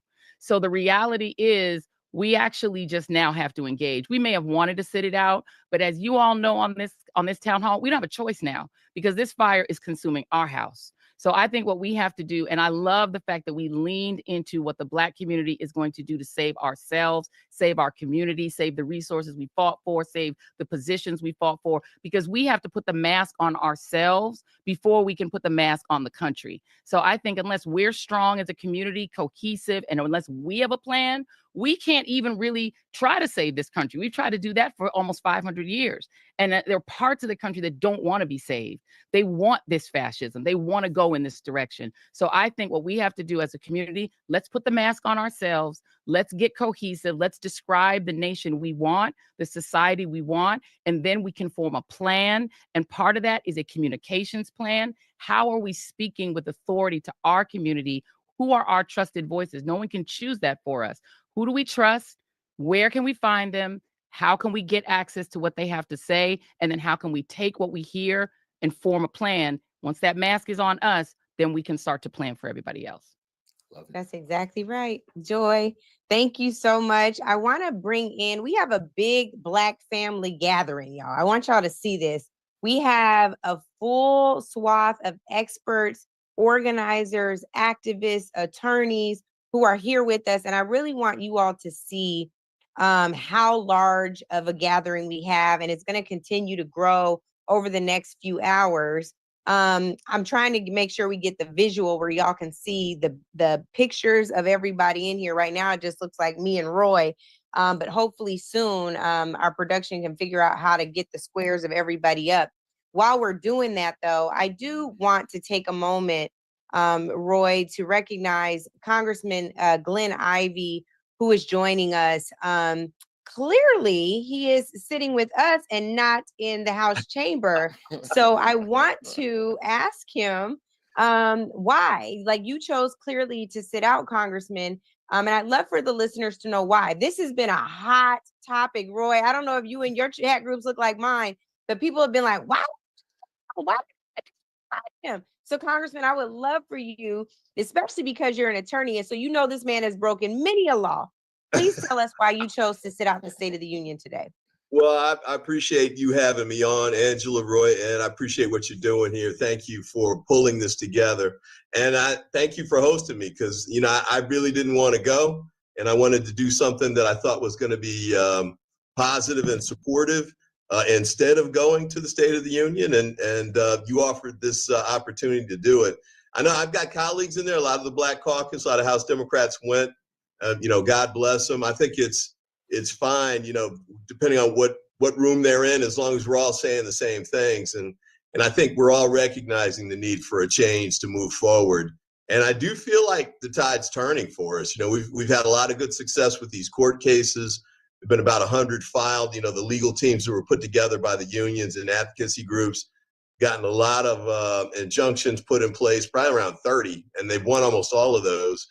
And I think politically too, you know, his numbers are starting to drop. People are starting to realize that, you know, this was an okie doke. This was snake oil. He said he was going to try and help regular folks out economically, but he's really just trying to help out Elon and the billionaire buddies. And I think it's important to see too with the tariffs.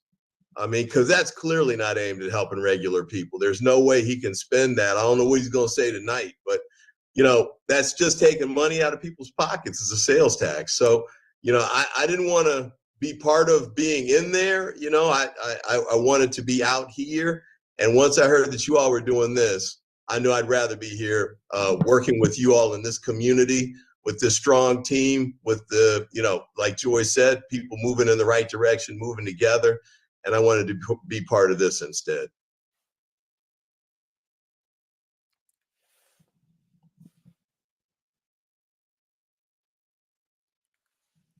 I'm not sure, Congressman, can you hear Angela? I'm not hearing her. I can't hear You know Angela. why? Because I put it Okay. on mute, moving this notepad and Okay, forgot. That just is making not sure. helpful. I was trying to test how well you could read my lips, Roy Wood Jr. Did you see? I'm in here. I'm ready to jump in. You just say the word. Well, I Roy, appreciate thanks the for kindness bailing of me being it. out, man. I thought my laptop had gone south or something. Man, or hearing was going out something. I'm sorry. I was just gonna say the question of the day really is, where do we go from here? So given the amount of pressure that I know a lot of our members are facing, your colleagues on the other side of the aisle have been protested so severely in town hall meetings that they were like, you know what, hell with those town halls. We just gonna go forth and do something else. Where do we go from here? Do we continue in the fight? Do we become more united? What is your plan? What do you suggest that we do? Yeah, I think all of that's right. I think we need to keep the pressure up. In fact, keep increasing it. You know, there was sort of a lull after Trump won. You know, I remember when he won the first time, we had thousands of people come out and march in the streets, and there was a lot of anger and everything. This time around, I think we were all in disbelief. Like, how could this country have elected Congressman this Ivey, dude I again? don't want to cut you off, but I want to note right now, I'm not watching the State of the Union, but reports are coming out that Congressman Al Green has been carried out of the House chamber. So I think that he wasn't carried out. He walked out of his own will. So But who they said he stopped got carried out? Well, it looked Oh, like they you were going to said that, escort him Mark. out. Put your Yeah. They can't. misinformation in It the chat. appeared. No, well, that's why I put it in chat. It appeared they were going to arrest him, but he decided to leave of his own free will. Vince and I are just below the chamber, but he stopped the speech. Al Green stood up as the one Democrat and stopped the speech. So he's coming out, and we're gonna go try to see if we can get him now and bring him down here to us. So we may see him in a minute. That would be great. On it, boy. Okay. So this is what the fight looks like then, Congressman Ivey. He cut in. Let me tell you the facts right now. I'm wearing a suit and I'm in the building. I'll report back in a second, Angela. That's all right. This is what democracy looks like, right? I got a note saying Al got escorted out, but that's Al. You know, he's I think he might have already filed articles of impeachment against Trump. So, you know, that's his approach, and I, you know, God bless him. The key is that we're all working together on the same team, trying to accomplish the same goal, because we recognize how destructive Trump has been just in it's like 50 days. And he's put the jackhammer to like everything across the board, especially things affecting the African American community. You know, like the Title I stuff. He was trying to cut funds for schools, Medicare. The Republicans like almost a $1 trillion cut, and that's taking health care away from folks, and Obamacare too. African Americans, but also, you know, low income folks in those red and rural states are going to be hit by that as well. And so, you know, we've always led the charge as African Americans for the fight for equality.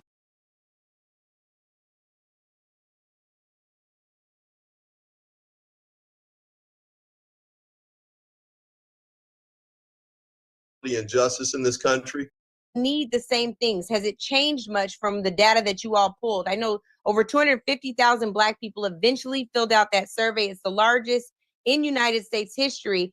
But I think we still got a road to go. We got a lot more Black people than who filled out the Black census. When you look at the data then and where we are now, where do we go from here just when you look at that data? Yeah, we surveyed 211,000 people, and we're going to do it again in 2026. We're going to survey 300,000 Black people. But what they overwhelmingly said is that we need an economy that works for us, and specifically wanted expansion of Medicaid, wanted help for childcare, wanted wages that have our dignity in mind. And now this last 50 days has meant that we need that even more than we even needed it a year ago. And I think we're going to see that with this budget that just proposal that came through that's going to slash Medicaid. And so for us, it's about getting into community. We believe that the antidote to fascism is building community, and to be in community all year round so that more and more people share what they want. And we can get to what Joy said, that imagination about where we want to go as a people, what we want to win, and build a strategy to get there. Love that. Ariva Martin and Demario Solomon Simmons are here. And I want to go to you all because one of the places that we've seen people lean in, Roy, you've seen this too, are around a legal strategy. With this president, most of what has taken place to stop executive action, where there have been more than 119 executive actions taken so far, over 95 lawsuits filed against this administration. You all have also worked to take justice into your own hands, not challenging Donald Trump, but challenging the white supremacist system that birthed Donald Trump in the form of reparations. I'm thinking of the cases that both of you all have. Ariva, I want to come to you first, and then Demario, you, because we are still fighting for justice for the survivors of Black Wall Street. But Ariva, I want to come to you first around you had Palm Springs, you've Bruce's Beach. There's so much work that you've done in this space, and there are so many cases like this that Black folks haven't had the PR or the attention around to really see justice. So we also have some roads to plow there. And I think it's important that we know that we are fighting on every side, but there is still hope. Thanks so much, Angela. Thanks, Joy. Thanks to everyone that pulled this together. I'm still a little sleepy from my 1 a.m. Part of the 24-hour marathon, but it was so incredible to be a part of the marathon over the last 20 plus hours. Folks who were up, who were watching, just such a phenomenal job done by the entire team. So kudos to everyone working behind the scenes and all the folks who were up all night watching. But you're right. Demario and I have been involved in some of the biggest reparations cases in the country. And when Joy talks about reimagining really what this country should be and not going back to where we were, reparations should be on the top of the list of things that Black folks should be thinking about. For so many years, so many decades, we were told it was impossible. We were told it was a fringe theory, it was a fringe concept, and how dare we have the audacity to expect or to believe that this country would make amends, would acknowledge the sins against Black folk and then do something about it in the same way that they have done for so many other people.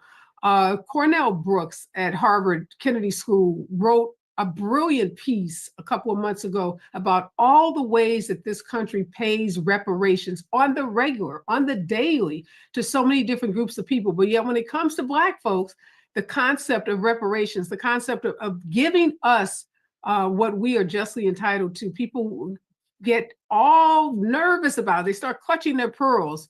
In so many ways reveal their racism about, myths about Black folks. We're not responsible with money. We hear folks say, well, we didn't do it.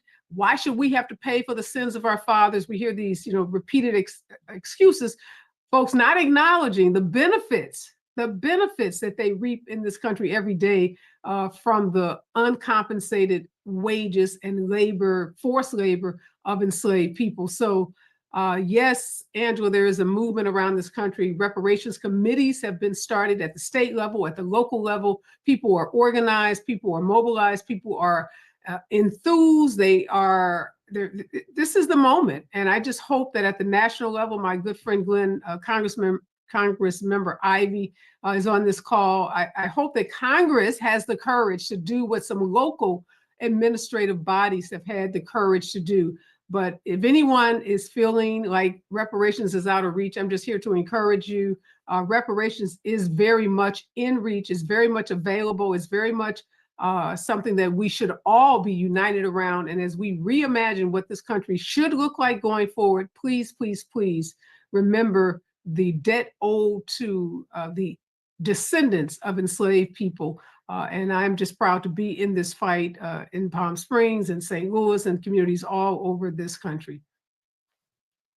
Thank you, Reva. Demario, I want to come to you, particularly around what we can be doing to ensure that we keep what's happened in mind, that we continue the fight for justice, and the other ideas around Black Wall Street. It's very existent. So even if they did decimate Black Wall Street, the ideas that we can hold on to despite its destruction, and we should never forget it, but how do we hold on to the fabric of what Black Wall Street was?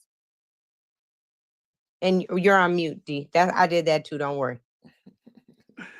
Well, thank you for having me here, and just excited by everything everyone is saying about pulling this together. You know, I represent the last two living survivors of the Tulsa Race Massacre, 110-year-old Mother Viola Ford Fletcher, 110-year-old Mother Leslie Benefield Randall. And in my over 25 years of working on trying to get justice and reparations for Greenwood, I spent probably more time than most people can imagine with people that are over 95 years old and several people over 100. And so what I want to tell people today as we continue to fight for justice for those two women is I want you to all right now think Greenwood. I want you to think Greenwood now, because think Greenwood is what will get us to where we want to be. Think about that Greenwood was created, this Black Mecca, where over 12,000 Black people came together, created all types of businesses, over 200 successful businesses, over 1,550 homes and businesses before the 1921 Tulsa Race Massacre. And they did that during the nadir. They did that during a time that's much like the time we're living in here under this MAGA 2.0 moment. And there was 5 founding principles of Think Greenwood. Number 1 was community love. Number 2 was self-determination. Number 3 was ownership. Number 4 was wealth and education concentration. And number 5 was resilience. These are the founding principles of Greenwood. And this is what we need to emulate today and make sure we understand that Greenwood and Black Wall Street here in Tulsa was more than a physical location. It was a mind state. And so what I'm asking everyone to do on this call, and for everyone that's listening, to go to thinkgreenwoodnow.com, thinkgreenwoodnow.com, and sign the pledge that you will live by these 5 core principles.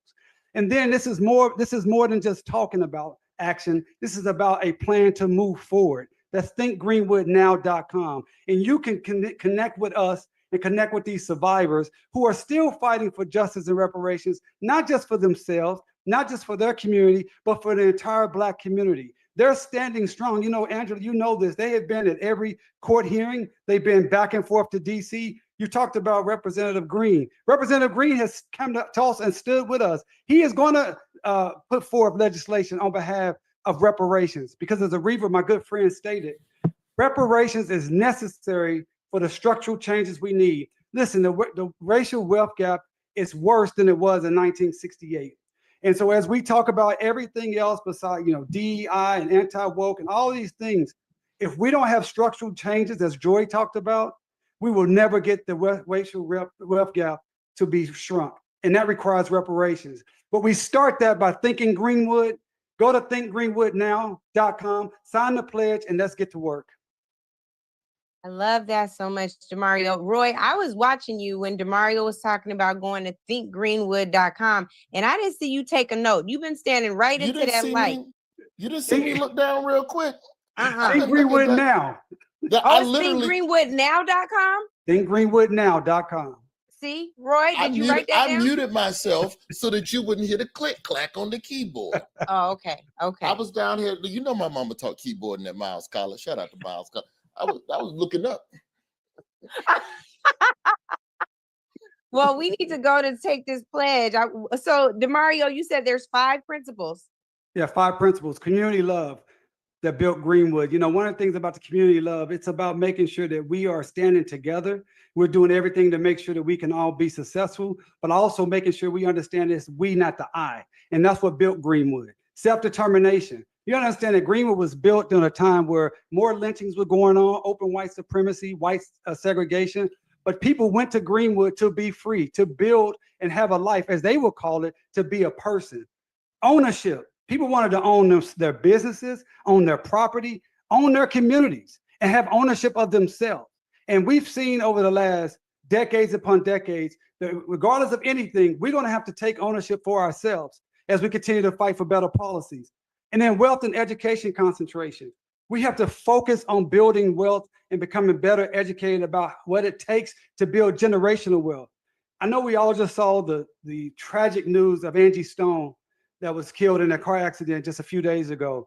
You know, when things like that happen, one of the things I think about is I hope she had her estate plan in place. I hope she had her life insurance in place. I hope she had a discussion with her family, what's going to happen to her royalties and her intellectual property. These are things that we have to start thinking about today. The fires out in Altadena, the same thing. These things can happen. So we have to think about our wealth and education concentration. And then fifthly, the resilience. And that's what we're showing tonight.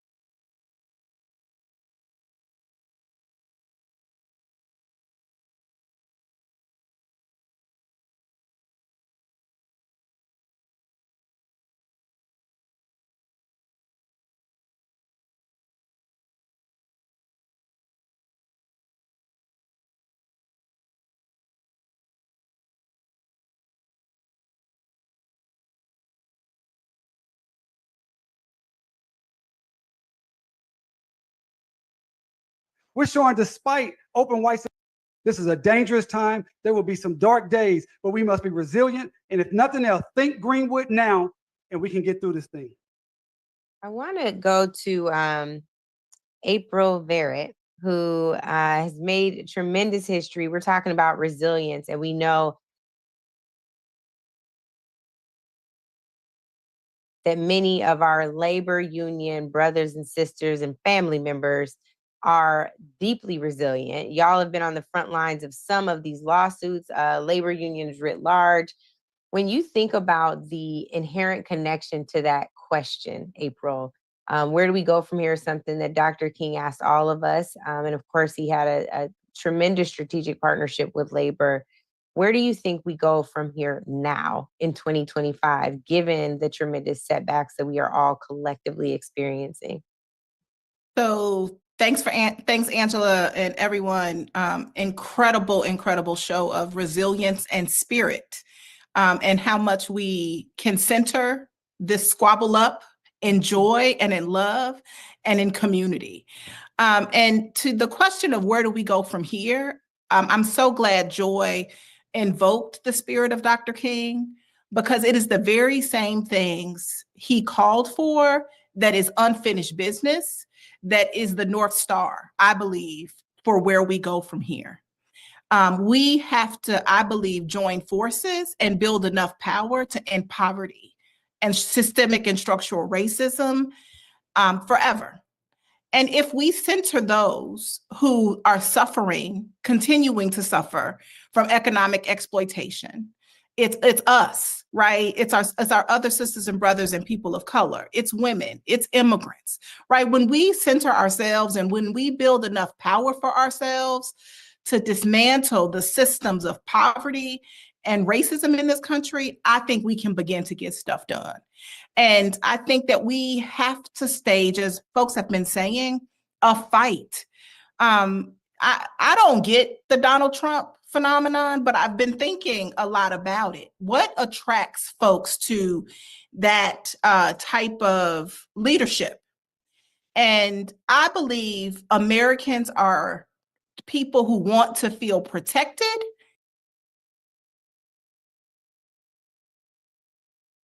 and defended. And for good or for bad, he is showing that I'm going to protect, I'm going to defend. And so we have to have that same energy. In this moment, we got to show that we are going to protect and we are going to defend what we care about, right? That vision that Joy talked about, I think is so important. And how are we not abandoning what we know we need in our communities? I don't give a damn. We should be out there talking every day about when they're going to raise the minimum wage. You care so much about working people. When you going to vote on raising the minimum wage? You care so much about working people. When are you going to put policies in place that stop price gouging and unnecessary fees that rob the poor? You care so much about working people. When are you going to invest more in our community? So the very things that we need, now is the time to stand up, the fight for them unapologetically. And the last thing I'll say, Angela, is I have come to believe that we are in the civil society because we want to fix things, right? We want to be fixers. We want to put balm on. We want to throw water on fires. Now is the time to throw fuel on the fire. Now is the time to blow up the spot, right? It is not a time to shrink. It is not a time to be small. We have to blow up their spot in the way that they are trying to blow up ours. And I think we got to do that in a focused and a prioritized way. We got to pick our battles, folks. We cannot get sucked into every single skirmish they want to suck us into. We will exhaust ourselves, but by Memorial Day. So let's focus and let's prioritize and let's fight like hell. So while we were talking, it's also been dropped in the chat that Congress members Frost, Crockett, and Presley have also walked out of this joint address of Congress for Donald Trump. So this is an opportunity. I feel like we got to bring in some of the youngers. So I want to go to Zai. Zai Bryan, I want to come to you because it is so important to have young voices on here. You all are not just our future, you're our present. I want to know if the actions taken by members of Congress who are walking out in this moment resonate with you, with them, some of your peers. I'm not going to do you like white folks do and be like, tell me what do black people think. It's not going to be one of those. But I am curious to know. As a youth. as one of the youths, right? Yeah, like do you feel seen by that act of protest? What would you have expected from members of Congress tonight? Well, thank you for having me first. Secondly, young people, as you said, are not just the future. We are the current moment. I'm encouraged by seeing them walk out because so often young Black people are told we have to conform, we have to be like everyone else, we have to, just make our way to the top, and we can't be outspoken, we can't say our true thoughts, and we can't really stand up in the ways that we want to. So I'm happy to see the people who have made it into those positions walking out and being very clear on where they stand and not leaving any room for any bad interpretations of what they may think or believe. But I mean, I think one of the reasons why I'm even running for office, I just launched my campaign for school board in Charlottesville. And the reason why I'm running for office at 24 is because I believe that we are ready to lead. And I don't want people to use age as a proxy for experience, because I think that young people bring a lot to the table. We bring a lot of unique perspectives. We bring a lot of thoughts and ideas and innovative ways at going at things that we're facing in the current moment, all of the challenges that we're seeing. So I think that if young people are able to be supported, we all do well. But additionally, we need intergenerational base building. And so it will require young people to respect, the past, the elders, the work that they have done and the foundation that they've laid in order to inform the work that we hope to do in the future. Thank you so much, Zai. It's on my heart to go to this lovely young woman. Congresswoman Marsha Fudge is how I met her. But most recently, she was the Secretary of Housing and Urban Development, where actual change did happen during that administration and under her watch. She also is the former president of Delta Sigma Theta, and she is such a gem. I have to ask you, Congresswoman, because I'm still saying Congresswoman, it's Madam Secretary. When you watch your colleagues tonight as they sit in the House chamber, I want to know, if you put yourself back in their shoes, what you would have done and any advice you have for them going forward about how they deal with someone who is actively working to destroy democracy. First, let me say I'm very proud of them. The one thing that I always believed when I was a member of Congress is that there were enough of us that we did not have to ask for permission. We sit back too often and want to find out what does the group want to do? How do we all want to work together? Sometimes we just need to stand up. And this is one of those times I think that the caucus in particular needs to stand with all its might. Because when you are 60 members of Congress, you are strong. And I think we have to use the power that we have. So I'm very, very proud of them. I probably would not have gone. But those who did go, I am glad. I really feel so good about them standing up and letting people know what they think. Because the more we stay silent, the more we are ignored. And so I'm really, really happy about what I'm hearing. I want to go to the nation's oldest civil rights organization. The president is our good brother, Derek Johnson. I have to ask you, what is the NAACP telling us to do going forward? How are you all going to help us march forward, keep pressing on, keep pressing, keep hope alive, and also keep the pressure on this administration that doesn't seem to be accountable to any one of us, is only yielding to entities that have money to buy? It feels like this administration is for sale. I'm not trying to put you in a partisan question. So I will just say, as a general matter, we know that it seems that white supremacy is ruling the land here. And it seems like people who are poor and don't have something to offer them are put in harm's way. And we're seeing that with the federal freezes. We're seeing that with the funding cuts. We're seeing that with the proposed budget. Across the board, we are seeing that. How is the NAACP recommending that Black folks watching at home fight back? Well, great question, and thank you all for organizing this.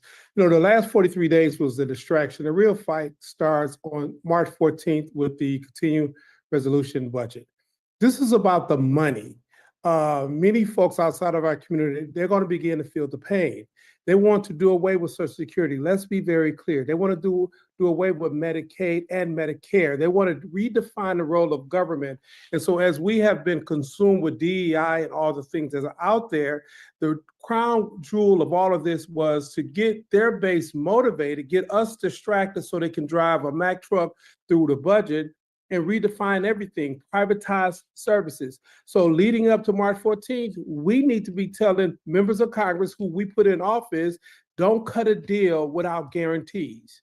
Don't be worried about shutting down the government when we know if they get a clean CR through September, no matter what they say, Trump is going to disavow all the money that they appropriate. So between now and March 14th, we need to talk to all the Democratic leadership. Don't cut a deal unless you have a guarantee in legislation that the money will be spent as necessary. Now, when we get to the new budget, that's the real fight. Everything else has been a distraction. For NAACP, recognizing, for Black folks, recognizing race is a tool. Money is the game. And we have to figure out how not to get distracted with racialized questions when at the end of the day, they are trying to redefine the role. The special elections are coming up. We have to play in those elections.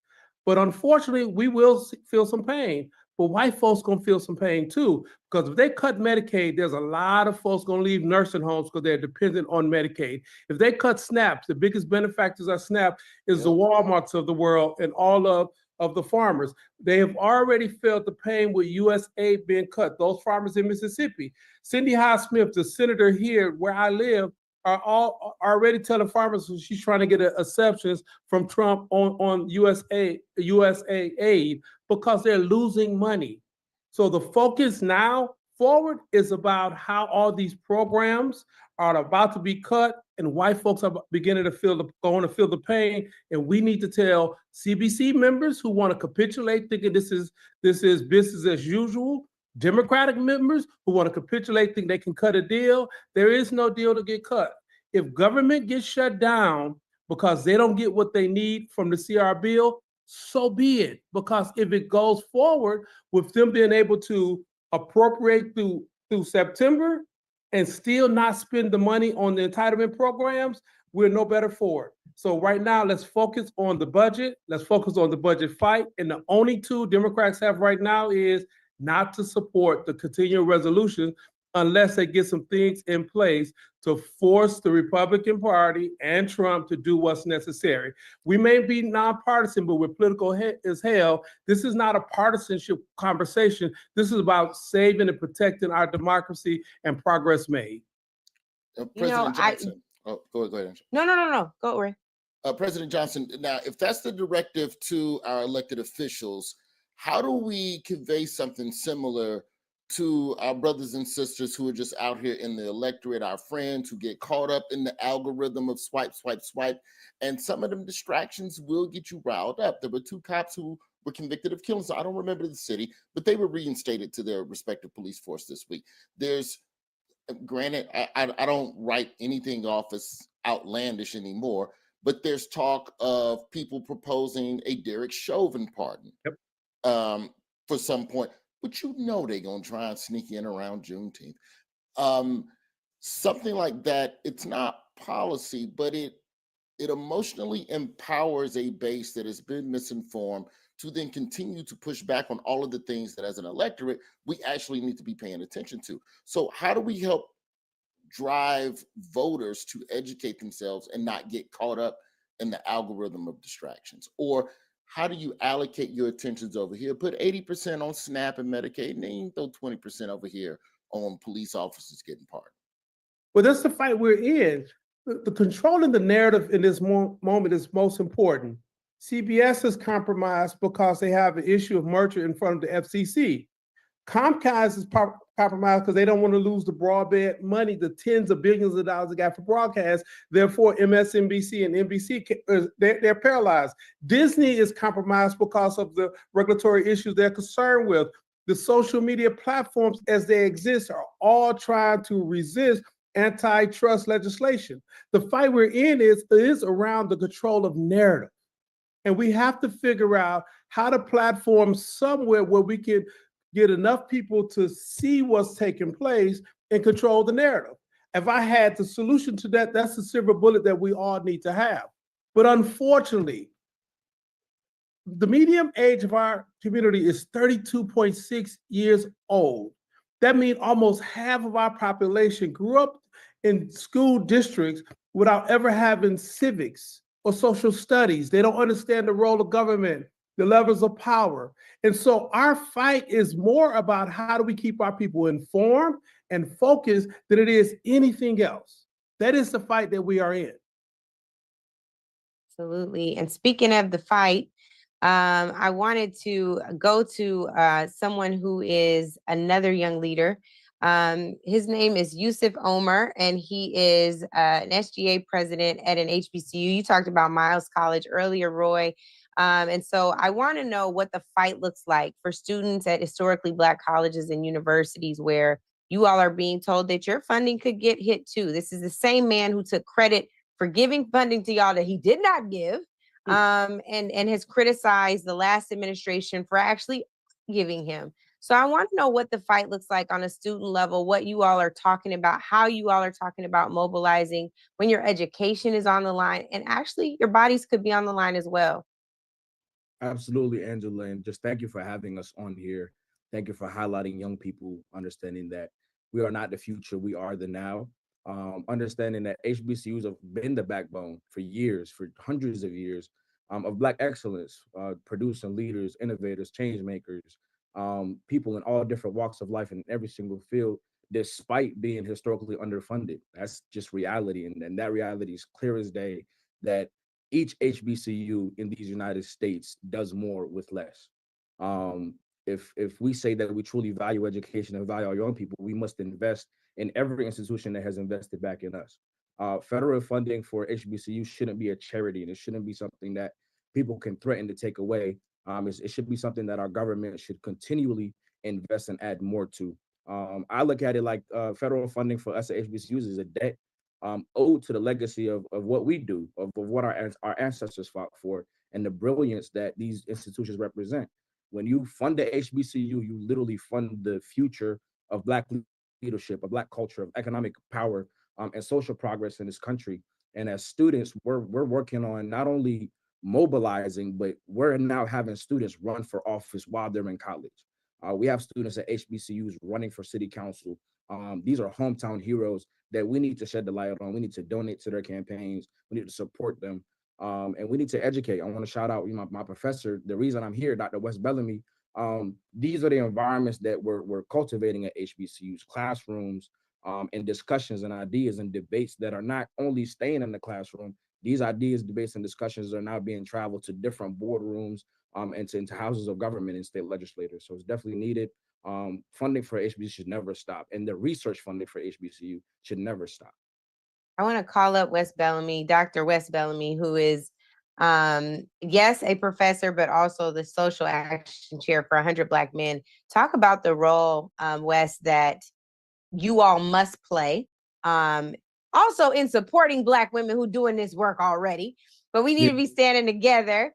Talk about the important role that you all play right now and where we go from here, and talk about some of the things that you all are doing next or right now that folks can engage in. Sure. Sure. First and foremost, major kudos to you. I call you the Chris Paul of the movement, Angela, for always being the architect. She's always passing the ball, setting people up, and she can be nice, nasty when she needs to get us. We need to stay on topic. Great analogy. So yeah, thank you, sis. Much love. As Yusef alluded to, we know that HBCUs play a very pivotal role in our community, but just as important as it is for us to support our HBCUs, we need to support Black students no matter what institution they're at. We see PWIs under attack. Our Black students, whether that be in Black student unions, we saw this information come out right there at Ohio State University about potentially their Black student union being shut down. We've seen certain things transpire at University of Virginia, where I live right next to. I mean, there's a multitude of institutions at multitude of students at PWIs and HBCUs alike who need our assistance. So Angela, when you asked the question, what do we do in the immediate? I think that means showing up. Yusef made a really good point in terms of how there's young people who are running for office right now. We just had Zayana Bryan on earlier. She's running for city council. I would encourage us all in the immediate to donate to her campaign. I just donated $100. I asked for anybody on here to match that. That's a young person on here right now who's out doing the work, and she's committing herself to get in the fight. So we all can do something in the immediate today by supporting her. On a broader scale and on a larger scale, when we talk about different things specifically in our community, tomorrow or Friday or next Tuesday or next month, I think it's about doing three things. One, we have to be able to endure and mentally and emotionally prepare ourselves to be able to endure what's going on in front of us. There's going to be a lot of fatigue that we feel both emotionally and mentally from just all of the things that are coming on in our bodies. So I think it's important to be able to have your happy space, take the time away when you need it, be able to rest when you need to, and then again, be prepared to go out and get up and fight the next day, because there will be a fight tomorrow. Secondly, when it comes to on a local level, we all need to be looking at how we can be engaged today. Whether that means showing up at a city council meeting, showing up at a school board meeting, showing up to a PTA or a PTO meeting, we can all go and do those things today. And then thirdly, we know that we're going to have to contact and support our legislators, whether that be persons like Jasmine Crockett and others who we know are on the front lines and they're speaking out and speaking boldly. But in addition to those folks, we need to be agitating the individuals who aren't as loud, the quote unquote moderate Democrat or the moderate liberal or the moderate independent or the radical Republican. We need to be agitating and bringing the smoke to all of them the same way that y'all work for us. I saw a small clip just a second ago. Somebody sent it to my phone of a sister during the State of the State of the Union, and there was a coward. I mean, there was a congressman who snatched the paper. She said she had a paper that said, "This is not normal." And he snatched the paper out of her hand and then threw it up in the air like hip, hip, hooray. Like that should infuriate us and motivate us to go to work. Me personally, I would want to do some other things, but I'm going to channel my energy to go do some work within the community. And I think those are the things that we can do right now. Like, everybody isn't going to mobilize a 5,000 person march. Everybody isn't going to be able to put together this prolific town hall, but we all can do something in our communities first, in our neighborhoods next, in our states and congressional districts after that. So let's go get to it. I challenge y'all to work not only with me, but everyone else on this call and those who we don't know, so we can get to work. And on that, Wes, speaking of getting to work, there was somebody that's all about that work that is now with Reverend Mark Thompson, Ayanna Presley, the Congresswoman who is about that life. Real OG is here, and she is ready to talk to us. So, Congresswoman Presley, welcome. We are so happy to see you. We so glad you walked out, girl. Tell us glad you walked out. How you're feeling. She can't. We're relaying what you're saying. Oh, okay. Well, translate that. Tell her we said go, girl. She said go, girl. That's what she said. You can hear me, okay?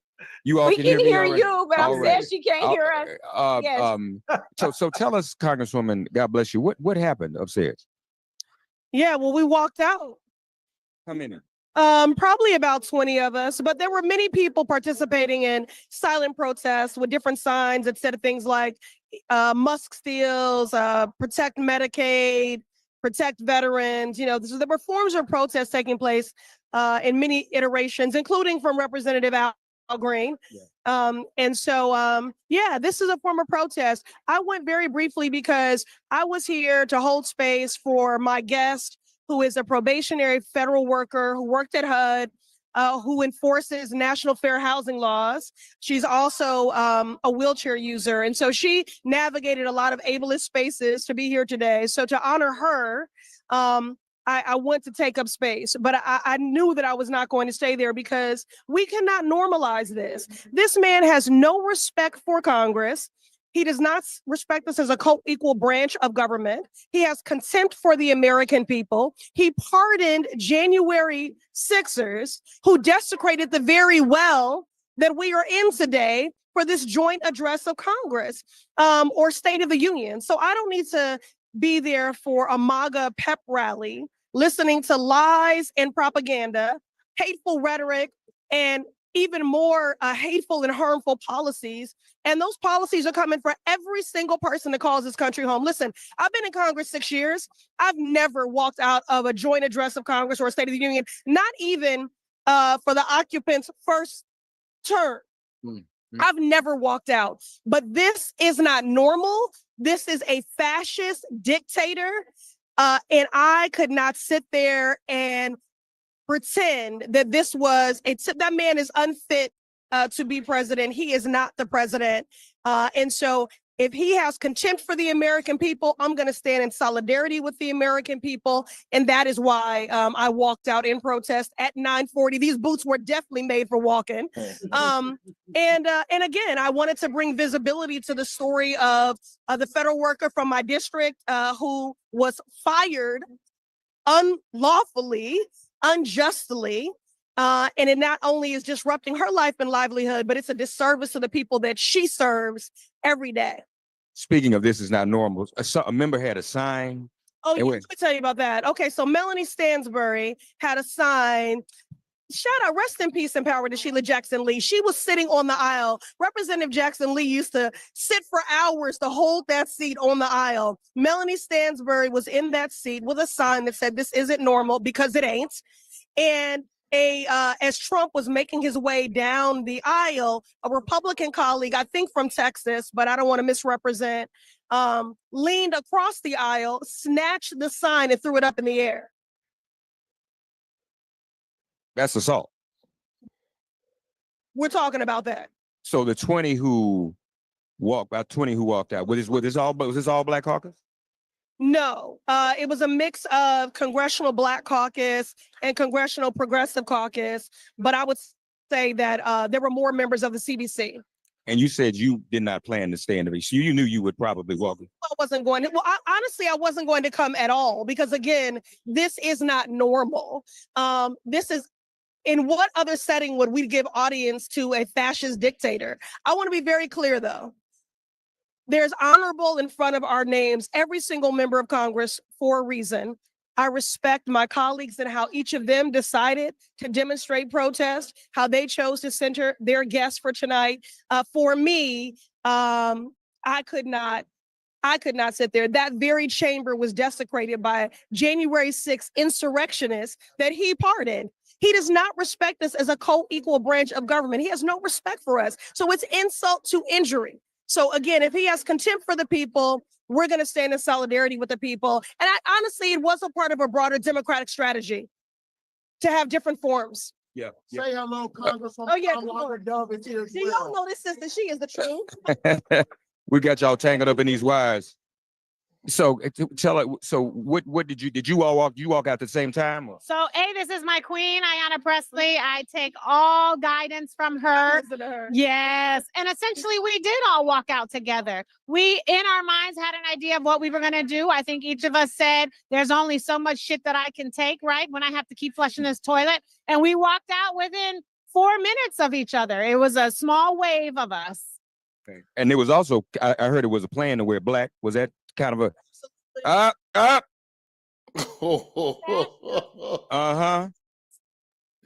Mark. Signs. Go ahead, Mark, Roy. Could you ask either of them, do they feel like Also, I if just wanna say behind I closed love all y'all. doors, So if just behind thank you closed for this doors, critical any Wait. of the Republican officials are What? starting to turn against Trump? Do you get the sense any of the Republican members are starting to turn against Trump? No, they're scared, but they also are mad at themselves for having no courage. And they're mad at us because we are the mirror of courage that they should have. And it would seem too. There's no Republican Party. It is Right, that's right, it's a cult of cowards that are complicit in wholesale harm. And they have a majority that he even deems irrelevant because he just skips right over them, right? I mean, they don't even matter. They not only abdicated their responsibility in this moment for our shared constituents, they have ceded their congressional authority and power because of their fealty and loyalty to Donald Trump and not to the people that elected them. And what is so very scary is that Donald Trump is trying to merge the executive, the legislative, and the judicial branch. We have seen Congress yield to him, the Republicans, and we have to make sure that the judiciary does not do what these Republicans in Congress have done. That's right. Well, I know I speak for everyone here. Angela, you got a quick question you want me to relay? I don't. Just let them know we stand with them. I'm going to go to some of their colleagues here to get a reaction, but tell them we stand with them and we thank them for their courage. We all stand with you. We thank you for your courage. You know, you got to do this. So I'm glad you all did that. And, I don't know if you could hear him. He started whining. They don't love me. They don't ever clap for me. When I came up here for 5 years, they didn't clap. I mean, he went to this, that whole Rodney Dangerfield, don't nobody love me thing. Clap. Well- Tell the truth and we'll clap. Tell the truth. And we'll clap. Do your fucking job and we'll clap. But if you're going to kill us, if you're going to fire us, if you're going to take away our rights, then we are not going to clap. We are going to come for you. That's right. That's damn right. That's why y'all know she was lying when she said she takes all her cues from me. That's right. Do you Hold it, DeMario. Well, because they can't hear us, Mark. I want to just jump in here. There was someone who's a good friend of ours, our good brother, Gary Chambers, who has been relentless about let's call our members, let's make sure they know we don't even want them to go. Tell them to go somewhere else. I want to get his live reaction to what he's hearing right now. Gary, chime in here. I want to say thank you to the members of Congress who had the courage to stand up, because at the end of the day, we don't have to act like this is normal. We don't have to sit there and just allow him to lie in our faces. And I think that if we are going to stand in the spirit of our ancestors, that is to resist in both strategic ways and visible ways, so this government understands where we are. In a strategic way. That's what he was just saying. Okay. So we all Mark, agree. We're gonna mute you to translate, but we're gonna keep the panel Well, going. no, but I'm gonna say one thing. Since Okay. DeMario was here and we talked, and Ariza was here, we want to introduce those of you who don't know. She mentioned Congresswoman Sheila Jackson Lee. She has inherited the mantle from the spirit of Sheila Jackson Lee and John Conyers. Ayanna Presley is now the primary sponsor of HR 40 Reparations Now. So we appreciate that. Maxwell Frost is here. Jasmine Crockett is around, and I think Al Green is still coming. I'll be back. Perfect. Thank you so much, Mark. We got Mark on the spot. Forget Johnny Roy. We got Mark on the spot. and he brought us right to our protesters that know what time it is. It is State of the People, y'all. It ain't State of the Union. It ain't a joint address. This is our time, and it is so good to be alongside people with courage. I want to go to some sisters that I know carry the mantle for courage all the time. Bishop Leah Daughtry, I want to come to you, and Siobhan Arline Bradley. I also want to come to you simultaneously. I want to hear what y'all think about that. And now that we've had some sisters show up, show out, say that we're not going to sit here and listen to this nonsense, what do people at home do with that same courage? How can we motivate and activate that same courage? I also want y'all to know I came to them because these are my side pastors, okay? They get a prayer through and they'll get us some action that is rooted in faith. So I want to hear from you all about what you think we do with that. The side pastor, you got a main pastor? Side pastors. No, I call them on the side. I got a main line right to them. Okay. Oh, I thought you meant like you had two pastors. Oh, never mind. My mind. I'm sorry. See, Roy, that's why, you know what? Somebody block him. Well, I'll start. Siobhan, go ahead, Siobhan, you go. Well, I'll first of all, shout out to the love tonight. I suspect the ancestors are well and resting well because of what's happening right now. So just shout out to the whole family, Angela, for keeping us rolling. I think a couple things to offer as you think about the response. And I want to just honor Black women in this moment for being aware and taking space that we know is ours to take. I will tell you this, there is a unity between the brothers and sisters tonight that I think is palpable, and I think it's changing the game. But when we talk about the ground game, we need to talk specifically about where people need to go. There are a lot of questions that are coming on the strategies. What are we supposed to do? This is boycott, yes. Activate, yes. But we're talking about now the legislative part of this work. This part of the advocacy on the ground is where voters can take a stance. If you have a child that has an illness, they're currently receiving CHIP and supported by Medicaid. If you have a mother or a father who is over 65, they're receiving any kind of treatments. They're receiving Medicare. Social Security is on the line. I also want us to understand that when we start talking about SNAP and benefits, these are not just benefiting Black people. There's a misnomer about these entitlements. And what I want people to understand is you have to now start calling your senators every single day. Be relentless. Be relentless in a way that allows them to know you will be voted out. And we've got to also use the phone tree method. Like, we got to go old school. You got to call your people to tell them to call their people to make these phone calls and then show up. Special elections in Florida 1st and 6th District. Do not miss this. I don't care that it's a Republican district. I care that we got Black people that can vote. Here's the last thing I want to say, Angela, for this call tonight. As people are listening to what's happening, we got to understand that strategy will outweigh this foolishness. But strategy comes when we had to take a moment to breathe and activate. Now that we're activating, look at what we've done in 24 hours. We have called him. My father's 77 years old, and he told me he clicked on to watch tonight. We're hitting generation after generation. We got mothers, grandmothers, fathers, folks that have not been listening are now listening. So when you say turn the TV off, that doesn't mean turn off the activism. That means turn off this moment to be able to pull together what we're doing tonight. And it's working, y'all. We are going to win because our ancestors gave us the blueprint. This is a different man, but not a different plan. That's what I want you to hear. Bishop, before you weigh in, we've been joined by Congresswoman Latifah Simon with Reverend Mark Thompson. And I want to go to her. You all heard her earlier today. I'm ready to go when you are. All right. Delivering her Working Families Party rebuttal or pre-buttal to the State of the Union. So Mark, I'm coming to you now so we can hear from Congresswoman Simon. Congresswoman Simon, what happened? A lot happened tonight. I mean, I know I walked out. I walked out. I couldn't listen to these deep lies, this vitriol. But it also, sir, it felt like a Klan rally in there. We have to really understand what's happening right in front of us. We heard a president said clearly that he wants to take us back to a 1950s America. DEI is code for making sure that white men are leading everything. He has fired 4-star generals and has put unqualified white men to head our Pentagon. I can go on and on. We heard the lies when he started talking about Social Security. That's my grandmother. That's my aunt. Those are disabled children and the children of dead men. That is a social safety net that we all have paid into, and he is going to disrupt that department. He is going to disrupt and fracture our education system. Again, that's disabled children, that's K through 12, that's FAFSA. I couldn't listen to someone who's trying to tear apart the very structures that we have fought to build in the last 60 years in this country. I had to walk out. It's my job to be in this building, but I refuse to sit and kowtow to the neo-Klan. I'm not doing it.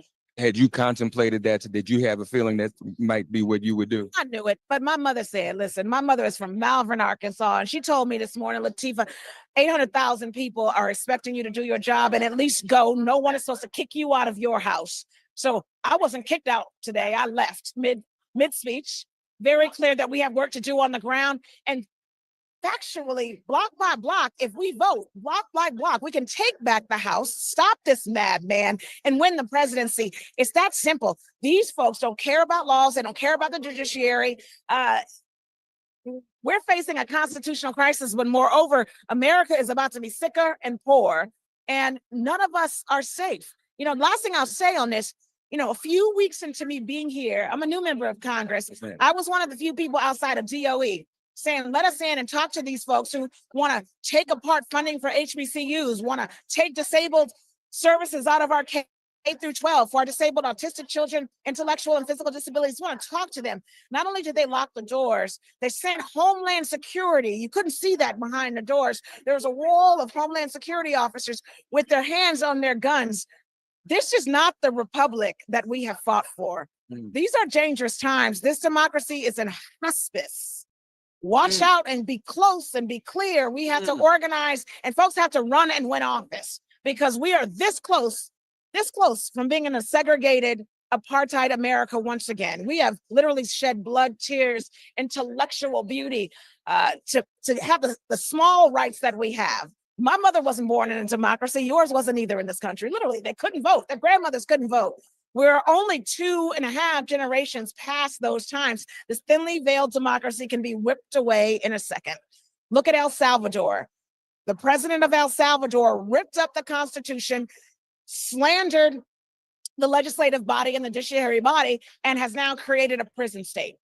We got to work, y'all. I'm ready to work. I'm here not just to legislate, but to organize, but to show up for my people.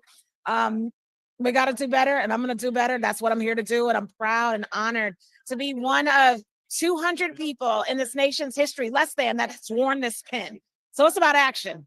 We're going to be in committee, but we're going to be on the streets too. You may have had a better vantage point than we did. What exactly happened with Al Green? What when they came in to escort him out, did they not? So, that brother is on the floor every single day fighting the good fight. I mean, listen to him, his floor speeches every day. What he did is he shook his cane and he challenged the leader of the neo-Klan, and that's what he was supposed to do. And the Speaker of the House had a Black man forcefully removed from the chamber by the sergeant in arms. He is a sitting member of Congress. And do you see the heckling and the hollering from the Republicans? Do they have decorum? No, this is a discriminatory body right now. This is a leadership that doesn't see Black men as equal to their white counterparts. It's really clear. If you look at the right side of the aisle, you see a monolithic governance structure. It's a majority white man structure.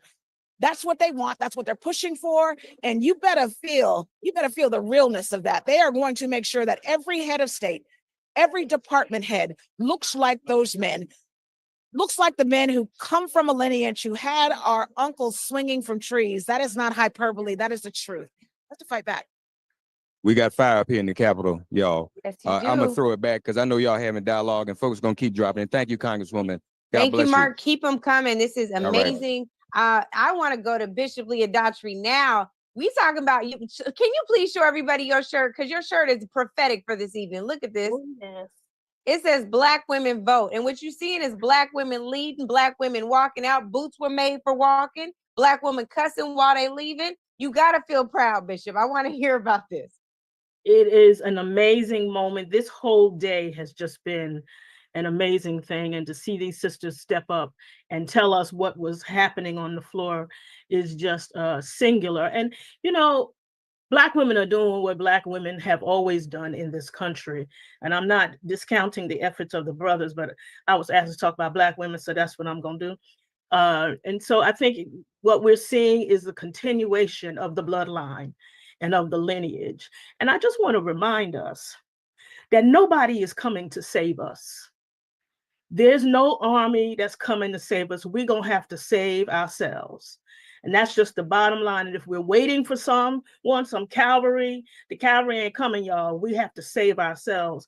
And so what I want to offer is a couple of things that people can do. Number one, reject. We have got to reject the lies. What happened today with this 24-hour marathon is one example. We got to reject it outright, refuse to accept what they dishing. We just not going to reject it. Do not engage in anticipatory compliance. Do not obey in advance. We got to reject it. Number two, we got to resist. Put on your boots, get you an Angela beret, do whatever you got to do in the places where you are to resist what is happening, to say, I will not go. Here is the line I will not cross. I am going to do what I can do, which is not to say that we all going to do the same thing, but we ought to practice resistance in the spaces where they are. Number three, we got to reclaim our heritage. We've let it go because we have had an easy time of things in some respects, or we've been duped into thinking we've had an easy time. We have got to reclaim the mantle of our ancestors, what the lineage was that got us to where we are today, where we have all these firsts, where we have people in the Senate, where we have people running businesses. It was not ever so. And so we got to reclaim the authority, reclaim the power, reclaim our legacy as Black people in this country who were built to survive. We were made for this storm. Everything that has happened to us in this country has prepared us for this moment, and we are up to the task. And the last R I'm going to give you is remember. You got to remember where we've come from.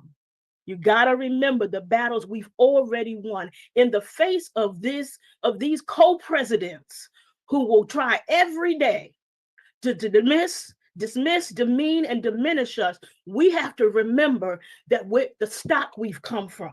We've got to remember the people we've come from who were sturdy enough and strong enough to survive this middle passage, to get here and to live 400 years, to survive through the slave master's whip, through the lynching tree, through the segregated fountains, the back of the bus, and they kept on breathing and they kept on living in the hope that we would be able to stand, not just stand, but thrive. And we cannot let our legacy and that our ancestors left for us be diminished or demeaned. Ain't nobody coming to save us. We got to save ourselves.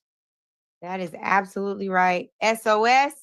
And on that, speaking of somebody who's working on saving ourselves actively, he might have upset some party folks the other day because Jamie Harrison was front and center on a USA Today article. While white folks are talking about identity politics no more, there's no space for DEI, we're starting to see white folks in the Democratic Party align with Republicans sounding real Dixiecratish. And Jamie Harrison is like, Sweet Brown, ain't nobody got time for that. So Jamie, I want to know where you will tell the party to go from here. You see Black women and Black men thinking about Mr. Green leading with no direction in some ways, right? They're leading. They're saying, we're going to take this in our own hands. We are going to follow our own conscience. We know they are members of a caucus that's called the Conscience of the Congress. Jamie, how are you feeling about all this? And what do you tell the people at home who are like, finally, we see leadership? Well, listen, Angela, first of all, thank you for your vision, you and Joy for helping to pull all this together. And, the bishop just preached a word. She just preached a word. And we're at this inflection point, particularly where parties are. And, I'm very fortunate to have been the third Black person to be chair of the Democratic Party. But I can tell you, the Democratic Party ain't perfect. And right now, what you hear is there's a battle for the soul of the party. You got some folks who love to say that Black folks represent the backbone, the heart and soul of the Democratic Party, but at the first indication of any anxiety, electoral anxiety, they want to abandon those folks. They talk about identity politics being the thing that is dragging the Democratic Party back. I mean, hell, the right-wing evangelists in the South is an identity group. Gun owners in the South are an identity group, but you don't see the Republicans running away from them. If African Americans represent the backbone of this party, then why are not all Democrats surrounding us and supporting us in this full frontal attack that is happening on the Black community right now? We all have to stand up. We all have a role to play, but we all have to stand up, and we have to demand that our party and party leaders, and I'm not saying this as a blanket, this is, you know, the DNC or whatever, but I'm saying the folks who are elected officials in this party, they all have to stand up and do their parts in terms of fighting for us. And that's what we saw in this last election. There are some people who just fundamentally do not feel as though they see Donald Trump, and they don't agree with Donald Trump. Many of them hate Donald Trump. But the one thing that they respect about Donald Trump is that whatever he believes, he fights like hell for it. Democrats, we got to fight like hell for the things that we believe, that are our core values, and the people who are the backbone of this party, and that is Black folks. And so that's what we need at this point in time. And listen, we're all going to have different roles. We're all going to play different roles in this. You know, we saw it during the civil rights movement, right? There was the person who there were the people who marched. There were people who sat in at the lunch counters. There were the folks who got the dogs sitting on them. But they were the pastors who organized. They were also the people who paid the bail, right? They were the lawyers that went into the courtroom. We all have roles to play, and we got to figure out what our role is. I often wondered, Angela, when I was growing up in Orangeburg, what would I have done in the civil rights movement? Well, hell, we don't have to wonder anymore, because right now we are in the civil rights movement of our time. And the question is, what will each of us do in this movement in order to continue to move our people and our party and our families and this country forward? And so I'm happy to be a part of this. I'm going to do everything, because I do it. Yes, I do it for my people, but selfishly, you know who I do it for? My 2 Black sons who are upstairs right now sleeping. That is who I do this work for. That's why I will give every breath in my body to make sure that my sons don't grow up in a world like my grandparents grew up in, where the KKK marched through their town, where they had to drink out of colored water fountains, where they sat at the back of the bus. I will do every single thing in my power, will give every bit of my blood, every breath that I have, to make sure that my boys don't live in that world. Right now, we have a fascist in the White House. It is fear, it is fraud, it is fascism. And that is what defines the Republican Party. That is what defines Donald Trump. And we got to do everything that we can to push back and fight back against that. Congressman Harrison, thank you so much. We want to go back now real quick to Mark Thompson. I understand he has Representative Maxwell Frost. One of the few good things to come out of Florida. Mark, get to also oranges. Shout out to oranges. Mark, real quick, He can hear you. He can hear you. He can hear you. Oh, okay, dope. So how you doing? Good to see you. Good to see you. Ain't seen you since the Daily Show when you popped in a while back, brother. What was the consensus before going into the chambers tonight amongst all the Democrats? Were y'all like, well, you gonna walk out? Well, I'm gonna walk out. Well, you walk out, I'll walk out. Or was it more organized? Or was everyone kind of feeling their own wave as the night went on? There was definitely a lot of organizing going on. And here was the general consensus is that, number one, this isn't a normal address. This isn't a normal time where you stand up when the president walks in, where you have that kind of decorum. Because number one, he's never shown that to us or the American people or any people. He's never shown that to Black people. And so we walked in there, many of us, with a plan of what to do. If you've seen the videos, you've seen people with signs, holding up signs. I hold up a sign that said Musk steals. Elon Musk has been tweeting at me every other week. If I was the richest man on earth, I wouldn't be tweeting at 28-year-old Maxwell Frost, but I'd be doing other things. But I held up a Musk steal sign. But here's the thing. The reason why we decided to walk out is because, number one, we all worked really hard to get to Congress, and our constituents sent us there. And we knew we didn't want to stay the whole time. But I think there's power in occupying a space and choosing yourself when to get up and leave and walk out in the spirit of student protesters from the civil rights era. And that's why we decided to do it. Us and a group of mainly women from the Black Caucus who helped lead us into that action. Yeah, you have some on, right? Yeah. We couldn't. You can't just get up and walk out, right? We got up and we turned around and showed them our back to show this message. No kings live here. No kings live here. Yeah. And because he thinks he's a king. And what's going on right now is this administrative coup and billionaire takeover of our government so they can take away Medicaid, Social Security, the things people have fought for and earned to give billionaires a tax cut. And this is what the fascists do, is they try to have us say, well, I can't pay rent because of Black history. I can't afford my medicine because of that trans person. I can't afford this. I can't afford that because of the immigrant. They want us to look at each other instead of looking at them. But what I try to tell people is you are closer to being on the streets than you are to being Elon Musk. But they profit from us blaming each other, especially as Black people, amongst cultures and amongst the entire world. So I'm proud to be here. I'm proud to have done this action, but we know it doesn't stop here. Yeah. You know, what's next? What do you want to see your other members and this party do? I believe, look, number one, when you don't have all the power you want, you use all the power you got. And we do have power because there's only a 2-seat majority in the House. And we have the ability to obstruct, to delay, to push back on this extreme agenda that most people don't believe in.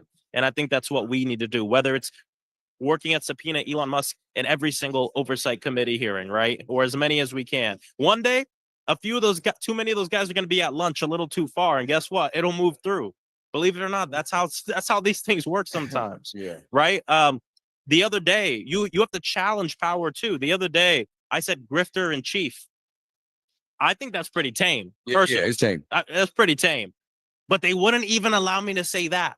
So then you say, well, do I cede that ground or do I push it? Not to just be performative, but to make a point so people can see what's going on. Because we can't assume that everyone's paying attention.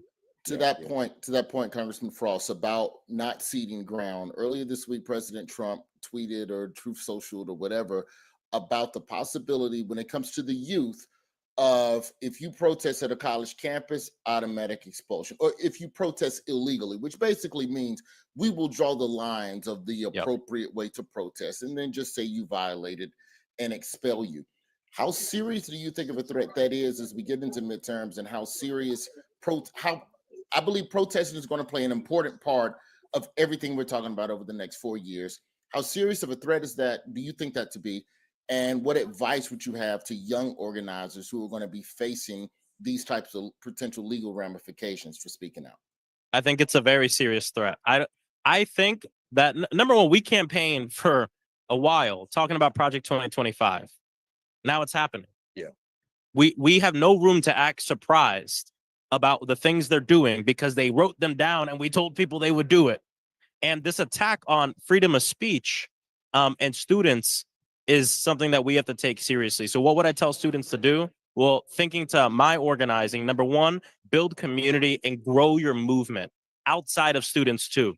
I remember during the Black Lives Matter uprising, the nights where I was tear gas maced and when I went to jail, it wasn't just people my age that had my back. And it wasn't just people my age that bailed me out of jail. It was a multi-generational movement of community that brought each other up.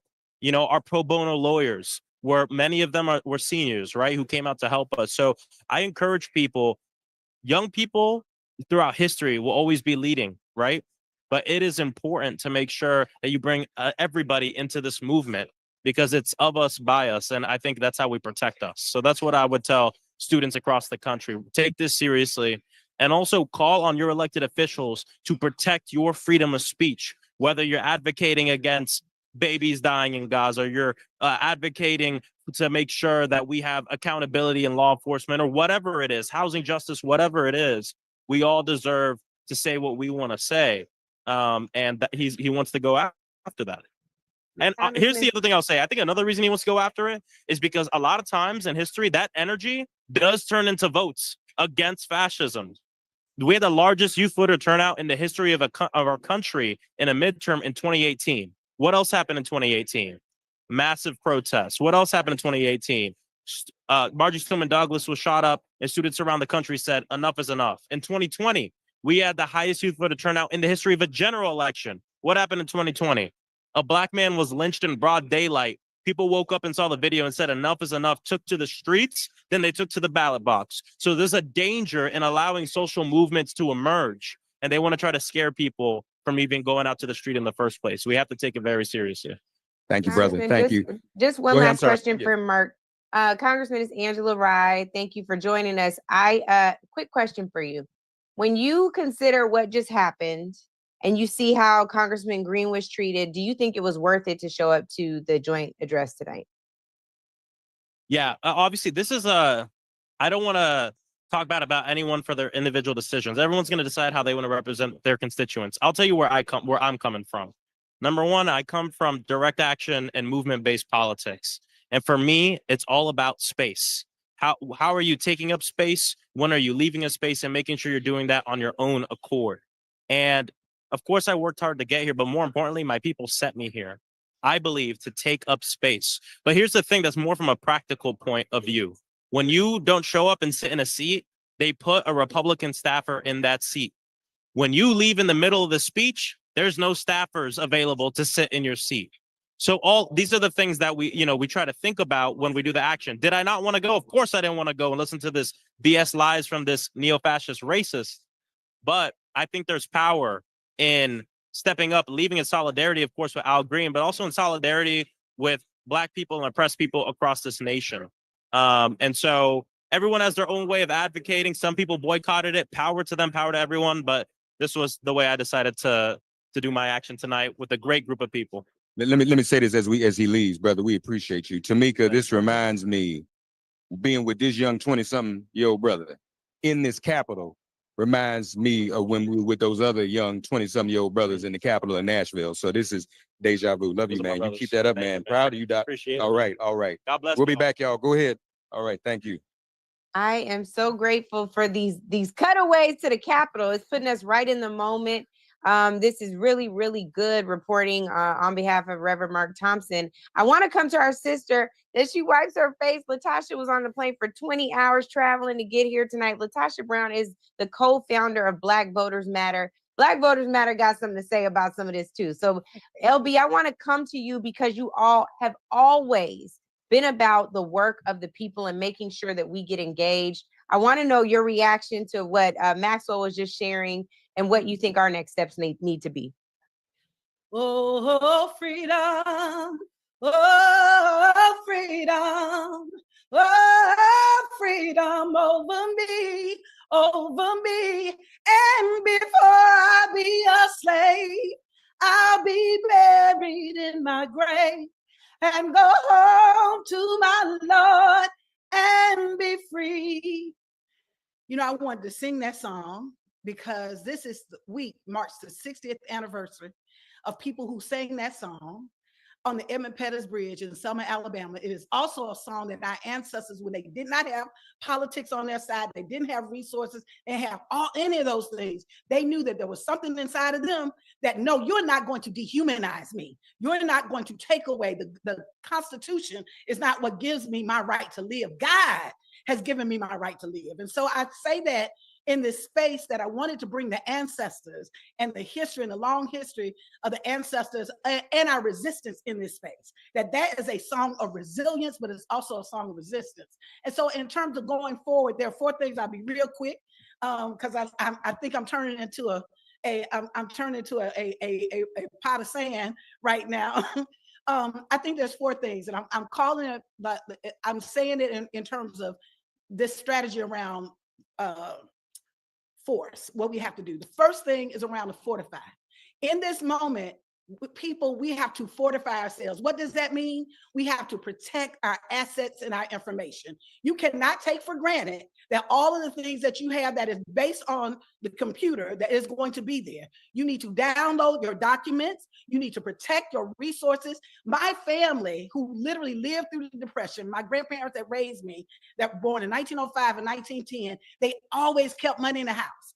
And part of what they said is the reason why they survived and our family survived during the Great Depression is because they didn't have their money in the banks. And so I know that that sounds a little like an alarmist, but you need to have $2,000, a minimum of $2,000, if you can, if you have that you got set aside that at any moment you can touch it. Because if your bank card goes down, what you gonna do?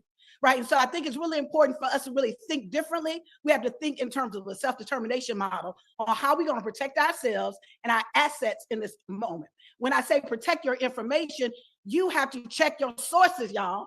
Part of what is happening is there are people who are intentionally giving us misinformation, disinformation. Check your sources and where you're getting information from. Double, triple, check that, right? The next thing, the next F, as we're talking moving from 4 to 5, we've got to focus. It's really important for us to think about what it is that we need in this moment. You know, we talked about early on the segment that we were on, that we've got to connect to Black farmers, that we've got to figure out where we can get our basic needs met. When we're talking about Social Security cuts, y'all need to understand that 58% of single Black adults over the age that are retirement age, 90% of their income comes from Social Security. 90% of their income comes from Social Security. It will be devastating to our communities in terms of how will they live, how will they feed themselves, how will they protect themselves. So it's important for us not just to talk about how we're going to stop or depend on them, but how we're going to have and use our institutions and structures to be able to fortify our people and focus our work so that we can protect our people in this moment. And so that means we have to think like Black, we have to think in terms of Black determination models and these self-determination models. All of those churches know you cannot have a church and you just open on Sunday. That has to become a community Black space. If you have institutions, you have business, that has to be, if it needs to be a meeting space, we've got to look in this moment of how do we create and think as nation builders in this moment. The third thing that I want to say is really about this fight, that the way that we fight, we're used to fighting when we have federal protections in place. We're used to fighting, particularly those of us that live in the racist South. We've actually fought in ways that we would actually use federal legislation, federal government to really be able to hold our states accountable. When that is not in place, how do we protect our people? Part of what we really got to be super, super focused is local control. We need to take over every single, and the wonderful thing about Black folks is we like to live together. So oftentimes we live in spaces that we have substantial numbers where we can take over school boards, that we can take over local elections. We have to focus on local control as much as possible. The mayor's races, the DA races, the local judgeships. The fourth and the final thing that I'll say really is we have to really, it will not be our politics to save us, y'all. It will be our humanity. But we can no longer just think about citizens of a bootleg nation that at will believes that we are at the whimsical nature of white racist folk. We have to think like founders of a new nation. We have to really think differently, that we're not just citizens, but that we're founders of something different. And what does that mean? We have to really be thinking about how will we protect and provide for our people in this moment, the basic needs of food, shelter, our resources. And literally, one of the things I want us to do, don't spend no money. We cannot spend money in this moment.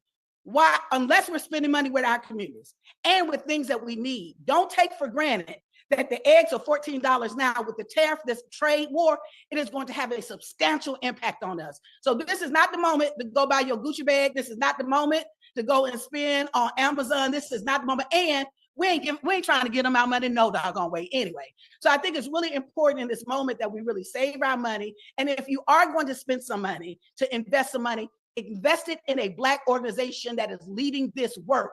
Someone that you know that is on the front line doing this work, whether it's $10. I see my brother Quinn James with Collective PAC. I see David, all these organizations. I see Siobhan that are doing amazing work. Write $10, $20.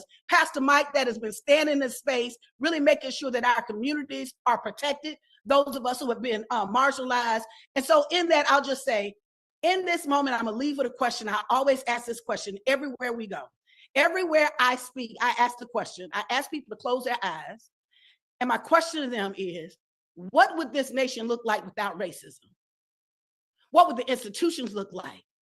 What would a day look like? And everywhere I go, 95%, most of the time, nobody has been asked that question. And if you don't think we're not thinking about it, certainly we don't think the other folks thinking about it. So we've got to change the paradigm in this moment and ask ourselves every single day, what would this nation look like without racism? Because racism is not my birthright.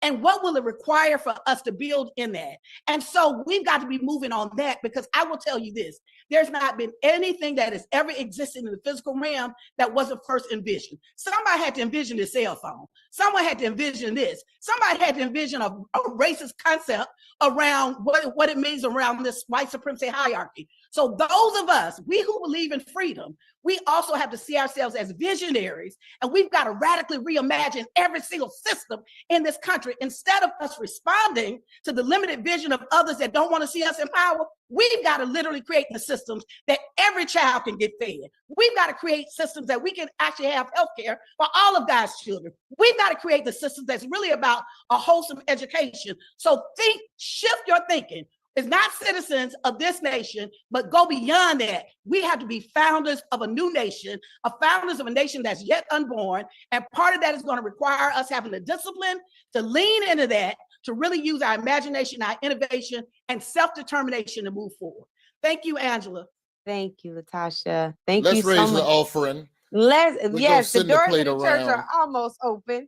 We've been joined, you all, by another history maker. I so wanted to go to Jamal and Tamika and Angelo to talk about not spending money. Y'all hold that thought, because we got a queen. They might not be no kings in that house, but we have a queen amongst us. She is the CBC chairwoman. She's one of my former bosses, Congresswoman Yvette Clarke from Brooklyn. She gonna show Donald Trump what time it is. She's a real gangster. He don't want to mess with Congresswoman Clarke. She's here.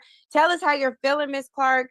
What is your impression of tonight, and where do we go from here? These are soldiers who are walking alongside of you, who have your back, who are surrounding you. We need to see you succeed. And so we want to hear from you tonight. How are you feeling, and what are you thinking? Well, first of all, let me thank you, family, for coming together in this moment to provide our community with the undergirding, the understanding, the education and information we need for this movement in this moment.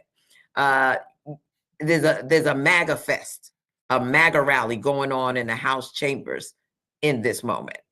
And, I didn't expect anything less than a MAGA parade and pomp and circumstance. And it is, listen, I think he's essentially run out of greatest hits. So he's on repeat in this moment. The challenge around that, though, is that he's got folks around him that are ready and willing to implement the craziest of policies and all aimed at, of course, raising up white supremacy as the operating system of the United States of America.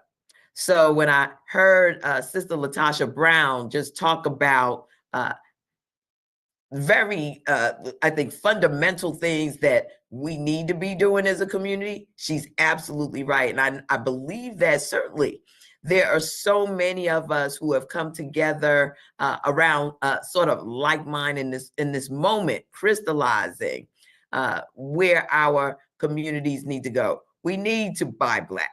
And we've been talking this for years, for generations, quite frankly. We need to undergird each other with knowledge and information so that our folks are not constantly consuming the misinformation and the lies that permeate social media feeds. We need to be able to make sure that we are on the ground and the CBC is ready to get on the bus. We are not taking this moment for granted. We know that we need to be felt, we need to be touched on the ground. And so starting in the month of April, we will be on the move across this nation, educating, informing, mobilizing, encouraging, empowering our folks to see this moment as our sort of generational moment where we have to envision a nation, as Latasha Brown has said, where we center ourselves as the focus and the fabric of a democracy. What does that mean? You know, and what does it mean to operate in a space where we are valued and we value each other? This is just one of those moments, Sister Angela Rye, and you know, that's constantly reinforced for us, I believe, each and every day. When you have 1 in 5 federal workers coming from the Black community, when you have this constant drumbeat around the dismantling of diversity, equity, and inclusion.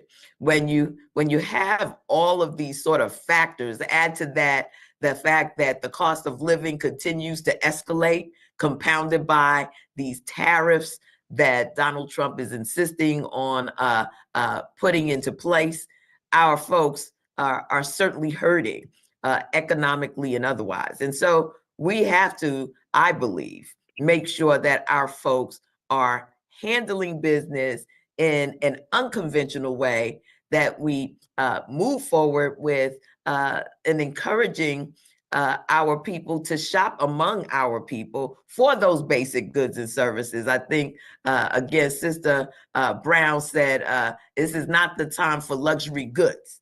It has never really been that time as far as I'm concerned. But, you know, listen, everyone is entitled to their own taste. However, there are many designers, Black designers, that can offer just as good, if not better, in terms of quality and what the goods and services they provide. And we need to raise them up. Those will be our corporate entities if we pour into them in the way that we've poured into so many of the others who have now turned their back on us. I'm also working with the CBC, and I'm going to close on this, Sister Angela, on a program, if you will, a communications program called What Side Are You On? Because this is not a moment where folks can be 1 foot in one camp and 1 foot in the other. Either you're with the Black community, with the development of who we are as a people, or you're not. There's no middle ground. And so that will be another part of what we will be embarking upon as members of the Congressional Black Caucus, 58 strong here in the House of Representatives and 4 strong in the U.S. Senate, the largest number of Black federal elected representatives in the history of this nation. This is all of our moment, and we're going to do everything that we must do on the legislative end to hold the line, but we're also going to be in these streets talking to our people, because in less than 18 months, there will be another election. And we've got to make sure that our folks are focused on the power of the franchise and what it means for their own liberation. With that, as we say here, Sister Angela Rye, I'm going to yield back the balance of my time. Well, don't yield just yet, because I just want to get clarity for our audience. This was one quick question I have for you. You said there is a MAGA rally going on. Does that mean, Congresswoman, that you also left? Did the rest of the Congressional Black Caucus leave? There are still members in the chambers. I am back in my office. I just felt like I knew what was next in the lineup of greatest hits. I didn't need to sit there to know, well, what words were going to be thrown at whom and what have you. He is shook. Let me just say this. What was the tipping point for you? What was the moment where you like, okay, now I just got tired. And he shook, quite frankly. Yeah. The fact that the Democrats have been sitting silently, raising signs. Where's my sign? Let me show you my sign. Raising signs occasionally during his speech. It has shook the man. He has been trying to find a way to get under the skin of Democrats, and we haven't been paying him any mind. So most of what you're seeing, he's directing directly to the MAGA crowd. And remember, the House of Representatives is essentially split half and half. So we're only separated by 2 seats. So it's a massive blow to his ego that he's not getting any applause, and he's standing up for the foolishness that he's trying to pull off in the chambers of the House right now. Well, speaking of foolishness that took place in the chamber of the House, Mark Thompson, our colleague, is with Melanie Stansberry, who had her sign snatched by a Republican, and she's standing live with Mark Thompson right now. So we're gonna go to Mark. Congresswoman, please stick around if you can. I know you're tired, so we don't want to keep you too late, but I would love for you to hear what she says happened. And if you do Absolutely, have I'm to go, right we here, first have to sis. acknowledge those bad new glasses she got on right there too. Fly. So You know she's Huh? fly Oh, always. So we okay? gotta talk about that let's scarf too. Always We an gotta talk about icon of all of it. fashion. Always. Every day, Magenta. all day, every day. So Congresswoman Stansbury, by the way, folks, is from Albuquerque, New Mexico. And last year was your first trip to Selma. You came to Selma last and And- she's coming back this weekend. Yeah, So, I'll see you guys this weekend if anyone's going down. yeah. So what happened? So what did your sign say? What did it? Yeah, well, so a lot of us on the floor plan to do our form of protest. You know, we showed up for Donald Trump's town hall, just like Americans are showing up for town halls all over America. And just like Americans, we had our voices heard. And I had a sign as he walked in that said, "This is not normal." And as I was standing there behind Donald Trump, some young man from Texas snatched it out of my hand and threw it over the president's head. And you know, I'm not gonna pretend like you know, this is normal and that what's happening in America is just something that we should sit down and take. So yeah. So who who was it? You know who? It was a congressman from Texas, but I don't know his name. Golden something. Yeah. And I mean, I was obviously in the frame. Marjorie Taylor Greene was facing me, and I think folks were trying to get it out of my hands. So they just pulled it out of my hands. Yeah. Does that violate any rules or protocol? Can someone just snatch something out of your hand and throw it? You know, I listen, I'm not going to make a big deal about it. You know, if they want to be children, if they want to have their MAGA party on the House floor, if they want to play games with us, they can do whatever they want. And I'm not going to lie. I grew up in Albuquerque. I was ready to fight, but that is not how I wanted to end my evening. So, Bro, did you know they get down to Albuquerque like that? I didn't know You know Albuquerque. now. I did not know. Hey, He said I was going to Albuquerque, so we need to know. Okay. Yeah. Congresswoman, I have a quick question, Congresswoman. Has it always been like this from the onset in January, or was there ever a brief window where y'all thought maybe we can get across the aisle and get some legislation done? Or is this just an escalation of where you all fully expect it to be at this point in the first 100 days? you know, I tried to come in with an open mind, but when let me be real. The inauguration was on Dr. Martin Luther King Jr. Day. I did not come back to Washington, D.C. I chose to be home in my community celebrating the holiday with my community. But when I saw the images on television of Elon Musk and these billionaires and his cabinet yucking it up, I knew that it was not going to be normal. And then he went down to the stadium and started signing these executive orders. But I was like, okay, I'm still going to give it a minute. In fact, I'm the ranking member, the highest ranking Democrat on the DOGE subcommittee. And my chairwoman in that committee is Marjorie Taylor Greene. I even went and sat with her in her office for an hour, and we smiled and pretended like we could have some bipartisan conversations. And then we showed up for that very first committee hearing, and she did what she does. And I think, you know, that has essentially evaporated. So we know what's up. We're going to be in the fight. We're the resistance for the next couple of years. And, you know, as the Reverend said, 18 months is right around the corner. So we got to start organizing now. Let me ask you this. Of all the terrible things he's done, he does $1 million a day. Which ones are most threatening and most impactful to your district in Albuquerque? I mean, all of them, right? I mean, day one, he signs this executive order, essentially taking out all of the diversity, equity, and inclusion offices and staff. New Mexico is a minority majority state. We are a state that is Black, Brown, Indigenous, and that is a attack on the people of New Mexico. The executive order he signed 2 days ago, making English the only language of the United States. It is in our state constitution that Spanish is the other language of New Mexico. He's literally violating the state constitution of New Mexico because the border crossed us, by the way. So there is so much that he's doing every single day. He's firing thousands of New Mexicans. He's, you know, these cuts that they're proposing in New Mexico, over 70% of our people are on Medicare and Medicaid. That will not only lead to literally probably the vast majority of New Mexicans losing healthcare, our entire healthcare system could collapse. Yeah. So we're not going to sit here and stand for it. Yeah, I think and Congressman Clark, we kind of touched on this earlier, because I don't know if people really understand, Roy and Angela. When they say they're coming for Medicaid, we only think of it in one context. But Medicaid also undergirds those who don't have Medicaid and keeps hospitals open. So when you take away Medicaid, you jamming everybody. Oh yeah.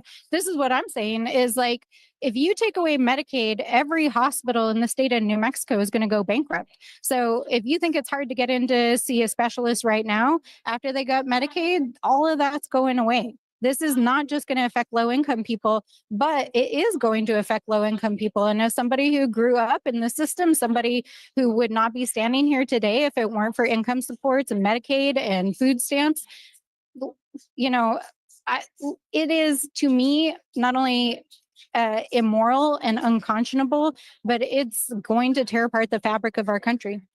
So Albuquerque, you want to go get we gonna get your sign back? Should we go get it back? Let's go.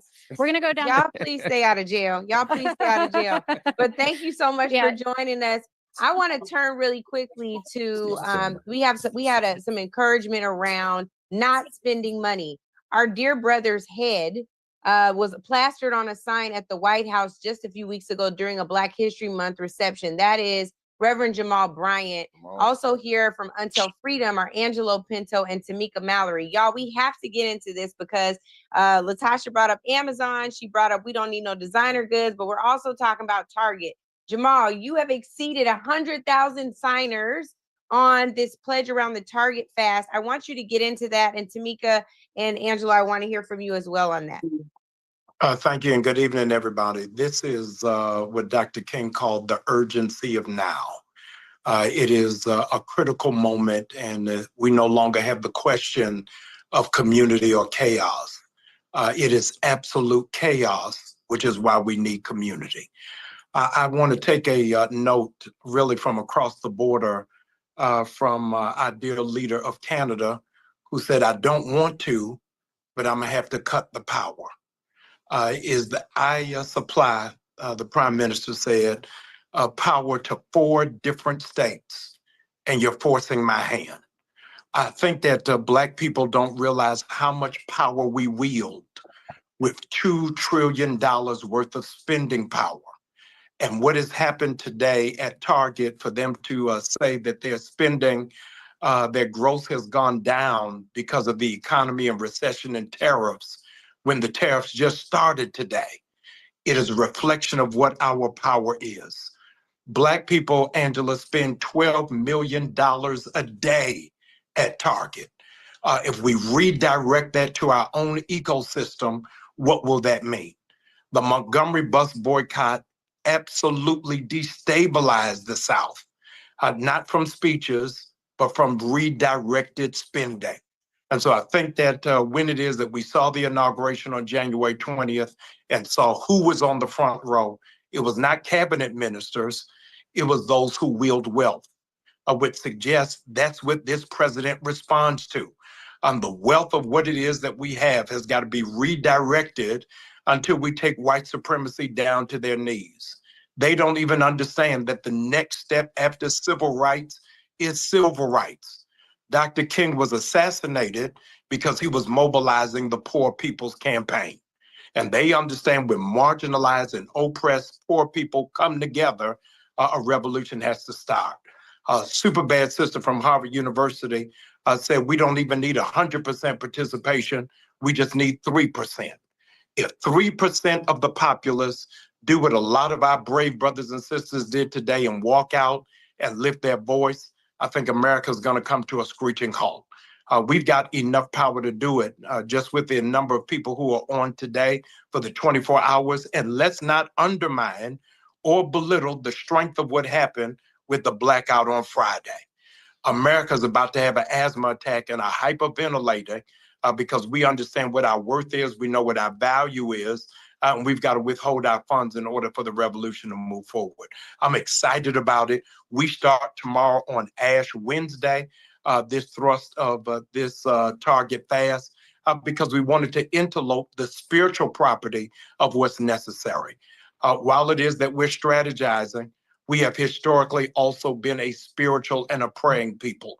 And so over the next 40 days, I want to urge all of us to galvanize in prayer and not lose our spiritual focus and force. Every day, 381 days, Black people in Montgomery, after not getting on the bus, went back to the church to pray. And let's be very clear, we are now going up against a demonic, diabolical spirit in America. It is not just a person, it is a spirit that is afoot. On the weapons of our warfare are not carnal. And so we've got to really go into prayer. But Frederick Douglass said it much better than me. He said, I got more prayers answered when I got off my knees. So we can't just pray. We've got to really go into fighting force. And so in the spirit of Hazel Dukes, let's fight even when it's uncalled for. So that's the necessary calling and the beating drum that we've got to answer to. I'm glad to be a part of it and excited about what we're going to do over the next 40 days. Jamal, share the website one more time. Yes, targetfast.org. And let me say to you that when it is that you register at Target Force, we have partnered with the Black Chamber of Commerce. We're going to send you out a digital directory of 300,000 Black businesses across the United States so you can redirect your dollars away from Target and Walmart. And we're going to send you a 40-day prayer journal so that we can pray our way through. A lot of our people, Angela, burn out. They tired, they weary, they worn, and they sad. But I think that we've got to find that synergy to find that second win and run to it. Yes. Roy, I know you had something. Well, no, let's let Tamika Mallory come in, and I'll let you all do. You see, I'm staying out the way. I'll let No. We got to bring everybody in because we only got so much time. We under an hour left, y'all. We have. Well, I got to be quiet. Black women, y'all got a Black women, and then I have my question. We have marathon through this thing, so we got a little less than an hour left. Tamika Mallory and Angelo Pinto on this same topic. You all have been actively engaged around the Target fast, and I would love to hear from you all your perspective. There's been a lot of folks saying, hey, why are we going to boycott something or fast from something when there are Black brands on the shelves? So about that, right? So I think that it's a good time to talk about tactics, how we stick together. I learned on my podcast recently, a Native Land Pod with Andrew Gillum, that only 10% of Black folks in Montgomery actually participated in boycotts. Never knew. And they want to burn the books. I'm still learning. They're trying to burn the books, Roy. So you guys tell us a little bit about why it's important for us to stay united in this fight with Reverend Jamal Bryant and Until Freedom. Certainly. Thank you so much. And to everyone, I see family, new people, just so many different faces here. And it's been really inspirational and filling to be among this amazing group of individuals this evening. And I, just want to join Jamal, first of all, in saying, Jamal Bryant. Everybody. Well, Tamika, hold on, because I think on a somebody second. came in to reclaim her time. That's it. That's what's going on. Congresswoman Waters. Hello.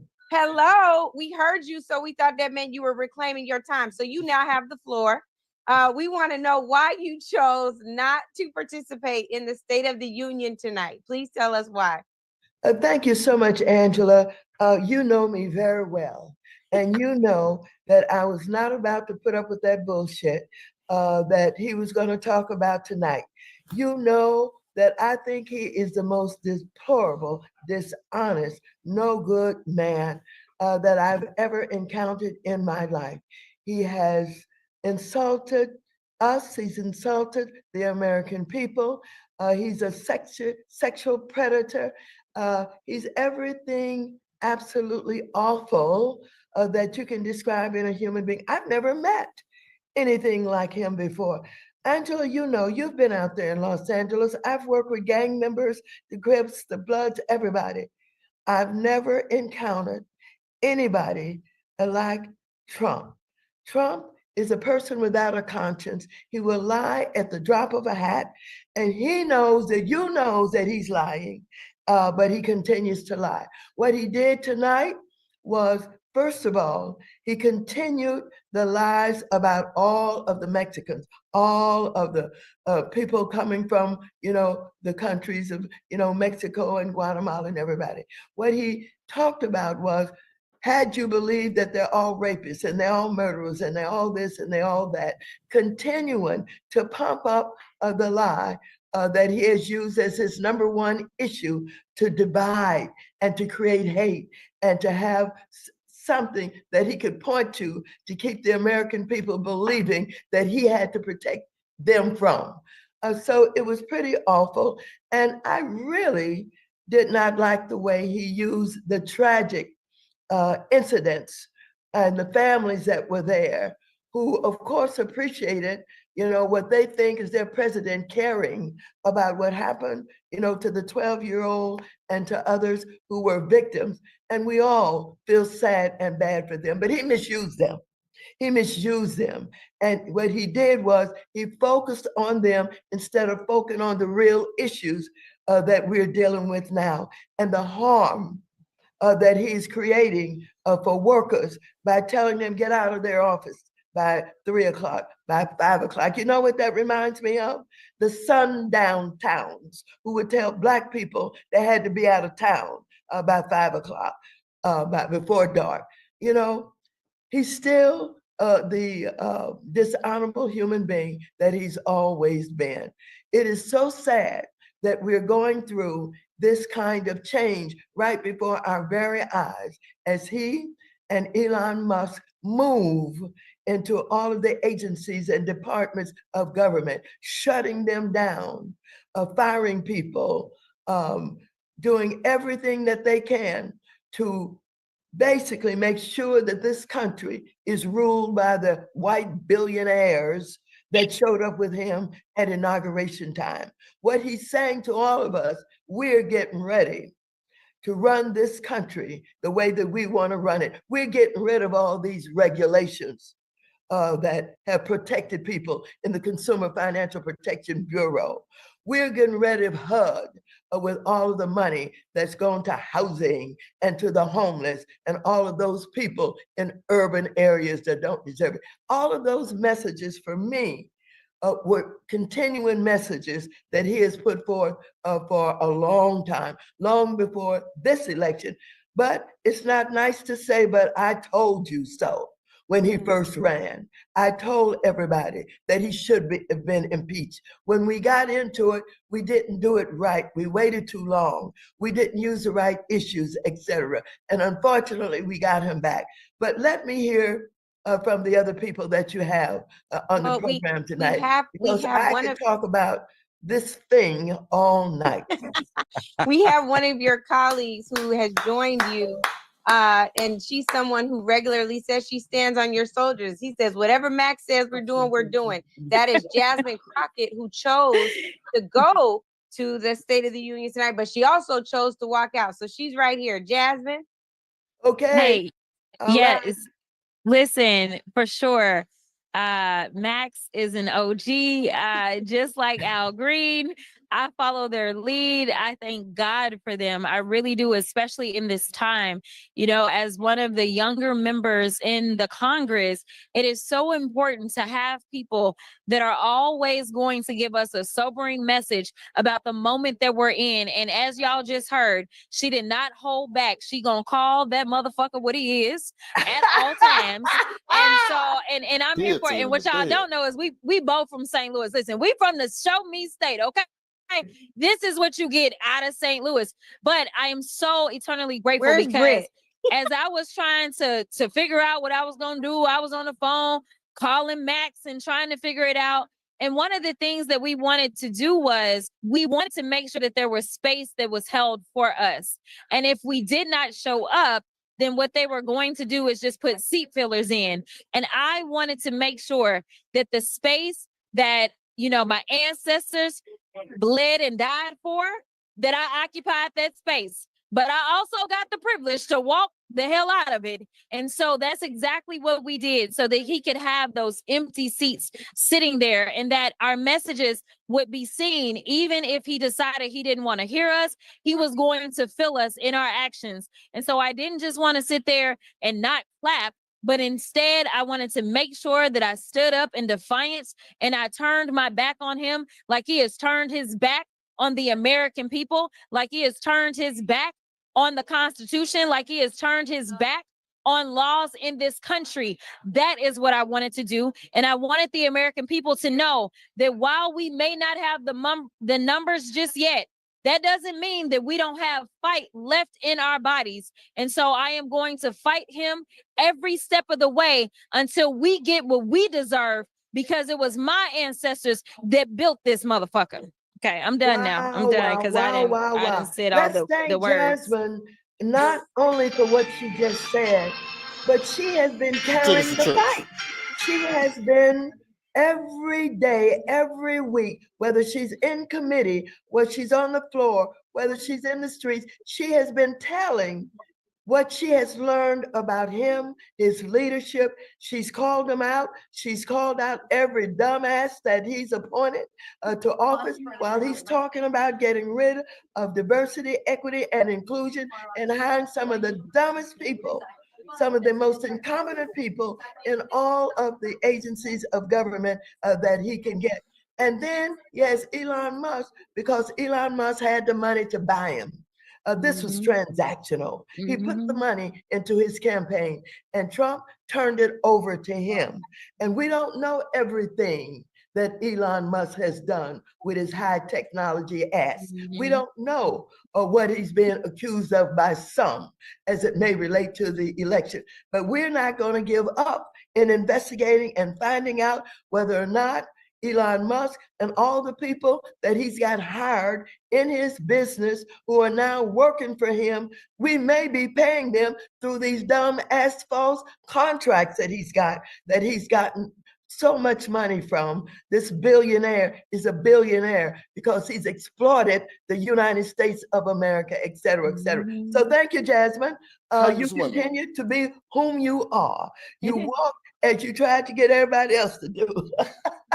Thank you. And you did. Then you tried to mobilize. I tried, y'all. I tried, but I'm so proud of the members that were not afraid and decided that they would walk. Because if I didn't have at least a group, then I just wasn't going to attend. So I am so thankful. I know y'all had a chance to hear from Melanie Stansberry, who is my rider out of New Mexico. We had to make sure we at least could do something as a unified group, because saying, oh, there's only one person or there's only two people. And I really wanted to show that there are more than just one person that is willing to engage in this fight. And if I could not get a group, then I just didn't want to do it. So I'm thankful for every soldier that decided to stand up and walk out. Congresswoman Crockett and Waters, real quick, is the relationship between Democrats and Republicans between now and midterms, is it completely irreparable if we go on to war and just voting them out in 2026? Or is there any modicum of hope that we can come back from this between now and midterms? The energy that was in the room tonight, I mean. Well, let me just say that we have a good caucus, a good Democratic caucus. And what we understand and appreciate is that people show their objections and their disagreements in different ways. And what we see building in this Democratic caucus is ways by which we're going to win this fight. We're going to win this fight. We're going to win this fight because I think what we're all understanding is this. We got to be in the streets. You know, it's not enough to be at home, on the internet, trying to convince people. They want us out there. They want to see us fighting. We are going to inspire people and help people to understand that the power lies when we all are sticking together, when we're working. I believe that if we keep going to the streets and we grow and grow and grow our protests, we're going to have a lot of influence on the courts, who still have a lot of decisions to make. These decisions now are temporary, but we got to get down to the decisions about whether or not what they're doing is in defiance of the Constitution, in defiance of the laws that have been signed by presidents. And what is the difference between an executive order and a law? And what is the difference between an executive order and what's in the Constitution of America? And I think we can help the courts move even stronger, but they got to see us. They got to understand that we're willing to fight for what we believe in. And you know what? Hell, I'm in this fight. I'm in this fight, and I do believe that there are a lot of other people in this fight. And when they see an 86-year-old woman on the street fighting in the way that I certainly know how, I hope it's going to inspire a lot of people to come on out and join us. Is that right, Angela? That is absolutely right. And I'm gonna tell you what, 86 where? 86 where? I know, right? No, I was just gonna say that listen, this is business. I am going into their backyards, and anybody that I can take out, I'm gonna take them out. So I am gonna go, I'm She gonna means work figuratively. while they For the fans figuratively. watching. Yeah, I was about to explain it. Okay. So I'm just protecting. because right now they have decided that they don't want to show up and be held accountable to the people that put them into power. They have made a decision, the NRCC, that they're not going to do any more town halls in their districts. So if they're not going to show up and serve their people, then I'm going to show up and I'm going to make sure that they know the truth about why they are cowering and why they are going and bending the knee to the orange one instead of serving the people that made it possible for them to serve in this body. So no, it wasn't even a matter of tonight being the trigger. It was the fact that they decided that they were going to go out. And while this man has allowed Elon Musk to turn off the money for bills that were signed into law by Joe Biden or any other president and decide that they're going to abdicate their duties, that was when I decided that I was going to be coming for all their seats. Any seat that we can get, just know I'm coming for it. And when I say I'm coming for it, I'm not only showing up at their back door, but I'm also raising money. When I raise money, I give money. I spend money. I am in this to win this. Just like Max said, we gonna get this thing done by any means necessary. I'm gonna make sure money, organizing, showing up and doing the work that they don't want to do. We are absolutely going to do it. And yes, I'm going to do the stuff on social media too. I know Max said, you know, we got to get off the computers, but I'm going to do the computer stuff too. Wow, wow, wow, wow, wow, wow. Well, Thank this you. is Thank you for standing amazing. up. Ladies, we so appreciate you Good to coming see on. y'all. We love you, Jasmine. We love you, Congresswoman. Appreciate it. Queen Thank you, Maxine. thank you, thank you. We love you. So I want to just quickly, we were talking to some fighters. We were starting with Tamika and Angelo, and this is how you know MW's a gangster. Congresswoman Waters came on. She didn't even have to say reclaiming my time. She just started talking, and Tamika She was wasn't like, hey. introducing that, just That's walked on. Tamika was just like, hey. I was like, I love Nothing it. else to say. And I'm glad that they did that because I was getting ready to try to come with my hoop and I don't even have to do it tonight. They already handled it for me. So I'll just go back to some technical points on this issue around boycotts. Angela, you asked a very important question about what do we do with Black vendors that are on the stores in places like Target. And we talked about how, Pastor Bryant talked about the list that the Black Chamber of Commerce has with Black businesses that you can get your products from directly, as well as ensuring that the businesses in Target specifically, that we continue to support them. I want to bring into this conversation our sister Nina Turner,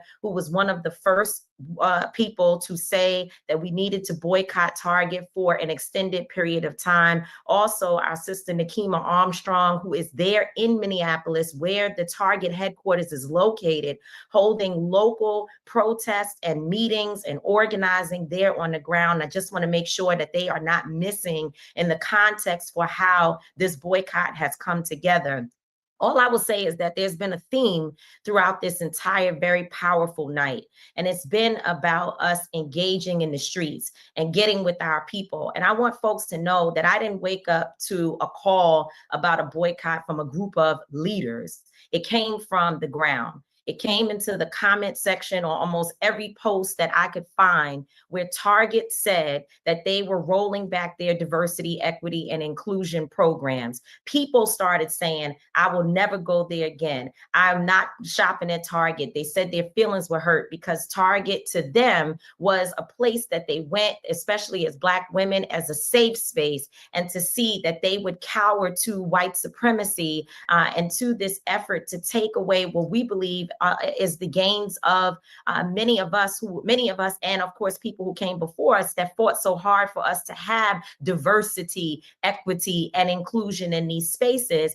They felt connected to this, and we responded as organizers to help put some structure around it. Jamal came forward with the list that he's created with over 100,000 names. So this is a ground up effort. And the reason why I bring that up is because as we talk about all of what has been discussed tonight, important things, I want us to remember the grassroots, the people who are out there who are still fighting to keep gun violence tamed in their community, to deal with the issues of food deserts and poverty and injustice that is happening to them locally, police violence, people calling us from inside of prisons who are dealing with the backlash of what they are seeing happening across the country, where white supremacy is even sparking in those spaces behind the walls. Our people need us on so many different levels. And as Latasha said, let us remember to continue to give money and resources, whatever little bit we have. If we holding it from Target,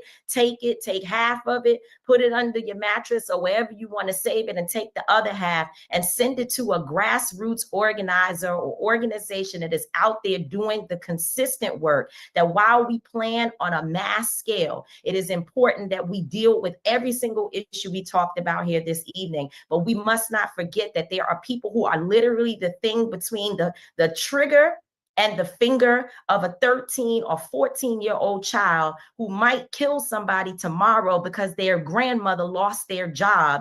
And when we talk about federal workers. So it's really, really serious and important to us that we continue to focus on those folks, that we listen to the voices of the people, and that the grassroots, that the people on the ground be really at the center of all of our organizing. We say it Until Freedom, that the people who are closest to the problem must be at the center of the solutions that we put forth in our society.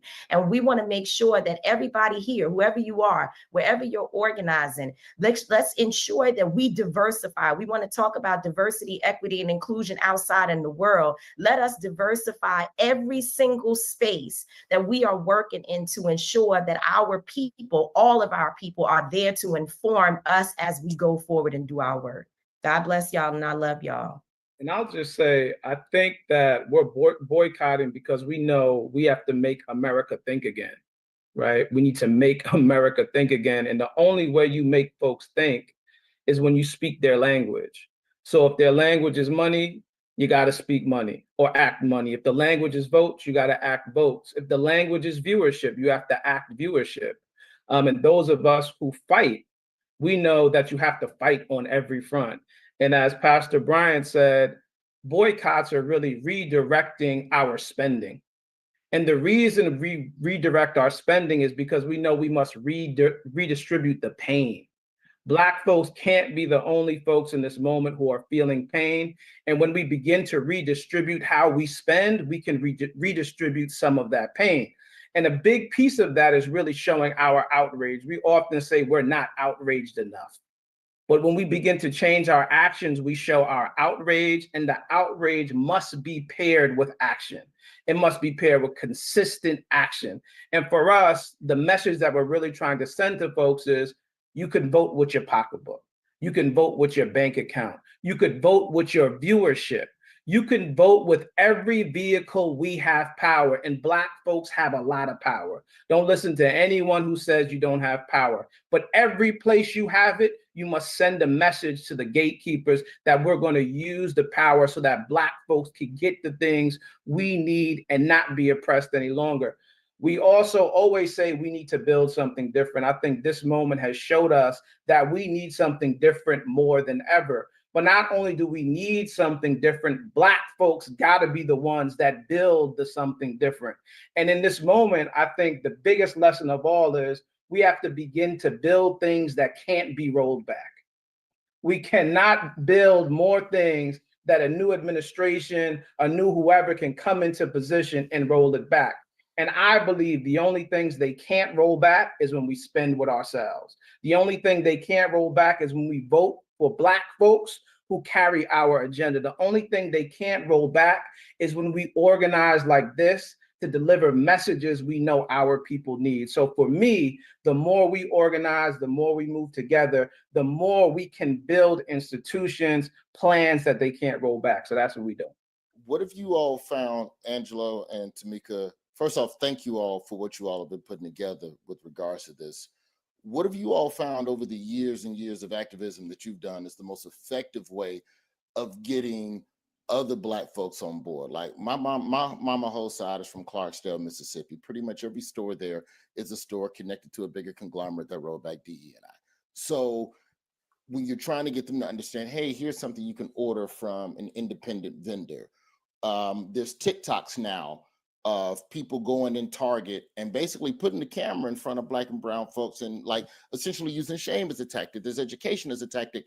What have you all found has been the best way to get more people to understand the value and everything that you all are trying to get done? So I would say that we only go at it a few times and then we keep it moving and roll with the ones who want to get with it. And usually more people come along as time goes on. As long as we're disciplined, you begin to see other people saying, let me peek my head outside the door and see what's going on, and maybe I'll join that fight. And so I think that's, obviously very important that we stay consistent, which is not always easy, but it also helps when we are working with like-minded individuals and when we empower local voices to help lead those movements, and that they don't feel we're telling them what to do, but instead that they're a part of the process for how things come together. And so I think that a lot of people are feeling like they are a part of this movement because largely Black women who are everyday moms, everyday sisters living in their communities are the ones whose voices were first in this, in this fight. And so I think empowering them is so important, and I totally understand what you mean, because we do have the challenge of trying to get everybody, but that has never been the case.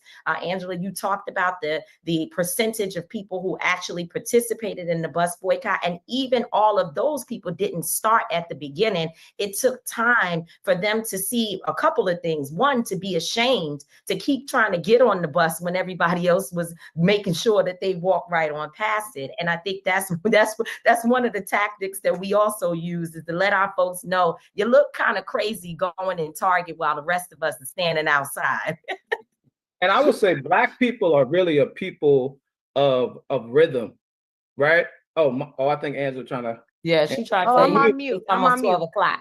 I love y'all. Let me tell you something. We have 26 minutes. I got some leaders in here. We got some of the most brilliant Black minds in the world on here. I got to do a rapid round because Holly told me one thing that we gonna do is be 24 hours. So we're not going over time. We got so much more we need to say and do. That means we got to have a part 2, 3, 4, 19, but I got to get these brilliant voices in. So I love y'all. We're going to keep talking about this on social. We're going to keep going. I'm going to go first to Bernice King, because you just brought up Montgomery bus boycotts. Tamika, I want to go to you, Dr. King, and then I want to make sure we get to your colleagues. If we can all try to keep our remarks to 1.5 minutes or less, we got to get everybody in. There's so many great voices. Kimberly Crenshaw joined us, Dr. Dyson, Maya, everybody wants you to run for mayor, Maya. I mean, come on, we got to go. We got to go. We got to go. Dr. Bernice King has joined us. Yeah, thank you and good evening, everybody. I just wanted to say this. This is one of those Nehemiah moments. Nehemiah 4:19 says, the work is great and extensive, and we are widely separated on the wall. But when we hear the sound of the trumpet, we must rally together and our God will fight for us. So I want to thank you, Angela, you, Joy, and others for pulling this moment together in response to the in this hour. What does that mean? My father said, and I'm gonna do it real quick, in his book, Where Do We Go From Here? Chaos and Community. It's a part we overlook so often. He said, our nettlesome task is to discover how to organize our strength into compelling power so that the government cannot elude our demands, or I would say so that the power structures cannot elude our demands. I want to applaud everybody on here for everything you're doing to keep my father's legacy moving forward. And I just want to challenge us just real quick, because this is a key point here. Oftentimes we organize around passion, we organize around frustration, we organize around, yes, need. But how often do we organize around strength? How do we pull our strengths together, look at what is needed to deal with what we're trying to do and organize those strengths? And so I want to, maybe it exists, I don't know, but we need a war room. That's the first thing. The second thing is I want to thank you for what you're doing and say, please, Angela, I texted you today. I said, continue this platform, because Trump has two platforms, True Social and X, that he's communicating consistently, rapid fire. We need something on a daily basis, because that misinformation has to be challenged consistently. Many people are misinformed and they are impressionable.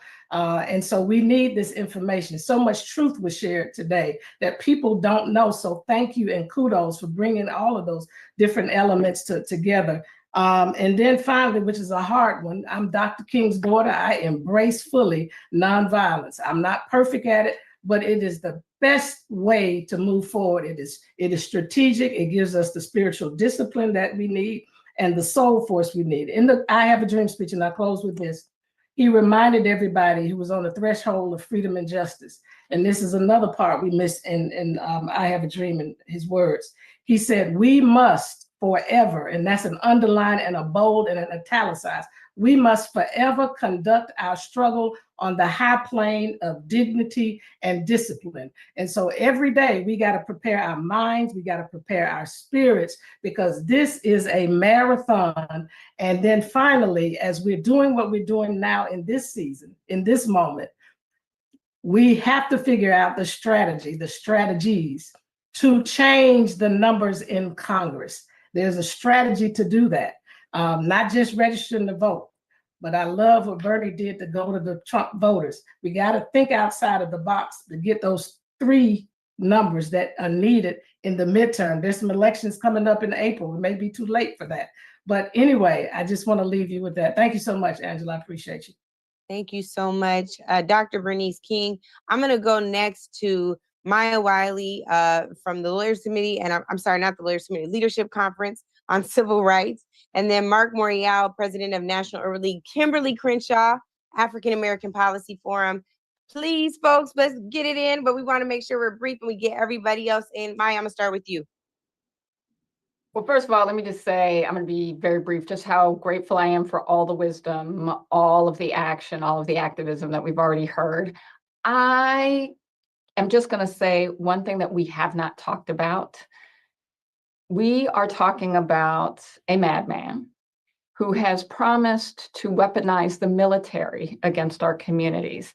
And one of the ways he's going to do it is, in addition to protests, because that was one, and we heard that from Congressman Frost, but the other is by vilifying immigrants and trying to come for our constitutional rights on birthright citizenship, which we as Black people in the civil rights movement won, because the beginning of the first civil rights movement was the abolition of slavery. But the reason I'm raising this is because we've already had a man, Peter Sean Brown, the Black man in Florida, who was only 3 days away from being deported, and he was born in Philadelphia.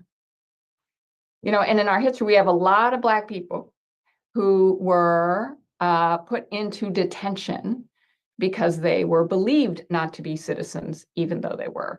So the only reason I'm saying this is that weaponizing, just like they're doing with diversity, equity, inclusion, and say all the 3 words, because they don't say it because people actually like diversity. People actually think it's a good thing. They like inclusion, but they're also using it to come for immigrants. We have African immigrants, we have immigrants, we have Afro-Latino immigrants, but what the Lake and Riley law did, which is what they were celebrating, what Democrats also clapped for and voted for, is they are given permission to racial profiling. And that means us, whether or not we are citizens, whether or not we were born here. So I just want to remind us of that, as well as everything everyone else has said, because we won these rights. These are civil rights. These are about Black people in our communities, both Black people who are immigrants, but also the way they catch us up in their system. And by the way, they will use the military in our communities to look for us. So I only say that not to say we don't have anything we can do about it, but that we can't stay silent on that one either, because it is the silence that they're relying on and telling us that we shouldn't trust our own. Thank you. And then intimidate and dare the media to report it as fact, and then call the facts lies. I'm sorry, I didn't mean to add more sadness on top of your sadness, but yes. Thank you. Mark and Kimberly. Yeah. Thank you very much, Angela. First of all, I want to thank you, Angela, and the entire team for hosting this tonight. And I'm grateful for the opportunity to be able to participate. To just add this, what we are facing is an attack and a war on civil rights, a war on the last 70 years since the Brown decision. Every single action being undertaken seeks to repeal the progress we've made and to erase our contributions to this nation. If this is not a wake-up call for this generation that had the opportunity to walk through doors, stand on shoulders, avail themselves of opportunities because of the hard sweat and struggles of others, our parents and grandparents and ancestors, then I don't know what will wake us up. So I'm grateful and excited to see the activism, selective purchasing. We're bringing litigation. We brought litigation with the help of the Legal Defense Fund against 3 Trump executive orders. There's been litigation brought against the freeze and on behalf of the employees, the federal employees. We have to stand together. And the most important thing is for everybody to do something. Get off the couch, get out of your comfort zone, and recognize that this is a threat to the last 70 years. And we're defining the future for our children and our children's children. Project 2025 is real. We are seeing it being executed. We're seeing it being implemented. And they want to bend this country to an autocracy and reinstate white supremacy as the operating and governing principle. So I just think that tonight is just another step. Angela, we got to continue these conversations. We got to continue to energize and excite people. So I'm grateful to be a part, and we will continue to play our role to the best of our abilities. I'll see everyone who'll be in Selma on Saturday and Sunday as we celebrate and note and mark the milestone of Bloody Sunday 60 years ago.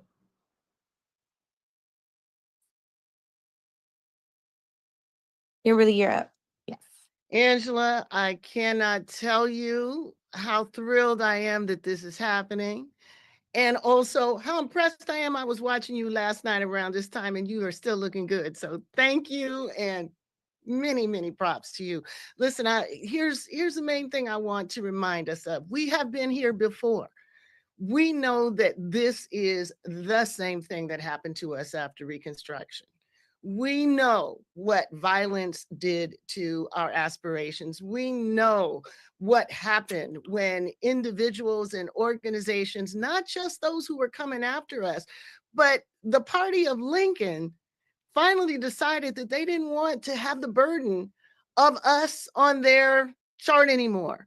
And so what really worries me about this moment is the thing that we're not saying as much as we should, which is in this terror moment, in this moment when they're removing us from everywhere, it's not just MAGA that we have to struggle with.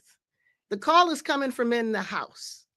When we can see people being removed, Black people who are accomplished, who are at the top of their field, from Joy to 4-star general, they are coming after us as the vehicle for this agenda. We've got to be able to call it out. When we know that our fellow Democrats, our fellow progressives, our fellow leftists, our fellow liberals are more afraid of being called woke than being on the wrong side of history, the fight is here. So this has been a fight that's been going on for several years. Many of us have been saying, Mark Morial, one of them, Siobhan, Arline, another one. that this attack on our freedom, this attack on our civil rights history, this attack on our ability to know and understand what our history is telling us is an attack on the entire infrastructure of the last 60 years. They've told us from the beginning, they're coming after public education, they're coming after public values, and they're coming after the government. And that's exactly what they've done. So if there's any moment of doubt, if there is any question about why we have to fight now, just remember, Woodrow Wilson did exactly what Trump is doing right now. He cleared us out from the government. He eliminated the protections that we had. He was backed up with the Supreme Court, who was willing to sign on to it. And lastly, but not least, our friends allowed them to do it. So our fight has to be multi-level. We have to fight MAGA, yeah, but we got to fight those who are willing to say, maybe we're going to compromise on diversity, equity, and inclusion. Maybe we're going to compromise on Black history. Maybe we don't need to be worried about all of these ideas and these frameworks. Maybe we can negotiate a settlement. Whenever a settlement is negotiated, trust, we're the ones that are going to be thrown under the bus.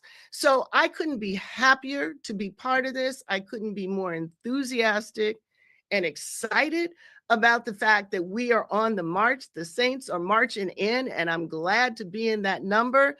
And let's remember, I'm going to end by quoting Sherilyn Ifill, who said, "Leave no power on the table." What did she mean by that?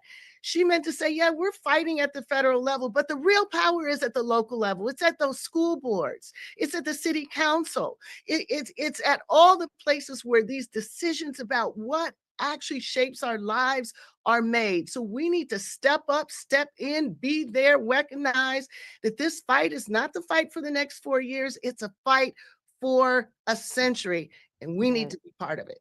Thank you. Thank you so much. You guys, we have 12 people and 11 minutes left. Stephanie Young, I'm coming to you. We're going to be quick. Let's be mindful. Otherwise, we can't thank all the team that pulled this off. So please be mindful. Stephanie Young, you have the floor. Talk to us about voting. We're going to go to these PACs and get it done. Yeah, well, thank you guys so much for all the work that you're doing continuously to make today, tonight, and even tomorrow, and all the things that we'll do together happen. I think it's really important to remember because I think a lot of folks have been discouraged and depressed, obviously, with what's happened, but we had 89 million people in this country actually not vote. 244 million people vote in this election. This is not the highest turnout. I think Maxwell Frost said it. 2020 actually had the highest voter turnout. And when you think about the multi-level fight that Ms. Crenshaw just laid out, it's incredibly important that we're attacking it from all facets. So from civic engagement to civil disobedience, obedience to clear, concise, authentic, and real, consistent messaging. And we know, wearing my old hat, working in the voting rights space, that peer-to-peer organizing is really the #1 converter to get as many people registered and ready to vote. And voter education doesn't stop there. That also goes to ensuring that people understand not only, what does my vote get me, but also all the different levers that voting actually pulls, from the school boards all the way up into, obviously, the president of the United States. So I think that when we're having these conversations, we can't leave out the deep organizing that actually has to happen, because our people aren't fully out on the field when it comes to making their voices heard. And then also fighting the disinformation that comes from, all different sides. But from the peer-to-peer organizing, the voter education registration, that can't just happen 12 months or 6 months before the election, but actually needs to start right now. It takes 7 touches to get someone actually registered to vote and engaged.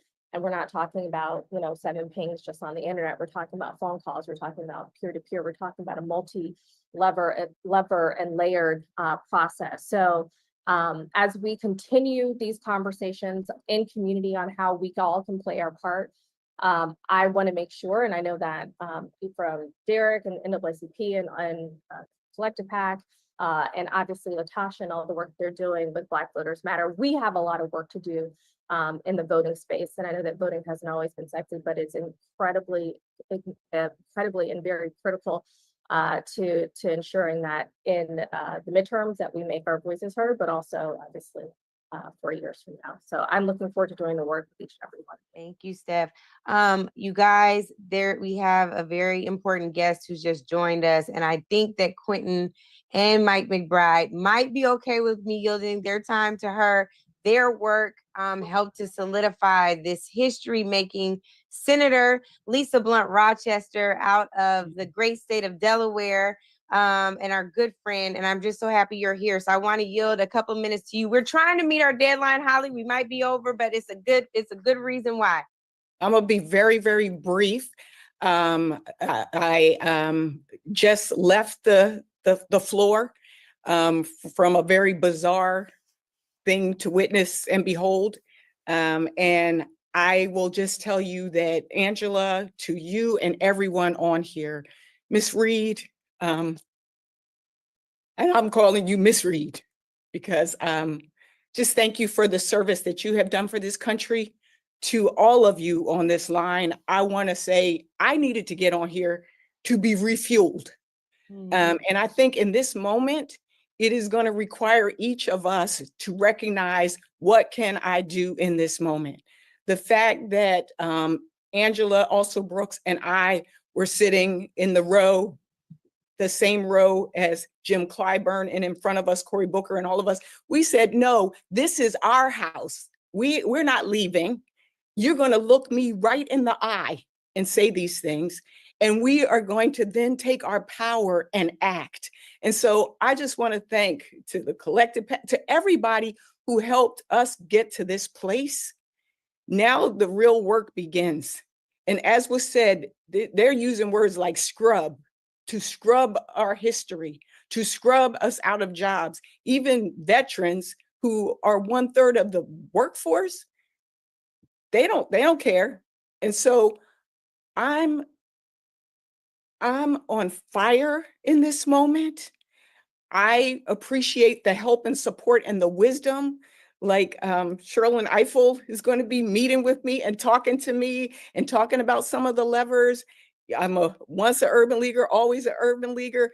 Kimberly Crenshaw, Jamie, I could literally go through all of you here on this call and say thank you, thank you, thank you. But remember, in this moment, I said on the Senate floor, for us, we know that trouble don't last always. For us, we know that it doesn't last always when we walk together, children, and not get weary. And that ultimately joy will come in the morning, but we got to do the work right now while it is night. And so I am just grateful for your presence. I'm grateful for your work. I'm looking forward. Look, I'm starting to see other people that I needed to call out, but I'm so grateful. And on behalf of those of us who are in, Leah Daltrey, I don't want to get started, but I just want to say thank you for your work, and we are ready to get to work together. Thank you, Angela, so much for this lifts my spirit as we go into tomorrow. That's all I want. Stick around till midnight, because that's when the hour is darkest, but we know morning is coming. Quentin and Mike real fast, and then I'm gonna get to these ladies that we did get to. Everybody be encouraged. While this is, is the worst of times, it's also the best of times. We've never had as many Black leaders in public office as we do right now. And that's because of the work of everybody on this line, everyone watching. We've put the work in. We came up short last November, but we're going to put the work in this year and next year. We have a Black candidate running for governor of New Jersey right now, in Ras Baraka. Tonight was election night in St. Louis. Mayor Tashara Jones running for re-election. And so while we are thinking about what's happening in DC, a lot of power is being built on the ground. And so thank you all for what you have done. We're going to continue doing it throughout this next year. Thank you, Quinn from Collective PAC. Pastor Mike McBride from Black Church PAC. Yes, Black Church PAC and Live Free. Let me just say, this whole day, these last 24 hours, has been a demonstration of what happens when we organize together. A disorganized truth will find it difficult to defeat organized lies, what I was taught. And so my hope is that we organize ourselves on the ground. Brother Quinn just said it powerfully, all politics is local. As we've manifested and flexed online, may we do that on the ground. May we attend to the differences among us on the ground by class, gender, sexuality, all things that try to divide us.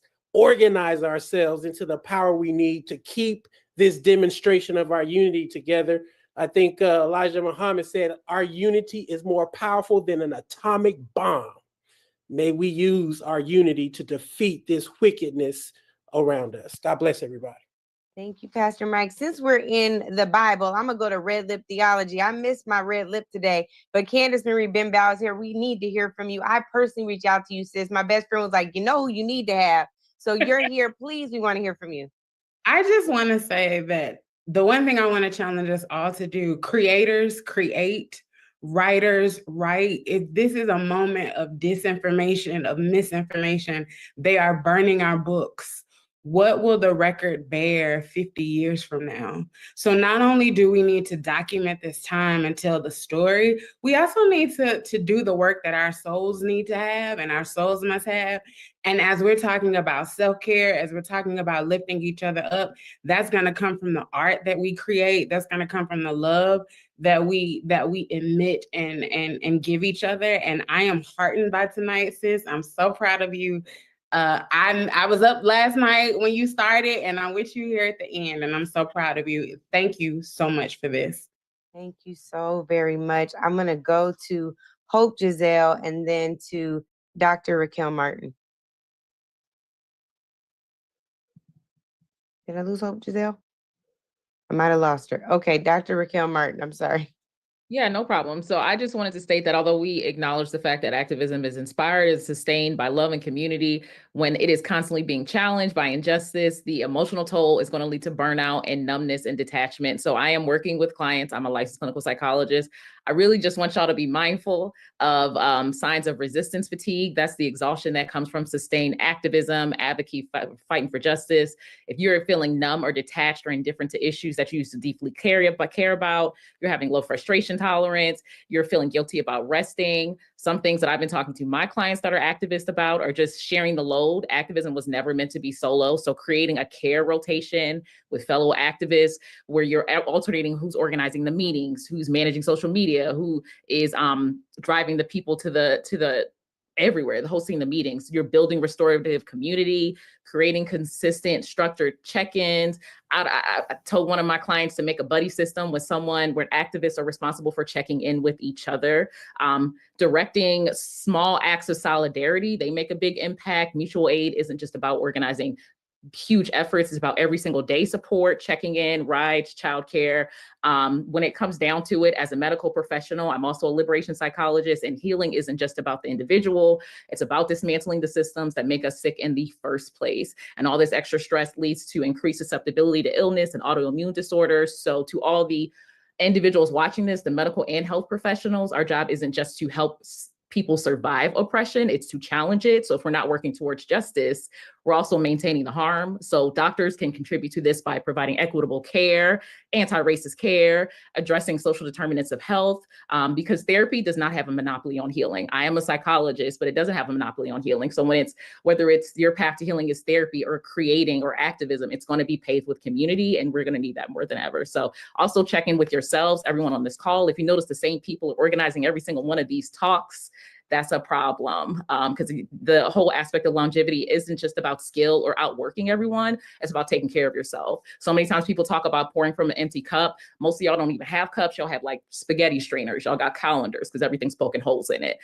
So I would encourage you to think about what's also poking holes in your cup and make sure the same people are not organizing this entire thing, because it's going to take a while. But when you're running on fumes, you can't sustain anything. And this is going to take a lot of sustainability. Thank you so much. I'm going to go to Dr. Dyson because he was not on a panel today, and we're going to get to some of the other folks for brief thank yous or something before we drop off. But Dr. Michael Eric Dyson, mentor, you have the floor.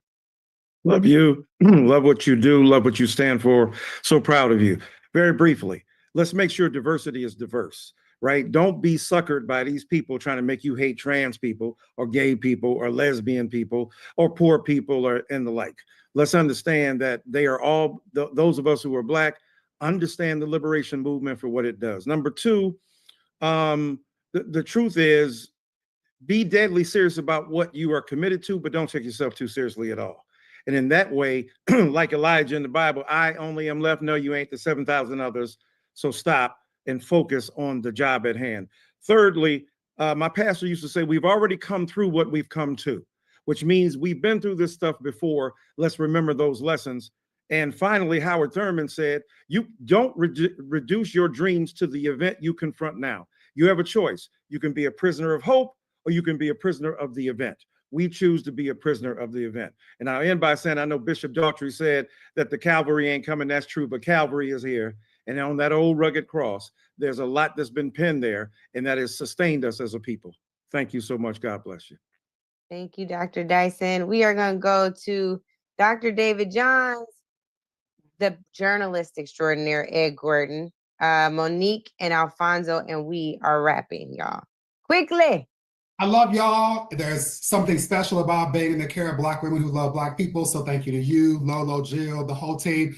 I think my only contribution is to remind us of what Fannie Lou Hamer said, which is that none of us are free unless and until all of us are free. So this is the moment where I'm gonna step on some of y'all's toes and say gay, trans, and gender expansive. If we don't lock arms and aims and hearts with every member of our beautifully diverse community, we will never get free. So let's do the work of getting liberated together. Let's do the work of supporting each other and centering joy, and let's continue to resist. Let's not capitulate. Let's not give them anything. Let's live in the spirit of Nipsey Hussle, who reminds us that it's all a marathon.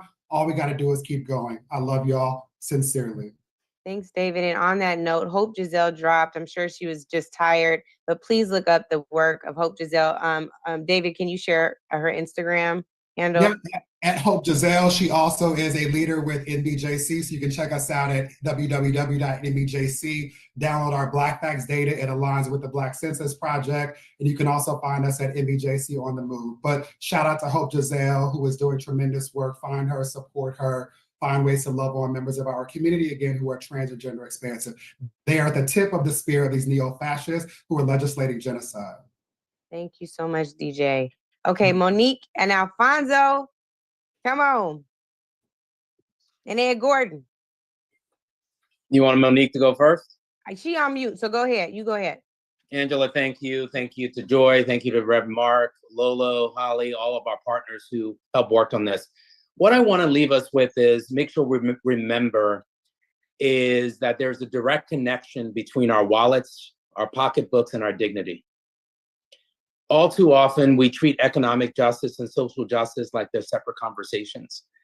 And the truth is they're completely connected. Firing people from their jobs is directly connected to whether they can put food on the table and whether they can be treated with dignity at work. And then striking down diversity, equity, and inclusion affects whether public and private sectors will be held accountable for addressing the disparities that show that Black businesses are being denied opportunities. Just so we're clear, 20% of new businesses go out of business within the first 12 to 18 months. But when you're talking about Black businesses, that's 80%. 80% of Black businesses go out of business during that same time period. And this is due to systemic barriers that exist in the marketplace. So remember, as we go through this fight and this struggle, that when you hear about the actions being taken by the new administration, understand that they have an impact on your dignity and they have an impact on your wallet. That is the goal. They are connected. And at the Global Black Economic Forum, we're going to continue doing this work, fighting for economic justice and fighting for economic freedom, and working with all of you in doing so. Angela, thank you again. Thank you, Alfonso. Monique, my sister. I love you, girl. Real, true indeed. In the bunker, anytime. Thank you for this. Thank you for everybody who worked. One scripture, faith without works is dead. And that means it's like having none at all. It's like non-existent faith. What we've done for the past 24 hours is a demonstration of the height of our faith through our work. And I am so thankful for that because my faith is real high, my faith in God and my faith in our people, my belief that we can take this and go someplace with it. We ain't got to agree on everything. Let's do one thing and take some steps with the one thing. And I'm just here to say, the 100 of y'all, 200 of y'all, whoever did this for the past 24 hours, I'll take at least 10 steps with y'all any day, anytime. Blessings. Thanks, Mo. The legendary Ed Gordon is still with us. And Ed, I just want to hear from you. That's all. I just want to hear from you before we I just want to Yeah, I just want to say this very quickly. And Joy started us off with Dr. King's words. And I had the honor of interviewing Nelson Mandela on 3 occasions and spent some time with him. And he suggested that in times like this, we have to find truth. And that's truth within ourselves and with those who surround us. And so I'd like to encourage all of us to respectfully hold ourselves accountable, our leadership accountable, our elected officials accountable, and the people in the streets accountable. This is a historic moment for us. I don't know that we have the gravity of it yet, but we owe ourselves and our ancestors that accountability. Yes, that is indeed the truth. Well, Joy was the host that brought us in yesterday. So Joy, I want to come to you. Roy, I want to come to you, and then I just want to offer some thank yous. I just want to say that very briefly, because I know we're trying to get out of here. Y'all, I'm telling you, the contrast in my text messages between the people who watched the joint address and the people who stuck with us, the people who did the 24 hours, however long they spent with it could not be sharper. I think what we have learned tonight is that our people don't need to be directed to consume what the mainstream tells them to, or to know what the mainstream tells them to know. They just need us. All we need is each other. Y'all, this is enough. All we need is each other. The feeling of empowerment, joy, freedom that we felt in these last 24 hours and in this town hall, that's it. We got the answer. That's where we go from here, right here.